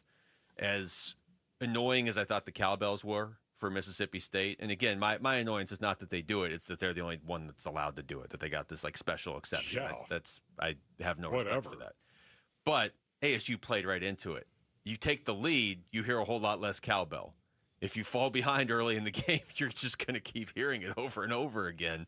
If you're on the road, you got to get the lead so you don't have to deal with that stuff. That would be great motivation, would it not, to actually go to Starkville and whip Mississippi State, just so you didn't have to hear the cowbell. I got to have more cowbell. As much of the cowbell. Can you imagine that? Get up by 30. You know what? That would give you great satisfaction, would it not? I just love the rule is they can't ring it when the center is over the ball. But if it's a big moment, they're all ringing. It's like, you can't enforce the rule, so it's not a rule. I looked to see who Mississippi State plays next, see if maybe they would come in. They play another ASU, actually. They play Alcorn State, and it's also at home. So what are the odds of that? Sorry. Another ASU. Alcorn, get ready for a headache, I can tell you that. Let's go Cardinals here, Wolf, to end the show. And we talked a lot about Buda Baker, and we gave out the game balls. I think we'll do game balls every week. Don't you think? How do we want to do this? Let's just say it's possible the Cardinals lose a game this year. Are we just going to do game balls around the NFL? Yeah, around the NFL. Okay. I like that. Okay. Yeah, that's really cool because you can't pass out game balls when you lose. No. It means you can't do it. Like, hey, good job. Yes, you tried so hard. Say the Cardinals had lost yesterday, which I'm glad they didn't. I probably wouldn't have shown up today, honestly, if both the Cardinals and ASU lost. I would have given my special teams one to Matt Prater. How about that? He was on a plane like 48 hours before that game, comes in, makes the game-winning kick. That game last night What do you say? And Wolf, I know that you like the lower scoring defensive battles. That, though, last night I didn't think it was bad defense. I just thought it was two of the best quarterbacks in the league. Incredible. Just they can't be stopped. Not only that, to see Derrick Henry do what Derrick Henry did as well. You want to talk about not be stopped. Unstoppable. They could not. He just shredded the Bills' defense, yet at the same time, he made the play that opened the door for the Bills to win the game. One fumble and it changes everything. Just think about that. Man, I love Derrick Henry so much, and it wasn't like he was irresponsible with the ball. It was a great play by Ed Oliver. Yeah, who makes a lot of great plays. Maybe this is recency bias. I don't know. But this run in the AFC of maybe it's like the last 5 years, let's say, where it just feels like we have a lot of these games, and they always seem to involve either Mahomes, Joe Burrow, Lamar, or Josh Allen. But these games where it's like, if the game goes another minute, Baltimore wins. But if it goes another 2 minutes, Buffalo would have won. But if it goes another 3 minutes, Baltimore would win. Like, it's just a matter of, the game's over, I guess. Like, they're just going to keep scoring. They just keep one-upping each other. Those four quarterbacks, I know Cincinnati's been out of it a little bit lately, but I just want to make sure we appreciate what we're seeing because you don't always have this level of quarterback play. You know what I mean? Where you're talking about four of the all-time greats in the same conference right now. Yeah, just think about this as well, brothers. 41-40 has never happened in the NFL. Really? For 106 years. Wow. Scorigami. What? You've never heard that term? No. Yeah, it's called a scorigami when there's a unique score that's never happened. Okay. There's a whole Twitter account for it, Wolf. Whatever. Okay, honestly, I don't know what you're talking about, Rick. Don't get me distracted. It's the way you said it. You just parachuted in with scorigami. It was the first thing. I mean, think about that 106-year history of the NFL. 41-40 for the first time in the NFL. Not only that, Josh Allen was 16 of 21 for 251 yards and a touchdown in the fourth quarter alone. In the 16 of 21 for 251 and a touchdown in the fourth quarter. Man, that is an unbelievable accomplishment for Josh Allen, especially when it matters the most. Yeah. That he shined like a bright, bright light, did he not? These games are so just historically great, too, because when it's Josh Allen versus Lamar, you can tell they're both like, hey, every time there's one of these games against Mahomes, I always end up losing it somehow if it's in the playoffs. But when we're playing each other, I have no fear of you or vice versa. Those numbers you just gave, Wolf, he put those up against Baltimore's defense. Yes. Like that's I know it's early. Maybe Baltimore's defense isn't as good this year as it typically is. But traditionally, Baltimore's defense is a pretty good defense. And he's out there throwing for 250 yards in a quarter. Yes, especially that secondary is so good. Typically that in the pass rush of the Ravens. But, man, Josh Allen was on display. I was trying to look up, and I guess I'll do it for tomorrow. Unless, Rick, do you have the standings of how we did in our picks pool so far this week? I know there's the one game tonight. No, I got to wait until the last game's played. Well, yeah, that's right. Okay. I don't have it in front of me. But I don't have it in front of me either. Yeah, that will be tallied up after the last game is played. I think I took New England at one point saying, quote, I don't understand what the hype is, but I guess I'll buy in, and they lost to the Raiders. But I know I had the Cardinals, Bengals, and somebody else. Right? I know I went 3-1. I just don't know what you guys did. Yeah, I don't know either. You tend to go 4-0, so I'm hesitant to even look at I use the tier system, which gives me great advantage, basically. It's like I won it last year. I did last year. I do know Jamal picked Baltimore last night. Sorry. Jamal, did you win it last year, Jamal? What about you, Rick? Did you win? You won. Jamal wasn't even on the show. That's the only reason why I didn't win. Yeah, Jamal because I wasn't here. Okay, that's all right. We got to go to break. Okay, well, if you can talk about how great you are after the show's Luke, over. did you win? Interesting. That's irrelevant. For Rick and Jamal and Wolf, I'm Luke. We got Burns and Gibbo next in Arizona Sports, the local sports leader. Bickley and Marana mornings. I don't think it was a great day for the offensive line. I think Trey Benson's run was big. I think Kyler Murray played well enough to win, obviously, but he was under duress a lot in that ball game. It was an uneven opening game. A win is a win. That's exactly how I feel. To me, the biggest thing was, did the Cardinals look any different than they looked last year? Different/better? Different, better, yes, because that was what we are hoping for, that they're going to take another step forward, that they're going to be a playoff contender. Did they look any better or different than last year? Bickley and Murata, mornings on Arizona Sports, the local sports leader. Hi, Arizona sports listeners. It's Wayne from AMCO. So the hot summer is still upon us and school has started. The last thing anyone needs is to start the school year with car troubles. You know, moms and dads will be running all over town, dropping off and picking up their kids, which can be hard on any car. And what if that dang check engine light comes on? Man, talk about frustrating. Well, don't worry. What to do when your car needs repairs can be frustrating, but where to go when it does isn't. That's us at AMCO. With plenty of locations, AMCO's used to taking care of our Valley's heroes. We serve teachers, paramedics, firefighters, policemen, and our most important heroes of all, moms and dads. Now, you all know that AMCO specializes in transmissions and powertrain repairs, which includes clutches, transfer cases, differentials, even engine replacements. All the big repairs that most shops don't do. We do small repairs too, like air conditioning and brakes. So just pop into your nearest AMCO or book online at amcoarizona.com. Now that's pretty awesome. Well, that's because we're AMCO. Google AMCO for your nearest location. That's AMCO, MCO, transmissions, and a whole lot more. Hi, this is Stuart Willis, President of Asset Preservation Wealth and Tax. A personal relationship with your financial advisor really matters. It's super important that you have the ability to talk about anything you need to with your advisor. So if you have been pushed off to a call center and you don't have a one-on-one relationship with your financial advisor, then reach out to us at assetpreservationwealth.com. That's assetpreservationwealth.com. Investment advisory services offered through Foundations Investment Advisors, LLC, an SEC registered investment advisor. You know, I still have my first car, a classic 66 Mustang, and what was is parked right next to what's next, a new Explorer we recently bought from our Desert Ford dealers. Yep, Paul Calvise here. Hey, Ford isn't just part of our family. My grandfather worked for Ford Motor, but it's part of America, our heritage. Yet Ford is also the future. Whether it's family time or four-wheeling time, tailgating or towing, Ford has a powertrain option that fits what you're looking for. Gas, hybrid, electric. You know what else our Desert Ford dealers have? The best-selling line of trucks for 48 years running. That Ford F-Series with the all-new 2025 F-150, designed to be the toughest and most productive ever. And then there's a 2025 Ford Mustang Mach-E, 100% electric, 100% SUV with sports car performance. SUV, my daily driver, a Ford Edge. And again, we just bought a new Explorer. Wait till you see the redesigned interior on the all-new 2025 Explorer. Bottom line, get on down to our Desert Ford dealers or click buyfordnow.com. Hey everybody, Dan Bickley here, and you've seen the billboards. Sweet James is everywhere. It's a fun name and a fun brand, but when you've been hurt in an accident and it's game time, Sweet James plays to win. They are unstoppable in their pursuit of justice, and they are the heavy hitter you need when dealing with the insurance companies. Sweet James Accident Attorneys is a world-class law firm with over 25 years of experience, more than 500 trials, and over $2 billion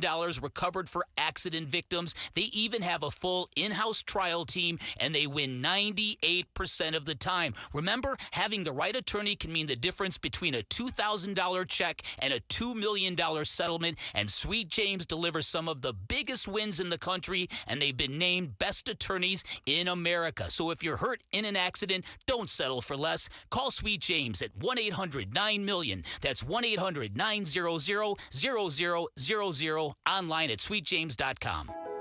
I'm Bree. I'm Sean. And we are the Berquist family. We are repeat Fulton customers, and we've lived in a Fulton community for 6 years. We had been looking for a home, and so we walked into the Fulton community, and we were just absolutely blown away.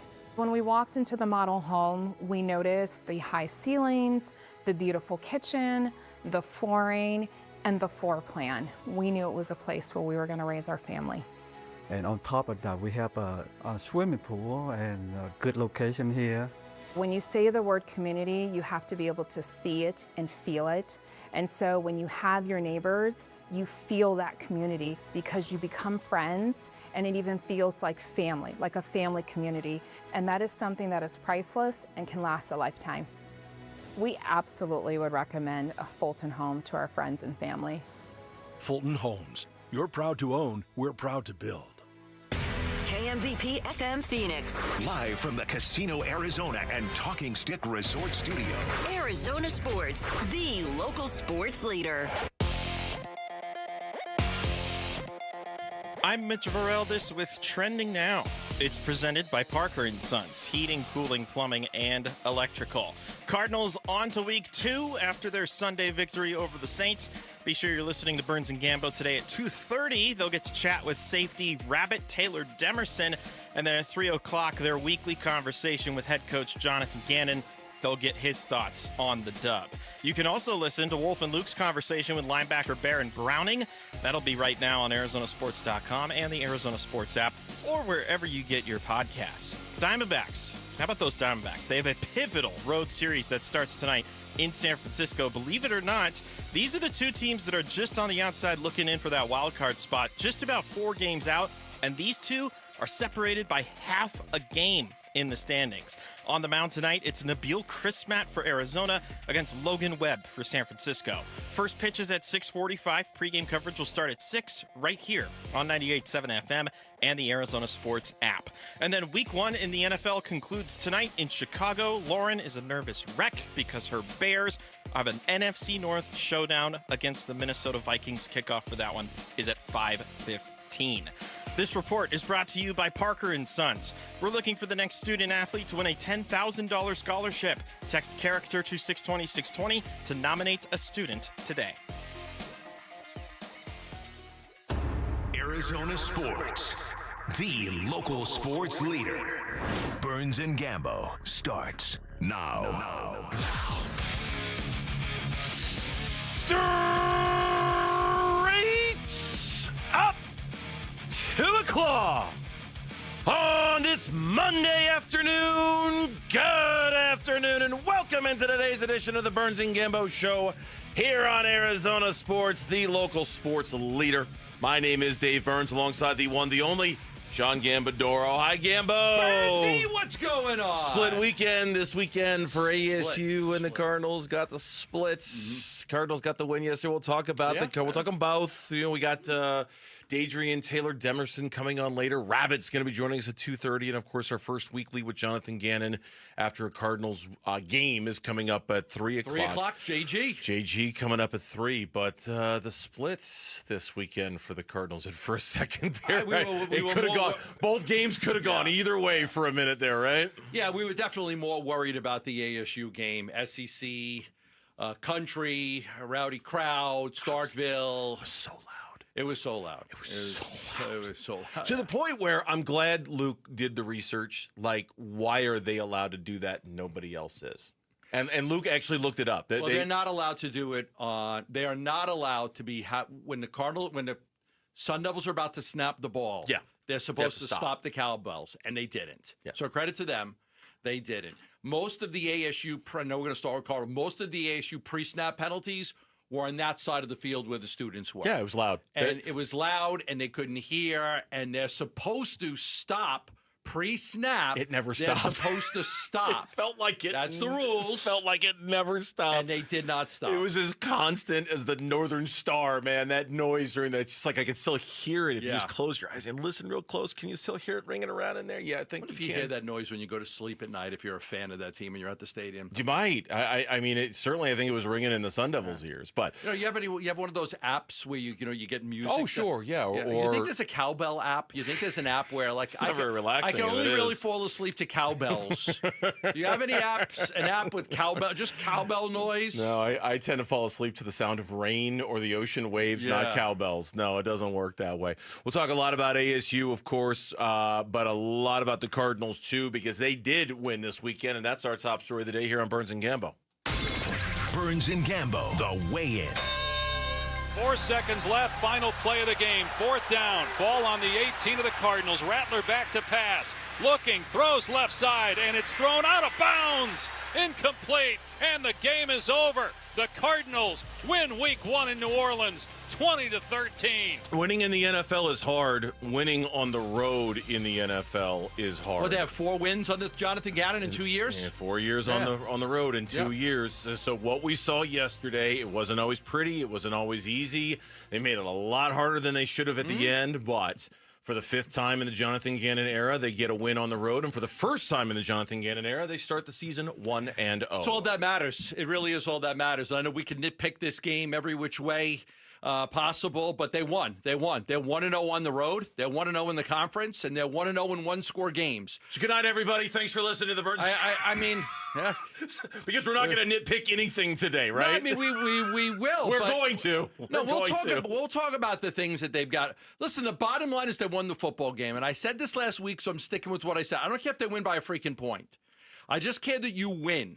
Now, I know New Orleans is a bad football team, and everybody's expecting they're going to go in there and they're going to pound them and everything. And it was a harder game than it should have been. I get that. Yeah. I get that. And there are reasons why, which we'll get into. But the bottom line, and honestly, the thing that becomes more important than anything is you start to realize that as a fan, just get the W. They come out with a win. How they did it, was it ugly? Was it not? Just they won. They won the football game.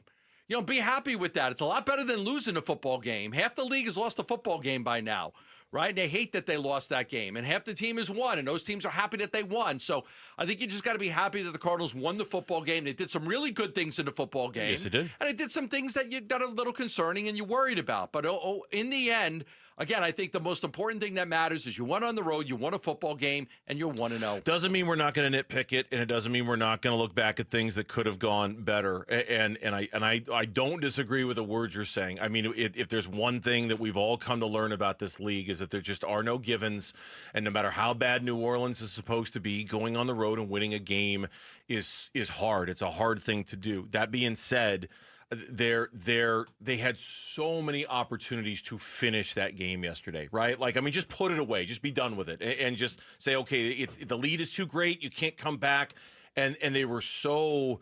Their offense in particular in the second half was so at times rough, and it misfired so much that time and drive, any one of which, if it had resulted in any kind of points, makes what happens at that game irrelevant, right? But because they weren't able to do it there, and because the offense specifically wasn't able to do it, it really had to rely on Budda Baker. And you saw it as well as I did, man. That defensive line at that end, at the end of the game, the final drive, oh my God, they were gassed. Did you see Calais Campbell on the sideline? He was gassed at the end of that game. Well, listen, but they made the plays they needed to make ultimately. That should have been a catch in the end zone. He dropped the football.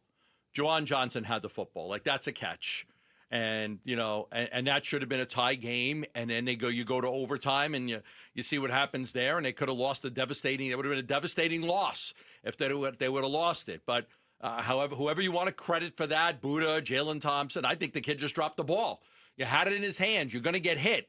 You're going to get hit. And he didn't hold on to the football. Spencer Rattler thought it was a touchdown. He was halfway through celebrating, and he realized that the ball got jarred loose. Yeah. And you're able to hang on and win that football game. So, do you like that that New Orleans with 2 minutes left to go is able to move all the way down the field and put themselves in a position to tie it? Maybe they go for 2 and win it. I don't know. I'm not happy about that, but I'm happy that the Cardinals were able to hold on and get the win. Yeah, I really, if we're making a list here of things I didn't like, it wasn't even so much the defense allowing the Saints offense to move down the way they did on those last 2 drives. It was really more on the offense for just not doing just a little bit more, just a teeny tiny bit more to make those last 2 drives largely irrelevant, right? I mean, that to me where the game, if we're talking about the moments where the game got uncomfortable, the games or the cause for that lack of comfort, the cause for the discomfort was the offense and what they did. The defense did everything they could, and at the end, they did enough.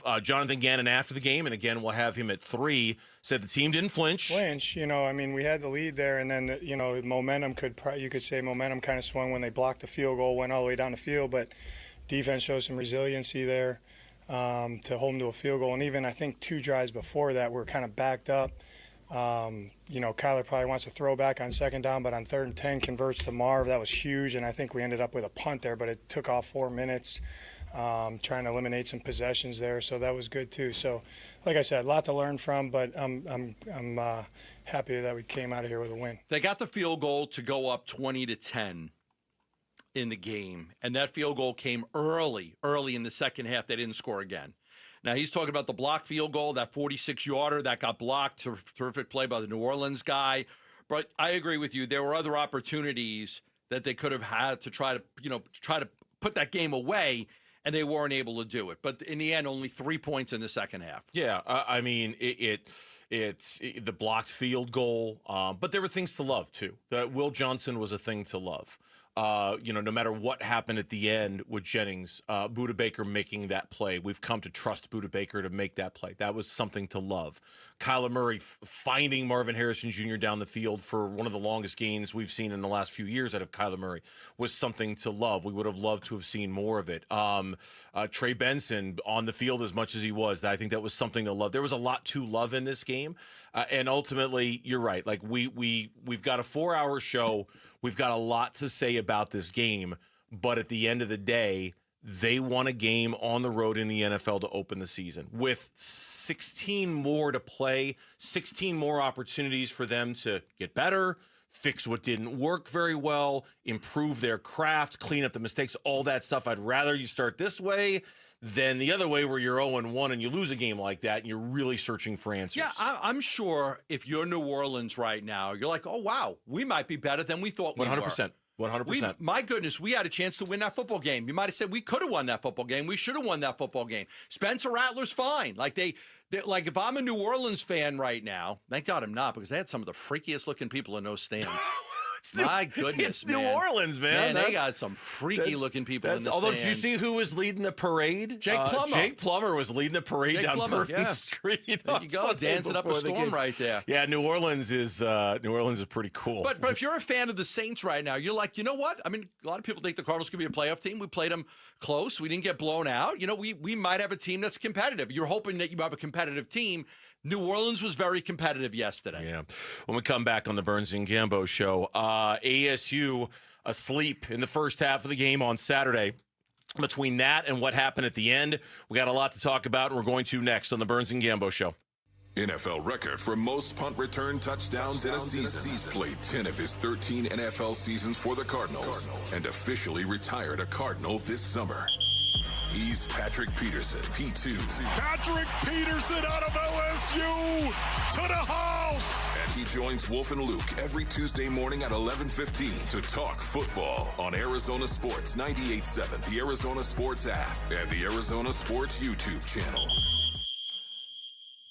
Christian Brothers has been servicing the Valley for 49 years. Family-owned company. They take a lot of pride in fixing your AC unit and taking care of business for you like nobody else can. Their goal is to get you up and running, not to sell you a new AC. But if you need one, they carry Goodman, Train, and Bryant, and they can get it to you quickly. And they do a great job, and they have interest-free financing. But their goal is to get your AC unit and get you through the summer. A lot of people right now, your AC unit's starting to fail. It's not blowing out cold air the way it did. You're hearing a big bang every time it starts up.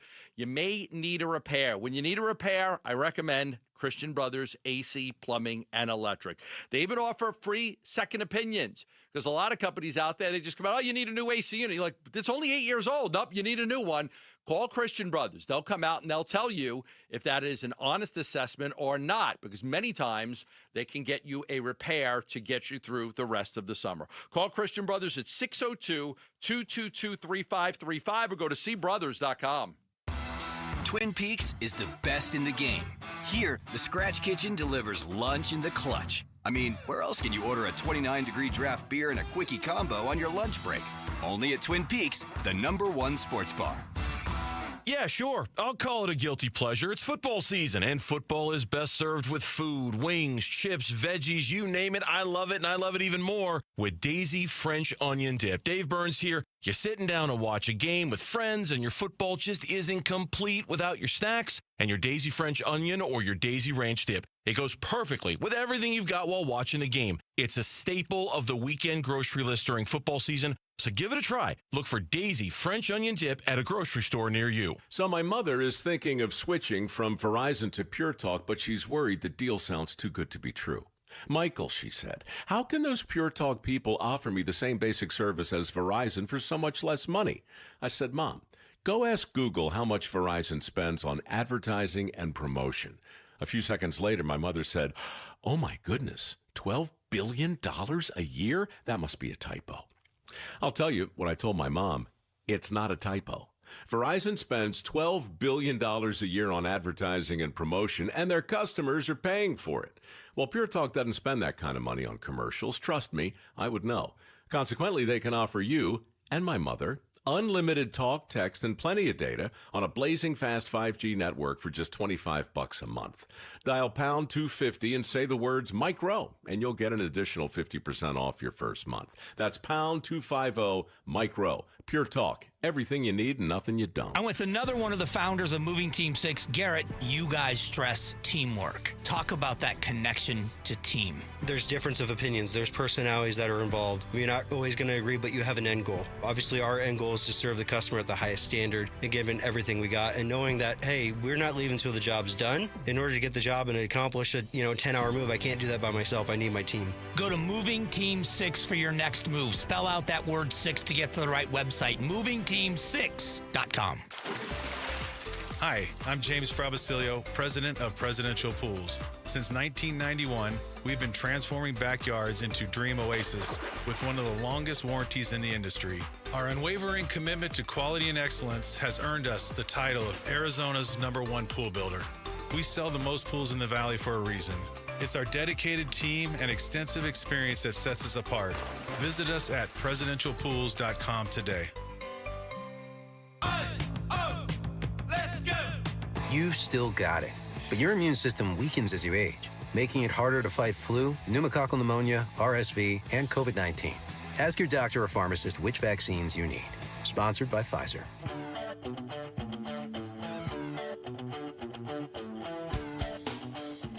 Hey, it's Vince Marotta. Join us Tuesday morning. Did the Diamondbacks start off their series with the Giants on a positive note? That and a lot more fallout from week 1 in the NFL starting at 6 here on Arizona Sports, the local sports leader. I know they beat us. They jumped out to a really big lead on us. And, you got to give them a lot of credit. They're a much improved football team. This is a great, tough environment to play in. And when this place is rocking, it's as good as any of them. So, you got to give them the credit. And like I said, I was very happy with how our guys responded in the football game. And now it's about responding to the loss. The reality is most teams don't go 12-0, right? So let's respond, let's band together, and let's go play a better football game and play better football moving forward. Kenny Dillingham Saturday night from Starkville, Mississippi after ASU in just a weird game to watch, man. That game was because there was just so many little chapters to that game on Saturday night. Chapter 1, the humiliating first half. Down 17-0. Yeah, 17-0. And Sam Levitt couldn't complete a pass from me to you. No. He couldn't complete a pass from me to you. No, listen, he's a young kid. He's like 20 years old, and the pressure absolutely got to him. And you could say he played in some big games last year, but the pressure got to him in this one. But you get down, you sleepwalk through the beginning of that game. You're down 7-0 on a 48-yard bomb. Then you're down 10-0. Then you're down 17-0. On the play with the bomb to Thompson for 47 yards. You're giving up these big plays. You look like, what the hell? Yeah. What is going on here? You come back, you make a comeback, you take the lead, and you lose the game. That's chapter 2. Chapter 2 is the comeback. Chapter 2 is you come out of the tunnel in the second half, you ram the ball down the throats of Mississippi State. I mean, every play was a run play practically outside of maybe 5 pass plays Sam Levitt had in the second half. And you regain the lead, you reestablish yourself, and you're thinking, man, you're going to sneak away with one here on this one. And then chapter 3 was the ending. The meaning of romance. In chapter 4, you tell her, you give her just one more chance. There were only 3 chapters. There wasn't a 4th chapter. Wonder who wrote the book of love. I'm sorry, I'm doing my chapters. That's okay. Yeah, that's fine. Only 3 chapters. No 4 chapters. Okay, no 4 chapters. Chapter 3 was the touchdown at the end where it's the zero blitz, and there he is, and he's wide open, and a big mistake, and suddenly Mississippi State walks off the field with a win. Yeah, it was devastating. Here's what ASU lost. They lost their clout. That's what they lost. Can they still win the Big 12 championship? Yes, of course they can. Can they still go to the playoffs? Yeah, of course they can. They lost a non-conference game in a tough environment on the road to a team that traditionally hasn't been very good in Mississippi State. You think you should have won that game, and they were favored to win that game, and they lost. What did they lose? Not everything that they want is still in front of them. Okay? They got to take care of business, but it's still in front of them. What they lost is their clout. Everybody, the hype of ASU football, the excitement of being one of the top teams in the country. You lost that. It's gone now. Okay? Everybody's going to look at ASU and think you're vulnerable. They're going to think you can be beat. You're going to be picked to lose some games now because of this game against Mississippi State. So, yeah, that's what you lost. You didn't lose your opportunity to win the Big 12, hang a banner, and go play in the playoffs again. You lost the clout that came with being a playoff team from last year and bringing almost everybody back. Did you see how fast they got kicked out of the AP Top 25? But right, like, that's what they lost. I mean, like that. Yeah, sure. They were like, whoosh, you're out. See ya. Okay. Yeah. You know, you don't cover at home against NAU. You lose on the road to Mississippi State. You're Goodbye. out. See ya. And that's what's lost. Now, listen, there's a belief that this team is going to play better now, because people are going to doubt them and not believe in them anymore, that there's a feeling now, okay, they'll probably play better like this than being the favorite and being the darling and being the expected team to win. Yeah, you have to hope so. I mean, I agree with everything you're saying about the clout, and certainly I agree with everything you're saying about the Big 12 title still in front of them. It is. Everything they want to accomplish is still there. That includes the playoffs. Nothing has changed. The one, but for long time ASU fans, who understand how this program has struggled when there are expectations. That little voice in the back of your head, that wonders how this program is going to do when we're facing expectations of being great. That little voice in the back of your head just got a little bit louder. Sure. After Saturday's game. I'm not saying rightfully so. And I'm not saying it's the dominant voice, and I'm not even saying that voice is right. I'm just saying that any ASU fan who's been paying any attention to this program at all for the last 50 years, and Kenny has talked about this. Kenny has talked about how we're battling 50 years of our own history here. Any ASU fan who understands that little voice in the back of your head that says, they never do well when they're preseason ranked, and they never do well when there's expectations. That voice just got a little bit louder in your head after Saturday night's game. And now this team is going to go to work this week, and I'll bet you that every one of these practices is going to be money because they're going to want to get that back. They're going to want to get that back. It's like you lose a title. You're a boxer and you lose the title. You're going to work so much harder to get that back. ASU is going to work hard. I still think it's a good football team. I still think they can win the Big 12. I was watching Kansas, Missouri the other day. Kansas sucks. Like I put on Colorado for a little bit. I'm like, okay, they're winning. They're not that good. Iowa State looked pretty good. Colorado? Iowa State? Oh, Iowa State. Iowa State looked pretty good. Yes. Looked pretty good. Yeah, but ASU beat them like a drum last year. Well, a drum. Last year? Okay. We just figured out this past weekend last year is last year. No, I know. This year is this year. I'm just saying, I think that, Oklahoma State. Did anybody watch Oklahoma State? I watched that game against Oregon. Maloney. Yeah, I watched that game, too. Maloney did. I mean, it could have been 150-3. I'm surprised that Oklahoma State kicked that field goal early in the game just to put the 3 on the board, but they're lucky they did it. We're getting shut out. They're terrible. Like, this Big 12, you can win it. ASU can win it. I still think that ASU is going to win the Big 12 and go to the play. I think that they will. I really believe that they're the best team.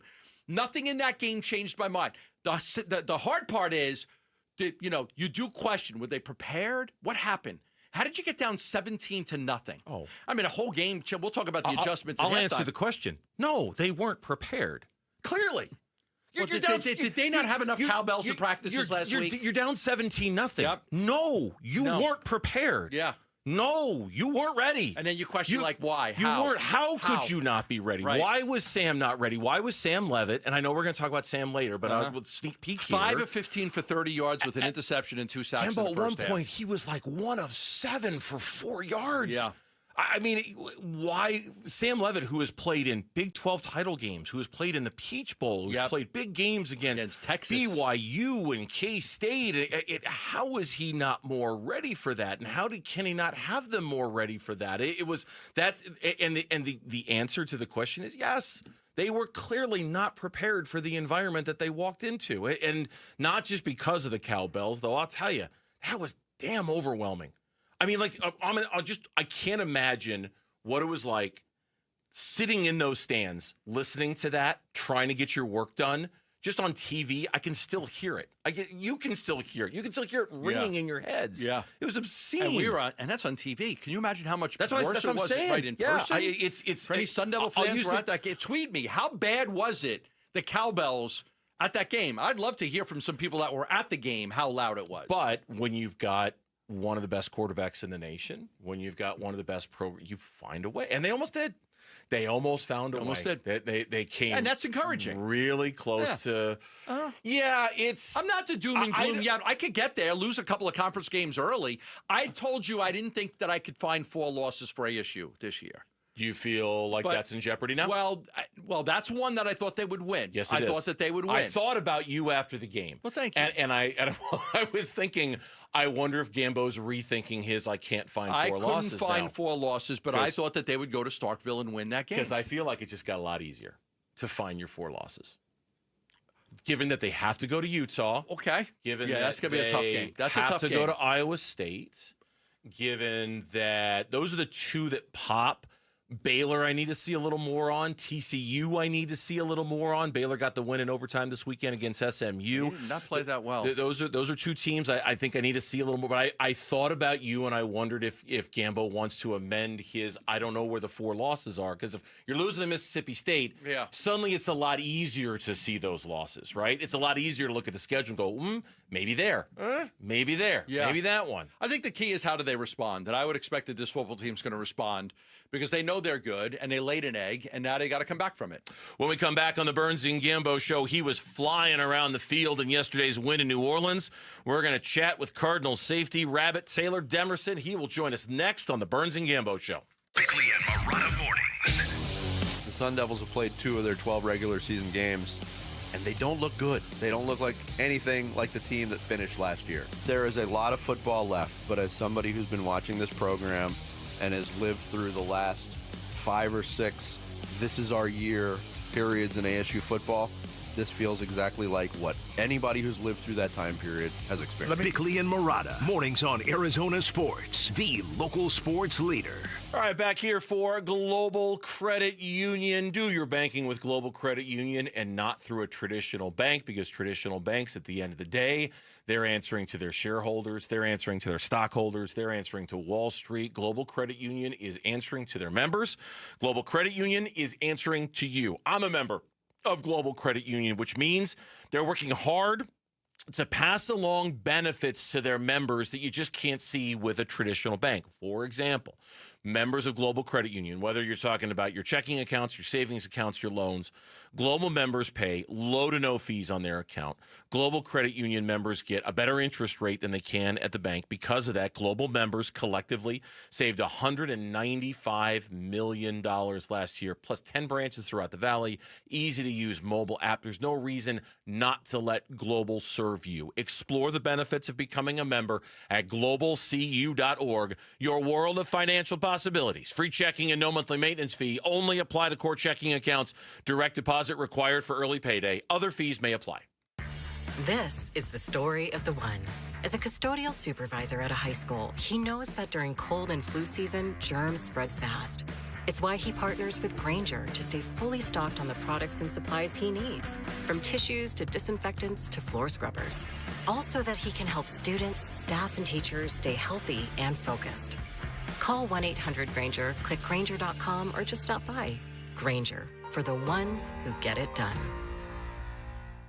Wesley Financial Group is not a law firm, and Chuck McDowell definitely not an attorney. This is Chuck. If someone talked you into buying something really silly and you want to get out of that silly little thing, my advice, get the facts. Call me and I'll send you our timeshare exit kit absolutely free. Inside, you'll learn how timeshare works and all your options for cancellation. Call Wesley now for your free exit info kit. 800-486-9600. That's 800-486-9600. Dan Bickley here for Chapman BMW, an award-winning family-owned business since 1966. They offer unbeatable selection. They have a great reputation for making luxury attainable. And best of all, you have a friend in the business at Chapman BMW. Ask for my guy, GM Shane O'Hanrahan. He guarantees our listeners will get a smoking hot deal, the best you're going to find in Arizona. That's Chapman BMW. 2 great locations, 1 great experience. At 72 Sold, if we don't sell your home in 30 days or less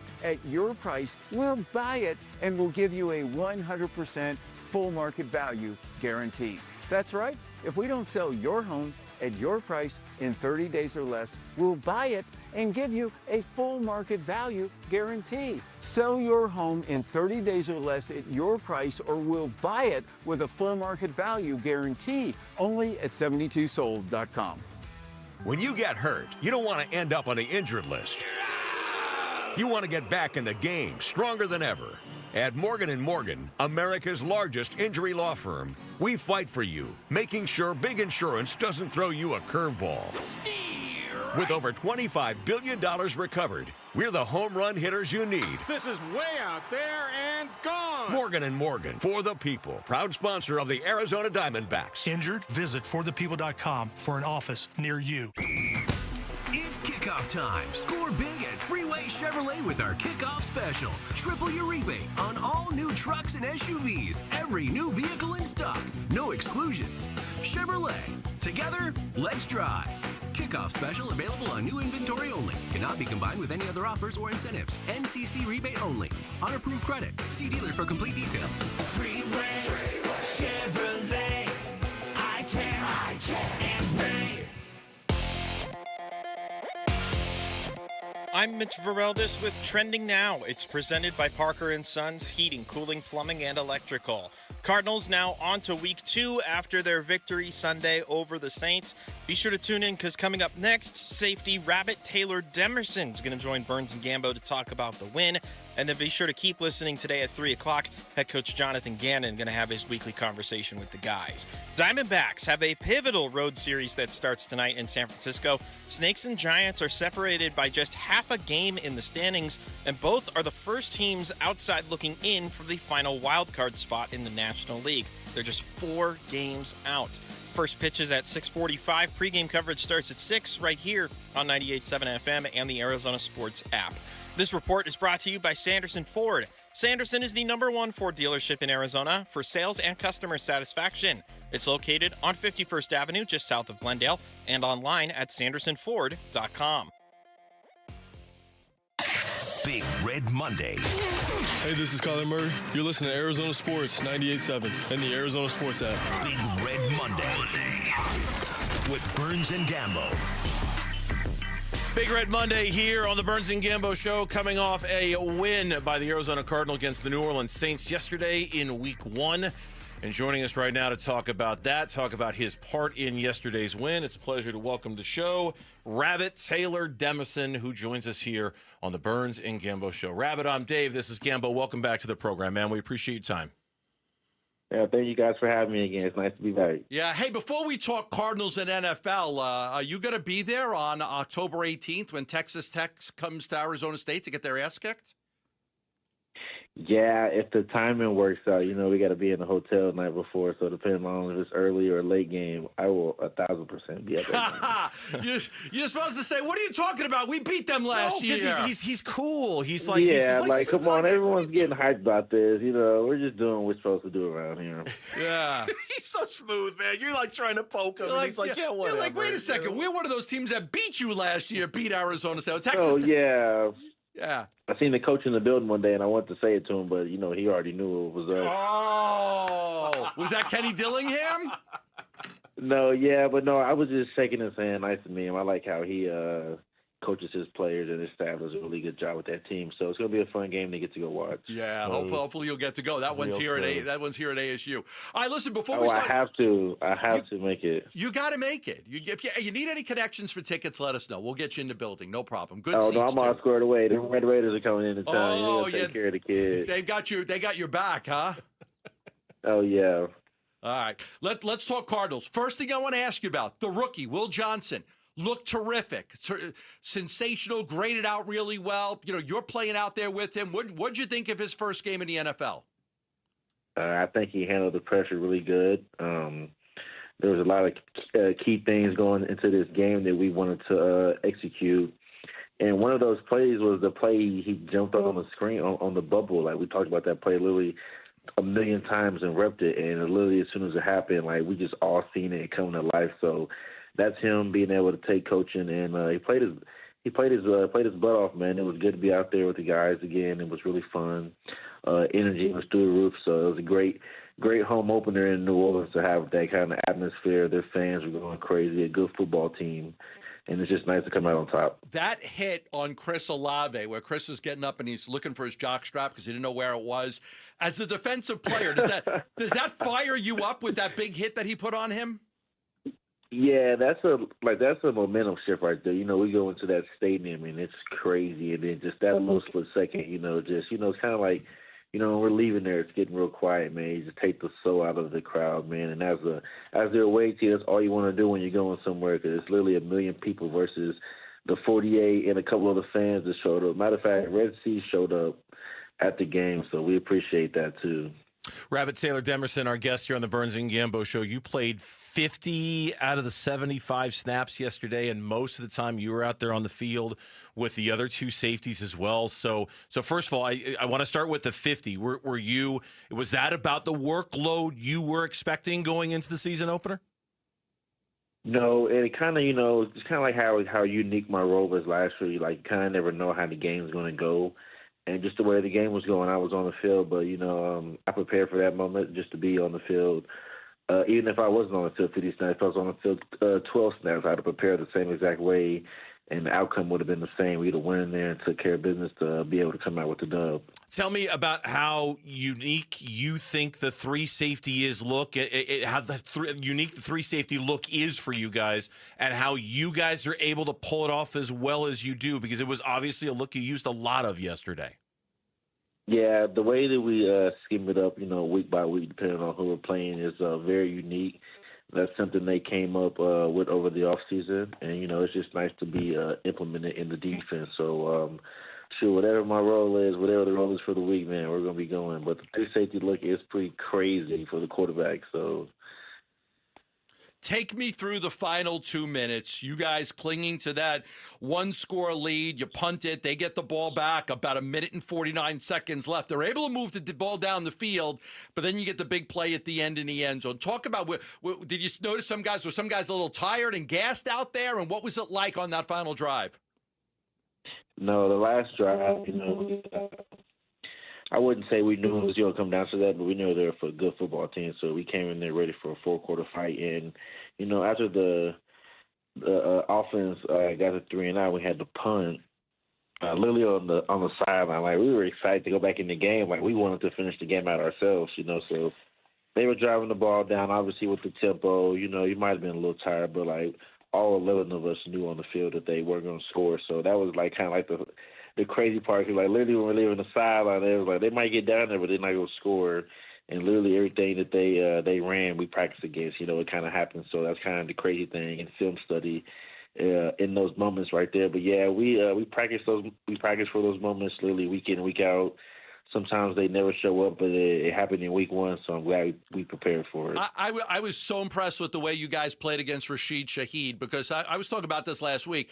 That guy's got, like, more 40-yard touchdowns. Only two players in the last, 3 years have more 40-yard touchdowns than he does. He's a burner. He gets behind defenses. He makes big plays. I mean, on that final drive, Max made a terrific play on him. Will was covered. I thought you guys did a really good job of covering him. How aware were you of what he brings to the table in that deep threat? Yeah, we know he can. We knew going into that week that he could take the top off the roof. So, just keeping him in some kind of shell, that we can, limit him from, getting to that top end speed and getting those kind of balls. So we had a really good scheme up against their offense, and, went really well. There was a lot of good, there was some bad, but ultimately we came out with the win, so it worked out pretty good. Rabbit Taylor Demerson, our guest here on the Burns and Gambo Show. 9 pass breakups as a team yesterday. You had 2 of them. I think Will Johnson had 3. Talk, if you would, about the cohesiveness of all of you, all the defensive backs, all the safeties, even the middle linebackers and pass coverage, because it seemed like a lot of you had a very, very good day out there with your ability to break up the passes. Yeah, we really harp on, our POA, which is our point of attack when we get to the ball, whether we're in zone coverage or man. So just to see, first week to get a lot of hands on the football, it's really nice, going into the next week, because now that we know what we can do, what we're comfortable at, and what works best for us. So I'm looking forward to having the week and get our hands on. Hopefully we can get some interceptions next week. We've had him on the show 100 times. What's it like to play next to, around, nearby Buda Baker when he makes plays like he did yesterday? Oh, it's insane. Like, especially when I'm on the sideline. Like, when I'm on the field, because, I can see it develop when I'm on the field, but, on the sideline, it's like just a flash comes out of nowhere, and then the ball's down. So it's always nice playing with him. He's like having another coach out there on the field, man. He gets everyone where they need to be at and handles his 111 to the best of his ability, man. So that's just one of those guys that even though I'm on defense, I don't got to go against him, but you're just happy he's on your team.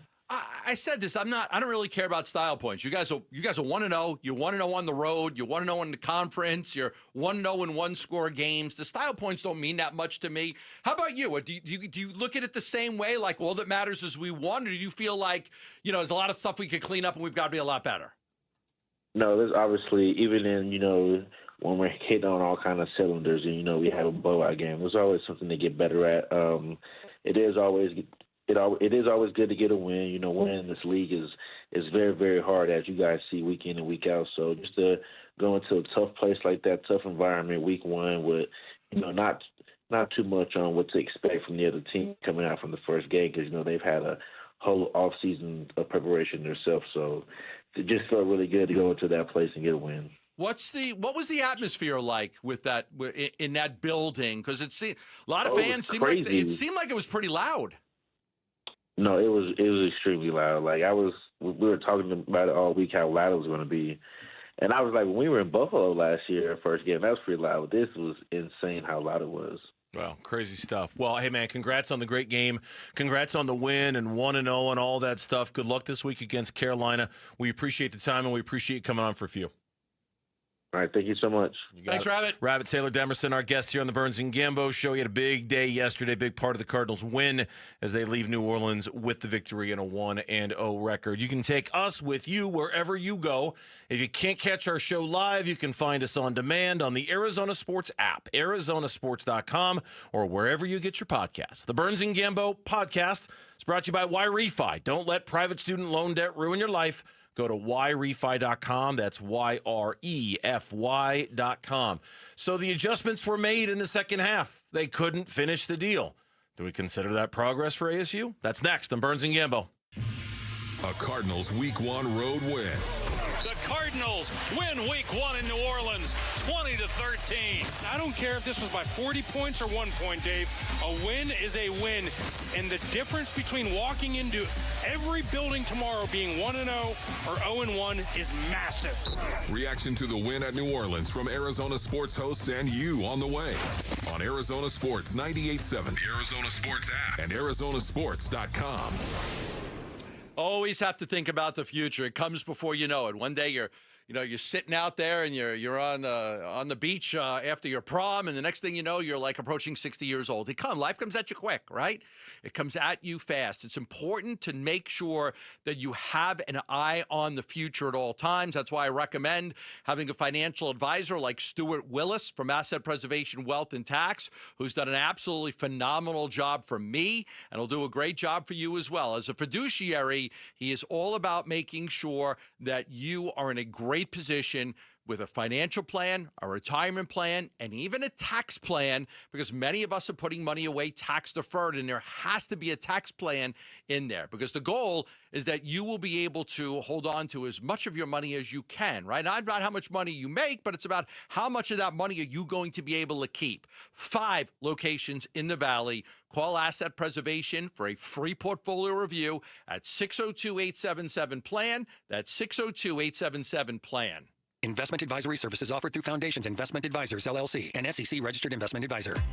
If you're 55 or older and into that whole saving money thing, T-Mobile has an exclusive phone and internet bundle just for you. Right now, get 2 unlimited phone lines plus 5G home internet for just $30 each per month with AutoPay, plus taxes and fees. And with 5G home internet, setup is easy with just 1 cord and no technician needed, which is great if you're also into that whole keeping it simple thing. Switch now and experience the best mobile network in the U.S. Visit your local store to start saving. T-Mobile, it's better over here. Based on analysis by Ookla of speed test intelligence data Q4 2024 to Q1 2025. Ookla trademarks used under license. Unlimited on our network. Customers on voice plan may notice speeds lower than other customers and further reduction if using more than 50 gigs a month due to data prioritization. Video streams and SD on this plan. Home internet pricing after $20 a monthly bill credit plus $5 per line without autopay. Debit or bank account required. See 5G device coverage and access details at T-Mobile.com. Hey everybody, Dan Bickley here, and we all know summers are never ending in Arizona, where it's way too hot outside for your AC to not be in tip-top shape. Call the pros at Parker & Sons for all your heating, cooling, plumbing, and electrical needs, a company that has served the Valley for 50 years. They have got your back 24/7, and when you need them, they'll be there in minutes, not days. Call 602-2-REPAIR. That's 602-2, then REPAIR for Parker & Sons. Some things can steal your sunshine. Ugh, I just got my hair done.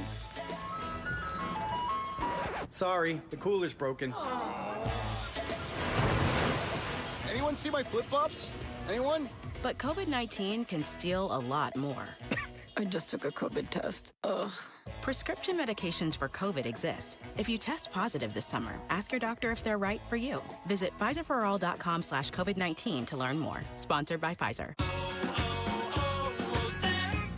Hi, I'm Chef Franklin Becker. You know the jingle. Now discover the facts about Ozempic, a GLP-1. There's only one FDA-approved Ozempic made by Novo Nordisk. Learn about the real thing. Talk to your healthcare professional today. Call 1-833-OZEMPIC or visit Ozempic.com to view the medication guide and to learn more about Ozempic. Semaglutide injection 0.5, 1, and 2 milligrams.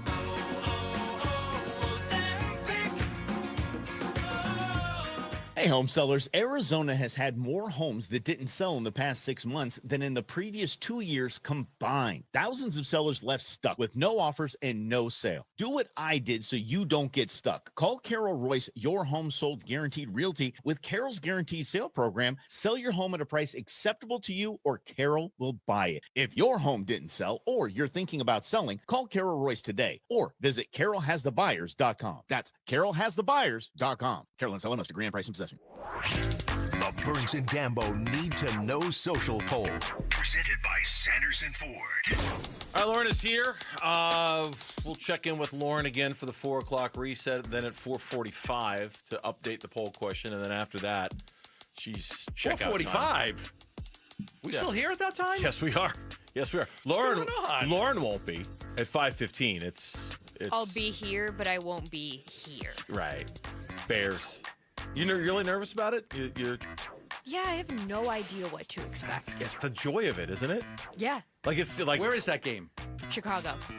It's in Chicago. Okay. I don't know what to expect from that game either. No idea. Like none at all. None at all. J.J. McCarthy, Caleb Williams, year one of Ben Johnson, not a clue. I'm looking forward to that game because I have no idea how that game's going to I know that I got a text from my Sanderson Ford guy because my car's in the collision shop right now. Good morning. Vehicle's coming along nicely. Let me know if you have any questions. If not, make it a great day. Go Vikings. Oh. No. Yes. No. Go Vikings. That was the message I got from that my attitude guy. will not be allowed on this program today. Gambo's car is going to come back from the collision center. It's going to be painted purple and gold. That would be really amusing. That would be very entertaining if it were. Gambo's driving around in purple and gold. Yeah. My license plate will read Tarkenton. With a giant Viking symbol on the side, right? God, that'd be fantastic. What's our poll question today? What's cooking? Our poll question today is, who was the Cardinals MVP of the game yesterday? Was it Buda Baker, Marvin Harrison Jr., Will Johnson, or someone else? Will Johnson. I'm going Will Johnson. Buda. I think he had more to do with that play than you thought, in terms of his ability to draw that ball loose at the end. Yeah. Guy's got to catch the ball. Buddha. You're going to get hit. You got to catch the ball. 46% of our audience is going with Will Johnson, 32% going with Buda Baker, 16% going with Marvin Harrison Jr., and 6% going with someone else. If Kyler finds Marvin Harrison Jr. on that second down over the middle, we're all voting for Marvin Harrison Jr. because he probably would have taken that all the way if he just hits him in stride on that second down. But he didn't. And that's how that goes. They still got the win, though. And Jonathan Gannon set to join us in about 11 minutes from right now here on the Burns and Gambo Show. We are looking forward to that. In the meantime, we continue as we're kind of ping-ponging back and forth between the Cardinals and ASU. Back to ASU, and this is Kenny Dillingham on his post-game radio interview on the difference in the second half for the Sun Devils. Yeah, we established a run in the second half, got in a rhythm, and then we didn't give up big plays on defense, obviously, until the end there. And that's a big play offense. So you got to limit big plays. It was like looking at a different team in the second half. It was hard not to be with how bad they were in the first half of that game. But the renewed commitment to running the football, and that's something we talked about going into this game. Yeah. Would they show that renewed commitment after what they did last week against NAU? They did, and it was on the verge of working because they ran the ball almost exclusively in the second half against the Bulldogs. Brown was terrific. Udo, they opened the second half on an 8-play, 75-yard drive. Culminated in the 6-yard touchdown by Udo. They ran the ball in all 8 plays. Like, okay, if they can't stop you. Yeah. So after rushing for just 65 yards in the first half, they rushed for 186 in the second half. They had 251 on the ground. Raleigh Brown was great with 110. Kanye Udo had 105. But in the end, they weren't able to get the 1 yard they really needed to get to kind of seal that win. Were you not thinking of Cam Scatterbu when they couldn't get that 1 yard at the end? Because there was part of me. The initial reaction. I know we're going to talk about this later too. The initial reaction is, do you go for it or do you kick the field but goal? that's not what I meant. I mean, what I meant was, and there's nothing you can do about it. He's in the NFL. He played yesterday for the Giants, but Cam Scatterbu doesn't not score from the 1 yard line. On 3 tries. It's fair. He doesn't not score. He would. He would have scored. That was your first thought? That was my first moment where I'm like, boy, I really miss Cam Scatterbu. You know, like I don't think I had that moment at all until that moment right then. I really miss Cam Scatterbu, like in game action, you know, watching the game unfold. That was the first moment where I thought, man, he punches it in, and now Mississippi State needs more than what they got. Yeah. That was my reaction watching it. The second half showed Arizona State come down 17-0. They were able to come back with a field goal at the end of the first half and then end up taking the lead. And then you've got all you have to do is come up with a stop on defense and you win the football game, and they weren't able to do it. And I think that was very reminiscent of the Texas game and the 4th and 13 and everything that happened. 0 blitz against Texas. The 0 blitz. Now, the tough part about that is the defense they were in. Nobody was supposed to get behind them. I mean, that was the defense. Nobody is supposed to get behind you. The play call, Xavier and Alford would have crushed the quarterback if he didn't get tripped up. Crushed him. He would have crushed him. He would have crushed him. He just got tripped up with the receiver, yeah. But he would. Here's the problem on that play, because I was looking at the game film of the ASU game, not the TV version, but I was looking at the game film. Fancy pants over here looking at the game film. Looking at the game film. Ooh. The receiver. Because you can see it a lot differently. You can see. Okay. No, go ahead. You can see it differently. This is good. I want to hear what you saw looking at the game film. So the wide receiver going in motion screwed the whole play up. Okay. Because Alford is supposed to blitz on the inside of that guy. And then it's a straight, clear path to the quarterback. Nobody's going to pick him up. He's going to crush the quarterback. It's going to be a sack. The play never happens. So I don't think that the defense was terrible. On the outside, obviously, there was miscommunication. And Breedlove got mixed up. And he was supposed to stay with his guy, and he didn't. It screwed the whole play up. But Alford's coming, and the problem is that the wide receiver comes in motion, and then he runs up the field, and Alford ends up going on the outside of him and gets tripped up instead of the inside. If he takes the inside angle, he's got a clear shot at the quarterback. Nobody picks him up. Because of the motion, the receiver comes in, and then Alford ends up on the outside of him. He gets tripped up, and they're never able to get that pressure on the quarterback. He throws the 58-yard bomb. Now, on the outside, Breedlove and Robinson, single coverage, they got crossed up. I'm looking at it, and to me, I think Breed Love is looking in at the quarterback, trying to see if this what they're going to do. By the time he turns his head back, they're already in the switch, and I think he got lost. I think I'm looking at the play. They snap the ball. I turn. I got two guys, like, what is that, parallel? Is that parallel? Yeah, they're parallel. Yes, parallel. Not this. Running side by side? No, in front and back of each other. This is side by side. What's it if you're this way? That's single file. Single file? Single file. Okay. If one's behind I thought there was another word for it. Parallel? Parallel is they could be running right They were next running to each next to each other. No, not next to each other. They were in one. They were running on top of each other. In back of each other. The one guy was in back of him. They were leapfrogging. Whatever it is. I thought there was a symmetrical word for it, like parallel. Like I thought there was something similar to parallel. No, if one was behind the other, there's just a single file. Okay, so that's what happened. I think by the time he looked in, he kind of he got caught peeking into the quarterback. He didn't know about the switch release. He ends up leaving his guy to cover Evans, and it screwed the whole play up. It just screwed the whole freaking play up. But you can sit there and complain about the call all you want. Alford's got a clear shot at the quarterback if he doesn't get tripped up. So people who are complaining about the call? I think a lot of people are looking at the Texas game saying, how the hell how do you call this? How did this happen again? Yeah, and, what are you doing? Yeah, because you could say like okay, they're trying to prevent the field goal. And they were instead of the touchdown. How do you let somebody get behind you like that? But they did. It was just miscommunication. Some people might think you should, because at one point they had four guys covering two. At one point, Alford goes in, gets tripped up, but there's still four guys in the middle of the field covering only two players. And on the outside, you've got 2-on-2, and obviously they were able to get through Quick question, because we got a break for Gannon. Do you put more responsibility on that one play at the end of the game or the entire first half?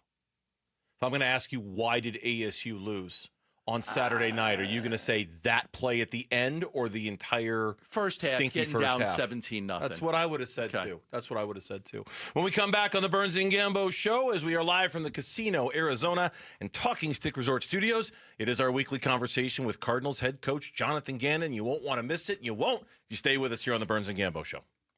Diamondbacks baseball. 1-1. That one in the dirt. Back in, it's stopped by Wong. It goes back to the mound, and Carroll comes home to score. That ball only got about 10 feet in front of home plate.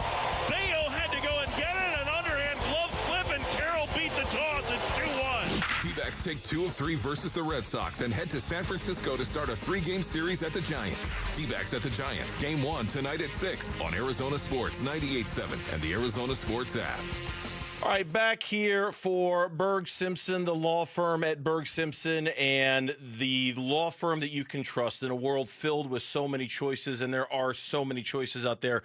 Berg Simpson is the one that you can count on to be different from the rest. Berg Simpson is the one that's got the lawyers that are frequently named to the best lawyers in America publication. Berg Simpson is the one that has the lawyers that are named in the super lawyers publication, the trial lawyers. They frequently rate above and better than the others that you can choose. You'll do your homework. You'll find out what sets them apart, and you'll quickly see that they are truly committed to your well-being, and they have some of the best attorneys in the country. You're looking for somebody on your side. You're looking for somebody to fight your fight. You are looking for Berg Simpson and what they bring to the table, because they are truly just different than what anybody else has to offer. If you're ever in need, let the best team represent you by calling 602-777-7000. That's 602-777-7000, or visit them at bergsimpson.com. Berg Simpson, good lawyers, changing lives. Keeping your engines healthy means protecting them in season and out. Experts trust Stable to do that, and third-party testing confirms it. Stable is the industry leader in preventing fuel-related issues, no matter if you use it in your car, boat, or outdoor power equipment. In season or out, at every fill-up or when you store, start with Stable. What is your next success story? At University of Maryland Global Campus, you can succeed again with more than 135 affordable online degrees and certificates to help you move your career forward. From cybersecurity and AI to healthcare and MBA, our programs help you build critical thinking, leadership, and communication skills that set you apart in today's job market. Designed for working adults, focused on the future. Classes start September 17th. Learn more at umgc.edu. Certified to operate in Virginia by Chev. Everything's a little better when it's super. Heroes, markets, sized, and of course, checks. A super check gives you an in-depth review of your current insurance coverage with a Farm Bureau Financial Services agent, no matter who your insurance provider is. That's super cool. Talk to a Farm Bureau agent to make sure you're properly covered at fbfs.com/protect. It's your future. Let's protect it. Farm Bureau Property and Casualty Insurance Company, Western Agricultural Insurance Company. Every day, teachers in Arizona open their playbooks to help their students succeed and cross the goal line to their dreams. Thank you for making our dreams come true. To show our support for their dedication, SRP will give 2 teachers $500 each for their classrooms every time the Cardinals get in the end zone. SRP Touchdowns for Teachers. When the Cardinals score, teachers win. Learn more at srp.net/teacher. Check it out, the new iPhone 16 Pro with Apple Intelligence and camera control for easy access. At Verizon, you can get it when you trade in any phone from one of their top brands. Any? Any. Even if it's 4 years old? Yeah. Even if it's 4 years old and I drop it on the sidewalk? Yep. Even if it's 4 years old and I drop it on the sidewalk, then a scooter runs it over, so now it's not just old and cracked, but shattered? With Verizon, the answer is always yes. New and existing customers can trade in any phone from one of our top brands in any condition for the new iPhone 16 Pro with Unlimited Ultimate. Trade-in terms apply. See Verizon.com for details. Cards fans, SeatGeek is the official primary ticketing partner of the Bird Gang and here to help you experience all the action this season. SeatGeek makes it easy to find the perfect seats to the perfect game, so you can be a part of all the touchdown celebrations and momentum-shifting takeaways this season. Whether you're getting tickets to Cardinals games or to any other live event in Phoenix, SeatGeek is the place to do it. SeatGeek is the official primary ticketing partner of the Arizona Cardinals. SeatGeek. For 48 straight years, Ford F-Series have been the best-selling trucks in America. We got here by engineering breakthrough technology, redefining Built Ford Tough, and never settling for second best. But what's really made Ford F-Series the #1 selling trucks in America is you. Ford F-Series, built Ford tough. Based on 1977 to 2024 calendar year total sales. KMVP FM Phoenix, live from the Casino Arizona and Talking Stick Resort Studio. Arizona Sports, the local sports leader. I'm Mitch Vareldis with Trending Now. It's presented by Parker & Sons Heating, Cooling, Plumbing, and Electrical. Cardinals are now on to Week 2 after their victory Sunday over the Saints. And be sure to stay right here, because coming up next, the head coach of the Arizona Cardinals, Jonathan Gannon, joins Burns and Gambo for his weekly visit. And then a pivotal series starts tonight for the Diamondbacks in San Francisco, taking on the Giants. These two teams separated by half a game and both just about 4 games out from that final wild card spot. First pitch is at 6:45. Pre-game coverage starts at 6, right here on 98.7 FM and the Arizona Sports app. This report is brought to you by Freeway Chevrolet. It's kickoff time. Score big at Freeway Chevrolet with our kickoff special. Chevrolet, together, let's drive. Freeway Chevrolet off the I-10 and Ray Road. Your home for everything Cardinals. Everything Cardinals. Arizona Sports, the local sports leader.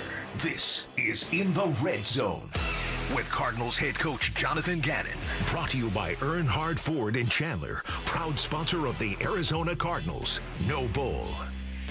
Following every Cardinals game, we are fortunate enough to have a conversation with the coach the day after, and joining us right now here on the Burns and Gambo Show, the head coach of the Arizona Cardinals, coming off yesterday's win against the Saints, Jonathan Gannon, here on Arizona Sports. Coach, congratulations on the win and 1-0. We thank you for your time. Thank you, guys. Thanks for having me. Happy Monday. Yeah. Okay. We don't see him on video. Is he not on video? He's on the phone. Oh, you're on the phone. Okay. 1-0, baby. We'll take that. 1-0 on Gambo, the road. what do you mean? I've been on the phone for the last 2 years. I thought you were on video for some reason. You know, I'm getting older. The memory doesn't work so well. But, you know, I'm Too looking much up at pasta this. in Italy. It might be. It might be. Too much red wine before the show. Too much red wine. There you go. Too much red wine before the show, JJ. Oh, man, and all that seafood at my aunt's house that day, it was pretty good. Hey, oh, man. I'm going to simplify it, and I know we'll go more into details, but to me, 1-0 in one-score games, 1-0 in the conference, 1-0 overall. I mean, I take a lot more positives than I do negatives out of being able to go on the road and get a victory. Well, as do I. Yeah. I mean, No doubt. You know, what's cool is that's a tough place to play. Week one's always hard, no matter who you're playing, where you're playing, but especially on the road with a new staff, that makes it even more challenging. But I was proud of our guys. There was a lot of adjustments made throughout that game. A lot of different guys stepped up and really starred their roles. And it was good to come out and get out with a victory. And then, like I said, like the most important thing now is to learn from it. Whether you win by 25, win by 2, lose by 25, lose by 2, like you got to get better. So, and I think there is a big learning curve from week 1 to week 2 because it's the first time you played 80 plays on defense, 65 plays on offense. You know what I mean? So, hopefully we got a lot done today. All right, break this down for me. This is your show. You said you made a lot of adjustments during the game. What were the 2 biggest adjustments you felt you made during that football game? Yeah, I think defensively, some of the quarterback run game that they were using that he has shown in the past, but we were a little unsure that he was going to use some of those play types. We had to change multiple front structures and fits to solve that issue, which we did. That was really good. Special teams, I'll talk about that. We had multiple guys really on our punt team go out of the game, and multiple guys had to play either 1 or 2 spots on the punt team. And then even really on punt return and kickoff return. So multiple guys did that. And I think offensively, off the top of my head, the run game, I don't think we got going as much as we wanted to get going, but it was a little bit of a culmination of what they were doing as well. And we just got to some different play types, like the one explosive. That probably was way down on that was way down on the call sheet. But we got to it and hit it. So it's things like that throughout a game. But I know defensively at halftime, there was some significant adjustments going on with what they were doing.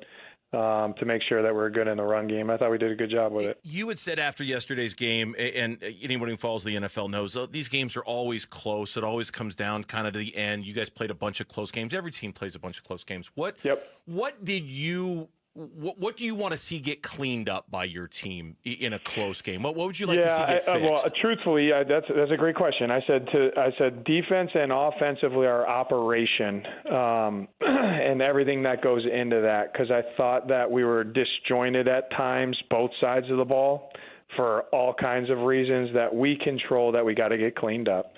And as coach speak as this sounds, I was just talking to Monty about it, the GM. Obviously, you guys know who Monty is. The little small details of playing the game within the game, right? Like whether you're at the point of attack or you're not at the point of attack, but it impacts somebody else or it impacts the play. We just got to take a jump there because I thought we left too much cash out there, so to speak. You know what I mean? Like it was just like there's too many small details that if we can do them a little bit better, I think we get better output. And so that'll be one of our focuses this week. You had mentioned yesterday, too, that you thought the Saints were doing some things to nullify your pass rush a little bit. Is that a correctable for you? Is that something that can get fixed? It is, and not everybody's going to choose to do that, too. You know what I mean? But it is a correctable for us. We can control. We definitely can have better rush integrity. We can take better angles. We can rush as one better a little bit. But again, there's a give and take to, them negating some of that by how they played, and the score was indicative of it. If they're going to play that way, then we have to do a good job keeping down the score, which we did. You talked about the one big play taken down the field. It was way low on the chart. The play to Marvin Harrison Jr. We've talked about it with you. We've talked about it with Kyler. Are you guys going to take more shots down the field? I think you took 2, but that one was successful. What made that play successful? Well, Marv won at the line of scrimmage. The pocket was firm. We got post-closed on that look.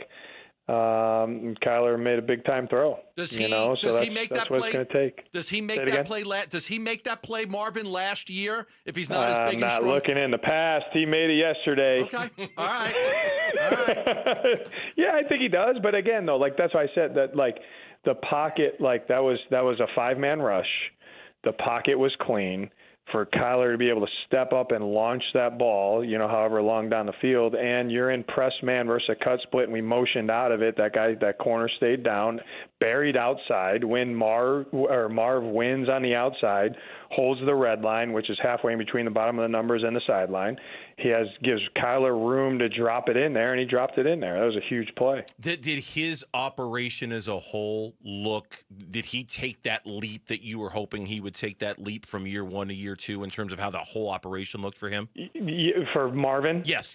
Absolutely. And you know what? Like some of his best, and we missed him a couple times too, but I think that some of his best snaps, he didn't even get the ball. And that's not like a slight on Kyler or anybody. Like he wasn't the first in the progression, or maybe the coverage dictated to go somewhere else with the ball. But I really liked his play speed, his play style. Honestly, you guys, I thought the 3rd and 10 was probably his best play, better than the explosive and better than obviously than the touchdown. The third, we're backed up in the well with like 8 and change left, inside the 5. It's 3rd and 10. We throw a slant. He wins on the slant. He knows Justin Reed's gonna try to pound him there.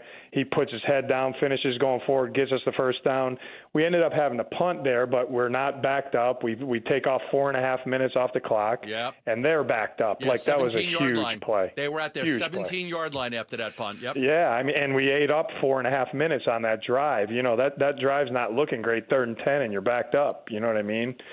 So that was a huge play. I thought Marvin played lights out. I did. 9 pass breakups by your secondary, your linebackers, your coverage team, basically.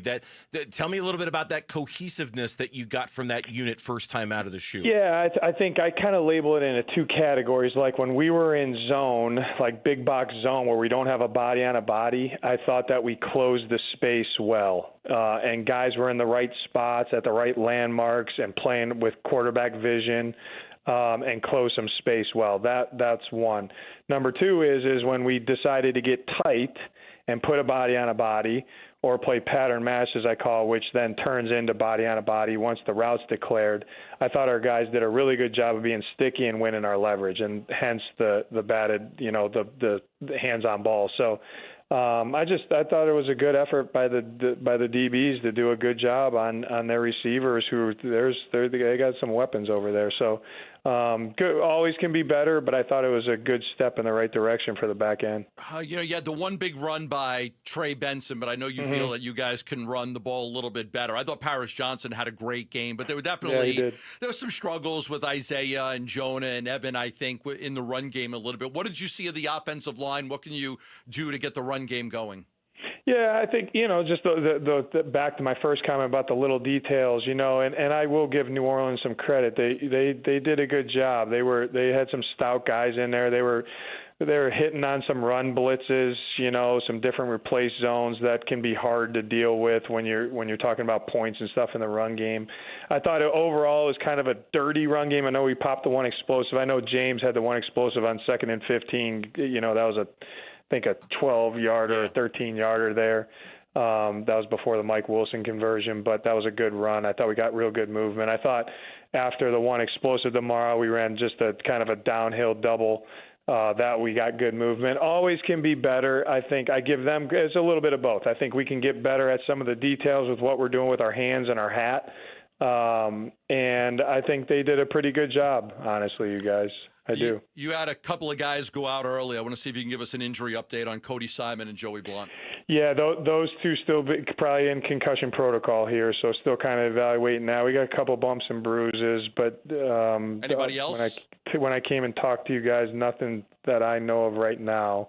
That kind of gets sorted out here in the next day or two. But those two will be in concussion protocol. All right. Coach, as always, we appreciate the conversation. Congratulations on the win. We look forward to talking to you next week. 1-0, baby. That's all that's important is another 1-0 this week. That's right. That's what matters. That's right. All right, guys. Appreciate you. Thank you. Jonathan Gannon, our guest here on the Burns and Gambo Show after yesterday's win against the New Orleans Saints. Good to talk to him. When we come back, reactions to what we just heard and what we saw from the run game in particular. That's next. Burns and Gambo live from the Casino, Arizona and Talking Stick Resort Studios. You've been listening to In the Red Zone with Cardinals head coach Jonathan Gannon. Brought to you by Earnhardt Ford in Chandler, proud sponsor of the Arizona Cardinals. No Bull, your home for everything Cardinals. Arizona Sports, the local sports leader. 8-time Pro Bowler, 3-time All-Pro First Teamer on the NFL's 2010s All-Decade Team. He's Patrick Peterson, P2. Patrick Peterson out of LSU to the house. And he joins Wolf and Luke every Tuesday morning at 11:15 to talk football on Arizona Sports 98.7, the Arizona Sports app, and the Arizona Sports YouTube channel. Listen to what folks are saying about NoBull.com. NoBull.com. Search and even start buying your car online. And every deal has a personal touch, like working with a friend or neighbor. NoBull.com, with new and used vehicles for every budget. Specials, low payments, and this is huge, quick financing. Just go to NoBull.com. Shop local. Shop Earnhardt. Shop NoBull.com. Simple as that. Having insurance isn't the same as having State Farm. It's like needing a best man speech, but getting one from some random +1. I am honored to be standing here today, also confused and a little hungry. Does anyone want to switch entrees? Pretty sure I checked beef. You wouldn't settle for just any speech, so don't settle for just any insurance. Get the real deal with State Farm. Like a good neighbor, State Farm is there. For 48 straight years, Ford F-Series have been the best-selling trucks in America. We got here by engineering breakthrough technology, redefining built Ford tough, and never settling for second best. But what's really made Ford F-Series the #1 selling trucks in America is you. Ford F-Series, built Ford tough. Based on 1977 to 2024 calendar year total sales. Join the Bird Gang in Dallas for Monday Night Football this season through Cardinals Premier Travel. Cardinals Premier Travel will be hosted by Cardinals legend Patrick Peterson. Let's rock. It's time to fly today. Travel packages to the November 3rd game will include destination transportation, 4-star hotel accommodations, pre-game tailgate experience, lower-level game tickets, and more. For details, visit azcardstravel.com. That's azcardstravel.com. Oh, it's here, the best time of year, and no, I'm not just talking about football season. Wait, Wolf, what could possibly top football? Robert, it's shade season, baby. I'm at the compound, on my patio, cool, comfortable, no glare on the TV, thanks to All Pro Shade Concepts. That's exactly what we do. Our shade solutions block the sun, cut the heat, and keep your patio game day ready all year long. Make your season complete. Visit allproshade.com today for a free estimate, because you gotta have shade. Baseball is all about stepping up to the plate when it matters most. And when you've been injured, you need a heavy hitter in your corner. At Morgan & Morgan, we don't back down. We fight to get you every dollar you deserve. No curveballs, no strikeouts, just results. That's why we've recovered over $25 billion for our clients and fight for them from offices nationwide. Morgan & Morgan, America's largest injury law firm, proud sponsor of the Arizona Diamondbacks. Injured? Visit forthepeople.com for an office near you. Low T? Start for free. For a limited time, get prescription testosterone with no startup fees. Only at Red Mountain Weight Loss. You'll think better, sleep better, and it'll improve your sex life. Nothing boosts testosterone like actual testosterone. So don't waste money on herbal supplements that don't work. Get the T levels you had in your 20s with prescription testosterone. It's a game changer. And for a limited time, get started for free only at Red Mountain Weight Loss. Go to redmountainweightloss.com or dial pound 250 on your phone, keyword Red Mountain. When your backyard needs a serious refresh like ours did at Casa Cal BC, you want the best. But how do you know? Where do you go? Well, California Pools and Landscape has already won 33 International Design Awards this year. Discover the difference when you go with the most awarded pool builder in Arizona. High quality work, built to last. Our favorite, the industry leading warranties. Even better, they're donating to Phoenix Children's with every project built this year. See our backyard transformation and what's possible at calpool.com/Paul. Big Red Monday. This is Zayvon Collins on the home of Arizona Cardinals football. Arizona Sports, the local sports leader. Big Red Monday with Burns and Gambo. Murray takes a pitch to Benson, running right, in trouble in the backfield of the 15, but he's able to get some room near side 20, 30, 40, 45, 50, stays in bounds with a stiff arm, 40, and all the way down to the 30-yard line. Boy, it looked like Trey Benson was going to get tackled for a loss. Instead, some 50 yards later, he's finally brought down deep in Saints territory. Oh, did you see that Calais Campbell was giving Trey Benson crap today? No. You got chased down by a defensive lineman, dude. What's wrong with you? Man. Calais Campbell met with the media about an hour and a half ago, 2 hours ago, and he's like, yeah, it's a great run, but man, he's getting chased down by defensive linemen. Wow. What's going on there? Can't happen. Quick reaction to Jonathan Gannon, then we'll talk about the run game on this Big Red Monday. Anything that he said that kind of popped to you a little bit? I like that they had to make a bunch of adjustments in game for stuff that first game of the season, you don't have anything on film, you're not prepared for. It's a sign of a good football coach and a team to make that many adjustments. I asked him to kind of explain what some of the adjustments are. I think he explained 3 of them, which were really good, and that's important to see. We talk about it all the time with coaches at every level, the ability to make adjustments in game. A lot of coaches are not great at in-game adjustments. Some are only good at halftime and things like that, but they had to make a bunch of adjustments throughout that game. The quarterback running was one of them. The special teams was another, defensively, and they were able to do that, and he thought that helped them win the football game. I appreciated your question, too, about the offensive line, because Paris Johnson did have himself an unbelievable game. No pressures. And no pressures, allowed. no penalties. No penalties. No I think only the pressures. second time in his career he's had that game. He was great. And if you're going by Pro Football Focus's metrics, he was one of the highest graded players on the team. Yelda Froholt graded out very well as well. The same could not be said for Isaiah Adams. The same could not be said for Evan Brown. The same could not be said for Jonah Williams. Didn't play well. And I think, when you look at the run game, it was good. It could have been better. Take away the 52-yard run, and it was very average. Yeah, the protection for average. Kyler could have been better, though certainly he doesn't help himself when he takes these sacks and he doesn't throw the ball away. He got sacked 5 times yesterday. Like 2 At or least 3 of them two were him. are him. Yeah, just throw the ball away. Running and just not getting anywhere. Just running and running out of bounds or running just short of the line of scrimmage. Throw the ball away. Throw the ball away. But the offensive line, and that's where he's never going to give up the specifics. But he talked about cleaning up the details, being better with the details, and he talked specifically about the offensive line when he was talking about, because I think 3 of his 5 guys, the 2 interior in particular, in Isaiah Adams and Evan Brown, did not play well in that game. I was looking at the, and I hate to do this all the time because I'm not the biggest Pro Football Focus guy, Yeah.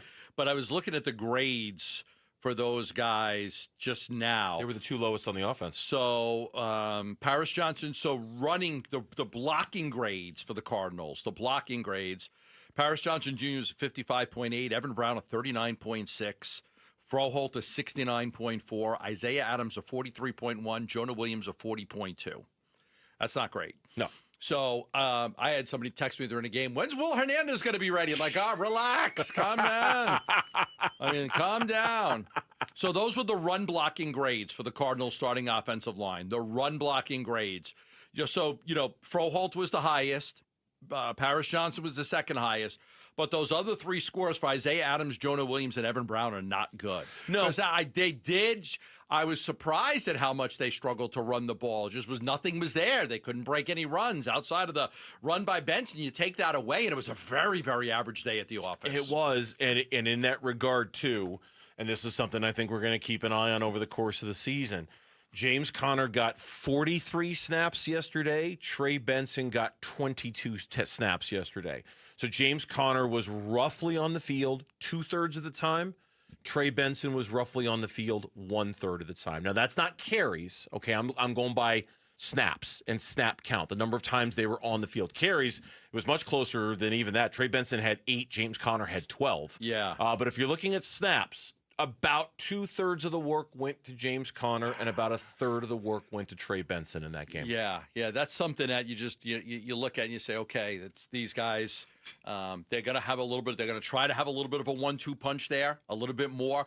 I was a little surprised at how often Trey Benson was on the field on 3rd downs. Oh yeah, he's basically replaced Amari DiMercato. He was the third down guy. He was the 3rd down back. I was looking at third. Oh, okay. Yeah. Okay. Trey Benson's on the field. That 3rd down. That was one of the big things for him DiMercato. during training camp. Was can you pick up the blocking well enough so that we can trust you out there on 3rd downs? Clearly, I think that's where the bulk of his snap jump came from, right? Like the times he was out on the field was because he was out there on third downs. I think that is a sign of the elevated trust the organization and Jonathan Gannon has in him to be on the field in those third downs. Yeah. Listen, Nick, you got to hit some big runs too. And Benson hit the big run. Like he hit that one big run. And, if he's got that ability to do it, even though Calais is teasing him about getting caught from behind. But I thought overall, the running game should have been better. Did they, if you look at it, right, Kyler threw the ball 29 times and they ran the ball 27 times. So you got the balance out of there. But to your point on Kyler, with a lot of those were him just taking off and nothing was there.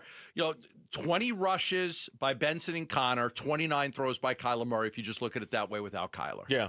Yeah, and so that's something I think we can all continue to be accustomed to with this team. Kyler's never going to be one to throw the ball a ton unless they absolutely have to because they're chasing a bunch of points. They're going to look for that balance. They're going to look for as many carries as they possibly can. I thought Kyler running the ball, and this is just observational. I didn't look at the numbers. It looked like there was a little bit more of an effort to run with him more and a little bit more with Kyler. 4 scrambles for 31 yards. Last year, he hit those marks just 5 times. Okay. So there was. Okay, so I didn't have that number in front of me. It looks like there 4 was. times. Let's get him moving a little bit, and let's get him moving around the pocket a little bit, and see if we can do that. But again, there wasn't. It was fine, but it wasn't. If you're gonna commit to running the ball that much, you have to be better at it than I think the Cardinals were yesterday. Their top-rated offensive players were Marvin Harrison Jr., Paris Johnson, and Trey McBride. That's not too shabby. Those are 3 key players, and those were the highest-rated Pro Football Focus guys. Trey McBride is just the easiest, most convenient security blanket of all time. Not of all time. That's hype. But I mean, seriously, every time, right? Like Kyler just okay, there you are. There you are. Like there was that one play where Kyler stepped up in the pocket and threw a dart to Trey McBride, and then he had to work for the extra 4 or 5 yards to get the first down. Yeah, he's just such a workhorse out there. You know what I mean? Like he's just at times it's the easiest first down ever. You're sitting there at 3rd and 6. Catches everything. He just catches everything. It's just a little pitch and catch, and there you go. Like Kool-Aid McKinstry was trying to cover him at one point. Good luck with that. Right. Kool-Aid McKinstry's not covering Trey McBride. Can't physically match up with him like that. No, but that's the thing. We talk about that. When you have a great tight end, he's a mismatch. Yeah. Because he's too strong for the smaller guys, the corners and some safeties, and he's too fast for the linebackers who can't keep up with him. Take our show with you wherever you go. If you cannot catch us live, you can find us on demand on the Arizona Sports app, arizonasports.com, or wherever you get your podcasts. The Burns and Gambo Show podcast is brought to you by Y-Refi. Don't let private student loan debt ruin your life. Go to yrefi.com. That's YREFY.com. Should ASU have gone for the kill on 4th down? Some fans were debating it on Saturday night. We'll have the debate next on the Burns and Gambo Show. Diamondbacks baseball. 1-1. That one in the dirt. Back in, it's stopped by Wong. It goes back to the mound, and Carroll comes home to score. That ball only got about 10 feet in front of home plate. Bayo had to go and get it, an underhand glove flip, and Carroll beat the toss. It's 2-1. D-backs take 2 of 3 versus the Red Sox and head to San Francisco to start a 3-game series at the Giants. D-backs at the Giants, Game 1 tonight at 6 on Arizona Sports 98.7 and the Arizona Sports app. Progressive knows if you have to choose between everyday life and your boat, boat wins. What are you going to do? Take the boat out for a spin or go mail something? Boat wins! Are we cleaning the patio or taking the boat out fishing? Boat wins! Are we skipping that eye exam to go sailing? Boat wins! Rescheduling eye exams can be a nightmare. All right, fine. Eye exam, then boat. Yeah! With Progressive, you can bundle your boat with your home or auto and save with a discount and spend more time enjoying those savings on your boat. Progressive Casualty Insurance Company, affiliates, and other insurers. Not available in all states and situations. Ready to order? Yes. We're earning unlimited 3% cash back on dining and entertainment with a Capital One Saver card. So let's just get one of everything. Everything? Fire everything. The Capital One Saver card is at table 27, and they're earning unlimited 3% cash back. Yes, Chef! This is so nice. Had a feeling you'd want 3% cash back on dessert. Ooh, tiramisu. Earn unlimited 3% cash back on dining and entertainment with the Capital One Saver card. Capital One, what's in your wallet? Terms apply. See CapitalOne.com for details. The IRS finally caught up with Louie. I hadn't paid my taxes in 8 years. I owe the IRS a lot of money. Louie was in deep trouble. We're going to take your house, put a lien on your bank account, garnish your pay. They don't care. They're going to take your paycheck. Louie found out about Optima Tax Relief, the leading tax resolution firm. A-plus rated by the Better Business Bureau, they've resolved over $1 billion for their clients. Optima Tax, they help me. They calm me down. They make me feel comfortable, and I trust them. Louie has a lot to be thankful for. I don't owe the IRS anymore, and I'm able to live a comfortable life, a lot better life. It was because of Optima Tax. For tax help you can trust, call Optima now for a free consultation. Take it from Louie. If you owe the IRS, don't go it alone. Give Optima Tax a call. They can help you. Call 800-343-6460. 800-343-6460. 800-343-6460. Optima Tax Relief. Testimonial from an actual client. Some restrictions apply. For complete details, please visit OptimaTaxRelief.com. Hey, this is Ron Wolfley for Aria Dental Implant Center. I'm here right now with Cynthia and Leo, who have both had the all-on-4 dental implant treatment. Cynthia, you did a ton of research on this. And why is it such a good value at Aria Dental Implant Center? One of the things I liked about Aria Dental is their wide range of plans that you can choose from. So it doesn't matter what your range of income is or what your finances are, they can make it happen for you. And I didn't find that in other implant centers. That was a key game changer for me. The pricing, they worked with our pricing because, we all have bills. And everything. Yeah, absolutely. And they made it work. You need to make one call to Aria Dental, and that's all you need to do. They will take care of the rest. Don't listen to me. Listen to Leo and Cynthia. Go to AriaDentalImplantCenter.com. That's ARIA Dental Implant Center.com. I still have my first car, a classic 66 Mustang, and what was is parked right next to what's next, a new Explorer we recently bought from our Desert Ford dealers. Yep, Paul Calvise here. Hey, Ford isn't just part of our family. My grandfather worked for Ford Motor, but it's part of America, our heritage. Yet Ford is also the future. Whether it's family time or four-wheeling time, tailgating or towing, Ford has a powertrain option that fits what you're looking for. Gas, hybrid, electric. You know what else our Desert Ford dealers have? The best-selling line of trucks for 48 years running. That Ford F-Series with the all-new 2025 F-150, designed to be the toughest and most productive ever. And then there's a 2025 Ford Mustang Mach-E, 100% electric, 100% SUV with sports car performance. SUV, my daily driver, a Ford Edge. And again, we just bought a new Explorer. Wait till you see the redesigned interior on the all-new 2025 Explorer. Bottom line, get on down to our Desert Ford dealers or click buyfordnow.com. I'm Mitch Vareldes with Trending Now. It's presented by Parker & Sons Heating, Cooling, Plumbing, and Electrical. Cardinals now on to week 2 after their Sunday victory over the Saints. Head coach Jonathan Gannon told the assembled media today that both Cody Simon and Joey Blount are still working their way back from injuries that they suffered in Sunday's win. You can find all the latest from the Cardinals and hear Coach Gannon's exclusive conversation with Burns and Gambo from just about a half hour ago right now on ArizonaSports.com and the Arizona Sports app. Diamondbacks have a pivotal road series that starts tonight in San Francisco. In case you stopped paying attention to baseball for some reason, the Snakes and Giants are only separated by half a game in the standings, and both are the first teams outside looking in for that final wildcard spot in the National League, just 4 games out. On the mound, Nabil Chrismat will oppose Logan Webb. First pitch is at 6:45. Pre-game coverage starts at 6 right here on 98.7 FM and the Arizona Sports app. And then week 1 in the NFL concludes tonight in Chicago. It's an NFC North showdown as the Minnesota Vikings visit the Bears. Kickoff is at 5:15. This report is brought to you by Sanderson Ford. Sanderson is the #1 Ford dealership in Arizona for sales and customer satisfaction. It's located on 51st Avenue just south of Glendale and online at sandersonford.com.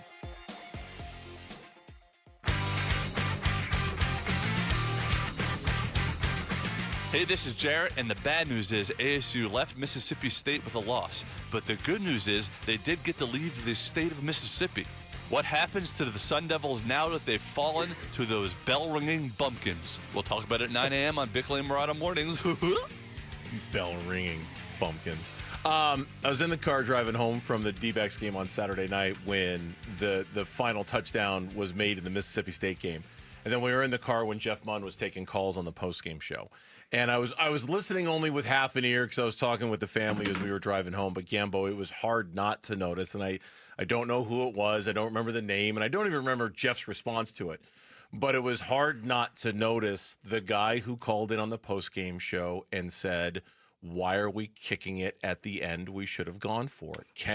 Old Kenny would have gone for it. Or it was something along those lines of, like, have we lost our nerve? Have we? No. Yeah, and I, in the moment, your reaction, because you were watching it live. I watched it later. I knew how it all ended when I watched the game. So my initial reaction is you kick the field goal, you take the lead. Yeah. You got it. You got to kick the field goal and take the lead.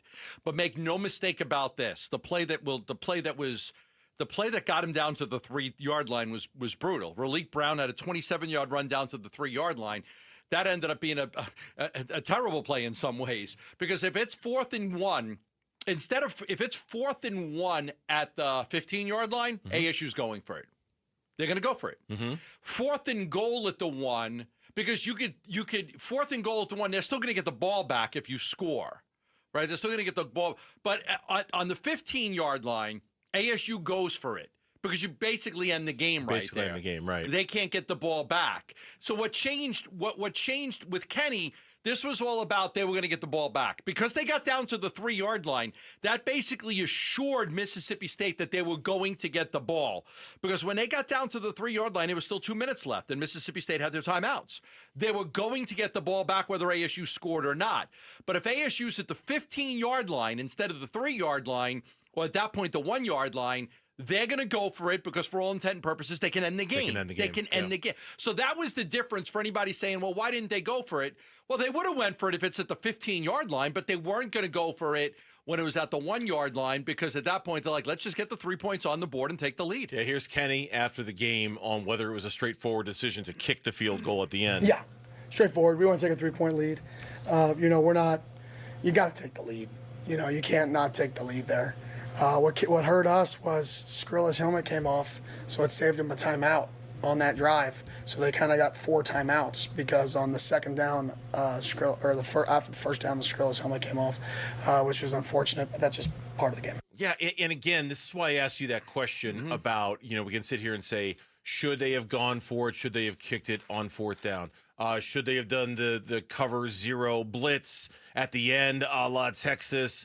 Or was the real reason they lost that game was how abysmal they were in the first half? Because no matter how many times we can sit here and say, well, this little thing happened at the end and that little thing happened in the end, none of it, at least in my mind, none of it adds up to how bad they were in the first half of that football game and how they had to dig themselves out of how bad they were in the first half of that football. None of it. I mean, you're totally right. You're totally right. Getting down 17-0, coming out sleepwalking, putting yourselves in a hole like that. They did everything they could to come back and take the lead. And they did. They took the lead on that field goal. Now, 4th and 1, there's about, when you're outside of like the 5-yard line, right, and the defenders aren't in a goal line situation, your chances of converting that are about 80-85%. Absolutely 1,000%. 4th and 1 at the 15-yard line, the 14-yard line, the 13-yard line, they go for it. But at the 1-yard line, when the defenses can really just play on stopping the run, there's not so much ground to cover anymore. It becomes a little bit different. So that's when they said, okay, let's just kick the field goal, get the lead. Now, he's right about the timeout because I was a little confused, too, watching the game. I'm like, wait a second, how do they have an extra timeout here? I didn't understand it either because I'm looking, okay, first timeout and then a second timeout with 1:47 and a third timeout with 1:47. And like, wait a second, they still have a timeout. I was a little confused. Mississippi State got the ball back with 1 minute and 33 seconds left at their own 23. They've got a really good field goal kicker. But it's your job. You've got a 3-point lead. You got 1.5 minutes to stop them, and ASU was not able to stop them. But I don't disagree with the decision to kick the field goal. What was your thoughts on it? Oh, kicked field goal. You kicked the field goal. It wasn't even. Okay. And again, now, like, I was not watching the game in real time. I was at the Dbacks game. I kind of watched it later on the DVR and that sort of thing. So it's like I think it wasn't on ESPN Plus. It's true. I was able to watch a very clean feed of it, no problem at all. But so knowing how it all ended and watching it anyway, you kick the field goal. Kick the field goal. It's a minute and a half left. Kick the field goal, especially because Mississippi State had done nothing in the second half of that game. Nope. Nothing. You had completely shut them down and shut them out. And so you lean on that, you trust that, and to me, going back and saying, well, you should have gone for it instead is like the ultimate kind of Monday morning quarterbacking, second guessing kind of thing where you just, if you look at the whole trend of the second half, kick the field goal. Take the Take the lead and trust that your defense that had shut them down. So no, I had no problem with it at all. None. Because a minute and 38, I mean, you're talking about it would have been about a minute. That helmet coming off, costing them that timeout, really did play a factor there. They got the touchdown with the 58-yard touchdown with 30 seconds left. That was with 30 seconds left. So, you probably would have, a lot of that time would have been gone if you had just been able to, get that, not lose that timeout because the helmet came off. Now, Jeff Lebby, after the game, the head coach of Mississippi State, on their belief that they'd be able to score after holding ASU to a field goal. I knew if we got the football back that we would have a chance to go score. And so the talk and the thought right there was to make sure we used all our timeouts, find a way to fight like heck to hold them to a field goal. And man, you talk about some proud moments as a football coach inside that game. There's none prouder than finding a way to hold them to a field goal at the 2-yard line after what had happened on that drive. For us to be able to bow our neck, hold them to a field goal, get the ball back. We got plenty of time to go play because of how we do play. Man, there was a lot of belief, and especially after we got the second down stop, felt like, man, we got a real chance to hold these guys to the field goal. Yeah, and I said to you earlier, we all knew they were going to miss Cam Scadaboo. How can you not miss? And I didn't even say, how did he doing yesterday? How did Cam? He had 4 touches the entire game. Okay. He got 4 touches. I meant to look. I have his full stats in the reset. Oh, you do? He had 4 touches. 4 touches. Yeah. But that was the play calling is something we could talk about too. Should they have done something different instead of handoff? Well, okay, that gets into the other point. Because that was like Udo, and they couldn't get a yard. And I was kind of saving this for a conversation that we were going to have about Sam Leavitt, but I'll bring it up here. Kenny said no today when he was asked if Sam's first half performance is what caused them to be so run heavy in the second half. Because I'll tell you something, in real time, or at least when I was watching it, it sure did feel like after watching how bad Sam Leavitt was in the first half, Kenny and the crew are like, okay, we can't do that in the second half. We have to run the ball a lot. We have to run the ball almost all the time, almost as if to say we just don't have the trust baked into our quarterback right now. I don't think we went away from Sam. I think we leaned on our strength. The strength of the football game was we were running the ball really well.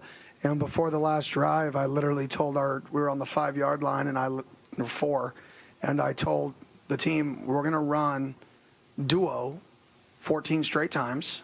There's going to be no time on the clock, and we're going to win the football game.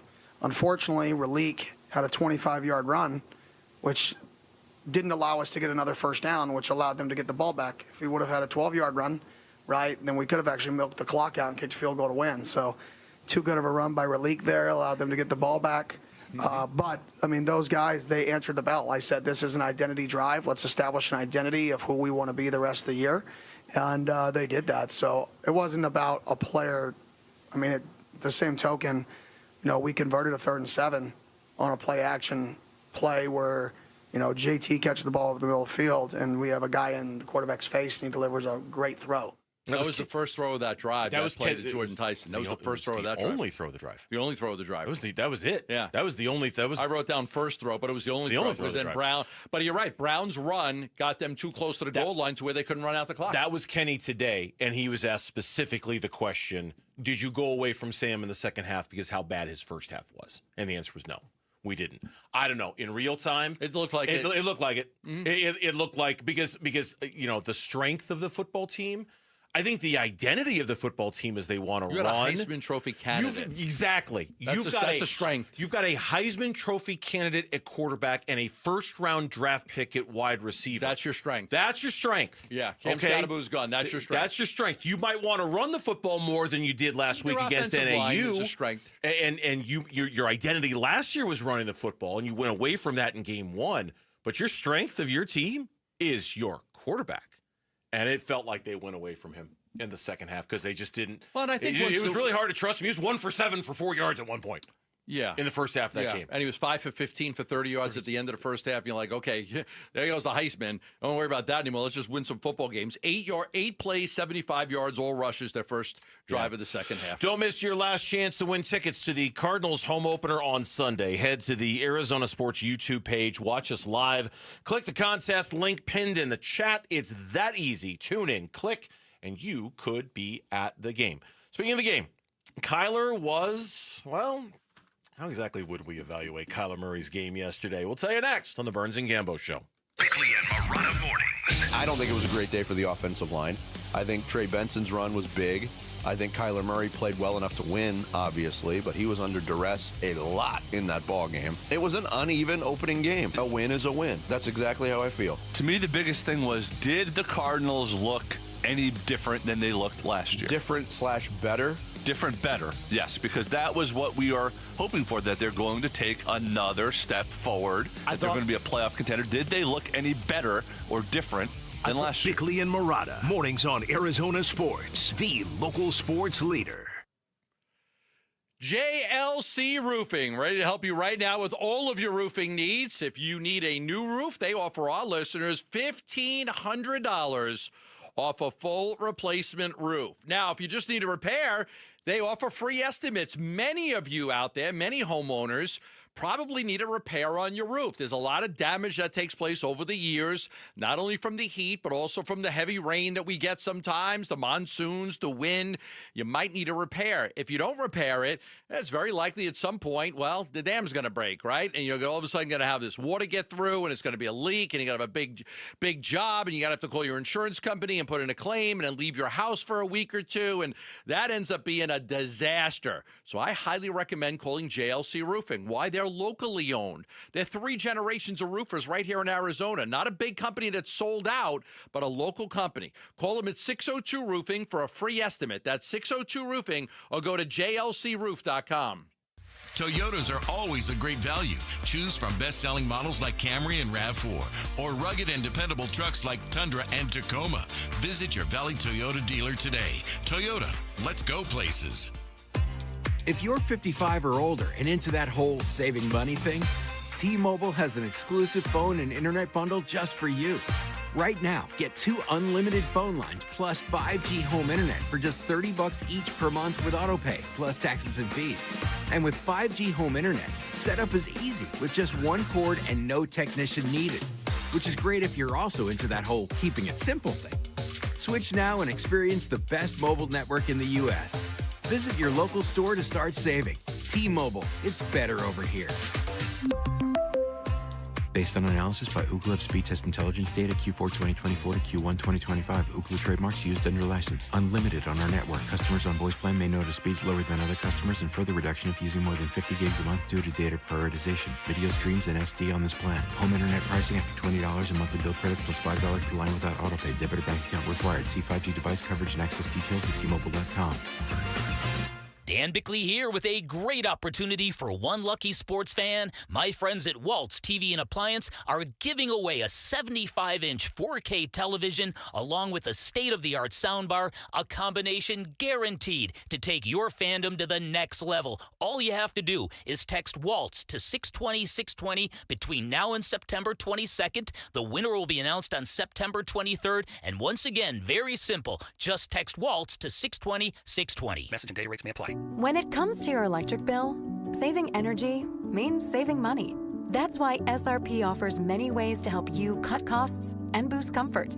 From rebates and discounts that can save you thousands of dollars, to expert insights that can help make your home more energy efficient. SRP has tools and programs that give you many ways to save. Explore your options today at srp.net/savings. That's srp.net/savings.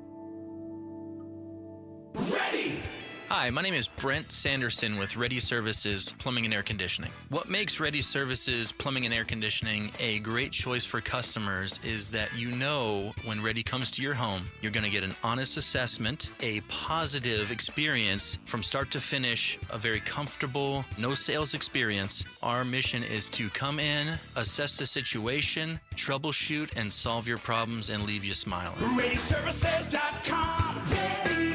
Are you looking to hire? ZipRecruiter finds the best candidate for your job fast. Try ZipRecruiter for free at ZipRecruiter.com/free. That's ZipRecruiter.com/free. ZipRecruiter.com/free. Big Red Monday. This is Cardinals head coach Jonathan Gannon, and you're listening to Arizona Sports, the local sports leader.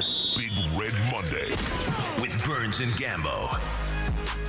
Takes the snap, deep drop, and takes a shot downfield, firing deep right side, caught Harrison inside the 20 and shoved out of bounds at the 15-yard line. Just a gorgeous throw by Kyler Murray. 45 yards. It was actually 51 in the air, which the fancy pants over at Next Gen Stats will tell you that was the longest that a ball has been in the air that Kyler Murray threw in, 3 years, 2 years? Was 2023 was the last time? Looking at my notes here. I had it in my notes too, but I can't. I thought I had it. I thought I committed it to memory, and I just forgot. But it's been a while. It's been a couple of years since he threw a ball that far in the air the way he did. Right here it is: 51.4 air yards from launch to completion. Considering that last season. Was it last season? 44.8 was the longest last season. Okay, yeah. So longer than anyone he had last year. Yep. How do we think about Kyler yesterday? It's fine. It's fine. I think Kyler was trying to explain to us, like, hey, I might have to be boring sometimes to win the football game. And, they took 2 shots down the field. I looked at Kyler's numbers. So he was 21 out of 29, 163 yards. He didn't throw for a lot of yards. He had the 2 touchdowns. The most important thing to me is no turnovers. So number one, most important thing, what stands out to you about Kyler Murray? No turnovers. Okay. That stands out, number one. Number two, he did take a shot down the field that connected for Marvin Harrison Jr. They only took 2 shots down the field. That one connected. When I look at his ability, like to me, I looked at, did he get the other guys involved so much? No. It was more Trey McBride, and it was more Marvin Harrison Jr., and it wasn't really the secondary guy. So I think it's going to be like that. I know. But we were curious to see if Michael Wilson would pop, or Dortch would pop, or Zay Jones would pop, or I don't know. Maybe the second leading receiver on this team will have 16 receptions the entire year because it's 1 per game. It might be. It might be like that. But he was good in the short passes. He was okay in the intermediate. Like, a lot of his passes were behind the line of scrimmage, yes, a right? lot. A lot of them were behind the line of scrimmage. Did you see the chart? Yeah, he was 9 of 9 for passes, line of scrimmage, 9 of 14 passes within 10 yards, 2 of 5 passes within 10 to 20 yards, and 1 of 2 in passes like 30 yards or more. 1 of 2. So it's still, okay, 18 of his completions were 10 yards and in. Mm-hmm. That's the way they're playing. That's the way that they play. Now, he may not like it, but it led to a victory. They did air it out the one time. It was a great throw by him and a great catch. And it makes me want more, though. Yeah. It does make me want more of those big chunk plays. Yeah, it makes me want to see them try it a little more often than they do, and try to lift the lid a little more often than they do, to take those shots. And maybe maybe they don't do it because they've got Trey McBride and they've got a running game they trust. Maybe they don't do it because they don't think Kyler is very good at it. Maybe they don't do it because they don't have the receiving core. I mean, whatever reason it is they don't do it, I'd like to see it done a little bit more too, because it really can change a game and it really can break a game open. And I think they're just going to have to get better at that if that's where they want to go. I don't know. What you said, what you think about Kyler, what you're going to think of. When I think of Kyler's game yesterday, I think the first thing I'm going to think about is the ball that he missed to Marvin Harrison Jr. that should have been a 97-yard touchdown. It went to the house. If that throw is on target, and yes, to his credit, he later made a good third down throw to Marvin Harrison Jr. to keep that drive alive, to push him down a little bit. But that's the first. Like, I'm going to evaluate Kyler from yesterday. I'm going to say it was fine. It's fine. I'm going to say I liked the deep throw. I thought he looked hectic and skittish early in the first quarter. Some of the scrambles. I just thought he looked a little like everything was just going really fast for him and the game needed to slow down. I think it did in the second quarter when he had the 2 touchdown drives. The missed throw to Marvin Harrison Jr. I thought was a big check against him. Does it make you feel like he's taken a jump up to another level? No, there wasn't anything about yesterday. No, outside of the 145-yard pass to Marvin Harrison Jr., there was nothing about yesterday that felt like a jump for Kyler Murray. Okay, nothing that felt different or new or whatever. Let me ask you this. The biggest complaint we had about Kyler Marvin Harrison Jr. last year was what? The targets and receptions. Okay. Too many targets, not enough receptions. 5 catches on 6 targets yesterday. Oh, well, if you want to have a Marvin Harrison Jr. conversation, that to me is a slightly different conversation. I thought he was great. 5 yesterday. catches on 6 targets. He looked confident and in control, and like he knew exactly what he was supposed to be doing, exactly where he was supposed to be. And I thought he looked great. But that to me is a slightly different conversation than the Kyler conversation. It is. When we had Kyler on the show, are you going to take more shots down the field? He got a little. That's egregious. Egregious. That's egregious. Egregious. It's egregious to think that I don't have accuracy down the field. Can you elevate the play of others around you? Well, we didn't see anything really out of Zay Jones or Michael Wilson or Greg Torch, but we did see a lot of like 13 personnel, right? They're playing a lot of. You look at the snap count for the tight ends like Higgins and Ryman.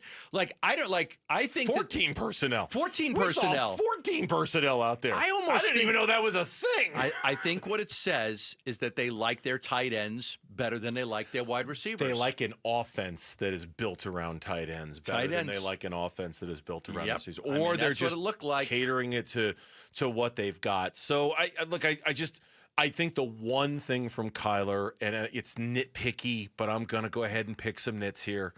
5 sacks on the day, and we brought this up a couple of times. At least 2 of them, it felt like he could have just thrown the ball away. And he's just running around, trying to make something happen, and nobody touches him. He just runs out of bounds. Yeah, and they call it a sack. And it's like throw the ball away. I mean, I know we're only talking about the difference, maybe a yard, but throw the ball away.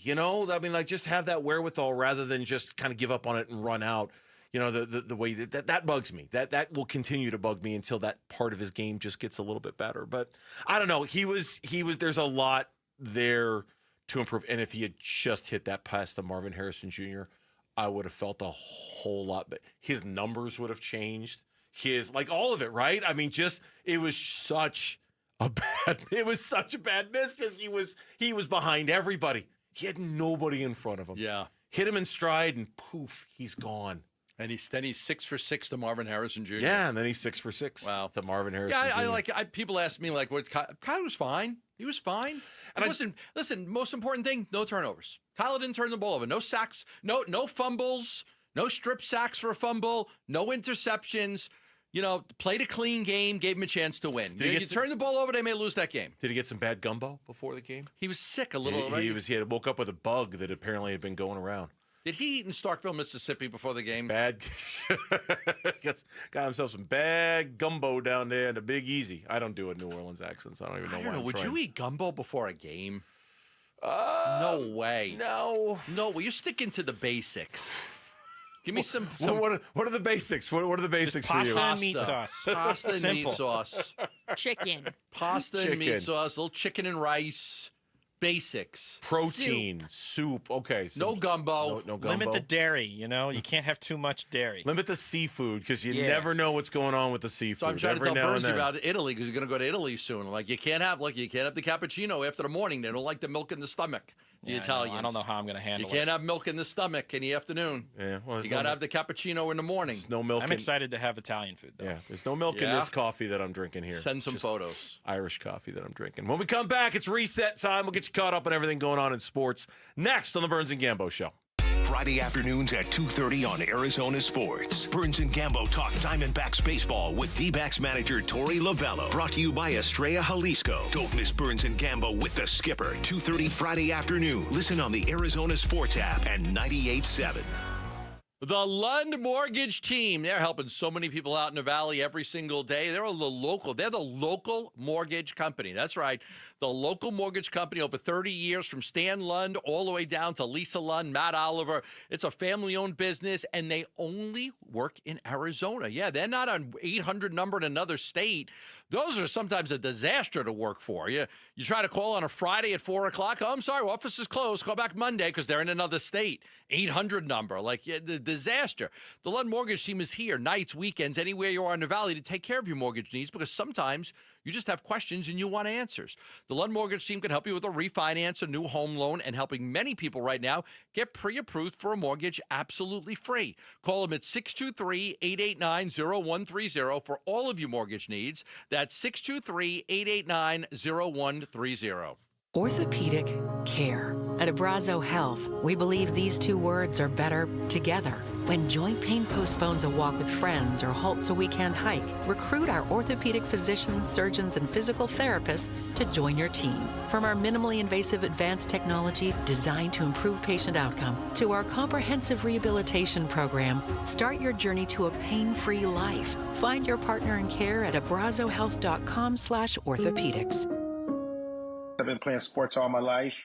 Little football, basketball, pickleball, cross training, mud events, Spartan races and things like that. For Dr. Eric Williams, a successful chiropractor, staying active means everything. So when nagging knee pain slowed him down, he didn't want drugs or invasive surgery. He found a natural way to get lasting relief. QC Kinetics Cellular Therapies. We're using my body's natural abilities to get better. And that's huge. In time, that's going to be the way of the future. Using your own body's ability to heal. Now I can play day to day and not have that severe pain. Now he's back out there doing what he loves, thanks to QC Kinetics. Life is good. You're not going to slow me down. Leave the pain behind and get moving. Book your free consultation today with QC Kinetics. Call QC Kinetics, 602-837-PAIN. That's 602-837-PAIN. 602-837-PAIN.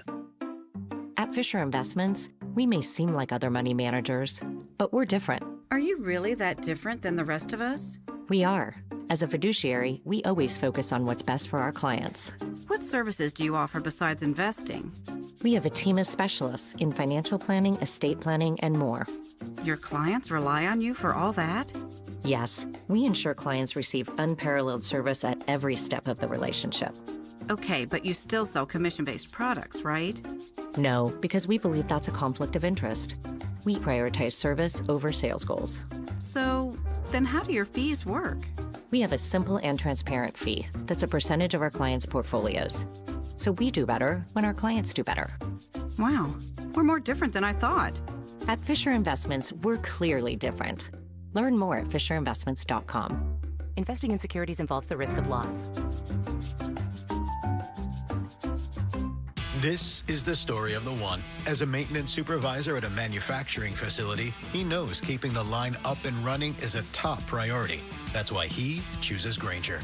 Because when a drive belt gets damaged, Grainger makes it easy to find the exact specs for the replacement product he needs. And next day delivery helps ensure he'll have everything in place and running like clockwork.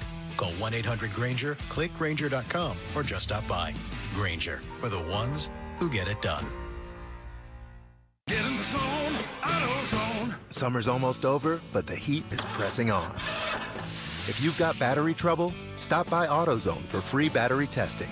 It may just need a charge, and we'll do that for free too. If you do need a battery, we've got options starting at just $89.99. And we'll recycle your old battery for free. Now that's a strong start. Don't miss the end of summer sale. Now at AutoZone until September 22nd. Get in the zone, AutoZone. Restrictions apply. KMVP FM Phoenix. Live from the Casino Arizona and Talking Stick Resort Studio. Arizona Sports, the local sports leader. I'm Mitch Varaldis with Trending Now. It's presented by Parker & Sons, heating, cooling, plumbing, and electrical. Cardinals are now on to week 2 after their Sunday victory over the Saints. Head coach Jonathan Gannon told the assembled media today that both Cody Simon and Joey Blunt are still working their way back from injuries that they suffered in Sunday's win. You can find all the latest from the Cardinals, reactions, interviews. That includes head coach Jonathan Gannon's exclusive conversation with Burns and Gambo from today. All of that right now on ArizonaSports.com. Diamondbacks have a pivotal road series that starts tonight in San Francisco. May not seem like it, but these teams are closer to a playoff spot than you might realize. Snakes and Giants separated by half a game in the standings, and both are the first teams outside looking in for the final wildcard spot in the National League. They're just 4 games out. On the mound tonight, it's Nabil Crismatt for Arizona against Logan Webb for San Francisco. First pitch is at 6:45. Pregame coverage starts at 6 right here on 98.7 FM and the Arizona Sports app. And then week 1 in the NFL concludes tonight in Chicago. Lauren is a nervous wreck. An NFC North showdown. Minnesota Vikings visiting the Bears. Kickoff is at 5:15. This report is brought to you by Desert Institute for Spine Care. Disc physicians are the leaders in the Valley for minimally invasive spine care.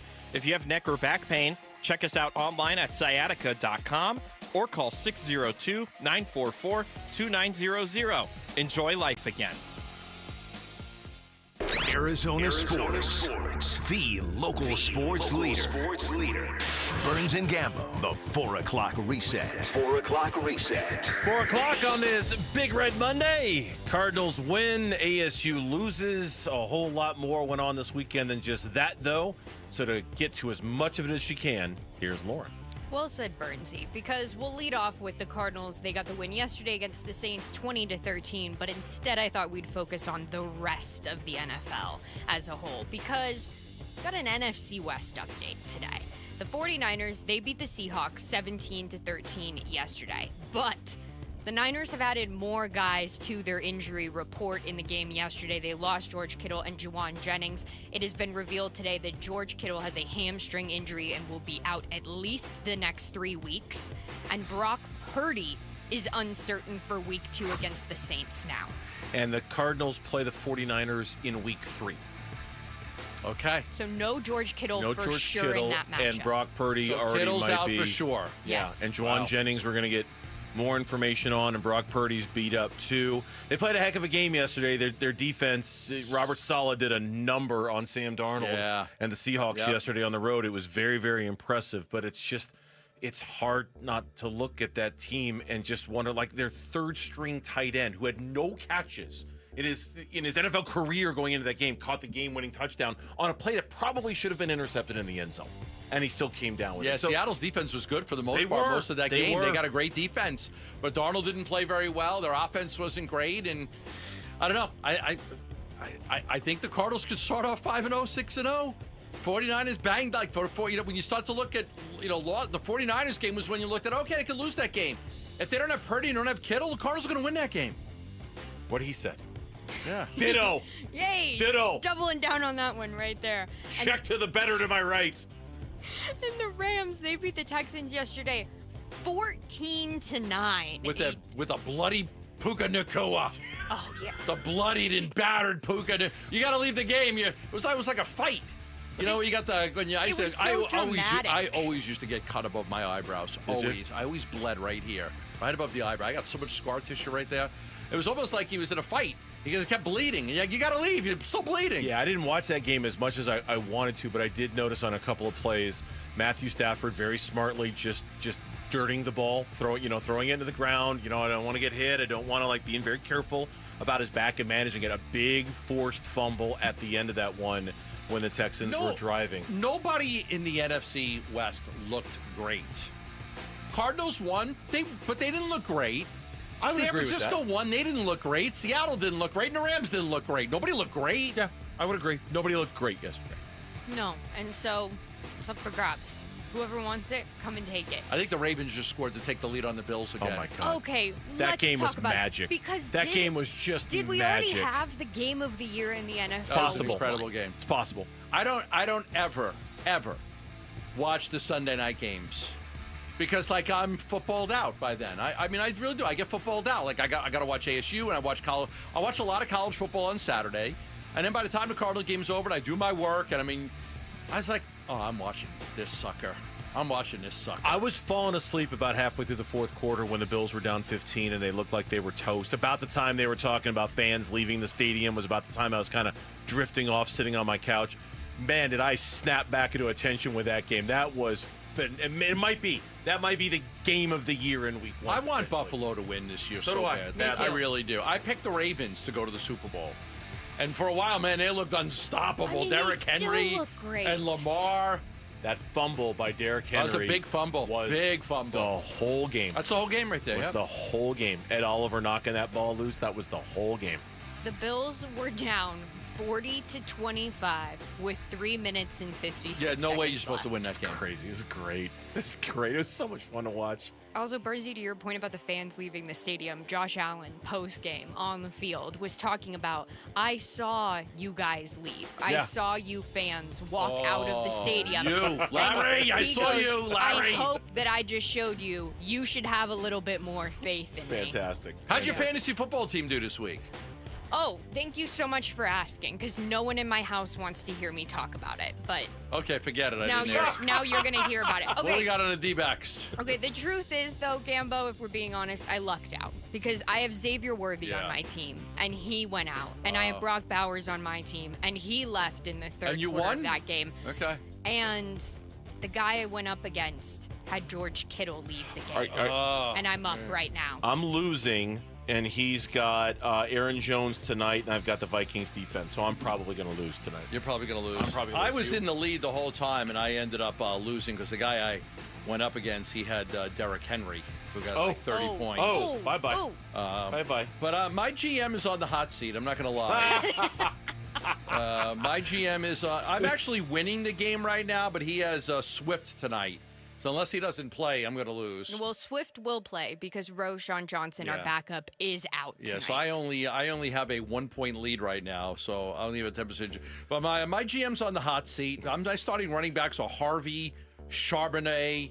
I only got week one and the I had GM's on Mark. the hot I seat. got Mark Andrews as my tight end. He got 1.5 points. I got Robert Sarver over here to my right, who's like firing coaches 3 games in, firing general managers before the season. So I had Coleman of Robert Buffalo Sarver on the bench. He had 25 points. I had Coleman on the bench last night from Buffalo. Yeah, I mean, my GM's on the hot seat. I had Justin Fields on my bench, and he he'd went have been off. good. He'd have been good. Yeah. All right. Well, Enough of the with fantasy discourse, football yes. talk. Here we go. All right, let's move on because I did say I got stats for Cam Scattaboo.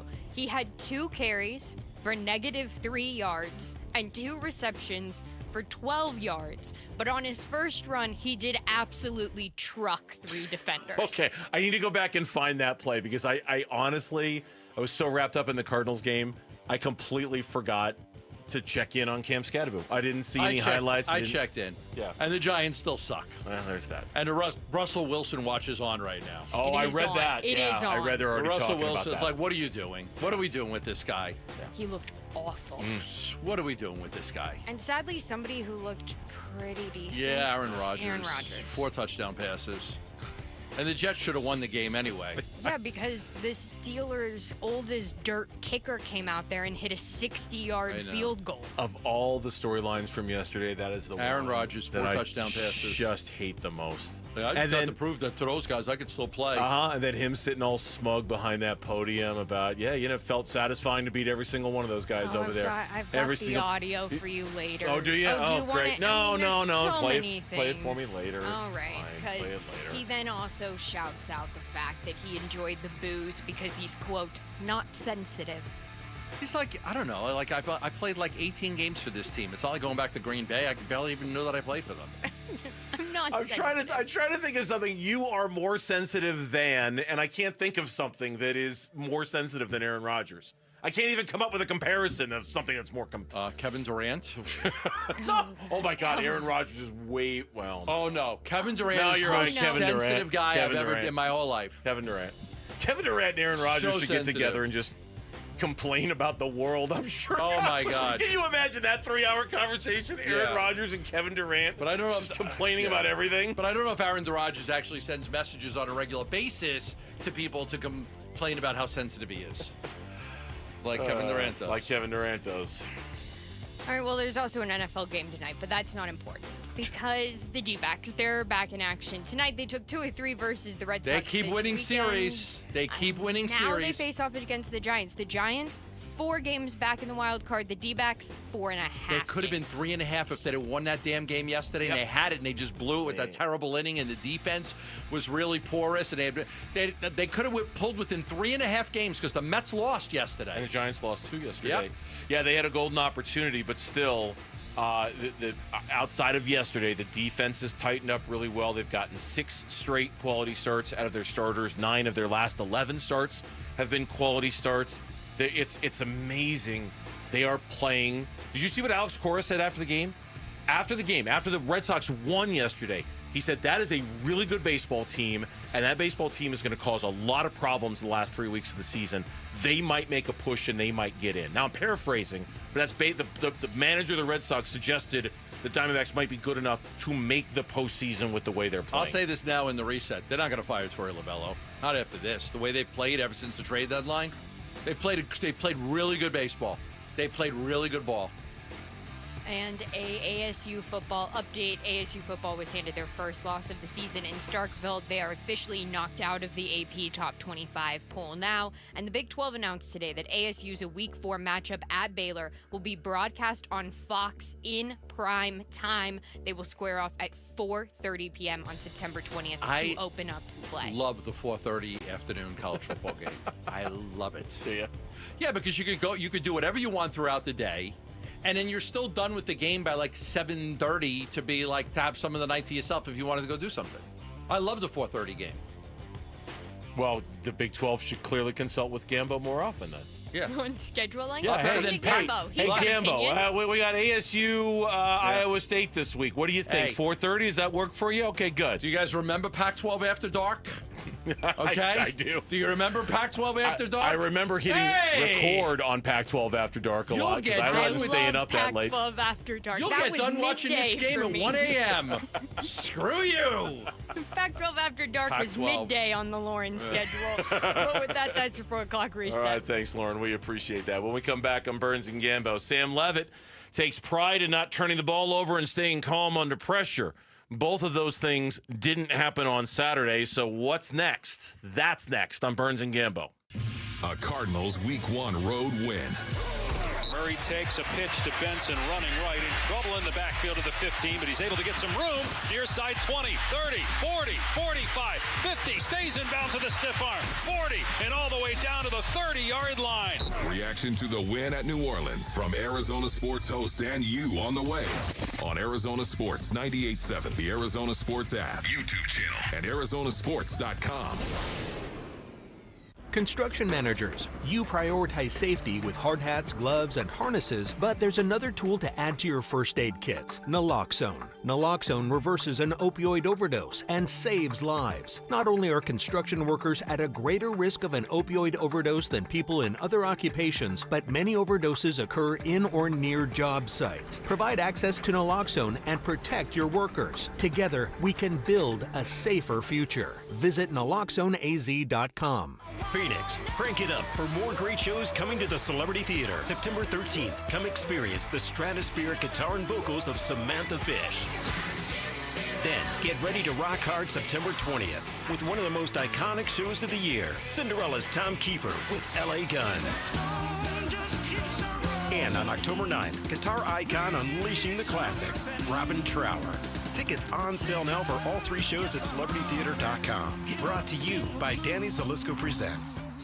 If you want thick, healthy, gorgeous hair, then you need Hair Volume from New Nordic. Available as a tablet or delicious gummy, Hair Volume is available online at Amazon and NewNordicUSA.com or in the hair care aisle at your local CVS. You know, people talk a lot about saving for retirement, but they don't talk enough about what happens when they start spending that money. Paul Calvise here, and that's why we're talking with Matt Dagas from Bright Wealth Management. And that's the part, Paul, that no one prepares for, taxes. If you've got a 401k, IRA, or a pension, Uncle Sam is lining up on the other side of the field, ready to blitz your retirement income. All right, so in football terms, how do you avoid getting sacked? You've got to have a plan with intention, and we help clients build strategies to reduce unnecessary taxes and keep more money in their pocket. And you're offering folks listening right now a chance to come in and talk through it? Absolutely. Call Bright Wealth Management today at 844-726-9116, and we'll show you how to prepare for the tax hits before they happen. No gimmicks, just smart local planning right here in Phoenix.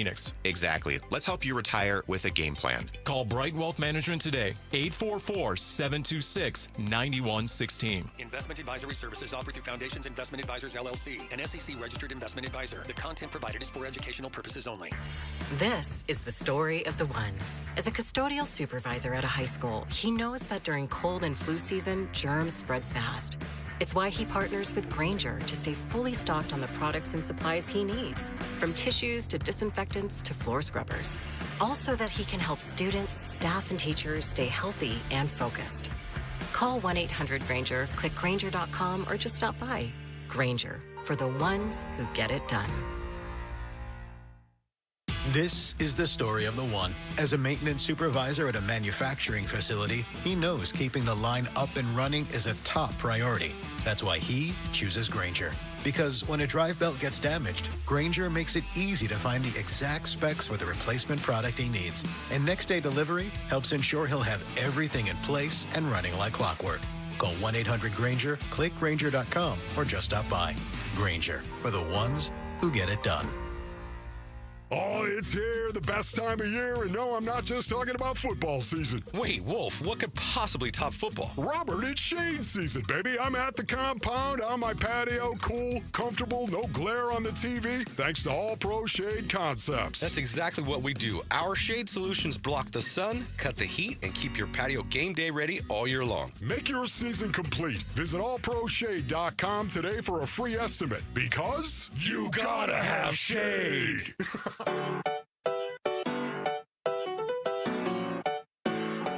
Hey, it's Luke. What does ASU football need to do right now to make sure this season does not turn into a massive letdown? We'll discuss tomorrow at 10 a.m. It's Wolf and Luke on Arizona Sports. Levitt rolls right, sets up. He's throwing deep downfield. That's intercepted. The pass is intercepted, and that'll do it. Intercepted by safety Hunter Washington. And that will pretty much seal the deal for Mississippi State. A crushing loss for Arizona State. God, it's so loud. So loud. So loud. So loud. I feel like such an old man, but it's just like so loud. When you get older, there are noises that, like, I hate, like, if I'm in a restaurant and somebody's like playing stuff off their cell phone. Okay. I freaking hate it. Okay. I don't want to hear what's coming out of your phone. Or they've got their kid there, and they're at a restaurant. Like, I'm going to keep my kid quiet. I'm going to put this laptop on, and he can watch a cartoon. Oh, my God. I want to kill those people. I want to kill them. Well, it was annoying, too, on Saturday night to hear all the cowbells. But what was more annoying was, the worst game of Sam Levitt's ASU career. I don't even know. I could go back and look at the game logs and find one statistically that was close to as bad, maybe. But, I don't think anything was as bad as how he played on Saturday night. He was not ready to play in that game. They were not ready to play in that game. Kenny Dillingham, once again today, fell on the sword for not having him and them ready to play in that game. It was shocking to see Sam Levitt struggle to throw the ball from me to you. Everything was off from him. The truth is the pressure got to him. The pressure, the hype of trying to, be a Heisman contender and have one of the top teams in the country. He just, first road game, they got to no rhythm. They were very deflated, after they scored right away. And I know, look, he's 20 years old. I believe he's 20 years old. Mm-hmm. The pressure got to him. It is what it is. And you'd be like, oh, how did the pressure get? It did. The pressure got to him. It was a loud environment. It was a crazy environment. You got down and you felt like you got to do so much. You're down 7-0 and you're down 10-0 and you're down 17-0. And just the game got away from him. He never got into a rhythm. Never. Now, maybe if they would have ran the ball a little bit better earlier, he could have got, but he never got into a rhythm. Yeah. And I'm telling you, all those pre-snap penalties really hurt ASU, and they all happened where the student section is on that side of the field. Sure. And they're supposed to stop with the cowbells. They're supposed to stop pre-snap. That's the rule in college football. But they never did.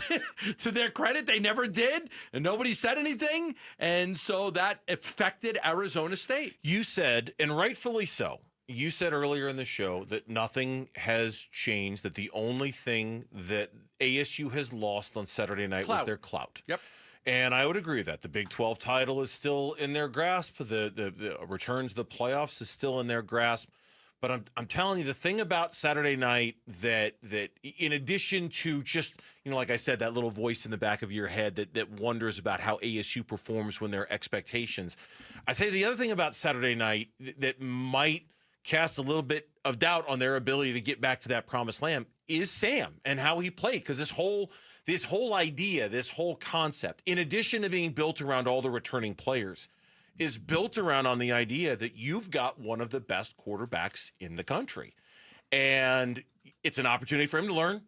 and to grow and get better and do all those things that coaches talk about. Yeah. But if you don't have one of the best quarterbacks in the country, you're not going to get back to where you want to go. I think that they do. I believe that Sam Levitt is one of the better quarterbacks in the country. I do. I mean, we saw everything he did last year. I don't think that's a fluke, what he was able to do. But, the first 2 games of the season leave a lot to be desired.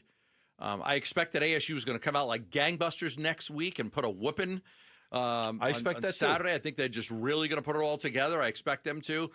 I don't know what to say about the pressure. I mean, it's an SEC environment. It's different. And you could sit there and say, well, many other teams have gone into Starkville and won. No problem. I get it. ASU went in there. That team had revenge on their mind. There was the extra bonus of the whole Starkville thing in the restaurants. They were ready for that game.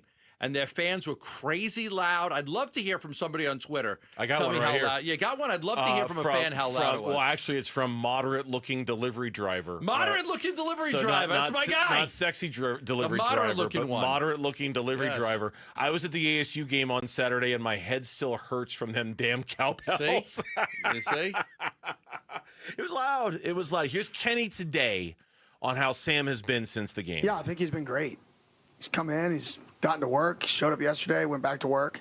I think, everybody doesn't have great games every game. Like, the dude's unbelievable. Like, I wouldn't trade him for any other quarterback in the country. That's the quarterback I want to coach. That's the quarterback that I have complete faith in. So I think for me and him, there's really no difference. It's let's get back to work. And crap, I've called some horrible games.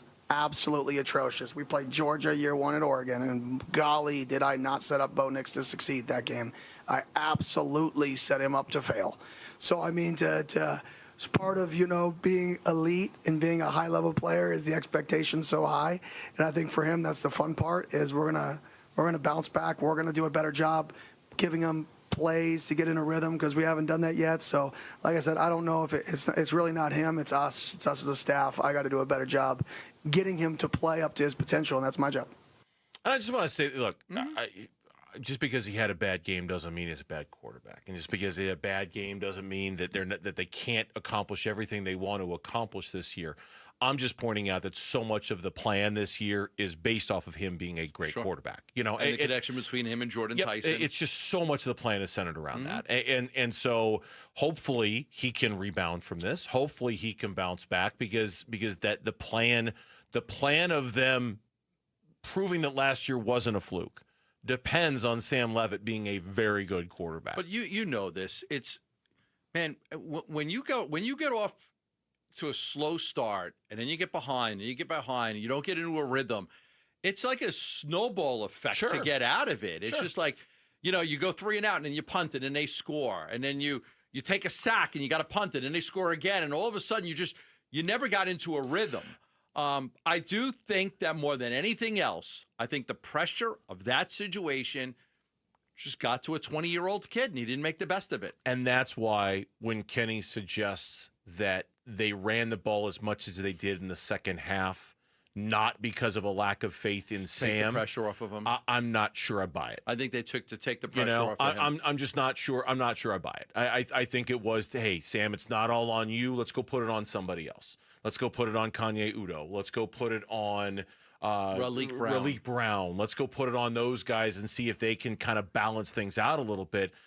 I have to go back and look at the numbers. I think he threw the ball 5 times in the second half. I mean, he looked better. He didn't throw a lot. He hit some passes. He had the one big play. I mean, he had a couple passes, but the one big one during the drive that the go-ahead field goal, that was huge. Okay, that was a big moment. He had the big drop by Jordan Tyson, too, on a beautiful pass. Yes. On 3rd and 12. The second possession of the second half. I remember that one now. I'm glad you mentioned that one. Jordan Tyson dropped. That was a good pass. Yeah. Again, I think that he was more ready to play in the second half, but they wanted to establish a level of physicality against Mississippi State. Hey, we could go mano a mano with you. And again, it just didn't work out. The Monday tradition continues here on the Burns and Gambo Show. It is your turn, Cardinal fans. We want to hear from you at 602-260-9870.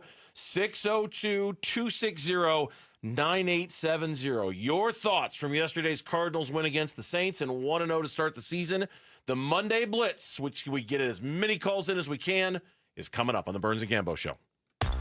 Dbacks decision makers from the team's front office join Wolf and Luke Wednesday mornings at 11:45 for Dbacks Front Office Focus. Brought to you by Canvas Annuity. The home of Arizona Diamondbacks baseball is Arizona Sports 98.7 and the Arizona Sports app. You know, I still have my first car, a classic 66 Mustang, and what is parked right next to what's next, a new Explorer we recently bought from our Desert Ford dealers. Yep, Paul Calvisi here. Hey, Ford isn't just part of our family. My grandfather worked for Ford Motor, but it's part of America, our heritage. Yet Ford is also the future. Whether it's family time or four-wheeling time, tailgating or towing, Ford has a powertrain option that fits what you're looking for. Gas, hybrid, electric. You know what else our Desert Ford dealers have? The best-selling line of trucks for 48 years running. That Ford F-Series with the all-new 2025 F-150, designed to be the toughest and most productive ever. And then there's a 2025 Ford Mustang Mach-E, 100% electric, 100% SUV with sports car performance. SUV, my daily driver, a Ford Edge. And again, we just bought a new Explorer. Wait till you see the redesigned interior on the all-new 2025 Explorer. Bottom line, get on down to our Desert Ford dealers or click buyfordnow.com. Bad driving habits are hard to break, but good driving habits are easy to form, especially when they can lead to a discount on your auto insurance. With Farm Bureau Financial Services, the safer you drive, the more you save. Drivers like you are saving an average of $321 per vehicle. So buckle up, learn more, and find an agent at fbfs.com/save. Individual savings results may vary. Farm Bureau Property and Casualty Insurance Company, Western Agricultural Insurance Company. As parents, we watch our kids grow up, cheer at their games, help with homework, and worry about the choices they'll face. One bad pill laced with fentanyl, that's all it takes. That's why I've talked to my older kids about carrying naloxone. It's not about expecting the worst. It's about being prepared, because one dose can save a life. Please carry naloxone. Be ready. Be safe. Learn more at naloxoneaz.org. That's naloxoneaz.org. Hey everybody, Dan Bickley here for Advanced Window Products, and we all know the Arizona sun can do a number on your house. And if your home is 15 years or older, chances are good you need new windows. So do what I did. Take advantage of a great summertime special at Advanced Window Products, where you are going to get a $2,500 discount on any purchase of 10 or more windows. Advanced Window Products, a family-owned, locally operated company with a great vibe. Their approach is to treat customers as friendships. They offer the highest rated windows in the state, the most affordable high-quality custom windows you are going to find, and that's because there's no middleman at Advanced Window Products. They have their own factory where they'll build your windows, they'll install your windows, and they will guarantee them for life. And remember, purchase 10 windows, you get a $2,500 discount. 480-790-7480, online at advancedwindows.com. Protect your home with residential metal roofing from Mueller Inc. Strong, stylish, and designed to last, their metal roofs handle wind, hail, and heat with minimal maintenance. With a range of colors and styles, you'll get lasting beauty and proven durability, all backed by paint warranties up to 45 years. Visit one of their sales representatives today at their West Phoenix location in Buckeye, Arizona, or check out MuellerInc.com to learn more. It's kickoff time. Score big at Freeway Chevrolet with our kickoff special. Triple your rebate on all new trucks and SUVs. Every new vehicle in stock. No exclusions. Chevrolet. Together, let's drive. Kickoff special available on new inventory only. Cannot be combined with any other offers or incentives. NCC rebate only. On approved credit. See dealer for complete details. Freeway. Chevrolet. I-10 and Ray.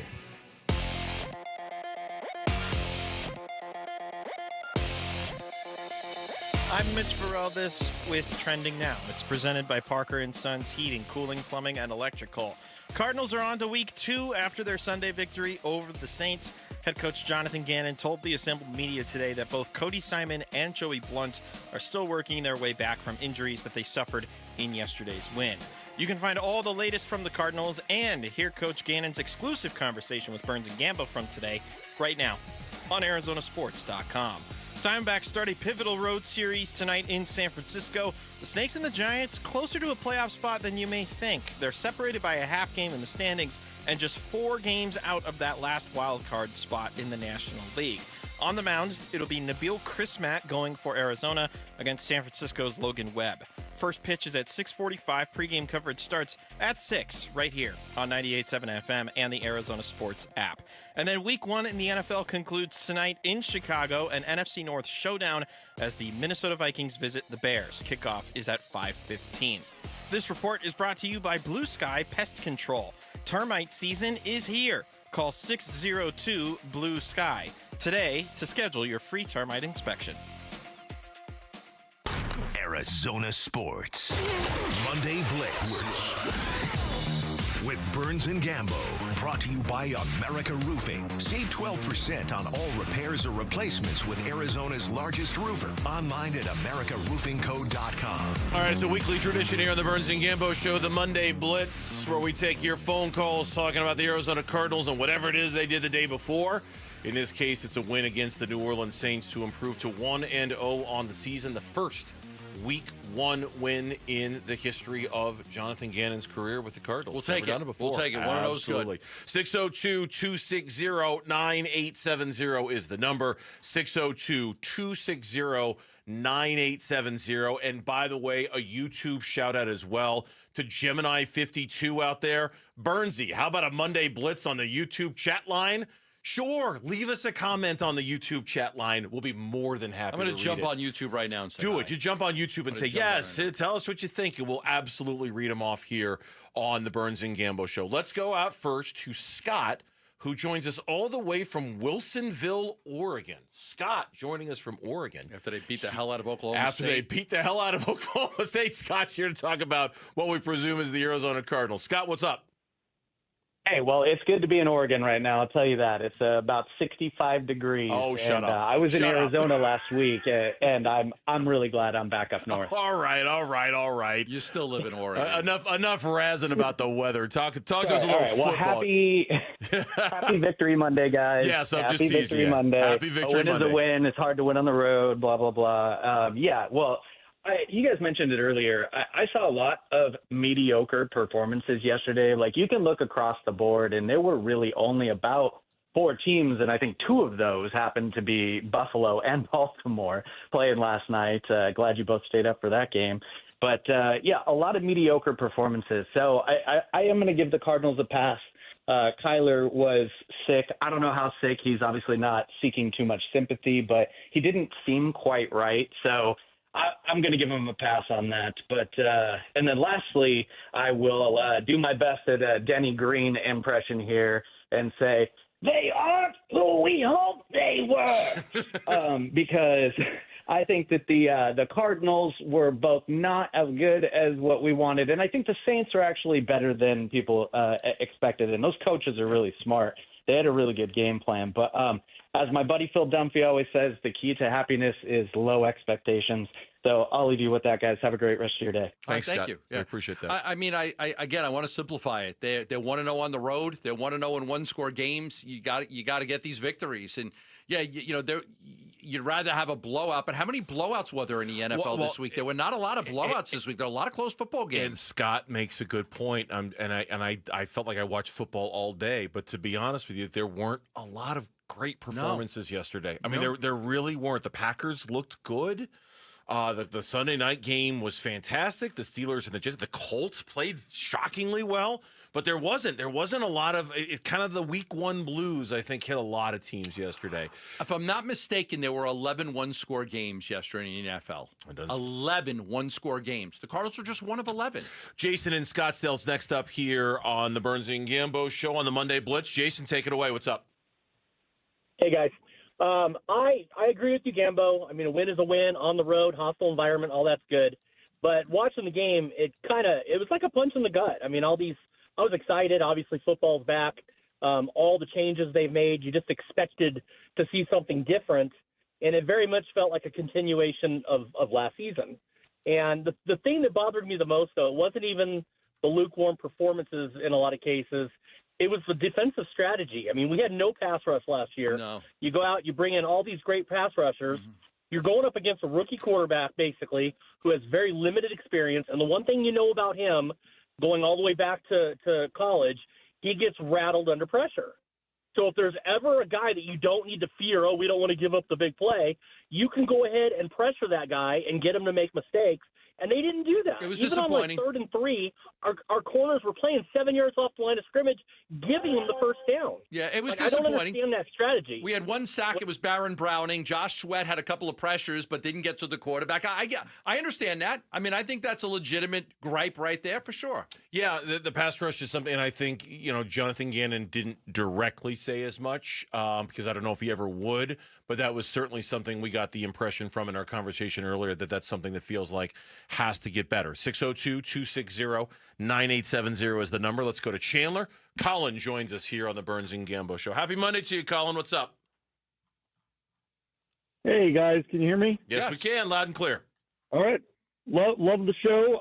I'll try to keep this short and sweet. I know there's a lot of talk around that missed Murray Harrison Jr. pass that was a for sure touchdown, and a lot of the blame I think is being put on Murray. But I don't know. Watching the replay, if you look at the route, it's almost like Harrison Jr. maybe should have kept running downfield, but he was almost turned to the sideline when the ball got to him. And I don't know if it was maybe just a slightly deviated route that he ran or what, but I do put a little bit of blame on Harrison Jr. on that one. Yeah, I thought the ball was so high and he had to contort his body so much to even try to make a play on it that it didn't where he was. I don't think he had a chance to catch that football. Maybe he ran a slightly different route than he was supposed to, but I mostly think it was a bad throw. But again, I don't want to judge Kyler Murray on just one play. That's not fair. I thought he was fine yesterday. I mean, the deep ball to Marvin Harrison Jr.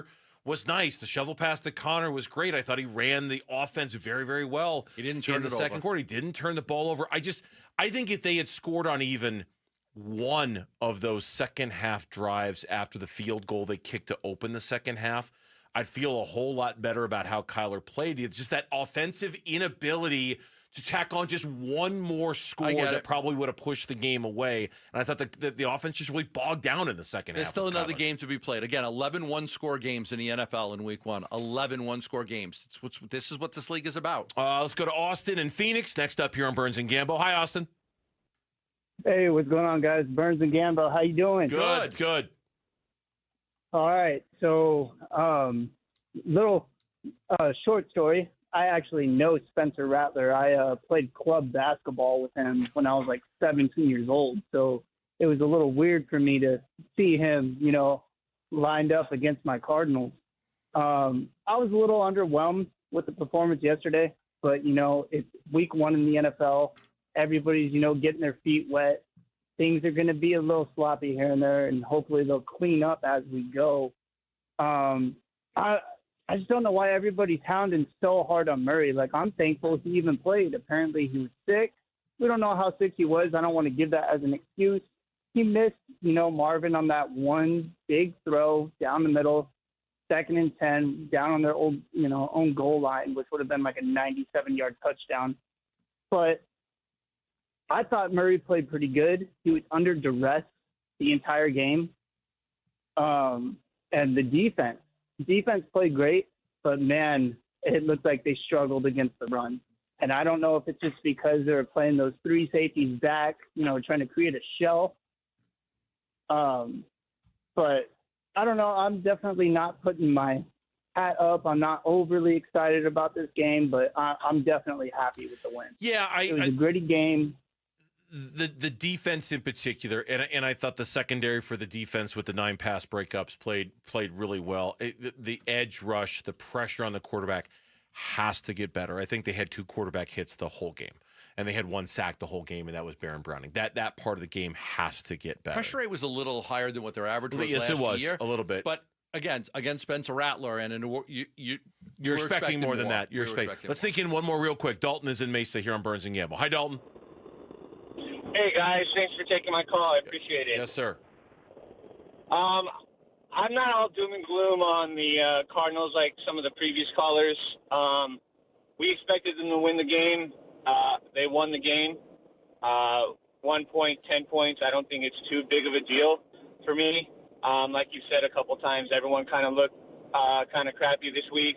I think the most encouraging part is that kind of looks like this secondary could be borderline elite this season, and we could potentially win some games that we're not supposed to because of it.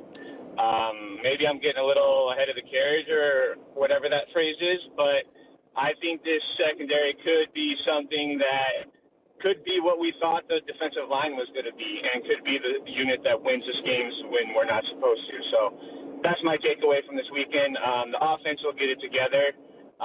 They did it last year, and yeah, thanks for taking my call. Dalton, we appreciate the phone call, and you read our minds, because that's the next thing we're going to talk about on the show. My biggest concern going into the season was the young secondary, and I thought they had a lot of good answers yesterday. Yeah, that's exactly where we're taking the conversation next, which is why I wanted to sneak in one last call. When we come back on the Burns and Gambo show, the Cardinals MVP in their win yesterday, was it the rookie cornerback out of Michigan? That's next on Arizona Sports, the local sports leader. A Cardinals Week 1 road win. Harrison caught it. Touchdown, Cardinals. The first touchdown of 2025. An underhand pitch caught by Connor and into the end zone. Touchdown, Arizona. Reaction to the win at New Orleans from Arizona Sports hosts and you on the way. On Arizona Sports 98.7, the Arizona Sports app, YouTube channel, all our Arizona Sports social feeds, and ArizonaSports.com. All right, back here to say about Liberty GMC, 87th Avenue and West Bell Road in Peoria is where they're located, or online all the time from the comfort of your home or living room, libertygmcaz.com. They've got great deals the entire month of September. Trucks and SUVs, the things that GMC makes better than anybody. Nowhere are you going to get a GMC for less than you will at Liberty GMC. And right now, on a 2025 Sierra 1500, $13,500 in savings there. On a 2025 Sierra HD, $6,500 in savings right there. And how about a 2026 GMC Terrain? You can lease it for $289 a month over the course of 39 months. And of course, the Yukon XLs, they're arriving daily at Liberty GMC. So go check them out in person, 87th Avenue and West Bell Road in Peoria, or online all the time, libertygmcaz.com. GMC, we are professional grade. It's football season, and while our teams battle on the field, America Roofing is battling leaky roofs across the state. Hey, that was us at Casa Galvisi. First a roof repair, then years later we bought a brand new roof from America Roofing. In Arizona, your roof better perform in the heat, wind, and rain. Trust my friends at America Roofing and their more than 25 years of experience, more than 400 employees, locally owned. Make sure, get a free inspection and save 12% at AmericaRoofingCo.com. At Vital for Men, aging doesn't mean slowing down. Our testosterone therapy is built to boost your energy and sharpen your focus. Thousands of men have already leveled up their sleep, stamina, and drive. Now it's your turn. We're adding semaglutide to support your full health journey. Plus, we accept most insurance. Start with a free test today. Visit vital4men.com. That's vital, the number 4, men.com. Vital for Men. Get back to you. I'm John Morgan of Morgan & Morgan. If you've been injured in a car accident, call America's largest injury law firm. For over 35 years, my mission has been to deliver more for our clients, to deliver more for you. If you or anyone in your family has been injured in a car accident, call us now, as the time to file a claim may be limited. Last year, more clients hired Morgan & Morgan than ever before, protecting America, fighting for you. Morgan & Morgan. Visit forthepeople.com for an office near you. So my mother is thinking of switching from Verizon to Pure Talk, but she's worried the deal sounds too good to be true. Michael, she said, how can those Pure Talk people offer me the same basic service as Verizon for so much less money? I said, Mom, go ask Google how much Verizon spends on advertising and promotion. A few seconds later, my mother said, oh my goodness, $12 billion a year? That must be a typo. I'll tell you what I told my mom. It's not a typo. Verizon spends $12 billion a year on advertising and promotion, and their customers are paying for it. Well, Pure Talk doesn't spend that kind of money on commercials. Trust me, I would know. Consequently, they can offer you and my mother Unlimited talk, text, and plenty of data on a blazing fast 5G network for just $25 a month. Dial pound 250 and say the words Mike Rowe, and you'll get an additional 50% off your first month. That's pound 250 Mike Rowe. Pure talk. Everything you need and nothing you don't. Hi, this is Stuart Willis, president of Asset Preservation Wealth and Tax. A personal relationship with your financial advisor really matters. It's super important that you have the ability to talk about anything you need to with your advisor. So if you have been pushed off to a call center and you don't have a one-on-one relationship with your financial advisor, then reach out to us at assetpreservationwealth.com. That's assetpreservationwealth.com. Investment advisory services offered through Foundations Investment Advisors, LLC, and SEC registered investment advisor. The Burns and Gambo Need to Know Social Poll Update. Presented by Sanderson Ford. Gee, look at that. A poll question that ties in perfectly with what we're about to talk about here. Again, synergy, planning. Look at that. Lauren is here. Actual producing happening. Something like that. And we're in our final check-in before the Bears and the Vikings start. It's about 30 minutes from right now. Yeah, does anybody need anything? Comments, concerns? Because you've got a 13-minute window. And then she's done. You got the game on the TV? Do I have the game on the TV? Mitch, we could just shut the TV off. Mitch can't even hear you right now. Oh, Mitch is off in La La Land. Too busy eating that Sprouts brownie. Honestly, my money on a fight between Lauren and Mitch over the TV, my money's on Lauren. I don't think it's a very good fight. I think my money's on Lauren when it comes to a fight for the TV.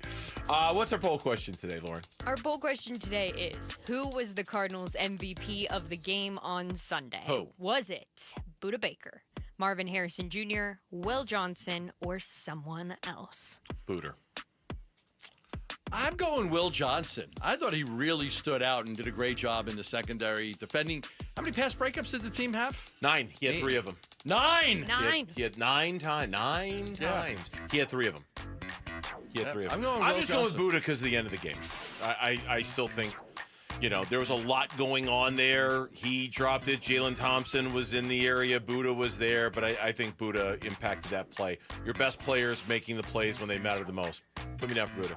You can understand why Will Johnson sits next to Budda Baker every single week now in meetings when that was revealed last week.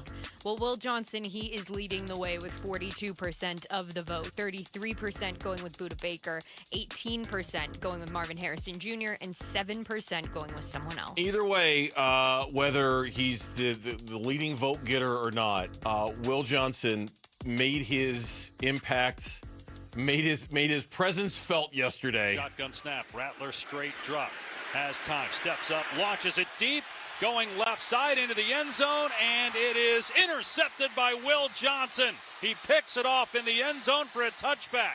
Will Johnson, that's all he did when healthy at Michigan, taking the ball away. There is a flag down, though, at the 38-yard line. While the quarterback was in the pocket, legal contact on the defense, number 16. That's a 5-yard penalty and an automatic first down. Man, it's a penalty. I just can't stand that that's still in the rule book in terms of how they employ it. I don't think that had anything to do with the play. It was on the other side of the field. It was Max Melton, right, on the other side of the field. He was hooking the wide receiver. Yeah. I thought Will Johnson was terrific in this game. The hit on Olave was my favorite. Just laid that dude out. I thought he had great coverage on Shaheed. Remember how worried I was about Shaheed coming in because he's such a big play, deep threat. I thought he got him a few times, especially the play in the end zone right on him. His pro football grade was fantastic. He's best on the team. Best on the team? He's the best on the team. Yeah. And frankly, one of the best grades for a cornerback in the NFL yesterday. I think he had the second best cornerback grade. Yeah, I just said one of the best. I'm not sure which. I think he played, 60% of the snaps? Right around give or 60% take. Yeah, of the right snaps, around there. something like that. Yeah, so you throw him out there, and I think going into the season, we had some concern over, no Sean Murphy Bunting. They also lost Starling Thomas. You were without 2 of your veteran guys, right? Especially Murphy Bunting. Starling Thomas is young, but he still had some experience. And how you going in, you don't address it. You don't go out and you don't get anybody. You're Monty Osipher. You're I believe in my guys. I believe in Max Melton. I believe in Will Johnson. A lot of people thought Will Johnson would be a first-round pick. He slipped to the second round. They got him. It was a great get. A lot of people think he could be the Rookie of the Year or right in contention for Rookie of the Year. He did nothing to make anyone believe that he's not a great player. I mean, every team that passed on him yesterday, if they're looking at that, they're like, oh, we may have made a mistake. Because he was great. He was great. So you can sit there and say, how was Kyle? Yeah, Kyle was good. He was fine. How was Will? Will Johnson was great. Yeah. He was great yesterday. I'm so glad you said that because it's okay. So we're not saying Kyler was great yesterday. Okay, that's fine. He wasn't great yesterday. You can tell the difference between great and just fine, right? Like Will Johnson was great yesterday. He was great. Gave up 32 yards receiving the entire freaking game. Kyler was fine. Doesn't mean we're saying he had a bad game, but he was. But We're not saying he was bad. You can see what great looks like. Great pops. Great, just like kind of reaches out through the TV and grabs you a little bit and says, he was great. Yeah. He was great in that game yesterday. Buddha had a good game, but I think a lot of credit goes on. A lot of people are giving Buddha credit for the last play of the game, coming down on Jawan Johnson. I am, for sure. Yeah, that's fine. That's fine. But I thought Will Johnson throughout the game, like they went at Will Johnson. They didn't get anything against him. He gave up 32 yards receiving the entire game. He was so good. He was. But I think he was also, and I'm not trying to take credit away from him. I mean, anything, I'm trying to like use him to prop up everybody around him.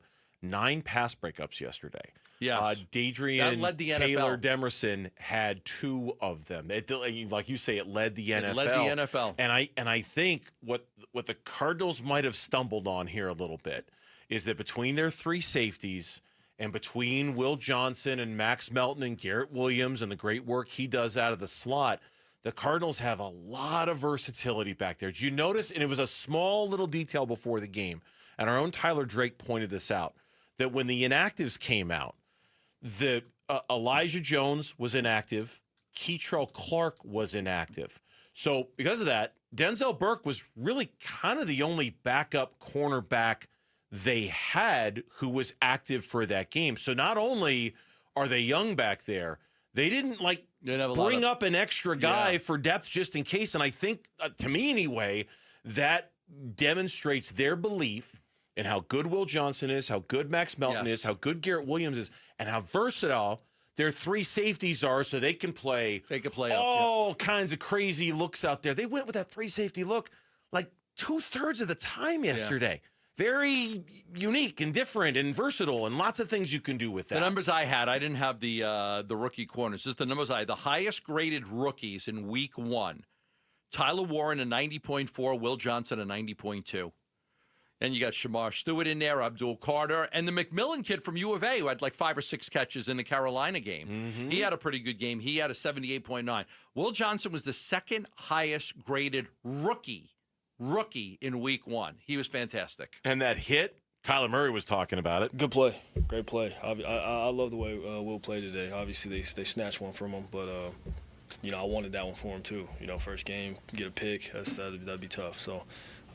But he played well. Legally laid out Chris Olave on that play. Great hit. That was some Michigan, Ohio State crime right there, man. Jonathan Gannon after the game? I thought he played pretty good. One time he wasn't on the right guy, right, and it happened quick, but he was just a little late getting to it. But I thought he held his own, and that was one of the keys to victory is no balls over our head, and I thought we did that tonight. One more, Buda Baker. Oh, man, rookie's debut was a great job. He was locking up on his receiver, whoever that was, and he did a great job in communicating. And, that was a great game for him. But for all of us, we can all get better. That was the worst we're ever going to play because that's week 1, and our number 1 goal is to get better each and every day. So that's what we're going to do. One more, real quick. Rabbit, from when he was on the show with us earlier. Rabbit Taylor Demerson on if Will Johnson's big hit on Olave fired them all up. That's a momentum shift right there. We go into that stadium, and it's crazy. And then just that little split second, it's kind of like, when we're leaving there, it's getting real quiet, man. You just take the soul out of the crowd, man. And as their away team, that's all you want to do when you're going somewhere, because it's literally 1 million people versus the 48 and a couple of the fans that showed up. Matter of fact, Red Sea showed up at the game, so we appreciate that too. There were a bunch of Cardinal fans there yesterday. They made a big hit like that stands out.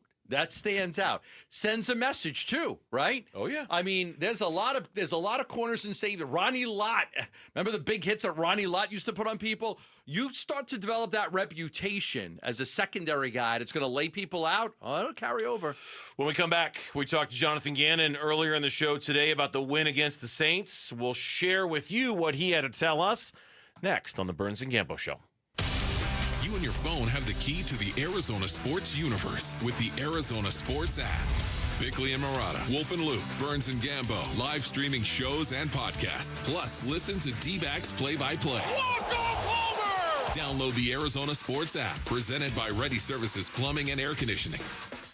Love telling you about Sanderson Ford. They're on 51st Avenue in Glendale, and there's a lot that separates Sanderson Ford from other dealerships. Size matters. They've got 65 acres of cars, 2 service departments, a giant parts warehouse, a collision and custom shop, plus the on-site Starliner diner.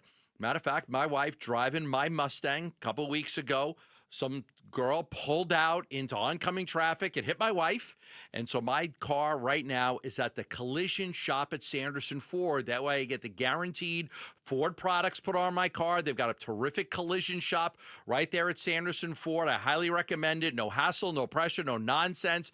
They work to make sure that your car has all the right parts on it. So that way when you get it back, it is perfect. I should get mine back later this week. I'm excited about it. But at Sanderson Ford, check out the Bronco Badlands or the new Escapes that they have. And they've got some great deals going on at Sanderson Ford. Take advantage of it. Go online at sandersonford.com or go visit them on 51st Avenue in Glendale. If you love to travel, Capital One has a rewards credit card that's perfect for you. With the Capital One Venture X card, you earn unlimited double miles on everything you buy. Plus, you get premium benefits at a collection of luxury hotels when you book on Capital One Travel. And with Venture X, you get access to over 1,000 airport lounges worldwide. Open up a world of travel possibilities with the Capital One Venture X card. What's in your wallet? Terms apply. Lounge access is subject to change. See CapitalOne.com for details. This is the story of the one. As a custodial supervisor at a high school, he knows that during cold and flu season, germs spread fast. It's why he partners with Grainger to stay fully stocked on the products and supplies he needs, from tissues to disinfectants to floor scrubbers. All so that he can help students, staff, and teachers stay healthy and focused. Call 1-800-GRAINGER, click Grainger.com, or just stop by. Grainger, for the ones who get it done.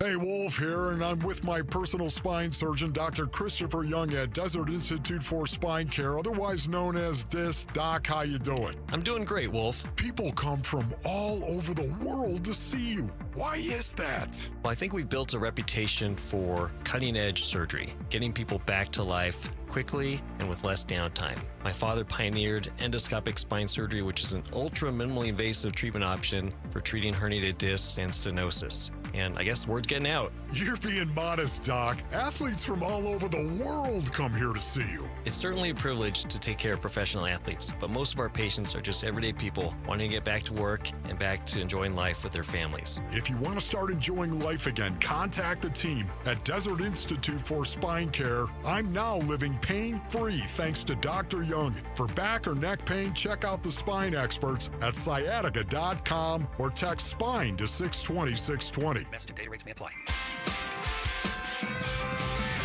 1-877 Cars for Kids. K-A-R-S Cars for Kids. 1-877 Cars for Kids.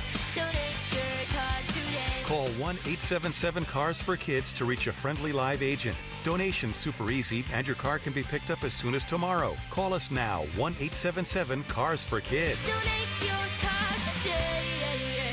Did you know you can donate real estate too? Friends, it's Pat. I finally did it. Sometimes you just need to get off the grid and get some time to think, like way off. So I hopped into my all-new 2025 4Runner with available iForce Max engine and took off, which is me, the 4Runner, and good old Mother Nature. Unfortunately, that's when I realized it was also Taco Tuesday. So I ended up coming back that night. I mean, priorities, right?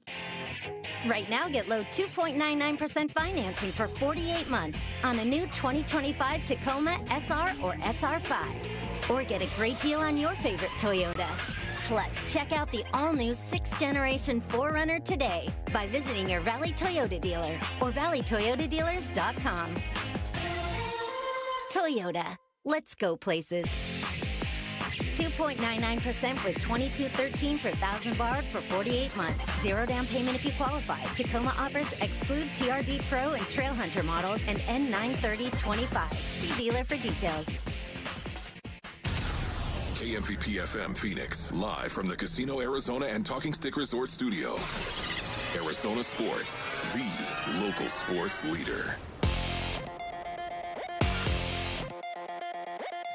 I'm Mitch Varell. This with Trending Now. It's presented by Parker & Sons Heating, Cooling, Plumbing, and Electrical. Cardinals now on to Week 2 after their Sunday victory over the Saints. Head coach Jonathan Gannon told the assembled media today that both Cody Simon and Joey Blunt are still working their way back from injuries they suffered in Sunday's win. You can find all the latest from the Cardinals and interviews from today. That's linebacker Baron Browning, safety Rabbit Taylor Demerson, and the head coach himself exclusively on Arizona Sports right now on arizonasports.com. Diamondbacks start a pivotal road series tonight in the Bay. The Snakes and the Giants separated by half a game in the standings and are both the first teams outside looking in for the final wildcard spot in the National League. Giants 4 games back, Diamondbacks 4.5 games back. Prior to the game, Diamondbacks recalled Tim Tawa from AAA Reno, and first baseman Tyler Locklear was placed on the 10-day injured list. It's listed due to left elbow inflammation. On the mound, it'll be Nabil Crismat against Logan Webb. First pitch is at 6:45.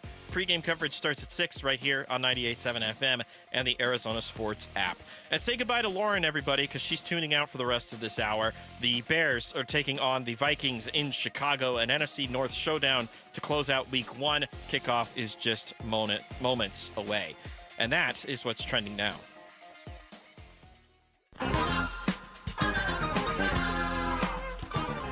Here are the top 3 headlines on Arizonasports.com presented by Y-Refi. I'm Kevin Zimmerman. Where was that revamped Cardinals pass rush against the Saints? Sam Levitt's first half struggles didn't cause ASU's run-heavy pivot, Kenny Dillingham said. And ASU revealed throwback uniforms honoring the undefeated 1975 team. Those are the top 3 headlines on Arizonasports.com presented by Y-Refi. 5 o'clock hour here on the Burns and Gambo Show. Happy Monday to everybody out there. Coming up this hour, we'll preview the Dbacks game against the San Francisco Giants tonight. We'll talk a little ASU football as well with their loss to Mississippi State. But right now, we are talking about our conversation that we had earlier with Jonathan Gannon, 1-0 for the first time in his Cardinals career, going into year 3. And yes, there are things to not love about yesterday, but at the end of the day, 1-0 for the first time in Jonathan Gannon is 1-0. You'll take it, you'll run with it if you're the Cardinals. Yeah, it's a road win. It's a conference win. It's a one-score game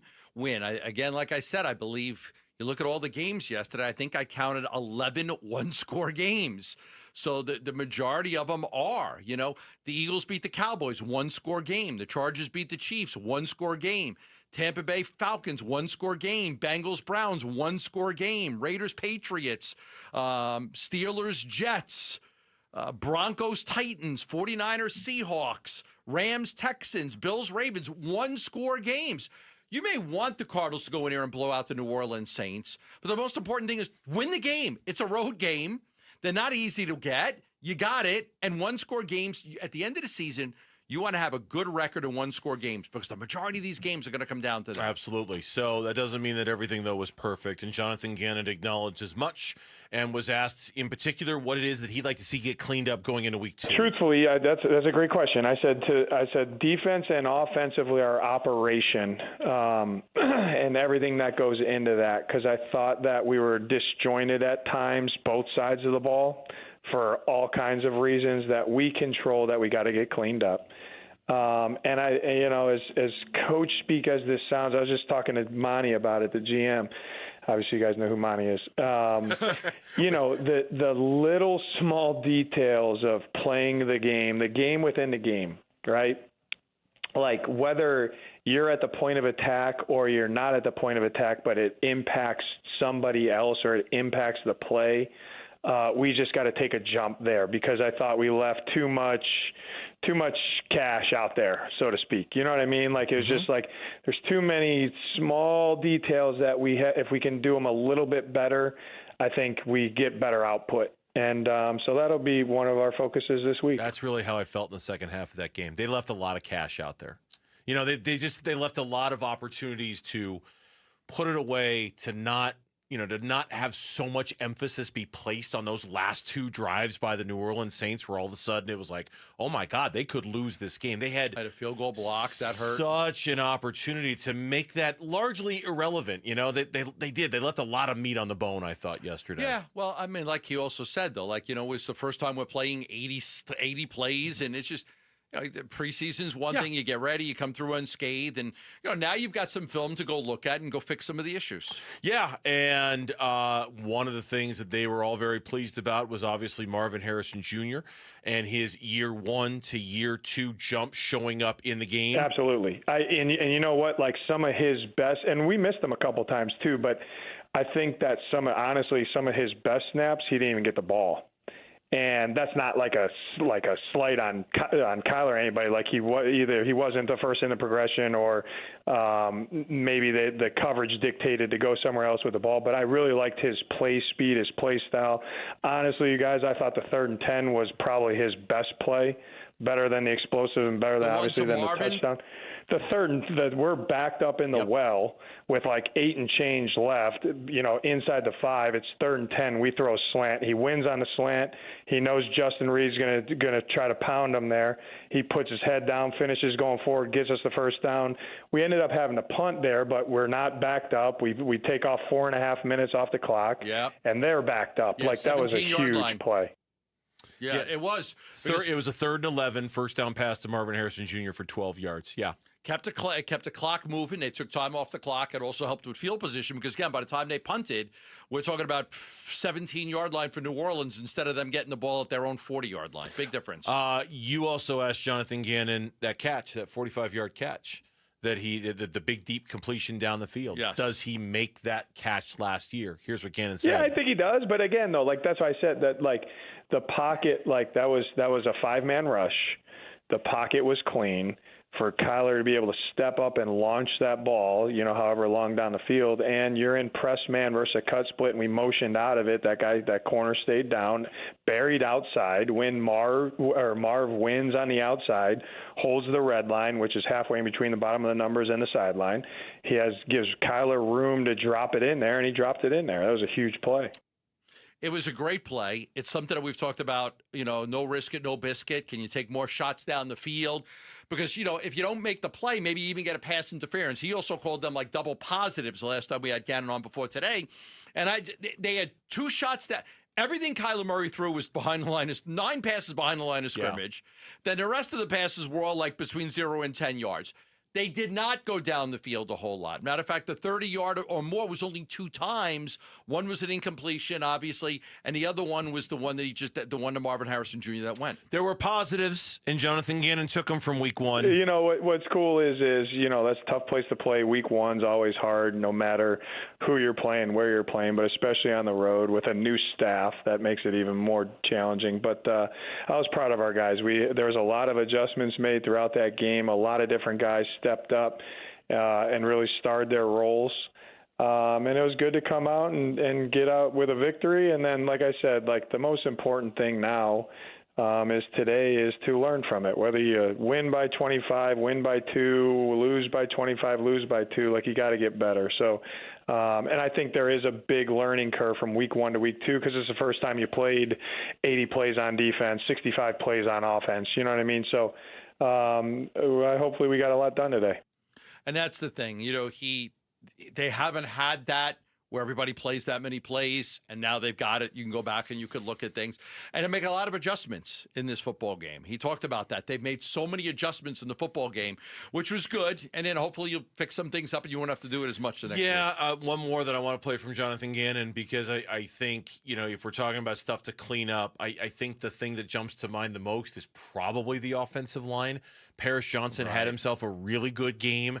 The 2 interior guys opposite, on the other side of Froholt, Evan Brown and Isaiah Adams, it looked like they struggled quite a bit to the point where you were even getting Will Hernandez texts yesterday. Yeah. Here's Jonathan Gannon on the O-line. Yeah, I think, just the back to my first comment about the little details, and I will give New Orleans some credit. They did a good job. They had some stout guys in there. They were hitting on some run blitzes, some different replace zones that can be hard to deal with when you're talking about points and stuff in the run game. I thought overall it was kind of a dirty run game. I know we popped the one explosive. I know James had the one explosive on 2nd and 15. That was I think a 12-yarder, a 13-yarder there. That was before the Mike Wilson conversion, but that was a good run. I thought we got real good movement. I thought after the one explosive tomorrow, we ran just a kind of a downhill double that we got good movement. Always can be better. I think I give them, it's a little bit of both. I think we can get better at some of the details with what we're doing with our hands and our hat. And I think they did a pretty good job, honestly, you guys. Not that the Pro Football Focus grades are the end-all, be-all, because they never are. But the two lowest graded players overall on offense for the Cardinals were Evan Brown and Isaiah Adams yesterday. Yeah. Now, again, that's not the end-all, be-all. It's just kind of one way of looking at it. Especially, the run blocking up Paris Johnson. Great game. Great game for Paris Johnson. I mean, no pressures allowed, no penalties for him. Froholt had a good grade as well.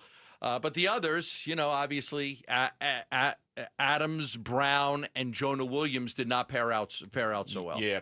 Don't miss your last chance to win tickets to the Cardinals home opener this Sunday. All you have to do is head to the Arizona Sports YouTube page, watch us live, and click the contest link that is pinned in the chat. It is that easy.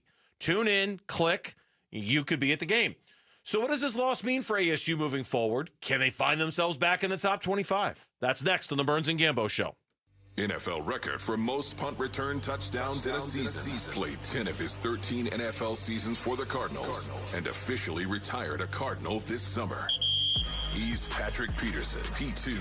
Patrick Peterson out of LSU to the house. And he joins Wolf and Luke every Tuesday morning at 11:15 to talk football on Arizona Sports 98.7, the Arizona Sports app, and the Arizona Sports YouTube channel. Back here for V's Barbershop, a great Arizona success story. Started as one single barbershop 26 years ago. They've grown, they've expanded. They're all over the valley, consistently growing with new locations to provide you the very best. And quite honestly, a little bit of a respite from everything out there. Every time I go to V's, you walk in, and it's like you're transported to a different world, man. It's stress-free, and you can just relax and get a nice haircut. You can get a very relaxing hot lather shave. That is absolutely the best, by the way. It is, it's a hectic world out there. It's a crazy world out there. V's Barbershop is a sanctuary for all that, where you just go in, get a great haircut, kind of forget about all your worries for a little bit. I've trusted V's. I've loved V's for 25 years. If you haven't tried them, you will too. Book your next cut. Take your next 30-minute vacation. Visit vbarbershop.com and book your appointment today at V's. Hey, it's Ron Wolfley. As a former NFL player, I know what it takes to build something great, and it starts with trust. I chose Legacy Green Solutions to transform my yard. For artificial grass, putting greens, and custom landscaping, these are the experts that you can trust. Family owned for over 25 years and voted best of the valley, Legacy Green Solutions uses premium American-made turf backed by the best warranties. Text GREEN to 620-620 to book your free estimate or visit LegacyGreenSolutions.com. Message and data rates may apply. It's fall, and back-to-school activities keep everyone busy. Remember, emergencies can occur anytime. That's why having naloxone in your home first aid kit matters. Naloxone can reverse an opioid overdose fast. It's safe, easy to use, and it could save a life while you wait for help to arrive. Be ready. Be safe. Add naloxone to your home first aid kit. Remember, seconds matter, and so do the people you love. Learn more at naloxoneaz.org. That's naloxoneaz.org. Everything's a little better when it's super. Heroes, markets, sized, and of course, checks. A super check gives you an in-depth review of your current insurance coverage with a Farm Bureau Financial Services agent, no matter who your insurance provider is. That's super cool. Talk to a Farm Bureau agent to make sure you're properly covered at fbfs.com/protect. It's your future. Let's protect it. Farm Bureau Property and Casualty Insurance Company, Western Agricultural Insurance Company. There's never been a better time to experience Sun Devil football. Pressure coming, Levitt throwing for the end zone, and it's caught for a touchdown by Jordan Tyson. The Levitt to Tyson connection clicks again. Don't miss your chance to be a part of the action, tradition, and unmatched atmosphere at Mountain America Stadium this season. Get your Sun Devil football tickets today by calling 480-727-0000 or go online to sundeviltickets.com. You're listening to Leaf Filter Radio, and the guru of gutter protection himself, Chris Coonahan, is here to take your most pressing leaf-related questions. Hey, everybody, Chris here. I understand we have Ron on the line. Ron, where are you calling from? Uh-oh. Ron, are you calling from a ladder? Well, I was. I wanted to ask Chris what I need to do to get my gutters ready to have leaf filter installed. Oh, Ron, you don't have to do anything. A Leaf Filter Trusted Pro will come out and clean out your gutters, realign and seal your gutters, and install Leaf Filter, America's #1 gutter protection system. So I didn't need to get on this ladder? Ron, Leaf Filter Trusted Pros are in your neighborhood and ready to help. Just visit leaffilter.com/deal to schedule your free gutter inspection and get up to 30% off. Thank goodness. What was that site? That's leaffilter.com/deal for your free gutter inspection today. See representative for warranty details. Promotion is 20% off plus a 10% senior or military discount. One discount per household.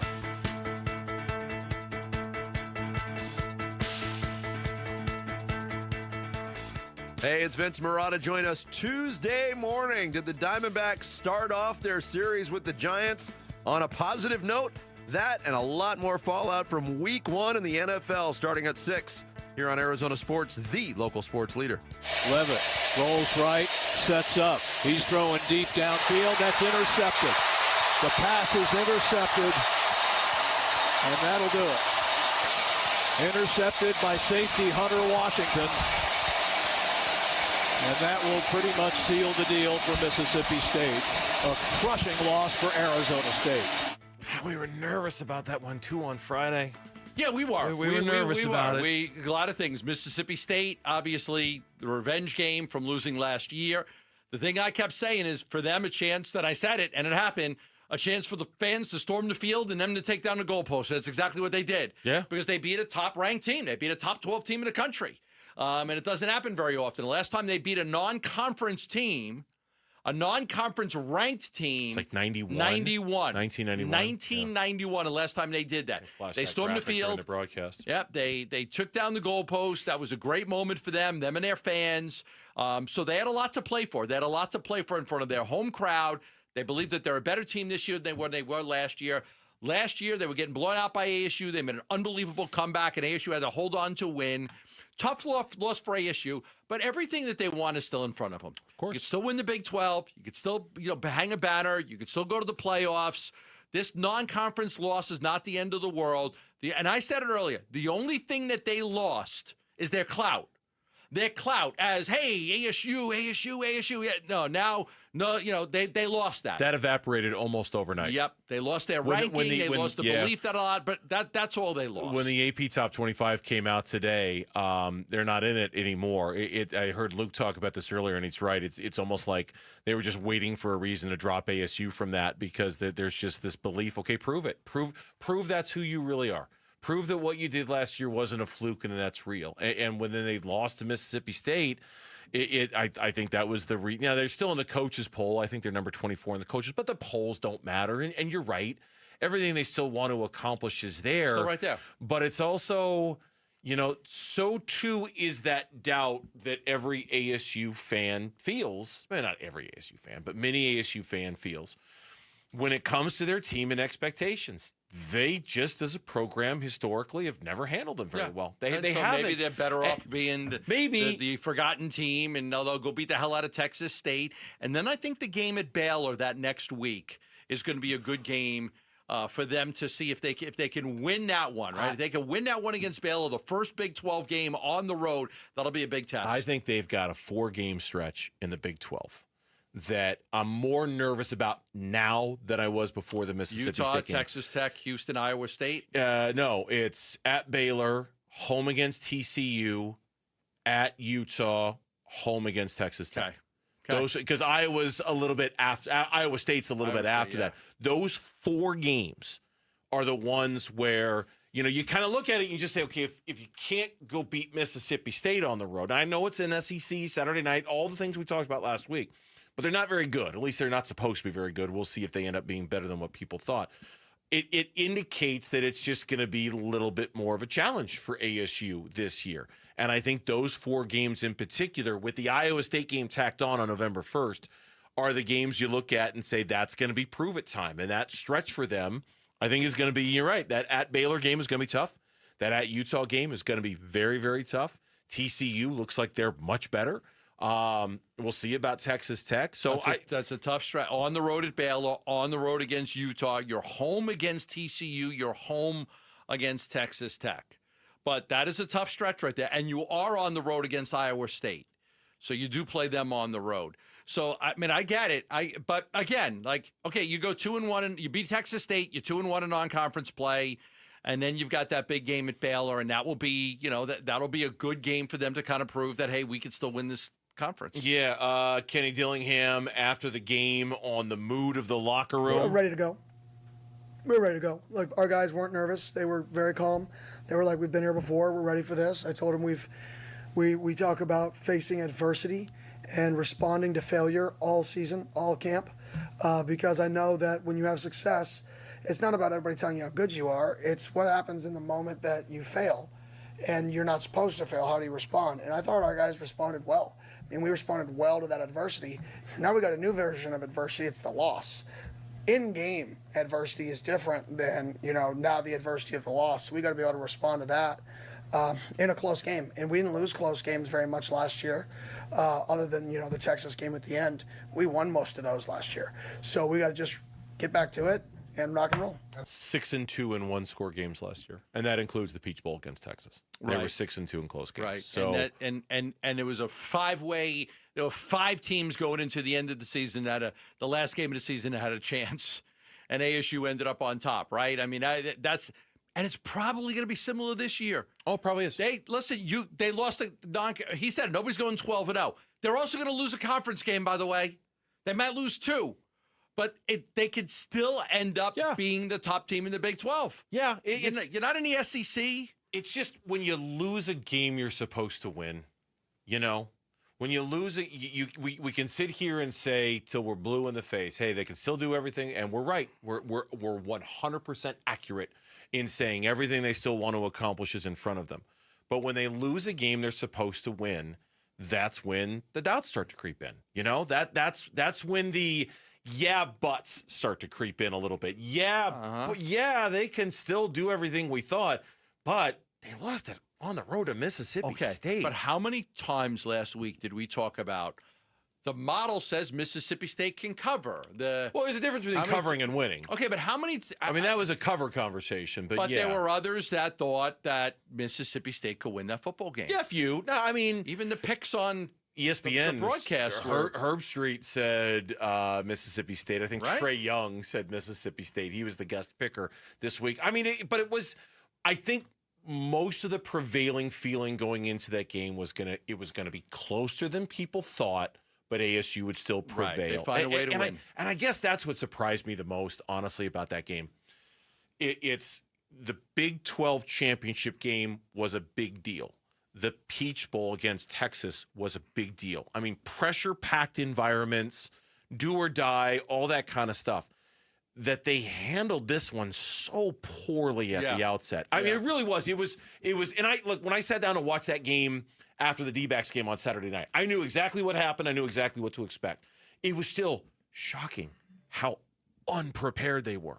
You know what I mean? How unready they were for the moment and for the noise and for the environment. How overwhelmed they looked. Especially Sam. Especially Sam. Yeah. And I get the pressure got to Sam. He's 20 years old. He's only 20 years old, but he did some things last year that made you think he was different and that he was built for that kind of thing and that he'd be okay in that moment. And he wasn't. You're right, because he was great in so many moments last year. But the pressure got to him. The cowbells got to him. The pre-snap penalties on that side of the field with all the fans and the cowbells when they're supposed to stop, banging the cowbell when you're at the line of scrimmage and you snap the ball, but they didn't. So, credit to them because they helped their football team. Don't miss your last chance to win tickets to the Cardinals home opener this Sunday. Head to the Arizona Sports YouTube page. Watch us live on the Arizona Sports YouTube page. Click the contest link pinned in the chat. It is that easy. Tune in, click, and you could be at the game. When we come back, to borrow a line from one of Gambo's favorite ad campaigns back in the 80s. Where's the beef? Oh! On the Cardinals defensive line. Where's the beef? Where's the beef on that Cardinals defensive line? That's next on Burns and Gambo. Diamondbacks baseball. 1-1. That one in the dirt. Back in it, stopped by Wong. It goes back to the mound, and Carroll comes home to score. That ball only got about 10 feet in front of home plate. Bayo had to go and get it. An underhand glove flip, and Carroll beat the toss. It's 2-1. D-backs take 2 of 3 versus the Red Sox and head to San Francisco to start a 3-game series at the Giants. Dbacks at the Giants, Game 1 tonight at 6 on Arizona Sports 98.7 and the Arizona Sports app. Dr. J. Schwartz offers 2 years of interest-free financing. Think about that for those of you that would love to get a vision correction procedure. You're like, I just can't do it. I can't come up with that money all up front. It's a little pricey. Oh, listen, it's surgery on your eyes, right? But what if you could pay it off over 24 months without paying any interest? Now you just pay a little bit each month for 2 years and you're done. The Schwartz Laser Eye Center with locations in Glendale, Scottsdale, and Mesa. Dr. J. Schwartz specializes in the 2 years of interest-free financing for your vision correction procedure. He also has performed over 60,000 LASIK procedures, including my eyes. So if you're starting to struggle with your eyesight, nearsighted, farsighted, having astigmatism, Dr. J. Schwartz, the Team Eye Doctor for your Phoenix Suns and Arizona Diamondbacks, is ready to help you. And don't forget about that 2 years of interest-free financing, because it makes it easy to get that surgery now and stop putting it off. Call 480-483-EYES or go online at teamidoc.com.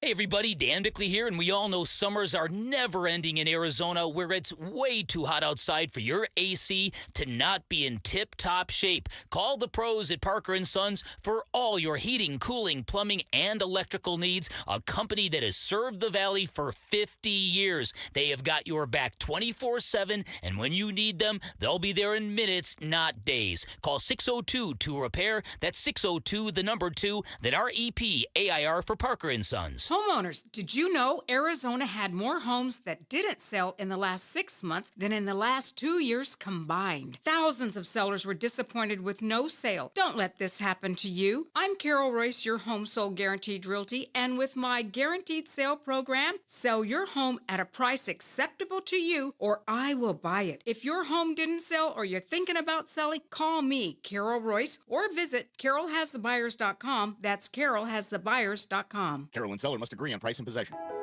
I'm Bree. I'm Sean. And we are the Berquist family. We are repeat Fulton customers, and we've lived in a Fulton community for 6 years. We had been looking for a home, and so we walked into the Fulton community, and we were just absolutely blown away. When we walked into the model home, we noticed the high ceilings, the beautiful kitchen, the flooring, and the floor plan. We knew it was a place where we were going to raise our family. And on top of that, we have a swimming pool and a good location here. When you say the word community, you have to be able to see it and feel it. And so when you have your neighbors, you feel that community because you become friends, and it even feels like family, like a family community. And that is something that is priceless and can last a lifetime. We absolutely would recommend a Fulton home to our friends and family. Fulton Homes. You're proud to own, we're proud to build. Don't wear it, sell it. At Oliver Smith Jeweler, we love buying jewelry and luxury timepieces. We care about each piece's unique history, craftsmanship, and design. Hi, I'm Oliver Smith, and over the past 40 years, Oliver Smith Jeweler has helped advise many clients on jewelry and watches. We can evaluate your pieces free of charge, provide you with an estimate of what they are worth in one-on-one meetings with you, respecting your time and valuables. Get a check or convert your unworn valuables directly to gold coin or bullion for the future investment. Oliver Smith Jeweler is known for our beautifully crafted jewelry and having the best timepiece selection in the Valley. Our clients choose us time and time again for our trusting nature, exceptional value, and our commitment to providing unsurpassed customer care. Don't wear it, sell it. Come visit us at Oliver Smith in Gainey Ranch or in the Scottsdale Fashion Square Mall. Low T, start for free for a limited time. Get prescription testosterone with no startup fees. Only at Red Mountain Weight Loss. You'll think better, sleep better, and it'll improve your sex life. Nothing boosts testosterone like actual testosterone. So don't waste money on herbal supplements that don't work. Get the T levels you had in your 20s with prescription testosterone. It's a game changer. And for a limited time, get started for free only at Red Mountain Weight Loss. Go to redmountainweightloss.com or dial pound 250 on your phone, keyword Red Mountain. I'm Mitch Varel. This with Trending Now. It's presented by Parker & Sons, heating, cooling, plumbing, and electrical. Cardinals are now on to week 2 after their Sunday victory over the Saints. Head coach Jonathan Gannon told the assembled media today that both Cody Simon and Joey Blunt still working their way back from injuries that they suffered in Sunday's win. You can find all the latest from the Cardinals and hear the conversations from earlier today on Arizona Sports. Linebacker Baron Browning, safety Rabbit Taylor Demerson, and the head coach himself here on Arizona Sports right now on ArizonaSports.com. Diamondbacks start a pivotal road series tonight in the city by the Bay. The Snakes and the Giants separated by just a half game in the standings, and both of these teams are the first ones outside looking in to that final wild card spot. They're both just about 4 games out. Prior to the game, the Diamondbacks recalled infielder Tim Tawa from AAA Reno. First baseman Tyler Locklear was placed on the 10-day injured list due to left elbow inflammation. On the mound, it'll be Nabil Chrismat against Logan Webb. First pitch is at 6:45. Pre-game coverage starts at 6 right here on 98.7 FM and the Arizona Sports app. And for the first time this season, the Chicago Bears have scored, and it only took their opening drive. Caleb Williams taking it in himself. They lead the Minnesota Vikings 7-0 with about 7 minutes and change to go in the first quarter.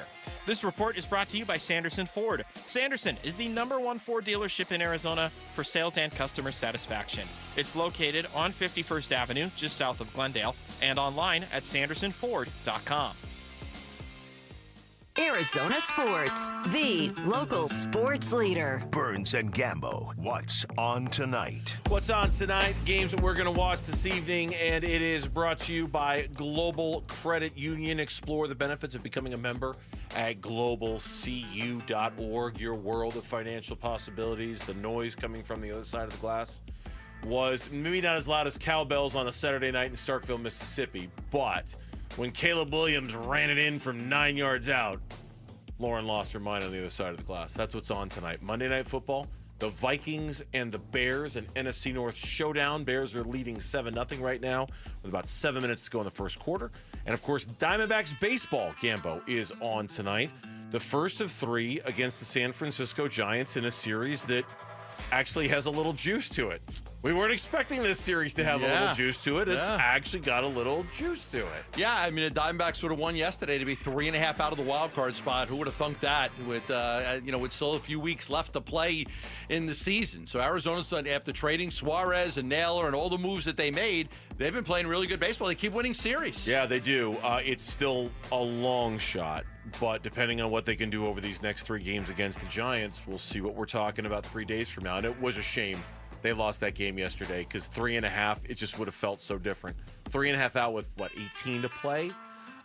There was a roster move today by the Diamondbacks as well. Tyler Locklear was put on the injured list. Yeah, 10 days, Tim right? Tawa was called up. Yeah, Tawa was the guy that they just got back last week in the minors, so they wanted to get him back quickly, so he's back. All right, we've talked a lot of aspects about this Cardinals game from yesterday, and one I feel like we haven't talked a ton about. We've harped on the offensive line. They weren't great outside of Paris Johnson and maybe Yelda Froholt. They weren't fantastic yesterday. Josh Sweat got a few pressures on Spencer Rattler, not as many as we expected. I didn't even notice him. I never heard his name. I barely noticed him. Baron Browning had the one sack. And the only one they had. But for the most part, the Dalvin Tomlinsons, the Calais Campbells, the Darius Robinsons, the Josh Sweats, I didn't feel like we heard their names or saw them impact the game hardly at all yesterday. No, it's a little disappointing, but I still feel really confident that they're going to have a good pass rush and they'll figure this thing out. I mean, if you would have told me they're only going to have 1 sack and it's going to be Baron Browning, I would have been probably a little disappointed. I spent a lot of money on Josh Sweat. I think he's going to be terrific for them. I'm not saying he's not. I think he'll be great. But it was odd. Like throughout that game, you're watching the game, you're just not hearing their names. They didn't have the impact. Now, their pressure rate was a little bit better than what their average was last year. So their pressure rate on Rattler was a little bit better. They more dominated in the secondary with the 9 pass breakups, which was the most in the NFL yesterday. The 9 pass breakups. But yes, I was expecting more pressure, more quarterback hits, more sacks, forced fumbles, things like that, and that didn't come. It's kind of funny. I was thinking about this too. The 9 pass breakups leading the NFL. We had assumed, and it's just one game, so I'm not going to say it's going to be like this the rest of the year. But we had assumed the pressure up front would lead to better play in the back. It didn't work that way. No, like not at all. Like it didn't. They got great play in the back. They got 9 pass breakups. Dadrian Taylor Demerson played great Will Johnson played great. They broke up 9 passes. It wasn't because of what was going on up front. It wasn't because Spencer Rattler was moving around a bunch back there. I thought he played a good game, Spencer I thought he did Rattler. too. I mean, I thought he played a good game. Good for him, local kid. Happy to see him do well. I thought he had a solid game for them. But I think going in, you're like, okay, this kid's never won an NFL game before. You should be able to get pressure on him. They had a good game plan to get the ball out and not have him take those sacks. When we say he played well, I mean, and this kind of goes back to the Kyler Murray conversation. It's all framed up with expectations, right? Nobody expected Spencer Rattler to play well yesterday. He's made 8 appearances in NFL games. He's 0-7 as a starter. The bar is very, very low for Spencer Rattler to impress us in a football game. Very low. With Kyler, it's much higher. You're going into year 7 now, right? You were the number 1 overall pick in the draft. Right. You got paid a big-time contract a few years ago. Right. It's just a different lens that you look at quarterbacks through. You can look at Spencer Rattler and say, yeah, I thought he had a pretty good game. Why? Because we weren't expecting him to have a very good game. I thought when they took they took take it off, when they let him be him, I forgot what the word is, when they took the leash off, take the leash off. The leash off. And they stopped going to Kamara, and they needed to go down the field at the end of the game. I thought he did a great job taking him down the field. He had a touchdown pass to Juwan Johnson. He was basically halfway through celebration when he realized the kid dropped the ball. Yeah. But that would have been a game-tying touchdown. I thought that when they took the leash off, if that's the phrase, I thought he was able to move the ball down the field very efficiently. I thought he did a good job. Yeah, the ones that surprised me the most, and I get it, you're in rotation and not everybody's playing all the time or things like that. Darius Robinson had a really quiet game. Dalvin Tomlinson had a real quiet game yesterday. I mean, I don't feel like And Josh Sweat and Zayden Collins and L.J. Collier and Dante Stills and just about everybody. I mean, the guys we're talking about are Demerson and Buda and Will Johnson and Max Melton. We're not talking about the front 7. The front 7 didn't do very much. I'll give it up to Dante Stills. He did make a big stop on 2nd down during one of the 2 drives at the end of the game. At the end of for the the game? Saints, one of the 2 final drives. I have to go back and look at my notes because I highlighted it as a huge play that Dante Stills made to help kind of slow. Here it is. The Kamara play, minus 2 yards? Got behind the line of scrimmage to get Kamara on 2nd and goal. Then on 3rd and goal, Rattler throws it away. They come on and they kick a 28-yard field goal to make it 2013. Good play. So that was like the one moment. Okay, good play. Like Dante Stills made a pill. Off. Thank you. Oh, is that what you're talking about? Thank you, Tim. Yeah, take the training wheels off. Oh, you could go leash too if you take the leash off. Tim's saying training wheels. Thank you. Is that Tim Ring saying that? Tim Broomley. Oh, Tim Broomley on Twitter. Take the training wheels off. Matt Jones also said maybe you were thinking taking the training wheels off. Yes. I'm sorry, my brain doesn't function very well. Well, you better get it in gear because it is time for our final thoughts on this Cardinals game. It's time for the 2-minute warning. Arizona Sports, the local sports leader. It's the Burns and Gambo 2-minute warning. Final thoughts on yesterday's Cardinals game. Brought to you by Arrowhead Honda. Looking for a rugged SUV or a sleek sedan? Head down to Arrowhead Honda and score big. Tell them Michael Wilson sent you. Final thoughts on the Cardinals game. We each get about 40 seconds or so. I'll start with this one. The Arizona Cardinals with the win, the 9 pass breakups, the number that we keep going back to time and time again. The one that I keep going back to time and time again was the number of plays and the amount of time that Rabbit Taylor Demerson was on the field. They went with a 3-safety look yesterday, Gambo. Nearly 65% of the time out there when they had Jalen Thompson and Buda Baker out there. I think that level of versatility, along with Will Johnson's emergence and what he did in week 1, give the potential for this secondary to be a whole lot more versatile, a whole lot more impactful, and a whole lot more game-changing than we anticipated going into the season. It would seem as if the year 2 jump that we're talking about, the one from Rabbit Taylor Demerson, might be a very real jump for the Arizona Cardinals. You? All right, for me, what I was looking for is would a number 2 wide receiver step out and establish themselves? But I didn't see it. I had 12 catches for McBride and Marvin Harrison Jr., 12 catches for them. That's great. 5 receptions went to the running backs. 1 reception went to Tip Ryman, the tight end, as they played a lot of tight ends in this football game. So only 3 receptions went to wide receivers not named Marvin Harrison Jr. Michael Wilson, 1 catch on 4 targets. Greg Dortch, 1 catch. Zay Jones, 1 catch. So to me, no one in game 1 established themselves as the clear number 2 wide receiver on this team. Nobody did. When we come back on the Burns and Gambo show, the Arizona Diamondbacks, what kind of noise can they make in the National League with a few weeks to go? We'll talk about it and preview their game against the Giants next on the Burns and Gambo show. Wolf and Luke, middays 10 to 2. And at the moment, it put you down 17-0. I mean, it made it so the game looked like it was going to be out of reach. I will give them credit because this is something ASU has done consistently last year, too. They come out in the second half and look like a much better team. That's a great trait to have. The problem is these slow starts are starting to become a trait now, too. How do you get back into a game when you're trailing 17-3 at the half? You come out and you blow the other team's face off. Yeah. You come out of the tunnel and you go 8 plays for 75 yards and a touchdown. That tells me somebody was yelling inside the locker room. Wolf and Luke, middays 10 to 2 on Arizona Sports, the local sports leader. You're listening to Leaf Filter Radio, and the guru of gutter protection himself, Chris Coonahan, is here to take your most pressing leaf-related questions. Hey, everybody, Chris here. I understand we have Ron on the line. Ron, where are you calling from? Uh-oh. Ron, are you calling from a ladder? Well, I was.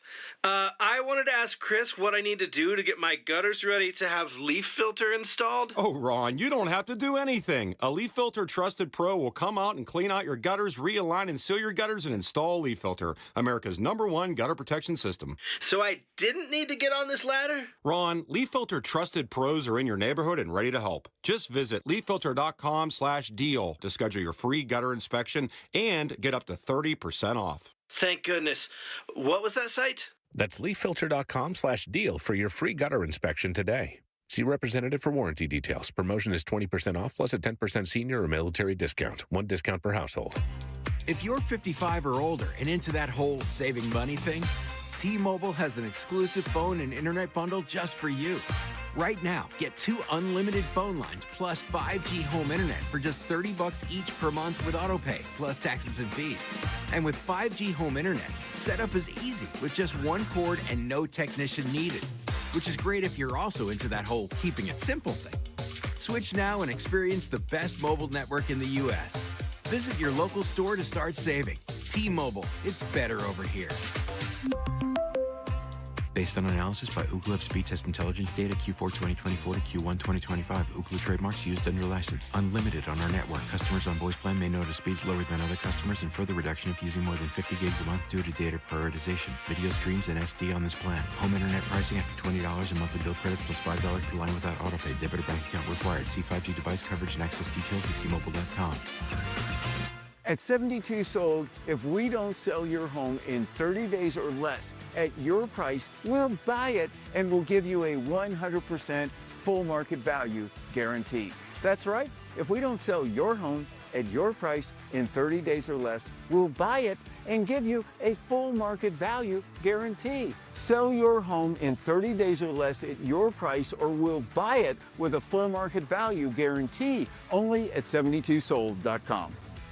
Society says, pay $7 for a fancy coffee. Sonic says, nah, how about $2.99 salty caramel toffee iced coffee with cold foam, salty caramel drizzle, and crunchy toffee pieces. That's Pinky's Up Fancy, fine china fancy, and grand piano in your living room fancy for just $2.99. Sonic salty caramel toffee iced coffee for just $2.99. It's the fancy without the pricey. Tax not included. Exclusions apply for a limited time only at participating Sonic drive-ins. Dave Burns here with Liberty GMC General Manager Chris Scott. Chris, Liberty GMC is the go-to place for trucks. What kind of football season kickoff deals are happening this month? What's up, Dave? September has some amazing truck deals, and right now we've got $13,500 in savings on the all-new 2025 Sierra 1500 and $6,500 in savings on the all-new 2025 Sierra HD. We've got plenty of inventory. It's definitely the right time to buy. Visit Liberty GMC in Peoria or shop online all the time at libertygmc.com. GMCAZ.com. GMC, we are professional grade. Protein, protein, protein. Everyone is trying to get protein in their diet,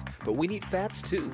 Healthy fat, that is, like the rich, natural peanut and almond butters found in G2G protein bars. Most bars don't have it because, well, most bars aren't real food or refrigerated. Fortunately for you, we aren't most bars. At G2G, you'll find a balanced helping of protein and healthy fat. The fact that they're delicious is just a bonus. They're fast, easy, and perfect for on-the-go families.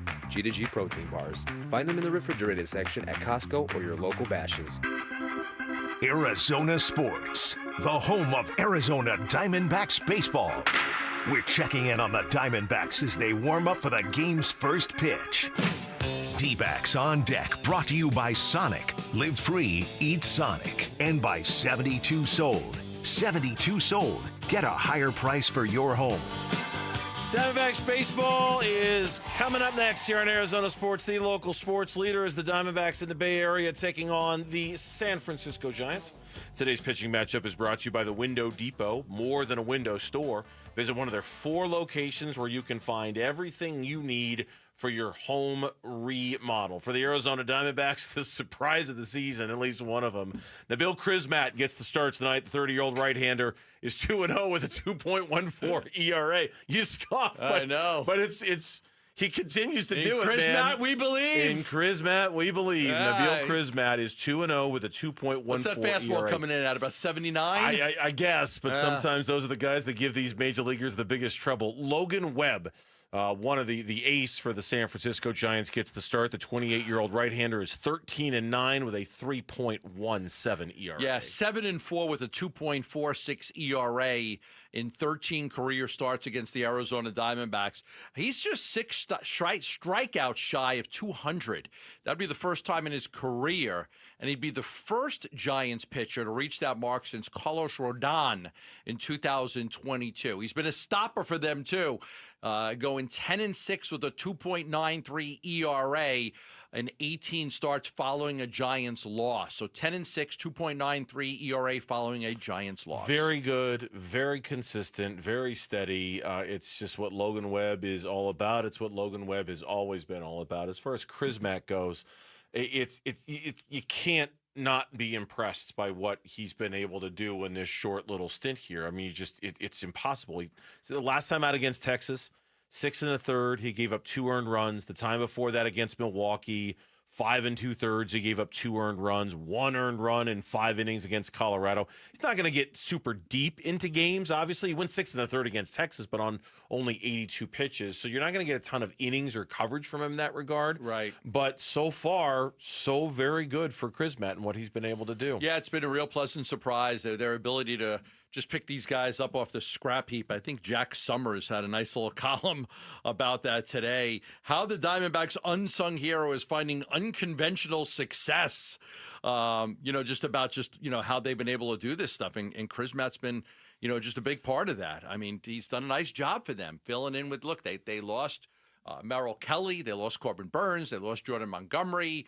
Gallen struggled for most of the year, although he's come on really well. Fott pitched a good game the other day. I was really happy to see Brandon Fott pitch so well. And Eduardo Rodriguez has been up and down, so you needed a shot in the arm from somebody, and Crismatt's giving it to him. The starting pitching as a whole, 6 straight quality starts for the Diamondbacks starters. That's 6 innings or more, 3 runs or less. 9 of their last 11 outings from their starting pitching has resulted in a quality start. And over the last 11 games, starting pitching for the Arizona Diamondbacks, I can't believe these numbers, 2.09 ERA, 49 strikeouts, 17 walks, a 1.13 whip for the Diamondback starters in their last 11 games. I think that's one of the most impressive thing about Brandon Fott to me is he just doesn't walk batters. Just really good at Didn't the other night against guys. the Red Sox, He just doesn't for sure. walk guys. No, he didn't. Eduardo Rodriguez had a good start against the Red Sox, and the Diamondbacks continue to do this thing. They're 72-72 on the season. We'll get to the standings here in a minute. But in taking 2 of 3 from the Boston Red Sox, they got great performances on Friday and Saturday from their starters, Rodriguez and Fott. Blaze Alexander continues to steal the show on almost every single game, every single night. If it wasn't throwing out a runner at home on a frozen rope on Friday, it was stealing a home run on Saturday. The fans love him. He's sort of become that guy on this team. He might not be their best player, but he's the one I think they're all drawing some confidence and energy from right now. He's the good vibes Gino. I said it last week. He's bringing the good vibes to the team. He plays, he plays the game with such passion, and he's a good teammate, and he's up, and he's excited, and he just loves. You can just tell he has a love for the game, and you like to see it. Yeah, Vinny this morning, it was Vinny or Tim, I can't remember which one, made the comparison that he's like that one player on the Little League team that is just playing so well. Like, hey, it doesn't matter. Blaze will carry us. Blaze will get us where we need to go. Blaze will be that guy. And, of course, there's more than that going on with the Diamondbacks right now. But Blaze Alexander has been Haven out, Goriel out. I mean, it's nice to see him. Listen, we knew he could hit the ball and he had some talent. It's just good to see him kind of put it all together this year. Yeah, the stuff he's doing in the outfield, given that he's never played. He's never played Major League outfield before up until this past week or so. It's like, this ain't so bad. The injury report is brought to you by Barrow Neurological Institute. Learn more at barrowneuro.org. There was one move that was made over the weekend. Anthony DeSclafani was reinstated. Bryce Jarvis was optioned down to AAA. And then there was a move that was made just about an hour ago. Infielder Tim Tawa was recalled from AAA Reno. First baseman Tyler Locklear was put on a 10-day injured list with left elbow inflammation. He had a defensive mistake yesterday in the game that was part of that inning that kind of went sideways on them in the 7th. He certainly has not answered the question at first base for the Diamondbacks going forward. They're going to need a first baseman next year. Pavin Smith hasn't stepped up to claim the job. Locklear hasn't stepped up to claim it. They're going to need to address that one way or another. I don't know whether they go get a guy on a 2 or 3 year deal or bring in a guy on a 1 year deal just to just to see if Locklear can turn it around. I think he's got a role on the team next year, but I just, might be a right-handed DH, right-handed pinch hitter, and part-time first baseman. Yeah, it is not. There was a hope that he was going to step up and be able to claim it. He has not been able to step up and claim it. MLB standings, they're brought to you by Liberty GMC. Nowhere can you buy a GMC for less than you can at Liberty GMC. I want to spend a moment or two on this one because the Arizona Diamondbacks right now, 72-72, 18 games to go, 4.5 back of the final wild card spot in the National League. The Reds are in front of them. They're 4 games back. The Giants, tonight's opponent, in front of them, 4 games back. And then the Mets are the team they're all chasing. They're the 3rd wild card team in baseball right now. Scoreboard watching again? Are we back? The Mets are losing right now to the Phillies. 1-0 in the 8th inning. We keeping an eye on that? Are we there yet? I think so. I mean, yeah, I think Did we ever leave? Yes. Yes, at some point we left, and it kind of drew us back in. You keep winning 2 out of 3. It's almost a shame that there's not another month left in the season. You feel like the Diamondbacks might be able to get it done. For what it's worth, the Reds are taking on the San Diego Padres tonight, so there might be another opportunity for you to potentially can you imagine if they get this thing? Can you imagine if the final 3 games, they're actually playing for something? Just the final 3 games of the season. They pull me back in.